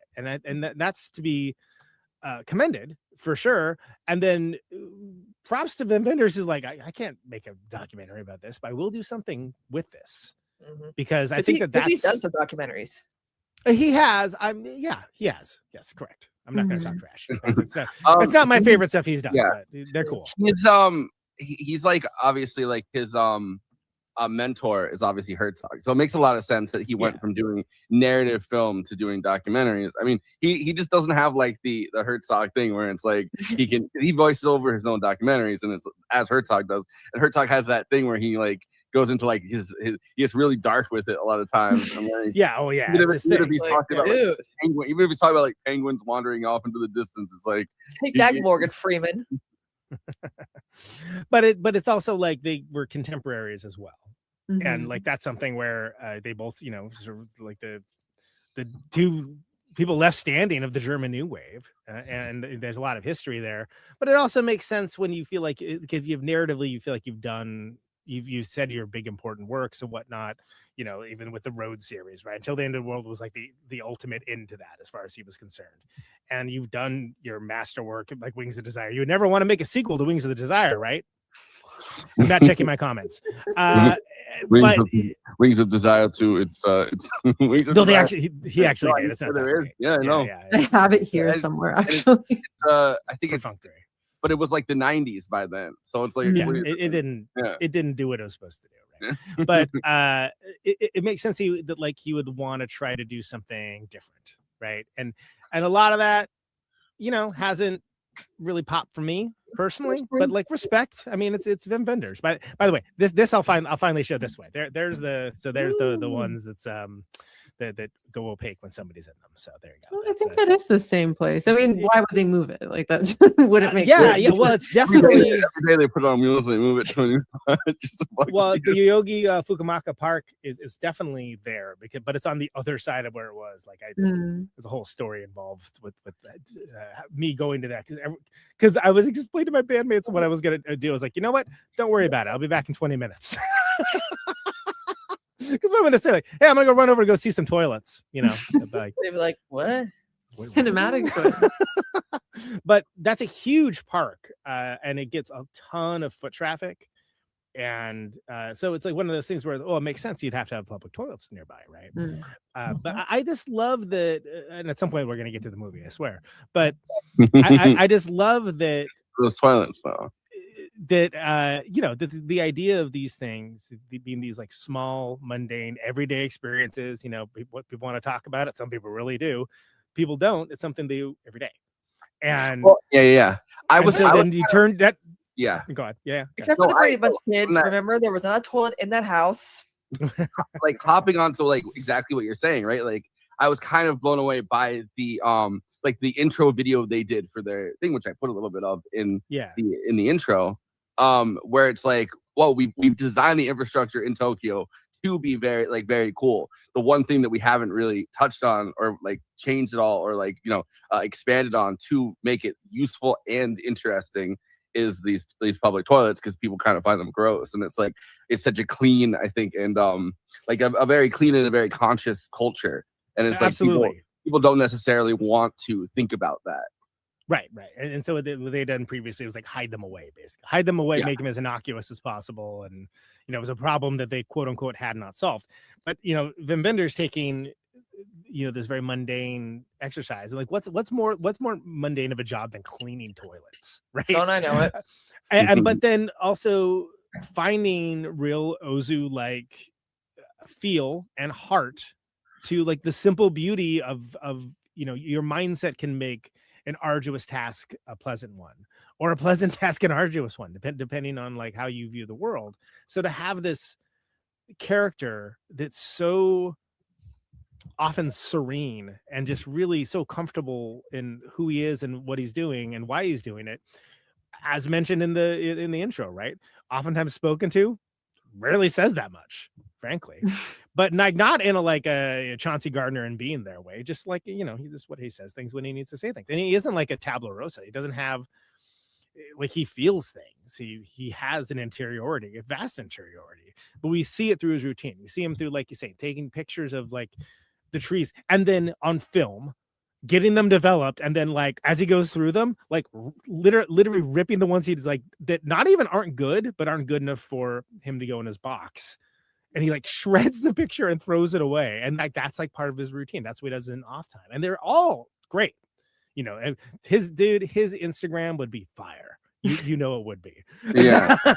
It would be like once you and he would also have like 5 million followers and follows like 2 people, right? Yes, and one of them's his niece. Photo editing skills and like Yeah. montages of like, here's all the toilets I cleaned for the day. Like, Yeah, it would be like TikTok famous. insanely popular, right? But you get the sense of his character based on his actions, which is something that, you know, I'm always a fan of. And to have it, I didn't expect it to be so serene is probably the best way I can articulate this. I wanted to read this though. So Cool. this is the backstory. It's a little bit long, but this is the backstory that Wim Wenders gave to Koji Yashuko, who played Hariyama. So he says, I really didn't want to give this away. I gave this to Koji Yashuko so he could read it, so he would know. But other than that, I figured people would have to put it together on their own. I'll give you this much. He was a businessman. He was rich. He was unhappy, and he was drinking a lot, which he still kind of is in this movie. And his life was going down the drain. One morning, he wakes up in this crummy hotel room. He doesn't even know how he got there. He doesn't even know if he had sex or whatever happened. He thinks his life is shit. He doesn't like it. He actually plays with the idea of ending it. Then miraculously, early in the morning, there's this ray of sunlight appearing on this wall in front of him. It falls to a little tree in front of the window. There's this play of leaves and sunlight and shadows moving. He looks at it and stares, and he starts crying because he's never seen anything so beautiful. He probably has seen it, but he hasn't noticed. Then he realizes that that's the answer to his existential crisis, to become somebody who notices that. He gives up his expensive car, his business job, and becomes a gardener. Chauncey, I guess, but the guardian of all these little toilets because they're all in little parks. Somehow they found Hariyama as the ideal character to take care of them. That was the backstory. I did give it away against my will. But I would totally watch that movie too. I mean, that sounds badass, and obviously he gets there, right? Which you could feel that radiating off him. But you don't need it. Yeah, it's cool that you don't like. You can. It's inferred, not expected. When the sister, kind of at the end, kind of confronts him a little bit and goes, "Are you really cleaning toilets?" You can feel that that's not where he came, like at all. That's not where he came from. And she's looking down at him, but it makes a lot more sense if she's looking down at him, like not because this is the thing that my brother was born into and that he does well or something. It's like, oh, in my mind, I know it could be like so much more, which obviously he's making the most out of his existence in this other way, but she's not going to see that. So it's like, is that really what you've chosen to do with your life? And it's like, he's like, yeah. Well, again, that's answers as well. Like when she asks him, like, is it true you're cleaning toilets? And he says yes, but he has like the warmest smile on his face. Yeah. Almost mischievous and like a very mischievous, like, yeah, that's what I'm doing. Like, what are you doing? Well, it's like a quiet resilience, right? Yeah, because like he's not ashamed of it. He's like, his life is like so much better than it was in this, a previous life that we don't see on screen, where he was, dealing with like the rat race, salaryman stuff, like whatever it was he was up to. Doesn't matter. Like he's a fully actualized human being is deeply happy with who he is and content in a way that most of us never achieve.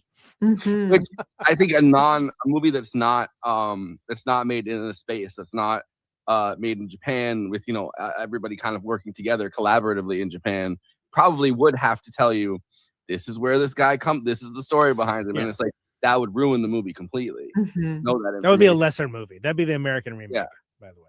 Yeah. Which would be a streaming series on Paramount Plus. Thank you. He's like I'm Yeah. giving up. He's giving up the Corvette. He's like throwing the keys away. He's like, It would be what's like a Taylor Sheridan's Perfect Days.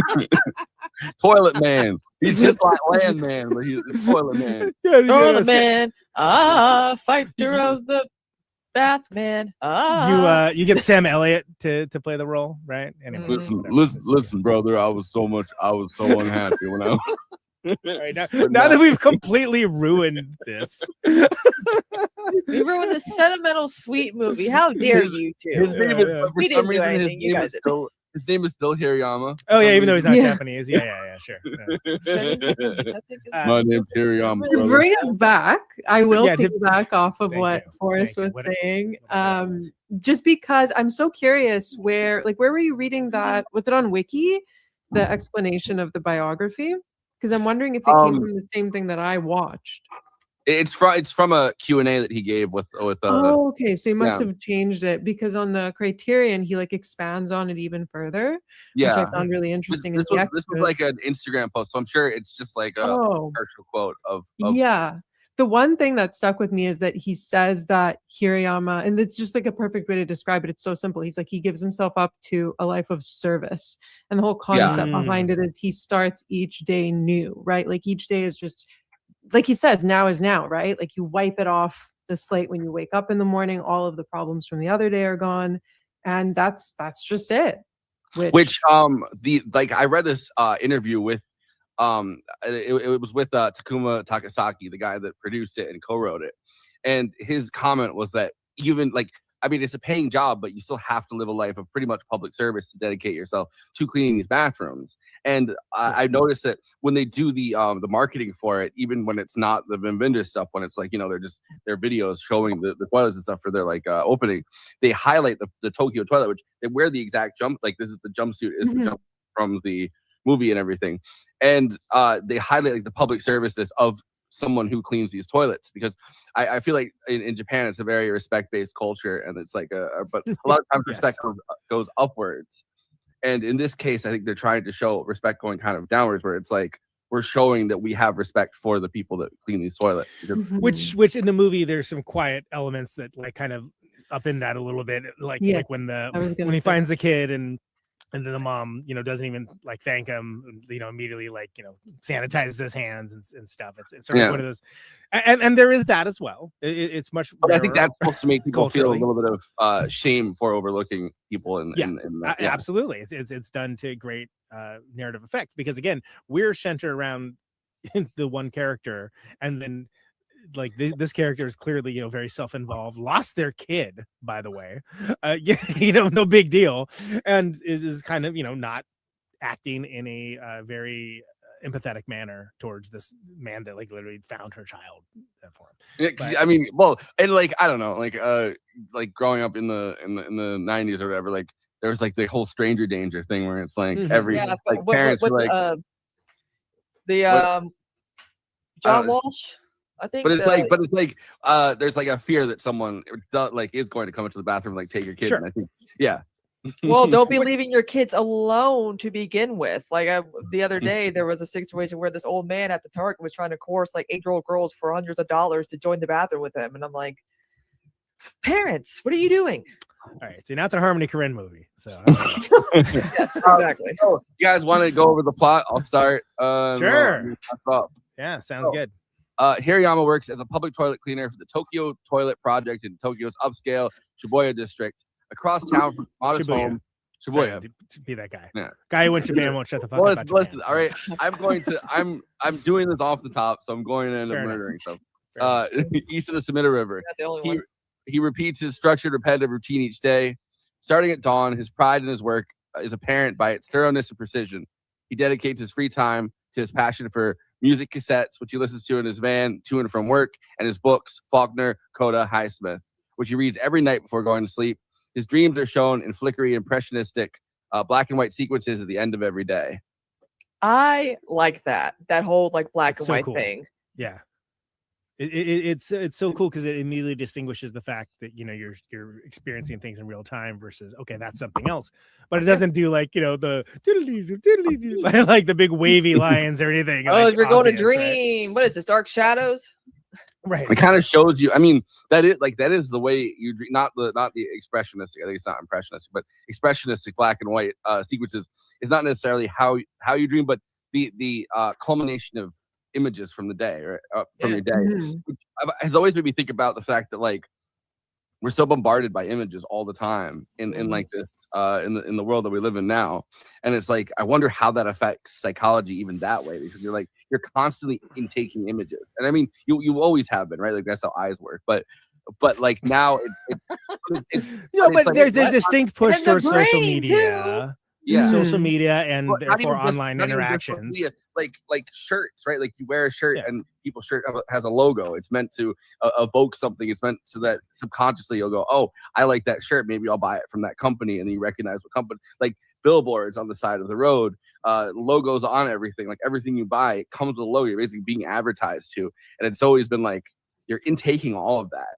Yeah, or if you're like dreaming or like having like a memory, the memory is not completely accurate.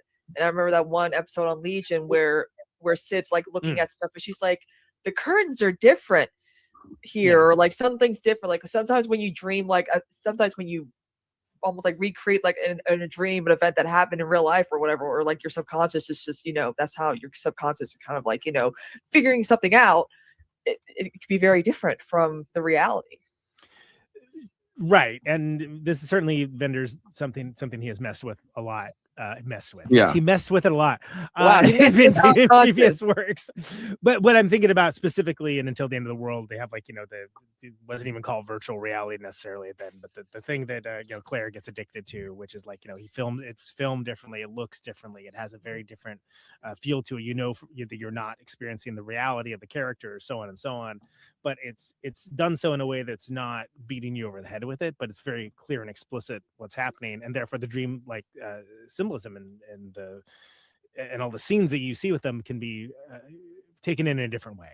And I think it's very German new way of him, but it's always very much been a Wim Wenders thing. Yeah, we would be not doing our jobs if we didn't talk about how important the music is. Yes. Yeah. And the choice of using cassettes is deeply hilarious too, because of all the analog just for mediums, those who it's like don't know, cassettes were this. Well, apparently in this movie, several of the characters of the younger generation don't really. I mean, they're like, oh, this is a cassette. How does it? I feel like millennials were the last generation that actually owned like cassettes and Walkmans, because we've been rewatching the I Love series from VH1 on my Twitch streams, and it's like, wow, I remember having this cassette and that cassette and that cassette, and I'm like, oh my god! But it's not that old. The same thing that happened with vinyls. I mean, vinyls are now and Gen Z's bringing them back. For definitely. They show it like each tape that he has in this collection, because his collection is just I listen to it. He doesn't have a Walkman. His phone's like a flip phone. Like he doesn't have. He listens to it in the van when he's going from point A to point B, and But it's part like of that utilitarian versus like when he walks into the cassette the record store and they're like, oh, they're very popular right now because people are just kind of using them as these status symbols almost, right? Like, so it's like it's somehow cool, which is hilarious to me. But I mean, you see so many people selling cassettes at merch tables now, by the way. It's a very real thing. But it's interesting that that's the medium that's utilized. But I think we need to talk about how important, and Wim Wenders is definitely an artist that has utilized music very effectively. Nick Cave and the Bad Seeds for one of them. Just think about the Paris, Texas like soundtrack, the Rycooter stuff. Marta, can you speak a little bit to the usage of music? Which, by the way, I want to hear someone's opinion when I kick the subject of music to somebody else. That's a big deal. It is a I mean, the music's incredible here. That's obvious. But the most important thing about it is I think that because Hirayama speaks so little, the music speaks for him. Like if you pay attention to when these needle drops are happening, it's always to do with what's going on with him, or even just like the day that he's about to experience himself. So I think that's like the biggest takeaway of these specific songs. It's much like the dream sequences. Like he's sitting in the van, and a lot of times he's processing the feel. Like in his dreams, he's obviously processing the images, and in his van, he's processing the feelings of everything he's going through. He has these amazingly emotive moments, because throughout the movie, he emotes, but like it's very private. He's very contained. And then in these moments in the van when he's listening to music, he's like, well, because he's so precise in his work and his life. In a way that Takashi absolutely is not. Like he's like the polar opposite. Right? He's like, deeply imprecise, chatterboxing, 10 out of nonstop. I like rating things all the time. Yeah. I like when he's in the van with his girlfriend, and he's like 10 out of 10. She's like, "Will you stop saying that?"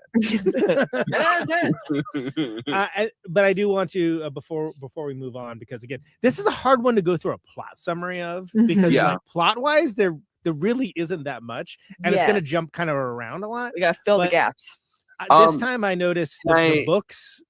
Yeah. Well, you mentioned Faulkner Coda Highsmith, like the interactions with like the book lady, the booksmith, sure.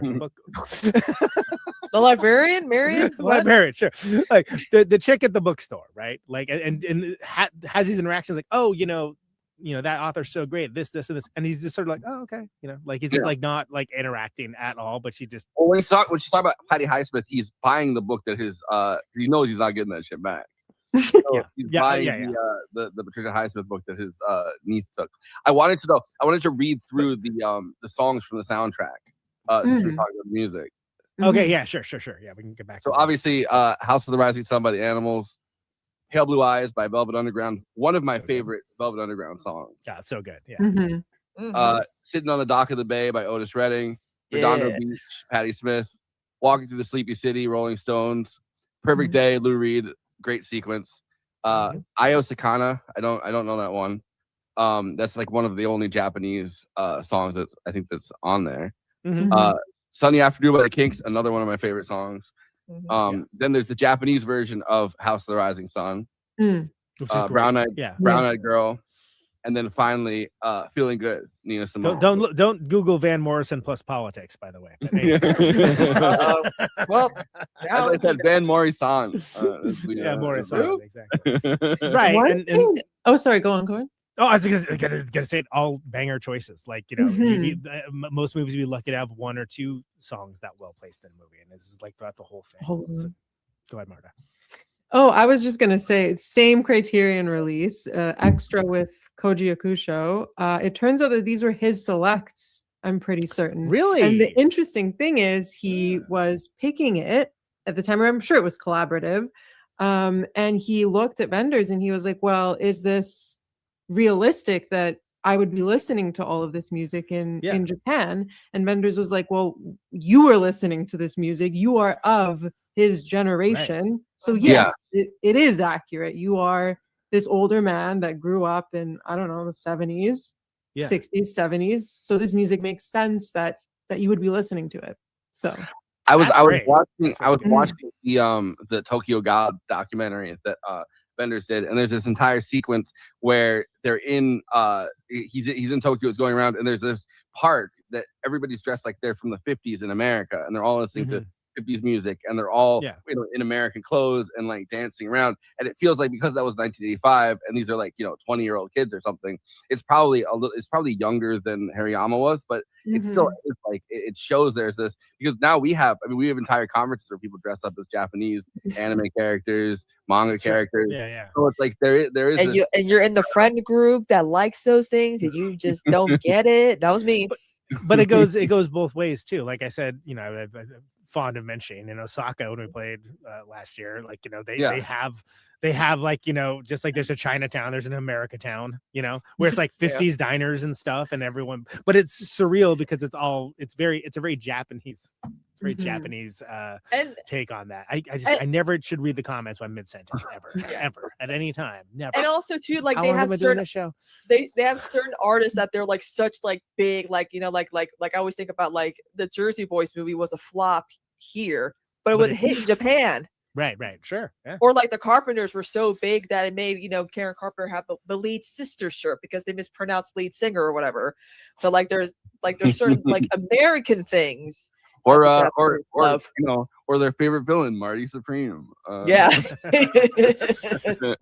Pivoting a little bit, I love that Yakusho had so much take on the music being utilized because it's all very perfect. Also very much down Wim Wenders' sort of personality and not outside of his comfort zone at all. But think about the fact that, so for me, like, I first saw him in Tampopo, right? But he's also, in Cure, which I just saw, but he's in 13 Assassins. Yep. He's in like all these like real Pulse, like these tough guy Miike movies which again the only one we've done is the most insane one ever with Ian Miller for people that which one are new to the show. Most Do we insane see- feels do- do like what- it do- could be in. Well, he's pretty. It was a long time ago. What's the name? It's the one. There's some Ichi the evocative Killer? scenes. No, not Ichi. Audition? Ichi's downright normal. No. Yeah, Audition's comparison. downright normal by Victor comparison. Q. It was you know what? Doesn't matter. Doesn't matter. Doesn't matter. I'm fully off track of what I was saying at this point. But Sorry. no, I'm the one that brought it up. It's fine. Tough guy stuff is what I'm getting at, right? So he's like kind of known for being like, the sort of like leading man, sort of very, very austere, but like in that male ideal sort of way. So to have this be such a quiet Zen-like role and to have like the music again, and I think it's an important point too, it was mentioned earlier that it's a lot of times the music is a reflection of what's going on in his head. You don't hear him speak about it, but you hear him interact with it based on like the music selections that he has. And like, it's one of those things when you're first like, well, why is he listening to House of the Rising Sun? That's weird. And then you see that amazing scene, which I'm sure we'll get to in the plot, where, the girl he has a crush on that runs the bar, like sings this incredible version of it, which that's a song that like, I'm like, oh Christ, you're covering this. I love that it's like and I don't remember who they said translated it. Like it is translated by somebody famous, but the lyrics it's like its own story. I like to put it into like Google Translate, you know what I mean? Yeah. Like so you translate it into Japanese and into English and back to or whatever into Japanese and then back into English, and it's like there's a like I don't know, it's just like the lyrics are like just different enough to make it fascinating. Oh, it's absolutely fascinating because it's sort of in the original House of the Rising Sun, it was supposed to be like a bed and breakfast in New Orleans, right? That's like decorated like a brothel, but like it's not. Again, it's not one for one. It's in this weird, like in a way, the Make Way for Tomorrow and Tokyo Story are the same story, but are they? Because they're very different, and sometimes the culture, the translation of that can be fascinating. Mm-hmm. House of the Rising Sun, everybody. There's also oh God, the first Suicide Squad movie almost ruined the song for me because it was like the first needle drop, and I was like, oh my Kristina, God, this has nothing to do with the song. There's also like it's kind of dark, but there's like the fact that I don't know how much of this kind of played into it, but there's a big movement during like the 70s, especially to get the American troops out of Japan that they treated like Japanese women like I mean a lot of them have been raped especially, but like treated them as kind of prostitutes a lot of the time, even if they weren't. Like they were very brutal to them, and I do wonder the lyrics to House of the Rising Sun where it's about kind of a brothel and they've changed it up to make it so that it's not just like a bed, like it is a brothel in this version of it. Like I wonder if that had to do with that movement where it's like they wanted the troops out, they wanted to end the use of nukes in any capacity. Like there was this big kind of movement in the 70s towards a lot of those things. Yeah, well, I mean, and that's there's stuff like that all throughout historical Japanese movies as well. I mean, like I think about Akira, right? Akira, there's like, you know, the great like scene where these like, oh, they're taking him out, they're at the bar, and it's sort of like you can tell like at a glance, you're like, oh, okay, this is 1952, all right. You know, this is like also it's Japan kind of gaining their confidence back, because if you look at something even like Godzilla, where it's clearly a take on the trauma they had been through, and then it comes to America and they cut all of those parts out to not offend American audiences, and it's just like, oh, giant monster. Like there's nothing to do with, you know, dropping an atom bomb, and that's why Godzilla appears and stuff. So it's like, as Japan kind of regains their confidence, which they have in the last few decades, it's like a different kind of thing where they're able to be more assertive about these things, where in the past it's like, you know, they're kind of still in this mode of being traumatized. All right, so far we got that he listens to music on cassettes and he reads books. That's what we got. That's what we're like. Well, the first 5 minutes of the movie. He doesn't just do that. He eats a sandwich every day in the shade under trees in the grounds of a shrine. It takes film photos of their branches and leaves in the Komaribe sunlight filtered by the leaves. In the bathhouse. Yeah, that's right. And he goes to the bath. I fucking felt so bad for him when he goes to the bathhouse. He really gets himself showered. He's really clean. Yeah, and then he goes outside and immediately starts raining. Yeah, like within seconds. Yeah. Not even that bothers him. Yeah, he's totally unfazed, completely unfazed. I love it's like taking another shower, I guess. But it's like... Well, I love that there is of course there's a Japanese word for the sunlight filter by the leaves. Great. Yeah. You know, that's a very Japanese thing to have a word for, but it's like that's like this specific focus that he does on this film camera. This isn't even a digital camera we're talking about. Film. Kids, there used to be this thing called film. It's very expensive now. He gets them developed as part of his routine, you know, and then like, what does he do? Well, he takes them back to his place, and he like looks through them, and like the good ones he keeps, and then the other ones he like, again rips them in half, and they're gone for forever immediately, which is just so. I also decisive. Yeah. I also like that his niece Nico, which I wonder if that has to be a Velvet Underground reference, right?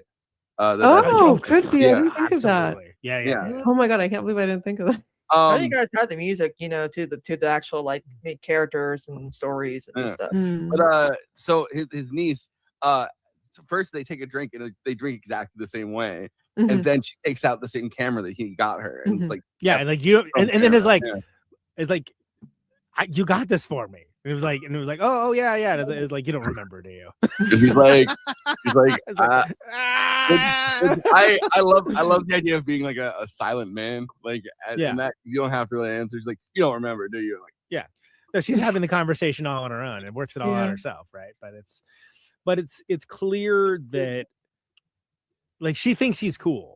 Right. And that's pretty clear from the beginning. And she thinks her mom is not cool, as most children would, and wants to get away from her. And like, what is the most effective getaway but the go-to, like, you know, crazy Zen toilet cleaning uncle's place? Yeah. You know? And that's like the classic thing, right? Like, it's like you have that uncle, and you're like, well, obviously I'm going to run away to the person that's like, you know, it's like a completely different world, but they're still related to me. So they're obviously going to take care of me. But Hirayama's love of trees contrasts with the repeated appearance of the Tokyo Sky Tree during his drives and bike rides through the city. Still like the tallest active networking tower. Yeah, it's a broadcasting observation tower. It's one of those things you'll know when you see it. If you've seen the movie, you know what we're talking about. But it's like a primary television radio broadcast place for the whole Kanto region, and you know, it's notable. There's cool lights on it at night.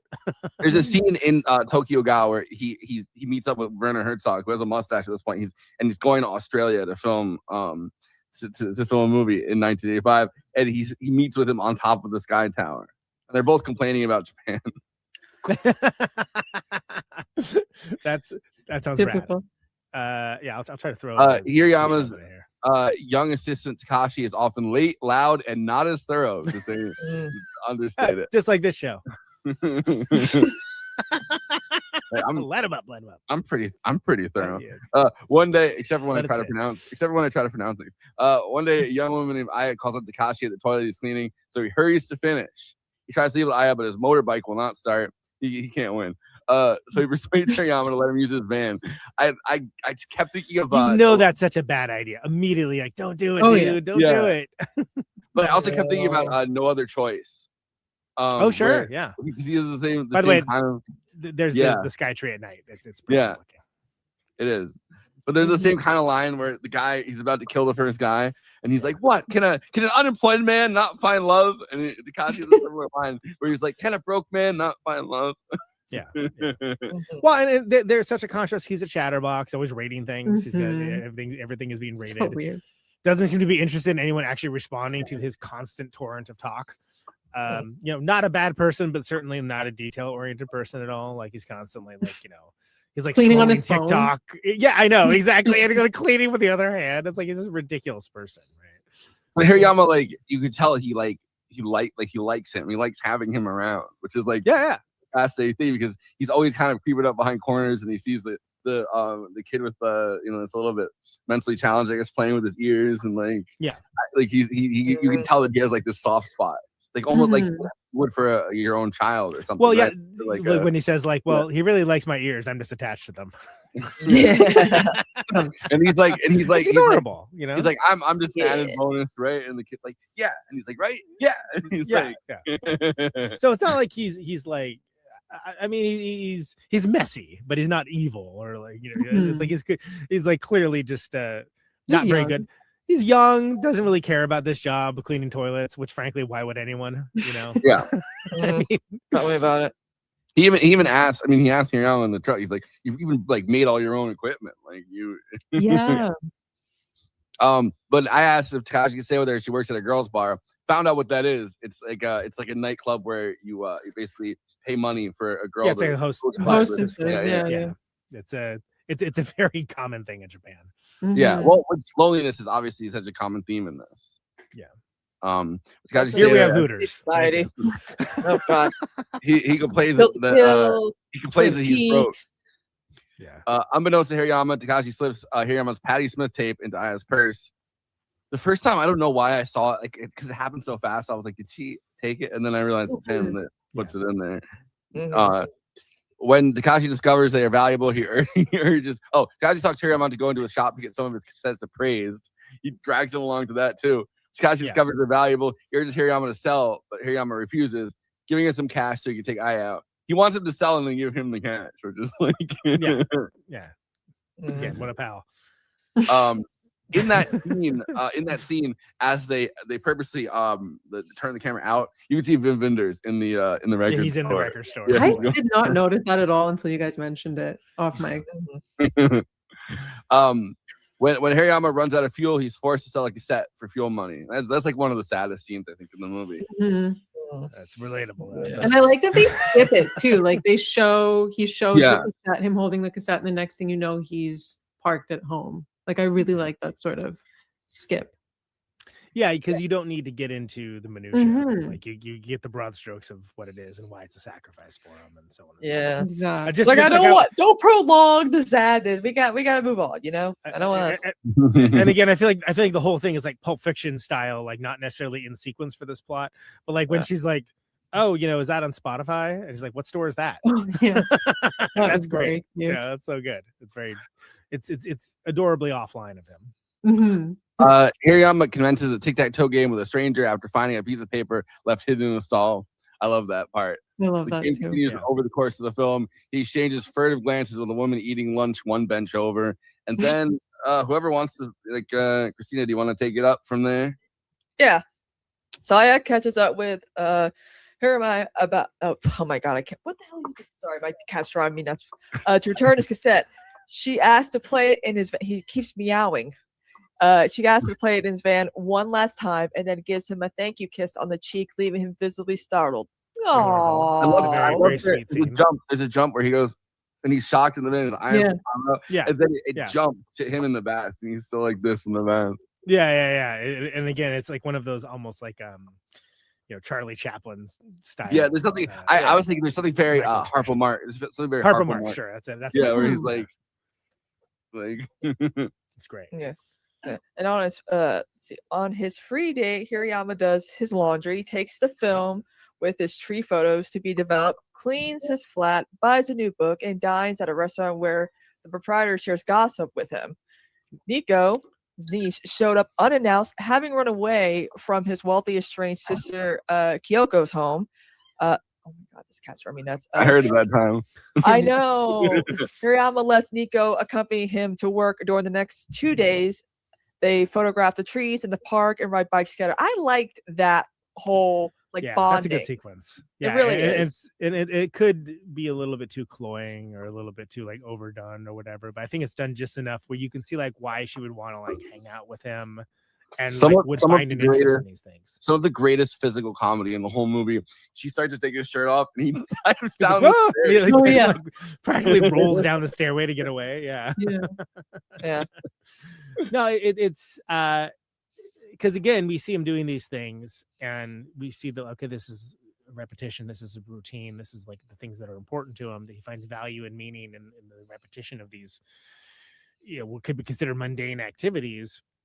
And then she's just kind of like learning about him while she's learning about the activities and also kind of like trying to try them on to see if she likes them as well. And I think that that's all done in a way that, I don't know, you could have a really overdone kind of like hit you over head with a mallet explainer of that in a lesser movie that I think would be overbearing.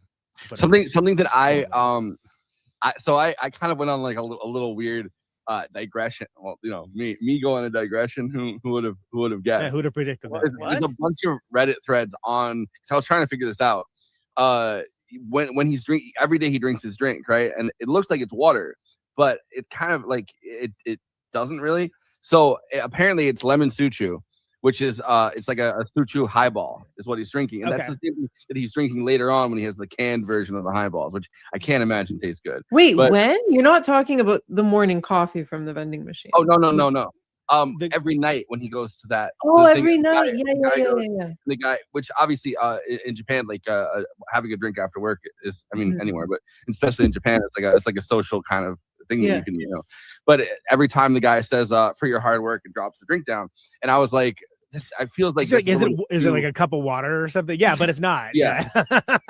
So it's like a mild rice vodka, like a very mild. I was gonna say for people that are not familiar, you may know sake. Sochu is much more common in Japan.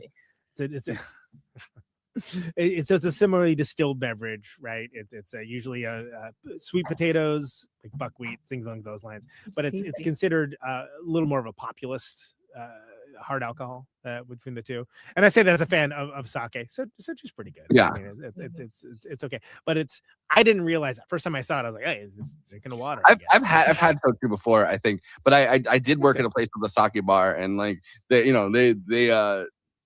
was like at the time I wasn't 21, so they wouldn't let me go to like the regular bar exactly all the time, but they were like, all right, this is just sake. So sometimes I would be allowed to go to like the sake bar with friends. Every venue that we played in Japan, obviously, like one of them had like sake. Everyone else is all sochu. It was either, wow. And it was like everywhere. Yeah, at the very bougie hibachi steakhouse that everyone loves in town that live right there. They always, when they do like the thing and the volcano with the onions, they always want to squirt a bunch of sake into someone's mouth. Who's the willing participant, and it's always me. And they gotta see how much I can like handle before I'm like enough. Wow. I think we need a movie about this restaurant. What's happening there? Yeah, it's called Sukaya. Okay, all right. For a while, I mean, hibachi was like big for like, I feel like it's fallen off a little bit. I think COVID, a little bit. Yeah, Benihana. That's Steve Aoki had first a record label and then a career. Fucking Benihana. That's anyway, whatever. Speaking of COVID, that was what caused this film to happen. Oh, this one, Perfect Days by segues that you guys. I was gonna say I was about to try to reset us. That's a much more eloquent reset. No, but that was the whole thing. Vendors noticed how after COVID everything kind of went to shit globally, like the way people interacted with one another, the common good, if you will. Except for Japan, he says that when you go to Japan, it was still there is that sense of morality. And again, he keeps saying common good. And then that's how he found out about Tokyo toilets and et cetera, et cetera. Well, and it's a culture of respect. So again, no wonder it feels foreign to us. The list of Yeah. directors that And they had to cleanliness. see the Tokyo toilets is like, I was looking, it was like Scorsese, Tarantino for some reason. Look, there's toilets. Okay? But like they He had like taking feet pucks they had in there, didn't he? They had Spielberg, they had Wim Wenders, and it's like all of these like kind of famous directors kind of paid like homage to like these toilets, which is kind of fascinating. Yeah, that is. Yeah, I mean, the whole thing was looked at. The project itself was like the dignity of shared space. Yeah. Try to keep that, which I like. Which is very hard. I Yeah. mean, it's like the least dignified place in the world, right? Is the public bathroom. Yeah, remind me. That is true. All right. So they photograph trees in the park and ride bikes together. Eventually, Yep. Keiko comes to pick up Nico in a chauffeured car. Talk about Yes. like a jump scare, right? It was like what? Like it's so different from everything we've seen before. It's kind of a well, because when we first see Nico, she's waiting on the steps and walks out. Yep. Yeah. And then they bike up and you see it very slowly dawns on you that there's like this black car sitting in front of Mhm. the apartment. Yeah. So Keiko tells him that their father's dementia has worsened, Mm. right? And asks whether Hirayama will visit him in the nursing home where he lives. She says that he does not recognize anything anymore and he will not behave the way he did before. Which is such a dark Mhm. line to lay on us, right? Like, or just to kind of have a casual conversation where it's like, oh, don't worry, he's not going to behave like he did before. And it's like, Right. well, what the fuck does that mean? Like, Probably doesn't mean he was a like- loving father that was perfectly normal, right? Yeah, so Or Bender something said else. in those extras that in the backstory that he made the biography for Mhm. Hirayama, that the father used to always favor the daughter. And so Mm. Hirayama was always pushed aside and they had a terrible relationship. So he had that going on, what caused his sort of, I don't want to say like breakdown, but I guess deciding to change his life. So yeah, the thing with his father, but there was also he had an estranged wife. Something happened with them. He was hating his job. So all these things kind of compiled until he reached that breaking point, as Forrest said earlier. Which I mean, you like, especially with the Japanese kind of culture and like the familial Mhm. familial relationship between kind of parent and child, where it's like a relationship of respect, like very based on that. Like I feel like there's also the thing where it's like you're expected to go into that same family business if your father is a businessman. So it's like it's this rebellion. I feel like this almost teenage rebellion, because that I like in my mind at least, that's why he had like almost like a smirk on his face when she's like, "Oh, you clean toilets," because he's realized he's reached this point of like happiness, enlightenment. He's much happier. She's clearly kind of miserable. She's like kind of the worst, and it's like he almost has this mischievous kind of impish little smile on his face where it's like that's like I've done it. I've changed myself to that point. Mm-hmm. Well, he even says to the niece, he's like, your mother and I just have completely different ways of looking at things. He says something And like he that in the car. there's like he says something like, I feel like this world is made up of all these different, or this universe is made up of all these different worlds, and some of them intersect, some of them don't. And I love that. He's like, so like, there's such, when he does open his mouth, there's such wisdom behind everything that he says. Absolutely, and it's heartbreaking, but it's played so well. So Hirayama sorrowfully refuses, but hugs his sister goodbye. And before she leaves, she asks him whether he really cleans toilets for a living, as mentioned. He says yes, but without shame, right? And then they drive away, and Hirayama begins to cry inconsolably. One line I wanted to point out, which I did briefly in the intro, but so there's the book, the Terrapin, right, which is the Patricia Highsmith book, the short story. Yeah. Mm-hmm. And that short story is about a little boy who has this very overbearing, kind of abusive single mother, who kind of continuously like beats him and like treats him like shit.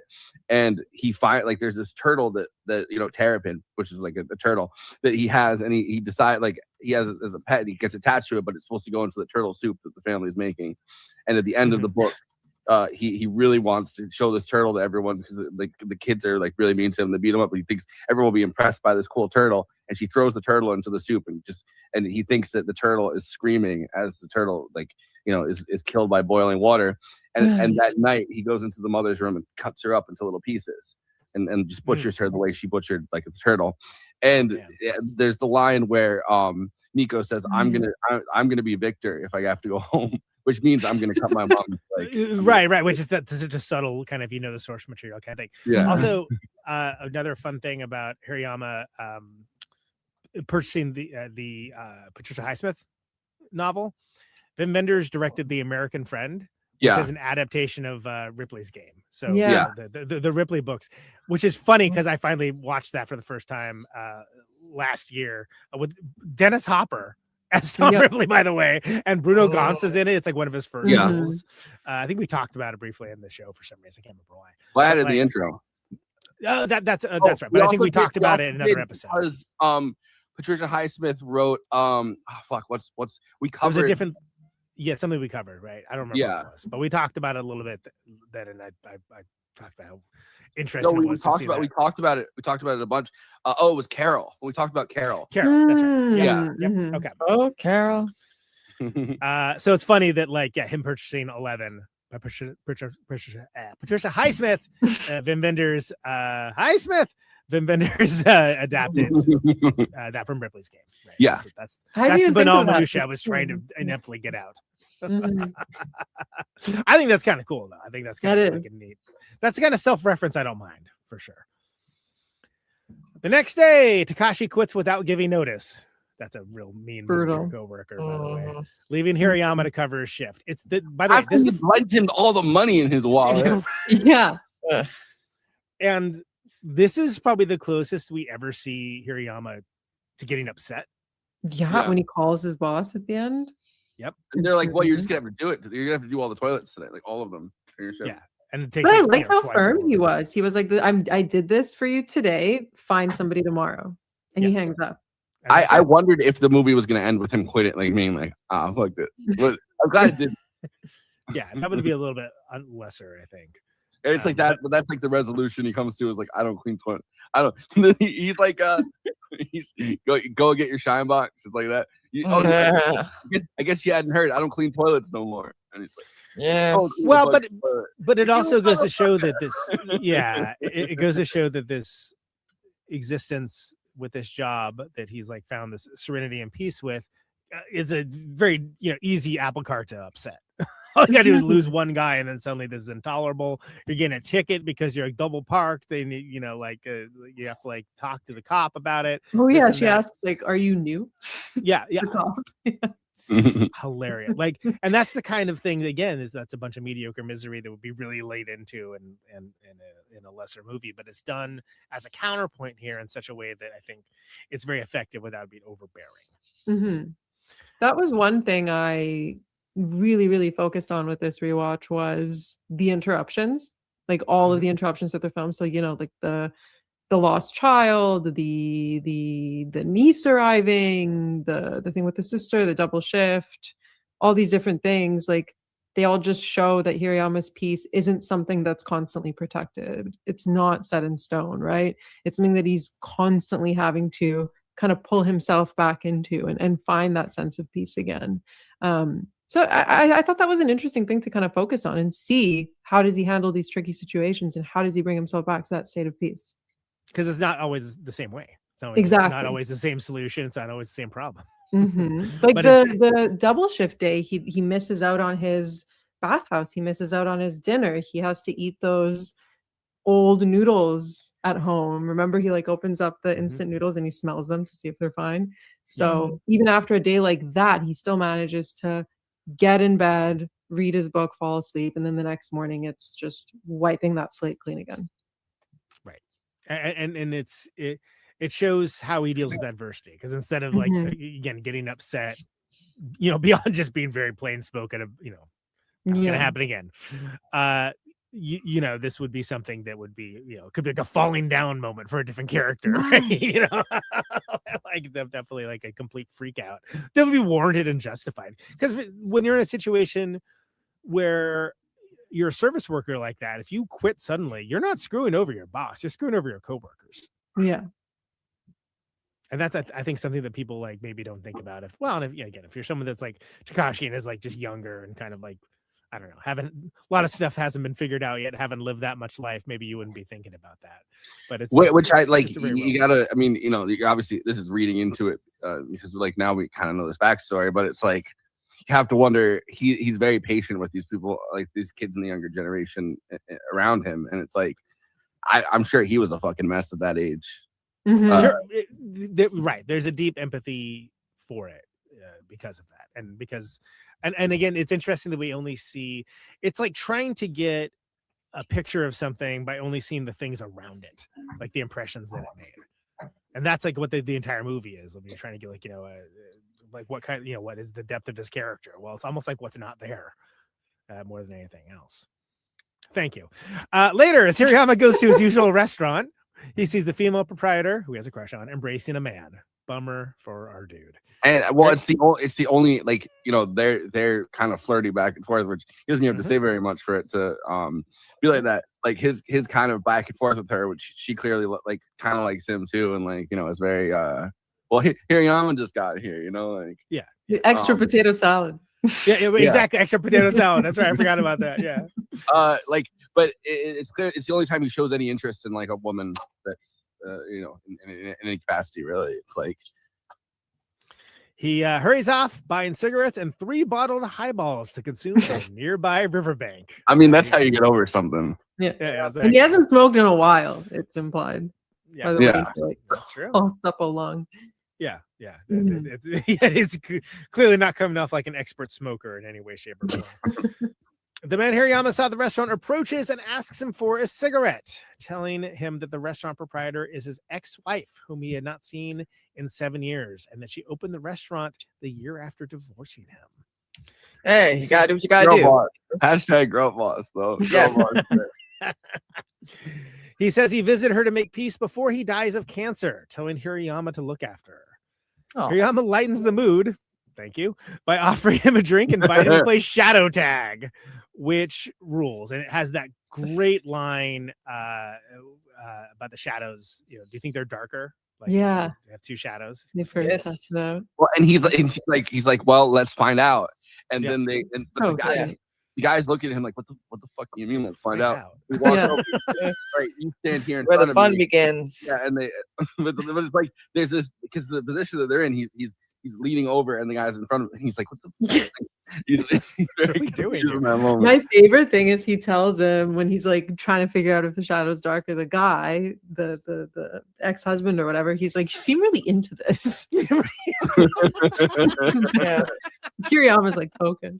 But he's like he builds it up to this point, and then he's like, I guess it doesn't matter when the 2 shadows are up. Like he builds up to this point of wisdom, but the guy the whole time was like, huh? Like, well, when they said like at the end of it, always, I get nothing's changing after all. That's just nonsense. And the businessman's like, yeah, I agree with that. Like, you probably didn't need to tag that, dude, but okay. Yeah. But it's such a great sequence because they do shadow tag for a while too, which is just so Mhm. great. Like you get to see these 2 people that like, be kid-like almost, and like you see how like his spirit can like rub off on like, someone that literally has no reason to be party time at all. You see him throughout the entire thing being kid-like, but by himself. And it's the one time he opens up and he like allows himself to be around another grown man or woman, like but a grown man doing something like that. And it's like the whole movie you've seen him, he thinks it's funny that the kid pulled his ear, he's playing with his ear, and like he's like he has this like gleeful. I really love just this thing where he's like, yeah. Oh yeah. that face in the car. Like there's these moments, but it's always by himself, and he's so reserved when he's out with people. Because he's very private in his way, right? Like in his practices and how he lives his life. It's a very private life, and not in a bad way, just like in a way that just that's naturally the life that he's chosen to live. So you get to really see the sort of ecstatic peace that he brings to people when he does interact with people. As it probably, Guy he doesn't even freaking know. A guy he's by all accounts should not even like, because he thinks like a lot like him. Yeah, right. Exactly. But the way that the sister responds to his the life that he's chosen for himself, you do understand why he's decided to live this way, but privately. It's like the people around him are not going, or the people that he knew growing up, or that were around him at the time, are not going to understand the life that he's chosen. So it's like, well, keep it reserved. Mm-hmm. Speaking of which, the following morning, Hirayama begins another work week. As he drives his van to listen to Nina Simone sing "Feeling Good," a range of powerful emotions wash over his face. Me too. I'm feeling good. So, rightly, and I mentioned this in the chat, right? Mia Goth gets a lot of praise for the incredible work she does in the end of Pearl, where the credits roll over and you get just to see, like, just nothing but like her facial expressions, like, again, micro expressions change, and it's like very powerful and good. But for my money, what he does and the range of emotion you see him go through in this, and again, while sort of not really having that the rest of the movie, like, it's incredibly powerful. Like, it's very it's intense too, and it's something where it's like, oh wow. And that's how it ends, because you've had this very quiet and serene for the most part movie, and then you have it sort of like, here's all the deferred emotionality to it. And he's so good. And that, frankly, is why that, like, he's such a great actor, because not everybody can do that, especially if you had a lot of Botox. You also have. Can't you tell I was sick, Conan? Yeah, exactly. This is my upset voice. You have an entire range of life from beginning to end, because in the beginning he's watching these seedlings, and he takes the seedlings out of the ground, and it's like birth. It's like renewal, kind of. And at the end, he faces death, in the form of this guy that's telling him about how he's going to die of cancer really soon. And then it kind of reverts back to the beginning of life again. And it's like, you've seen the entire cycle kind of go by on this guy's work week. Yeah. It just feels like catharsis for him. Because, I mean, he deals with so much that week as well that he just kind of has to keep it together for. I mean, he sees his sister. He finds out his dad isn't doing well. He makes the decision to not visit his dad.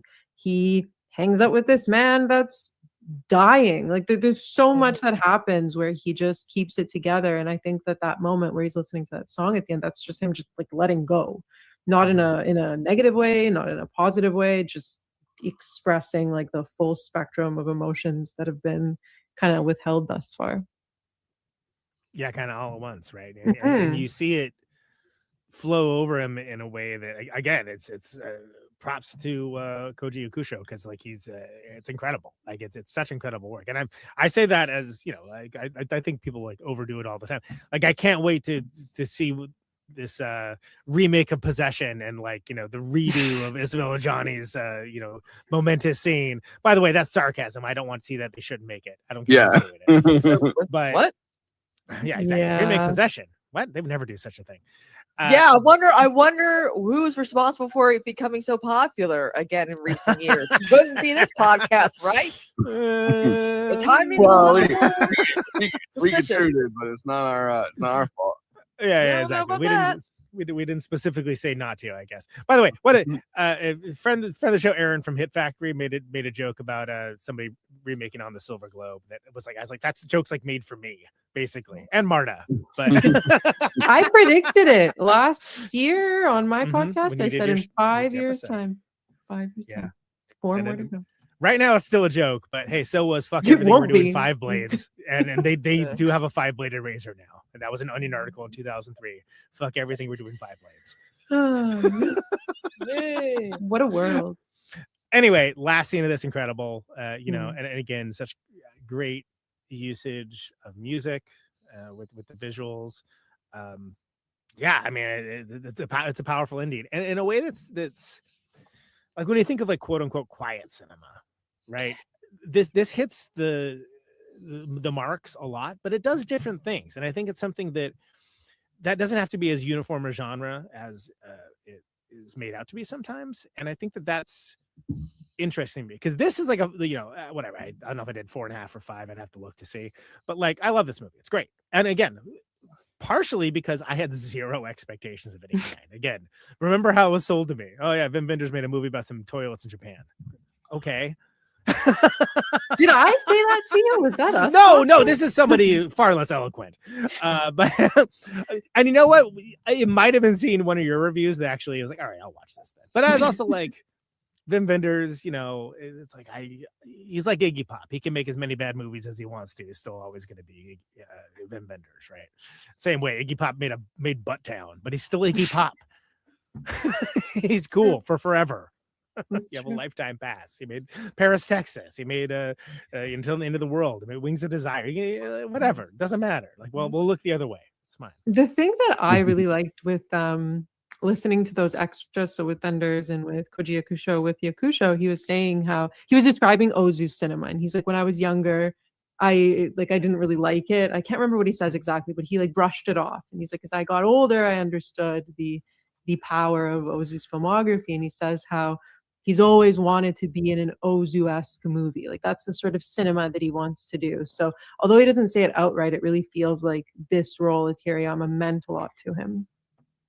Well, and again, yeah, like let's look at the other things that he's done, right? Like he's been kind of Very almost different. like, like to a certain degree of like the Japanese equivalent, like the leading man kind of thing, right? Because again, think of the samurai movie and like how it sits in Japanese culture versus how it sits like the rest of the world. And he's like even in Cure, right? Like he's like the detective, procedurals, he's like the dark and gritty. I mean, basically, Seven owes a lot to Cure, and that's a whole separate conversation in and of itself. But it's again, it seems like a role of a lifetime for him. And I will say, as someone that frankly speaking, older than the rest of the panel, does hit a little different. Older you get, it really does. Yep. This time, so this was, what did I say? 5th time watching it. I cried more than ever, like sobbing. Like I was right there with Hirayama, also crying, also smiling, also not really knowing what was going on or with what me. was happening. Right? But I felt Right, great right. after. Like I felt Yeah. awesome. So this is going to be now in my rotation for when I'm feeling not great.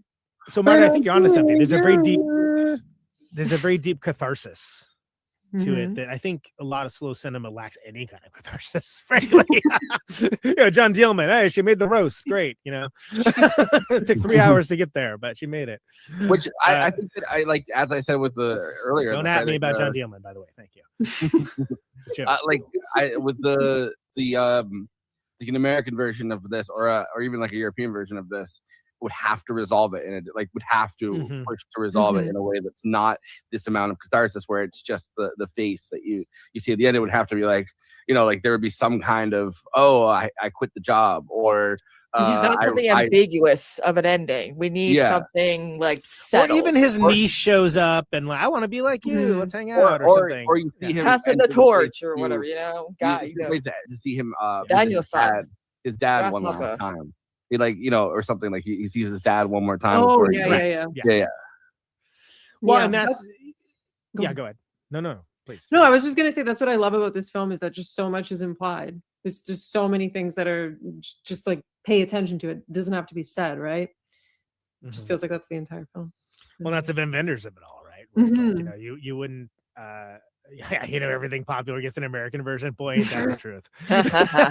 remember we did another round and we heard that they were going to make an American version, which luckily they still haven't. Where it's like, you can't make an American version of another. Yeah, wasn't that round. like like 3 years ago too? Yeah, like well, what happened? Did they finally realize it was a bad idea? Hopefully, but I hope they never. Our do. relationship in America to alcohol is far too, just kind of wouldn't work. Like binging and purging. Like our relationship is far too mercurial, I guess, for that movie to work. Yeah, we don't do it for fun. We do because we're sad and depressed. But we say it's for fun, and then we FaceTime our family at like 1 o'clock in the morning, hammered and talking about childhood trauma that should have been resolved in therapy. I get it, sis. Leave me alone. Sounds very specific, but okay, I'm with you. It is very specific. It happens a lot.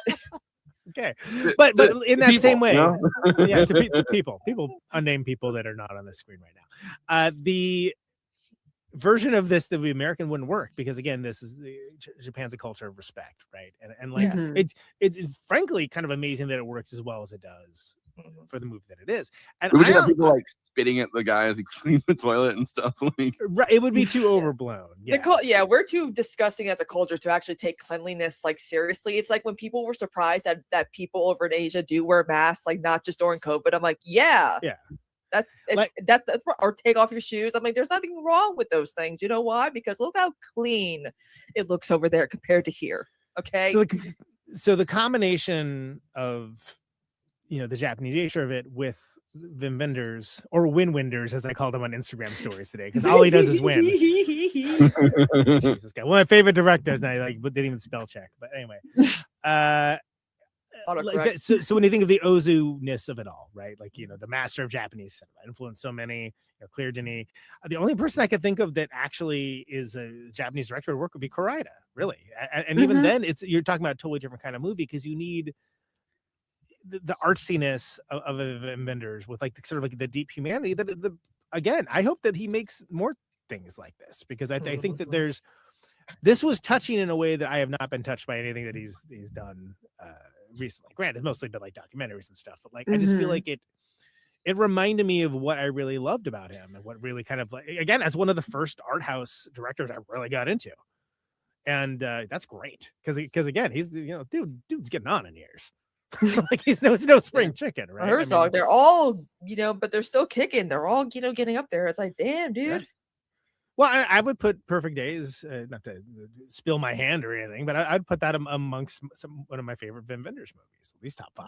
Me too. 3. And probably also like top like 2020s films too, probably. I saw this literally the day after I made my tops, whatever year it came out. I was like, God damn it. You got the decade, Conan, so don't worry. Yeah, exactly. I can make it up for the decade. But I didn't just make it. I had posted it. I'm like, I'm not taking all that down. There's no way. But it's so good, and it works on so many levels, and I think it is 10 out of 10 for sure. Stop saying that. Indeed. Speaking of which, Letterboxd is a film site, social media site for film lovers talk with and to each other about the films they love, maybe the films that they didn't love, maybe the films that they just repeatedly say what their favorite needle drop is. By the way, is a needle drop if it's on a cassette? I don't know. We're gonna get our top research. Also, is it a needle drop if it actually like serves the plot's purpose? Because I feel like we're misusing that term now. I don't know. Once again, we'll get our top researchers on that. And of course, all of this is best expressed succinctly. Bottom-up democracy. Everyone gets to have their say. Not just Siskel's and Ebers of the world. Everyone gets to chime and opine about the movies.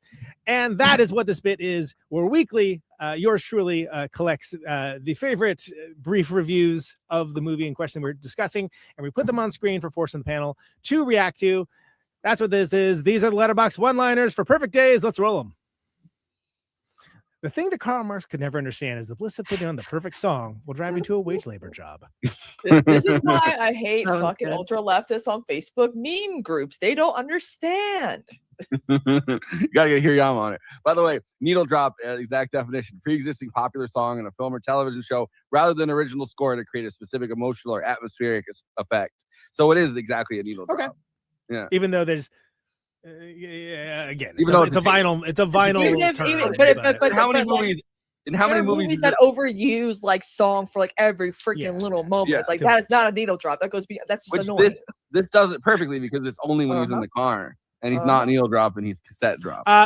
Yes. I'm so glad you said that, because you reminded me that everything in this movie is diegetic. Yeah, every piece of music that is in here is completely diegetic, meaning that it happens only within the mechanisms of the things that you see on screen or that are on screen at the time. Surprised we didn't mention that. None of us. I know, guys. Especially me of all people. What are we doing? This is movie night diegetic, the top diegetic movie. Worst intro is just too good. We all decided Can't to tell not. you. That podcast would kill. Yeah, that would that, because that's so niche, because that's what you have to do now. It has to be like the nichiest niche that ever needs. Yeah, is this film diegetic or non-diegetic? Ooh. I mean, we should have a month about that. I've said this before. I probably would have tried to figure out a more niche thing if I had been like at the time. I was just like, oh, this is only gonna last the summer. I'm just trying to do trying to find a way to watch. Forrest, I hate to tell you, but you were wrong. I was very wrong. For almost 5 years later, however long. Yeah, I was just like, yo, I got fired, like laid off from work, and I was just trying to start like something that I could keep watching movies and like have fun with it.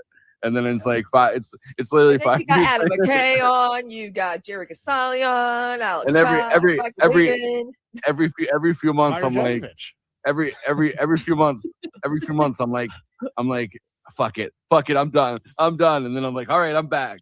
We gotta get You're like Just when I thought I was out, they pulled me back in. All right, let's do it. I would love to browse Lou Reed music at the Spotify store with Hirayama. Oh, that's such a good line when he's like, do you think I can get that on Spotify? And he's like, oh, where is that store? Yeah, I don't know that store. Right next to Apple. Exactly. That's good, man.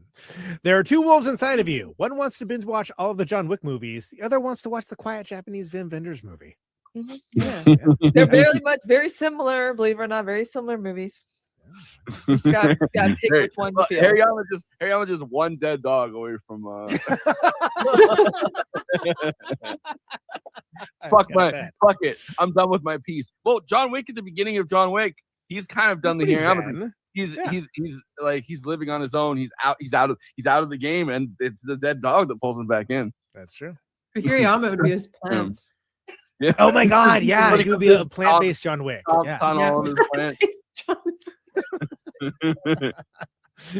They came for his plants. It was too far. It's like one guy's like there's an almond guy, a cashew guy. They're all plant-based. But what if they came for his cassettes instead? Oh yeah, cassette-based revenge. Sure. his main enemy in the first one, because his main enemy is obviously his boss, but it's not his boss. It's Takashi. Whenever he's like, he steals his tapes, and he's like, Takashi, bring me back my tapes. 10 out of 10 for sure.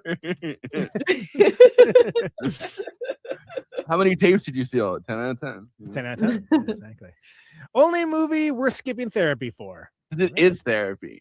I'm going to therapy every week now, but still, this movie's also just as good. You could watch this movie every week and send. Yeah, that's what I'm saying. You guys need to get on this release, the Criterion release. Yeah, I must have just missed that. I don't know.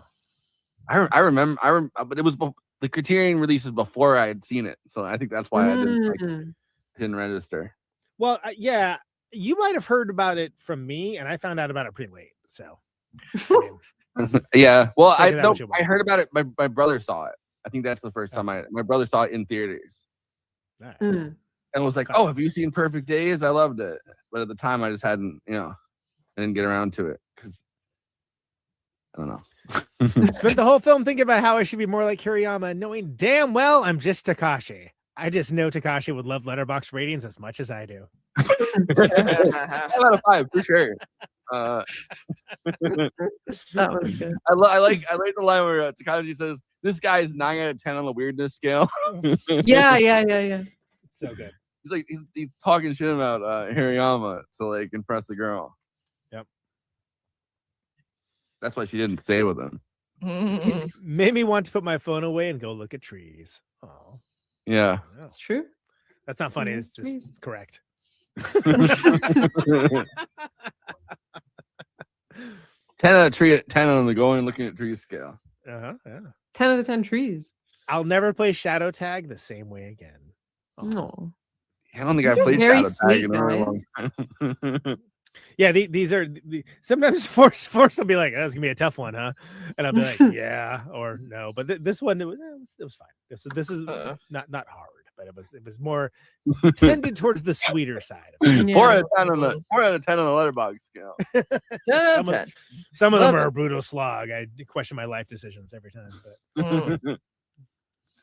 Bro seriously woke up at the same time every day without setting an alarm. The sheer willpower. I was thinking like my about mom. that this watch. My mom does that. She like I used to naturally do just that. wakes up. Yeah. Some days he even woke up early, like when his niece is there, when Nico's there, he wakes up early and he goes upstairs. That is not me ever. And he has that other morning where he wakes up a bit early to finish his reading a page. Yeah. Mm-hmm. I like he's a perfect sleeper, and then Nico's like the lightest sleeper ever. He's like trying to creep around her to go to like, Uncle. Yeah. I'm already awake. Let's do stuff. Just like Takashi says, this movie is like a 10 out of 10. Hey, there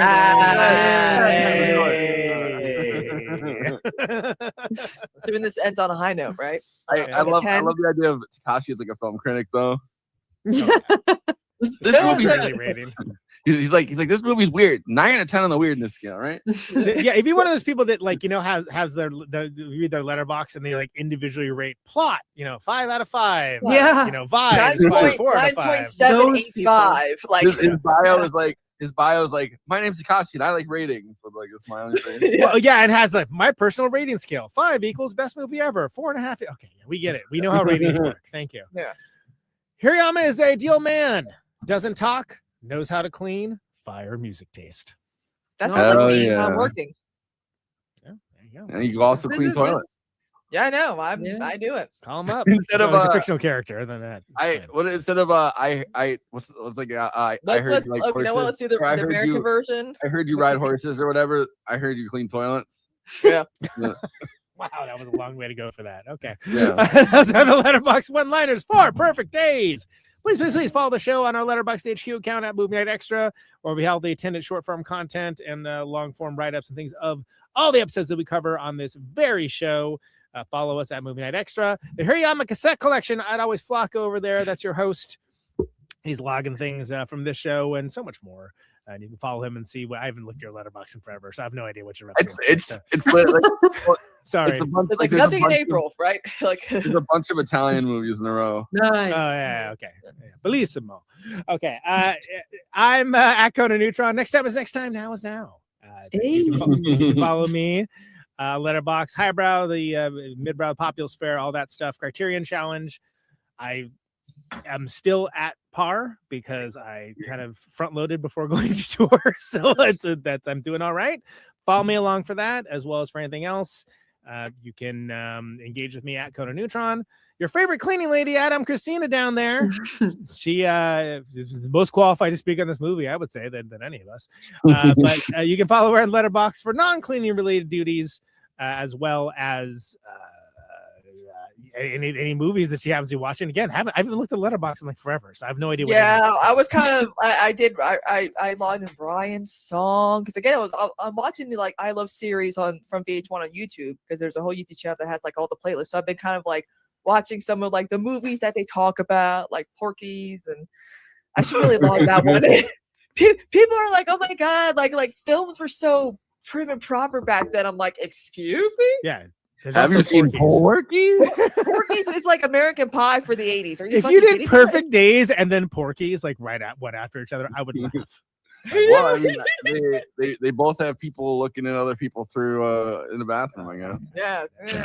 That's enough. At Marta McFly is now our friend Marta Mitrovic there. Who is nice. She is one of my favorite Letterboxd follows. Absolutely follow Marta McFly, friend of the show. We love having her on. Please, Forrest, let's hit it with the plugs. Please. If you're watching us on YouTube, please like and subscribe, and then hit the bell to get notified whenever we're streaming. And we'd humbly request that you watch the video to the end because it helps us with the algorithm and helps more film fans to discover the show.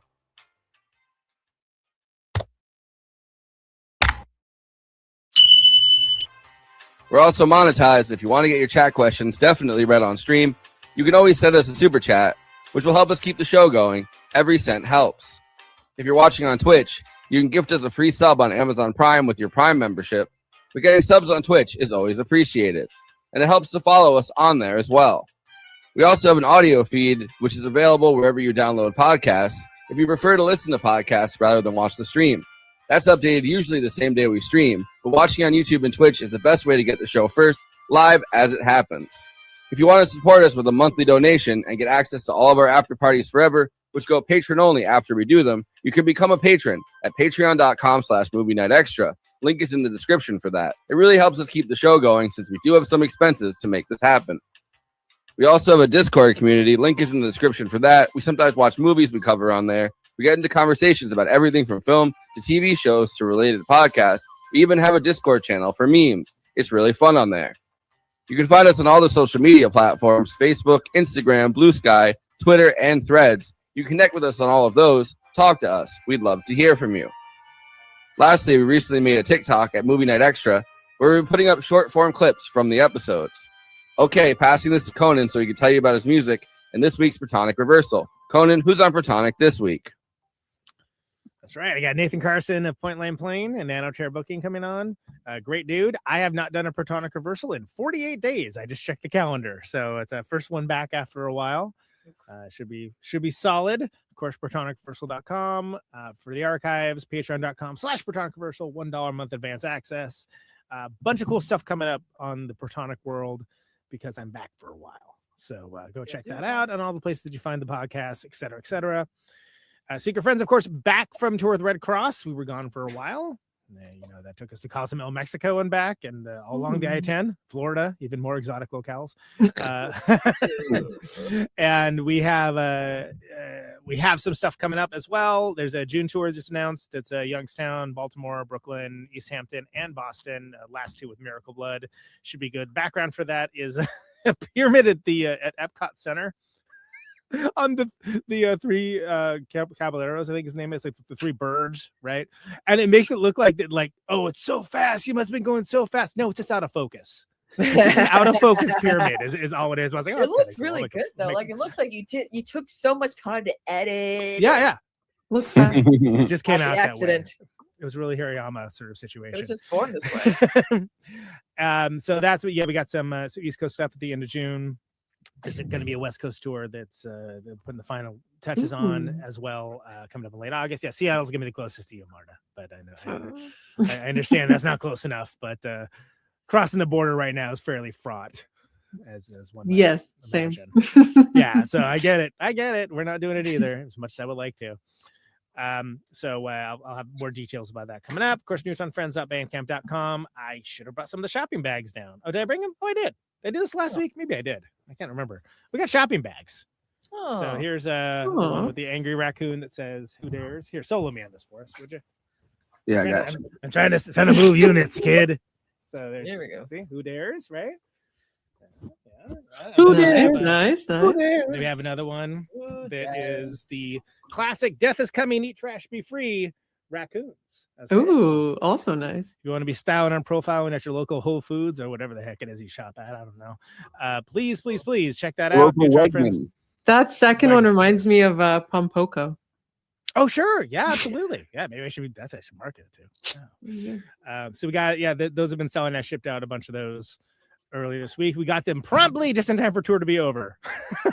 Whereas, as I mentioned last week, all anyone was asking, it was like, hey, you have any shopping bags for these when they're buying records? I'm like, no, we don't. Yeah, that's why people bring boxes. Yeah, exactly. I mean, I get it. Like I've long wanted to have them as merch items. Hey, buy more merchandise to put the merchandise in, so you make more money. That's it. It would make sense, wouldn't it? So there you go. Caterwall in full swing. We're something like 38 days out, something along those lines. Friday sold out. The 3-day passes, I think, are like 10 away from being sold out, but that's Minneapolis. See, I put it on screen, but I'd be afraid we go all interstellar again. I'm scared by the technology. Maybe that's what I should do in the stream. But whatever. There's a lot of bands playing. It's cool. Caterwall.org for all that stuff.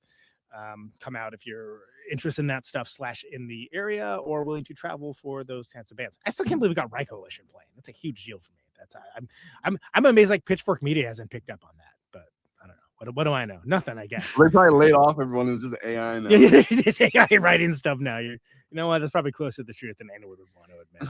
Oh, depressing. Yikes. They used to be on top of it. They used to be? Yeah.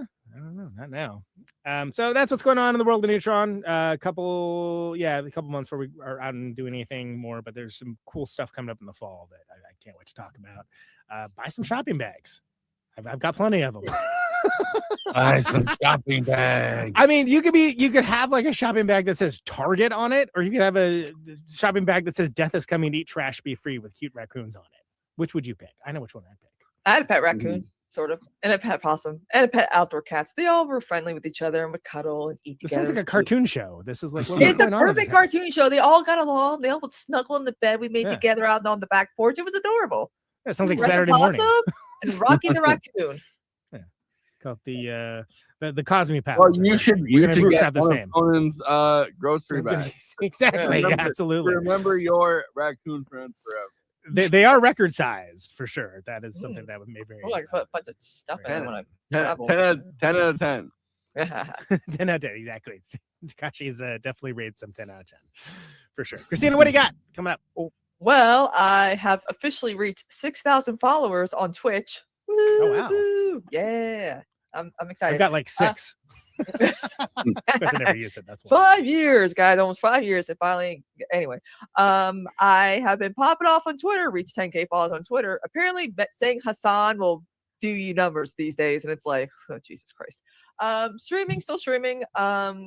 We've been doing the like throwback I love series rewatch. It's been a lot of fun, and seeing older folks be like, you know this stuff. I'm like, if you grew up in the early 2000s at a time where preserving classic like art and media was important, yeah, millennials are going to be the last generation to understand this shit. So that's right. Well, and not understanding history is now the default. Yeah, because you got this is my opinion is the younger cusp of Gen X and elder millennials are the ones having these kids who don't know anything because they're not bonding with their kids and showing them the shit that they grew up with. People with their takes are like, oh, kids who were born in the 80s and 90s didn't watch old shit. Yeah, we did. We always did. What are you talking about? Shut up. Yeah. Anyway, streaming as always. Did my show today. Did a review on the Michael movie and like why certain biopics hit, why others don't, Bruce in the Springsteen, biopic industrial complex now. Yes. So no more. Yeah, it should be interesting. Or let's just get creative. I mean, they're remaking La Bamba. They won't. The people, they won't. The people they really who made won't. La Bamba, The Academy tweeted out. Yeah, like, what do you want? I'm over here like, Papas and Papas. You can get that done in 2 hours. Like, who would you like to see in a music biopic? And it's like, so you guys are so out of fucking ideas that you're asking for the first time ever. You're asking the audience what they want to see. Yeah, I mean, they're remaking La Bamba. I'm like, what's gonna be the ending? The coin toss ends on tails, and Richie doesn't get on the plane that he dies in. Like, what we're supposed to add? Yeah, it'll be a prequel in the very end. Like he strums a guitar, and it's like that's the end of the movie. We really don't need to remake any good biopics pre, Ray and Aviator. What we need to, if you're gonna make biopics, what you should make is some good biopics. Like Rocket Man, the Elton Jungle was an actual like musical where the songs of his catalog actually helped move the story. I'm like, yes, that's what I need. No recreations of. I just need no more. I just need it. Whatever. I want them to end. 0 more. No more. Just do miniseries. I think people should make them under the threat of incarceration. Just do miniseries instead. Don't put this on the big screen. Yeah, put on something I don't care about and don't have to look at. Great. Exactly. So been streaming. Speaking of Paramount Plus. Yeah, talking about that as well too. Yeah, the Michael Jackson movie, like the second Michael, it's Timothy Chalamet as Michael Jackson. I mean, a lot of people are mad that Michael Jackson impersonators who Scarlett Johansson actually to look like him are not playing him. It's It's like, Yeah, I understood the joke. But yeah, I want to talk. You don't need to laugh at it. It's okay. When we do the after party, I'm going to talk more about the Michael movie. Are we doing one? Stuff. I didn't know if we were. If you want, yeah, why not? We can. Because I have thoughts as a fan, so it's like I can tell. I have thoughts of having to go to the bathroom, so we should finish the show up. All right. Well, me and Kristina are doing our for the first time in like Absurdity Space. Over a month. We're doing Absurdity Space tomorrow at 6 yes, p.m. Eastern, 5 p.m. Central, 4 p.m. 4 p.m. Mountain Time, 3 p.m. Pacific. Okay, I did it. See, one of those didn't end in a question, so that's good. Yeah. Yeah. Marta, what do you got for plugs? Plugs. Yeah. It's pretty easy. I mean, you plugged my letterbox earlier. That's just Marta McFly. If you want to read essays, roundups, the occasional podcast episode, you can go to rewindandrevive.com. Also Rewind and Revive on Spotify, Apple, etc., etc., etc. Yeah, that's kind of all I have. I'm working on a Takashi Miike essay right now on Agitator. So I've been watching a lot of Miike films, and they are very different to this. So I think all I that's fair. Yeah. Dead or Alive, by the way. That's the one. Oh, that's the Dead. one I just watched that the other day. It ends with like the Dragon Ball Z almost. Hey, remember that movie? That live action movie, Dragon Ball Z? Good movie. There was some other scenes in that too. They're pretty evocative, right? That was they asked Ian Miller on. He's like, "I'm gonna do Dead or Alive." I'm like, "All right, fine." Oh yeah, I hadn't seen it at the time, and I was like, "Oh my god, this is." He's done so many adaptations though. I think next I want to watch Ace Attorney. He did the adaptation for Ace Attorney. Really? Yeah. And like Really? the hairstyles look just like out of the game, the anime. Yeah. I mean, look, I think 13 Assassins is great, and that's a remake. Like, Yeah. I think it is. I think that's like one of the better recent samurai movies. And I didn't see his so many. I didn't see his Harakiri. I love the original so much. I just haven't bothered Mhm. with it. But like, I mean, he definitely has a love of genre cinema. If you can hunt down Agitator, so there's the new Radiance release, but I think you can also watch the theatrical cut on YouTube. Okay. Try and watch it. It's incredible. It's, I think, the most restrained I've seen Miike. Yeah. In a way that it almost feels like a Beat Takeshi film at times. Really? Mm-hmm. Huh. At times. At times. At times. So yeah. All right, I guess I'll do it. You got final thoughts on Perfect Days, Marta? Me? I mean, I love it. 10 out of 10. I don't know. I think the one thing that I'll say that I really thought about during this watch is how the film, like the entirety of the film, feels like Komorebi itself. Like it's just such a perfect definition for the film. So yeah, I love it. It's beautiful. It's therapy. Praising it. Yeah. Real easy rewatch. Like not Mhm. because some of the rewatch I'm like, I don't know if I want to get into all that right now. And then it's like this one's like, oh yeah, this can be easy. It's like a warm bath. Are you kidding me? Truly. That's The awesome. bathhouse. Yeah, exactly. Yeah, precisely. All right, Kristina, final thoughts on Perfect Days. Perfect, quiet little movie, which is something that we need more of. It doesn't need to be big, bombastic, loud, even. Doesn't have to have too much dialogue. It could be simple, subtle, and very, very moving. So again, and also if you love, the clean toilets of Japan, highly recommend this movie. Big fan. Clean toilets in Japan. Let's Clean go. toilets in Japan. 10 out of 10. I love them. I love them. Oh, God. Sean Penify that. Yeah. You're just being weird now, counting things. I didn't write that scene. I just made a joke about it. All right. So yeah, Perfect Days, right? Beautiful, expressive film, deeply empathetic, contemplative, ethereal, hopeful. And yeah, I think Yakusho's doing like a career best thing here. Mhm. And this guy who lives simply, jams sweet tunes on tape in his weird little cleaning van, and he takes pictures of cool stuff. Sounds good to me. I think that this is the sort of resting poignancy that Wim Wenders does is very well deployed here. But everything here is also very Japanese, which is interesting. Great diegetic sound for all this stuff. I'm mad that by the time I saw it, I had already done my year-end list. Again, I guess it's 2023, right? But it's great. It's a wonderful, tranquil, thoughtful movie, and we don't see lots of that. And then when we do, they're just painfully art house. And I say that as an art house fan. And I don't feel like that's what this is. I feel like this is a very easy movie to watch. I hope more people check it out because I think it's well worth the watch and well worth the time. And yeah, best use of a Lou Reed song in a malapropised environment ever. Yeah. Frankly. It's true. It's a perfect day. The only song I can really think of like constantly that's used of Lou Reed's is everyone likes Walking the Wild Side. Yeah, which is great, but it's like he wrote other songs, right? Yeah.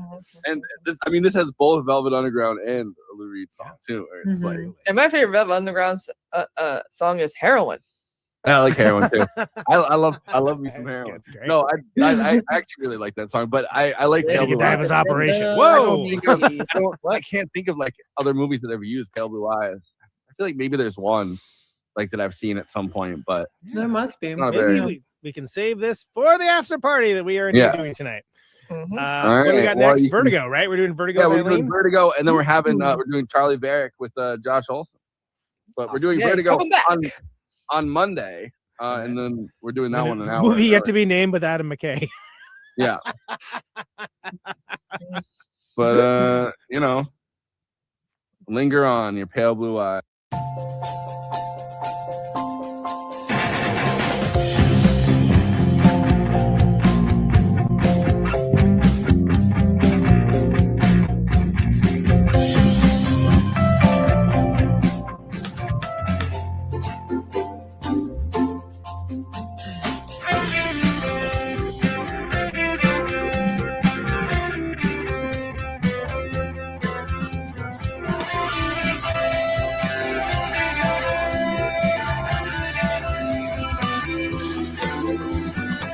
Oh, it's time.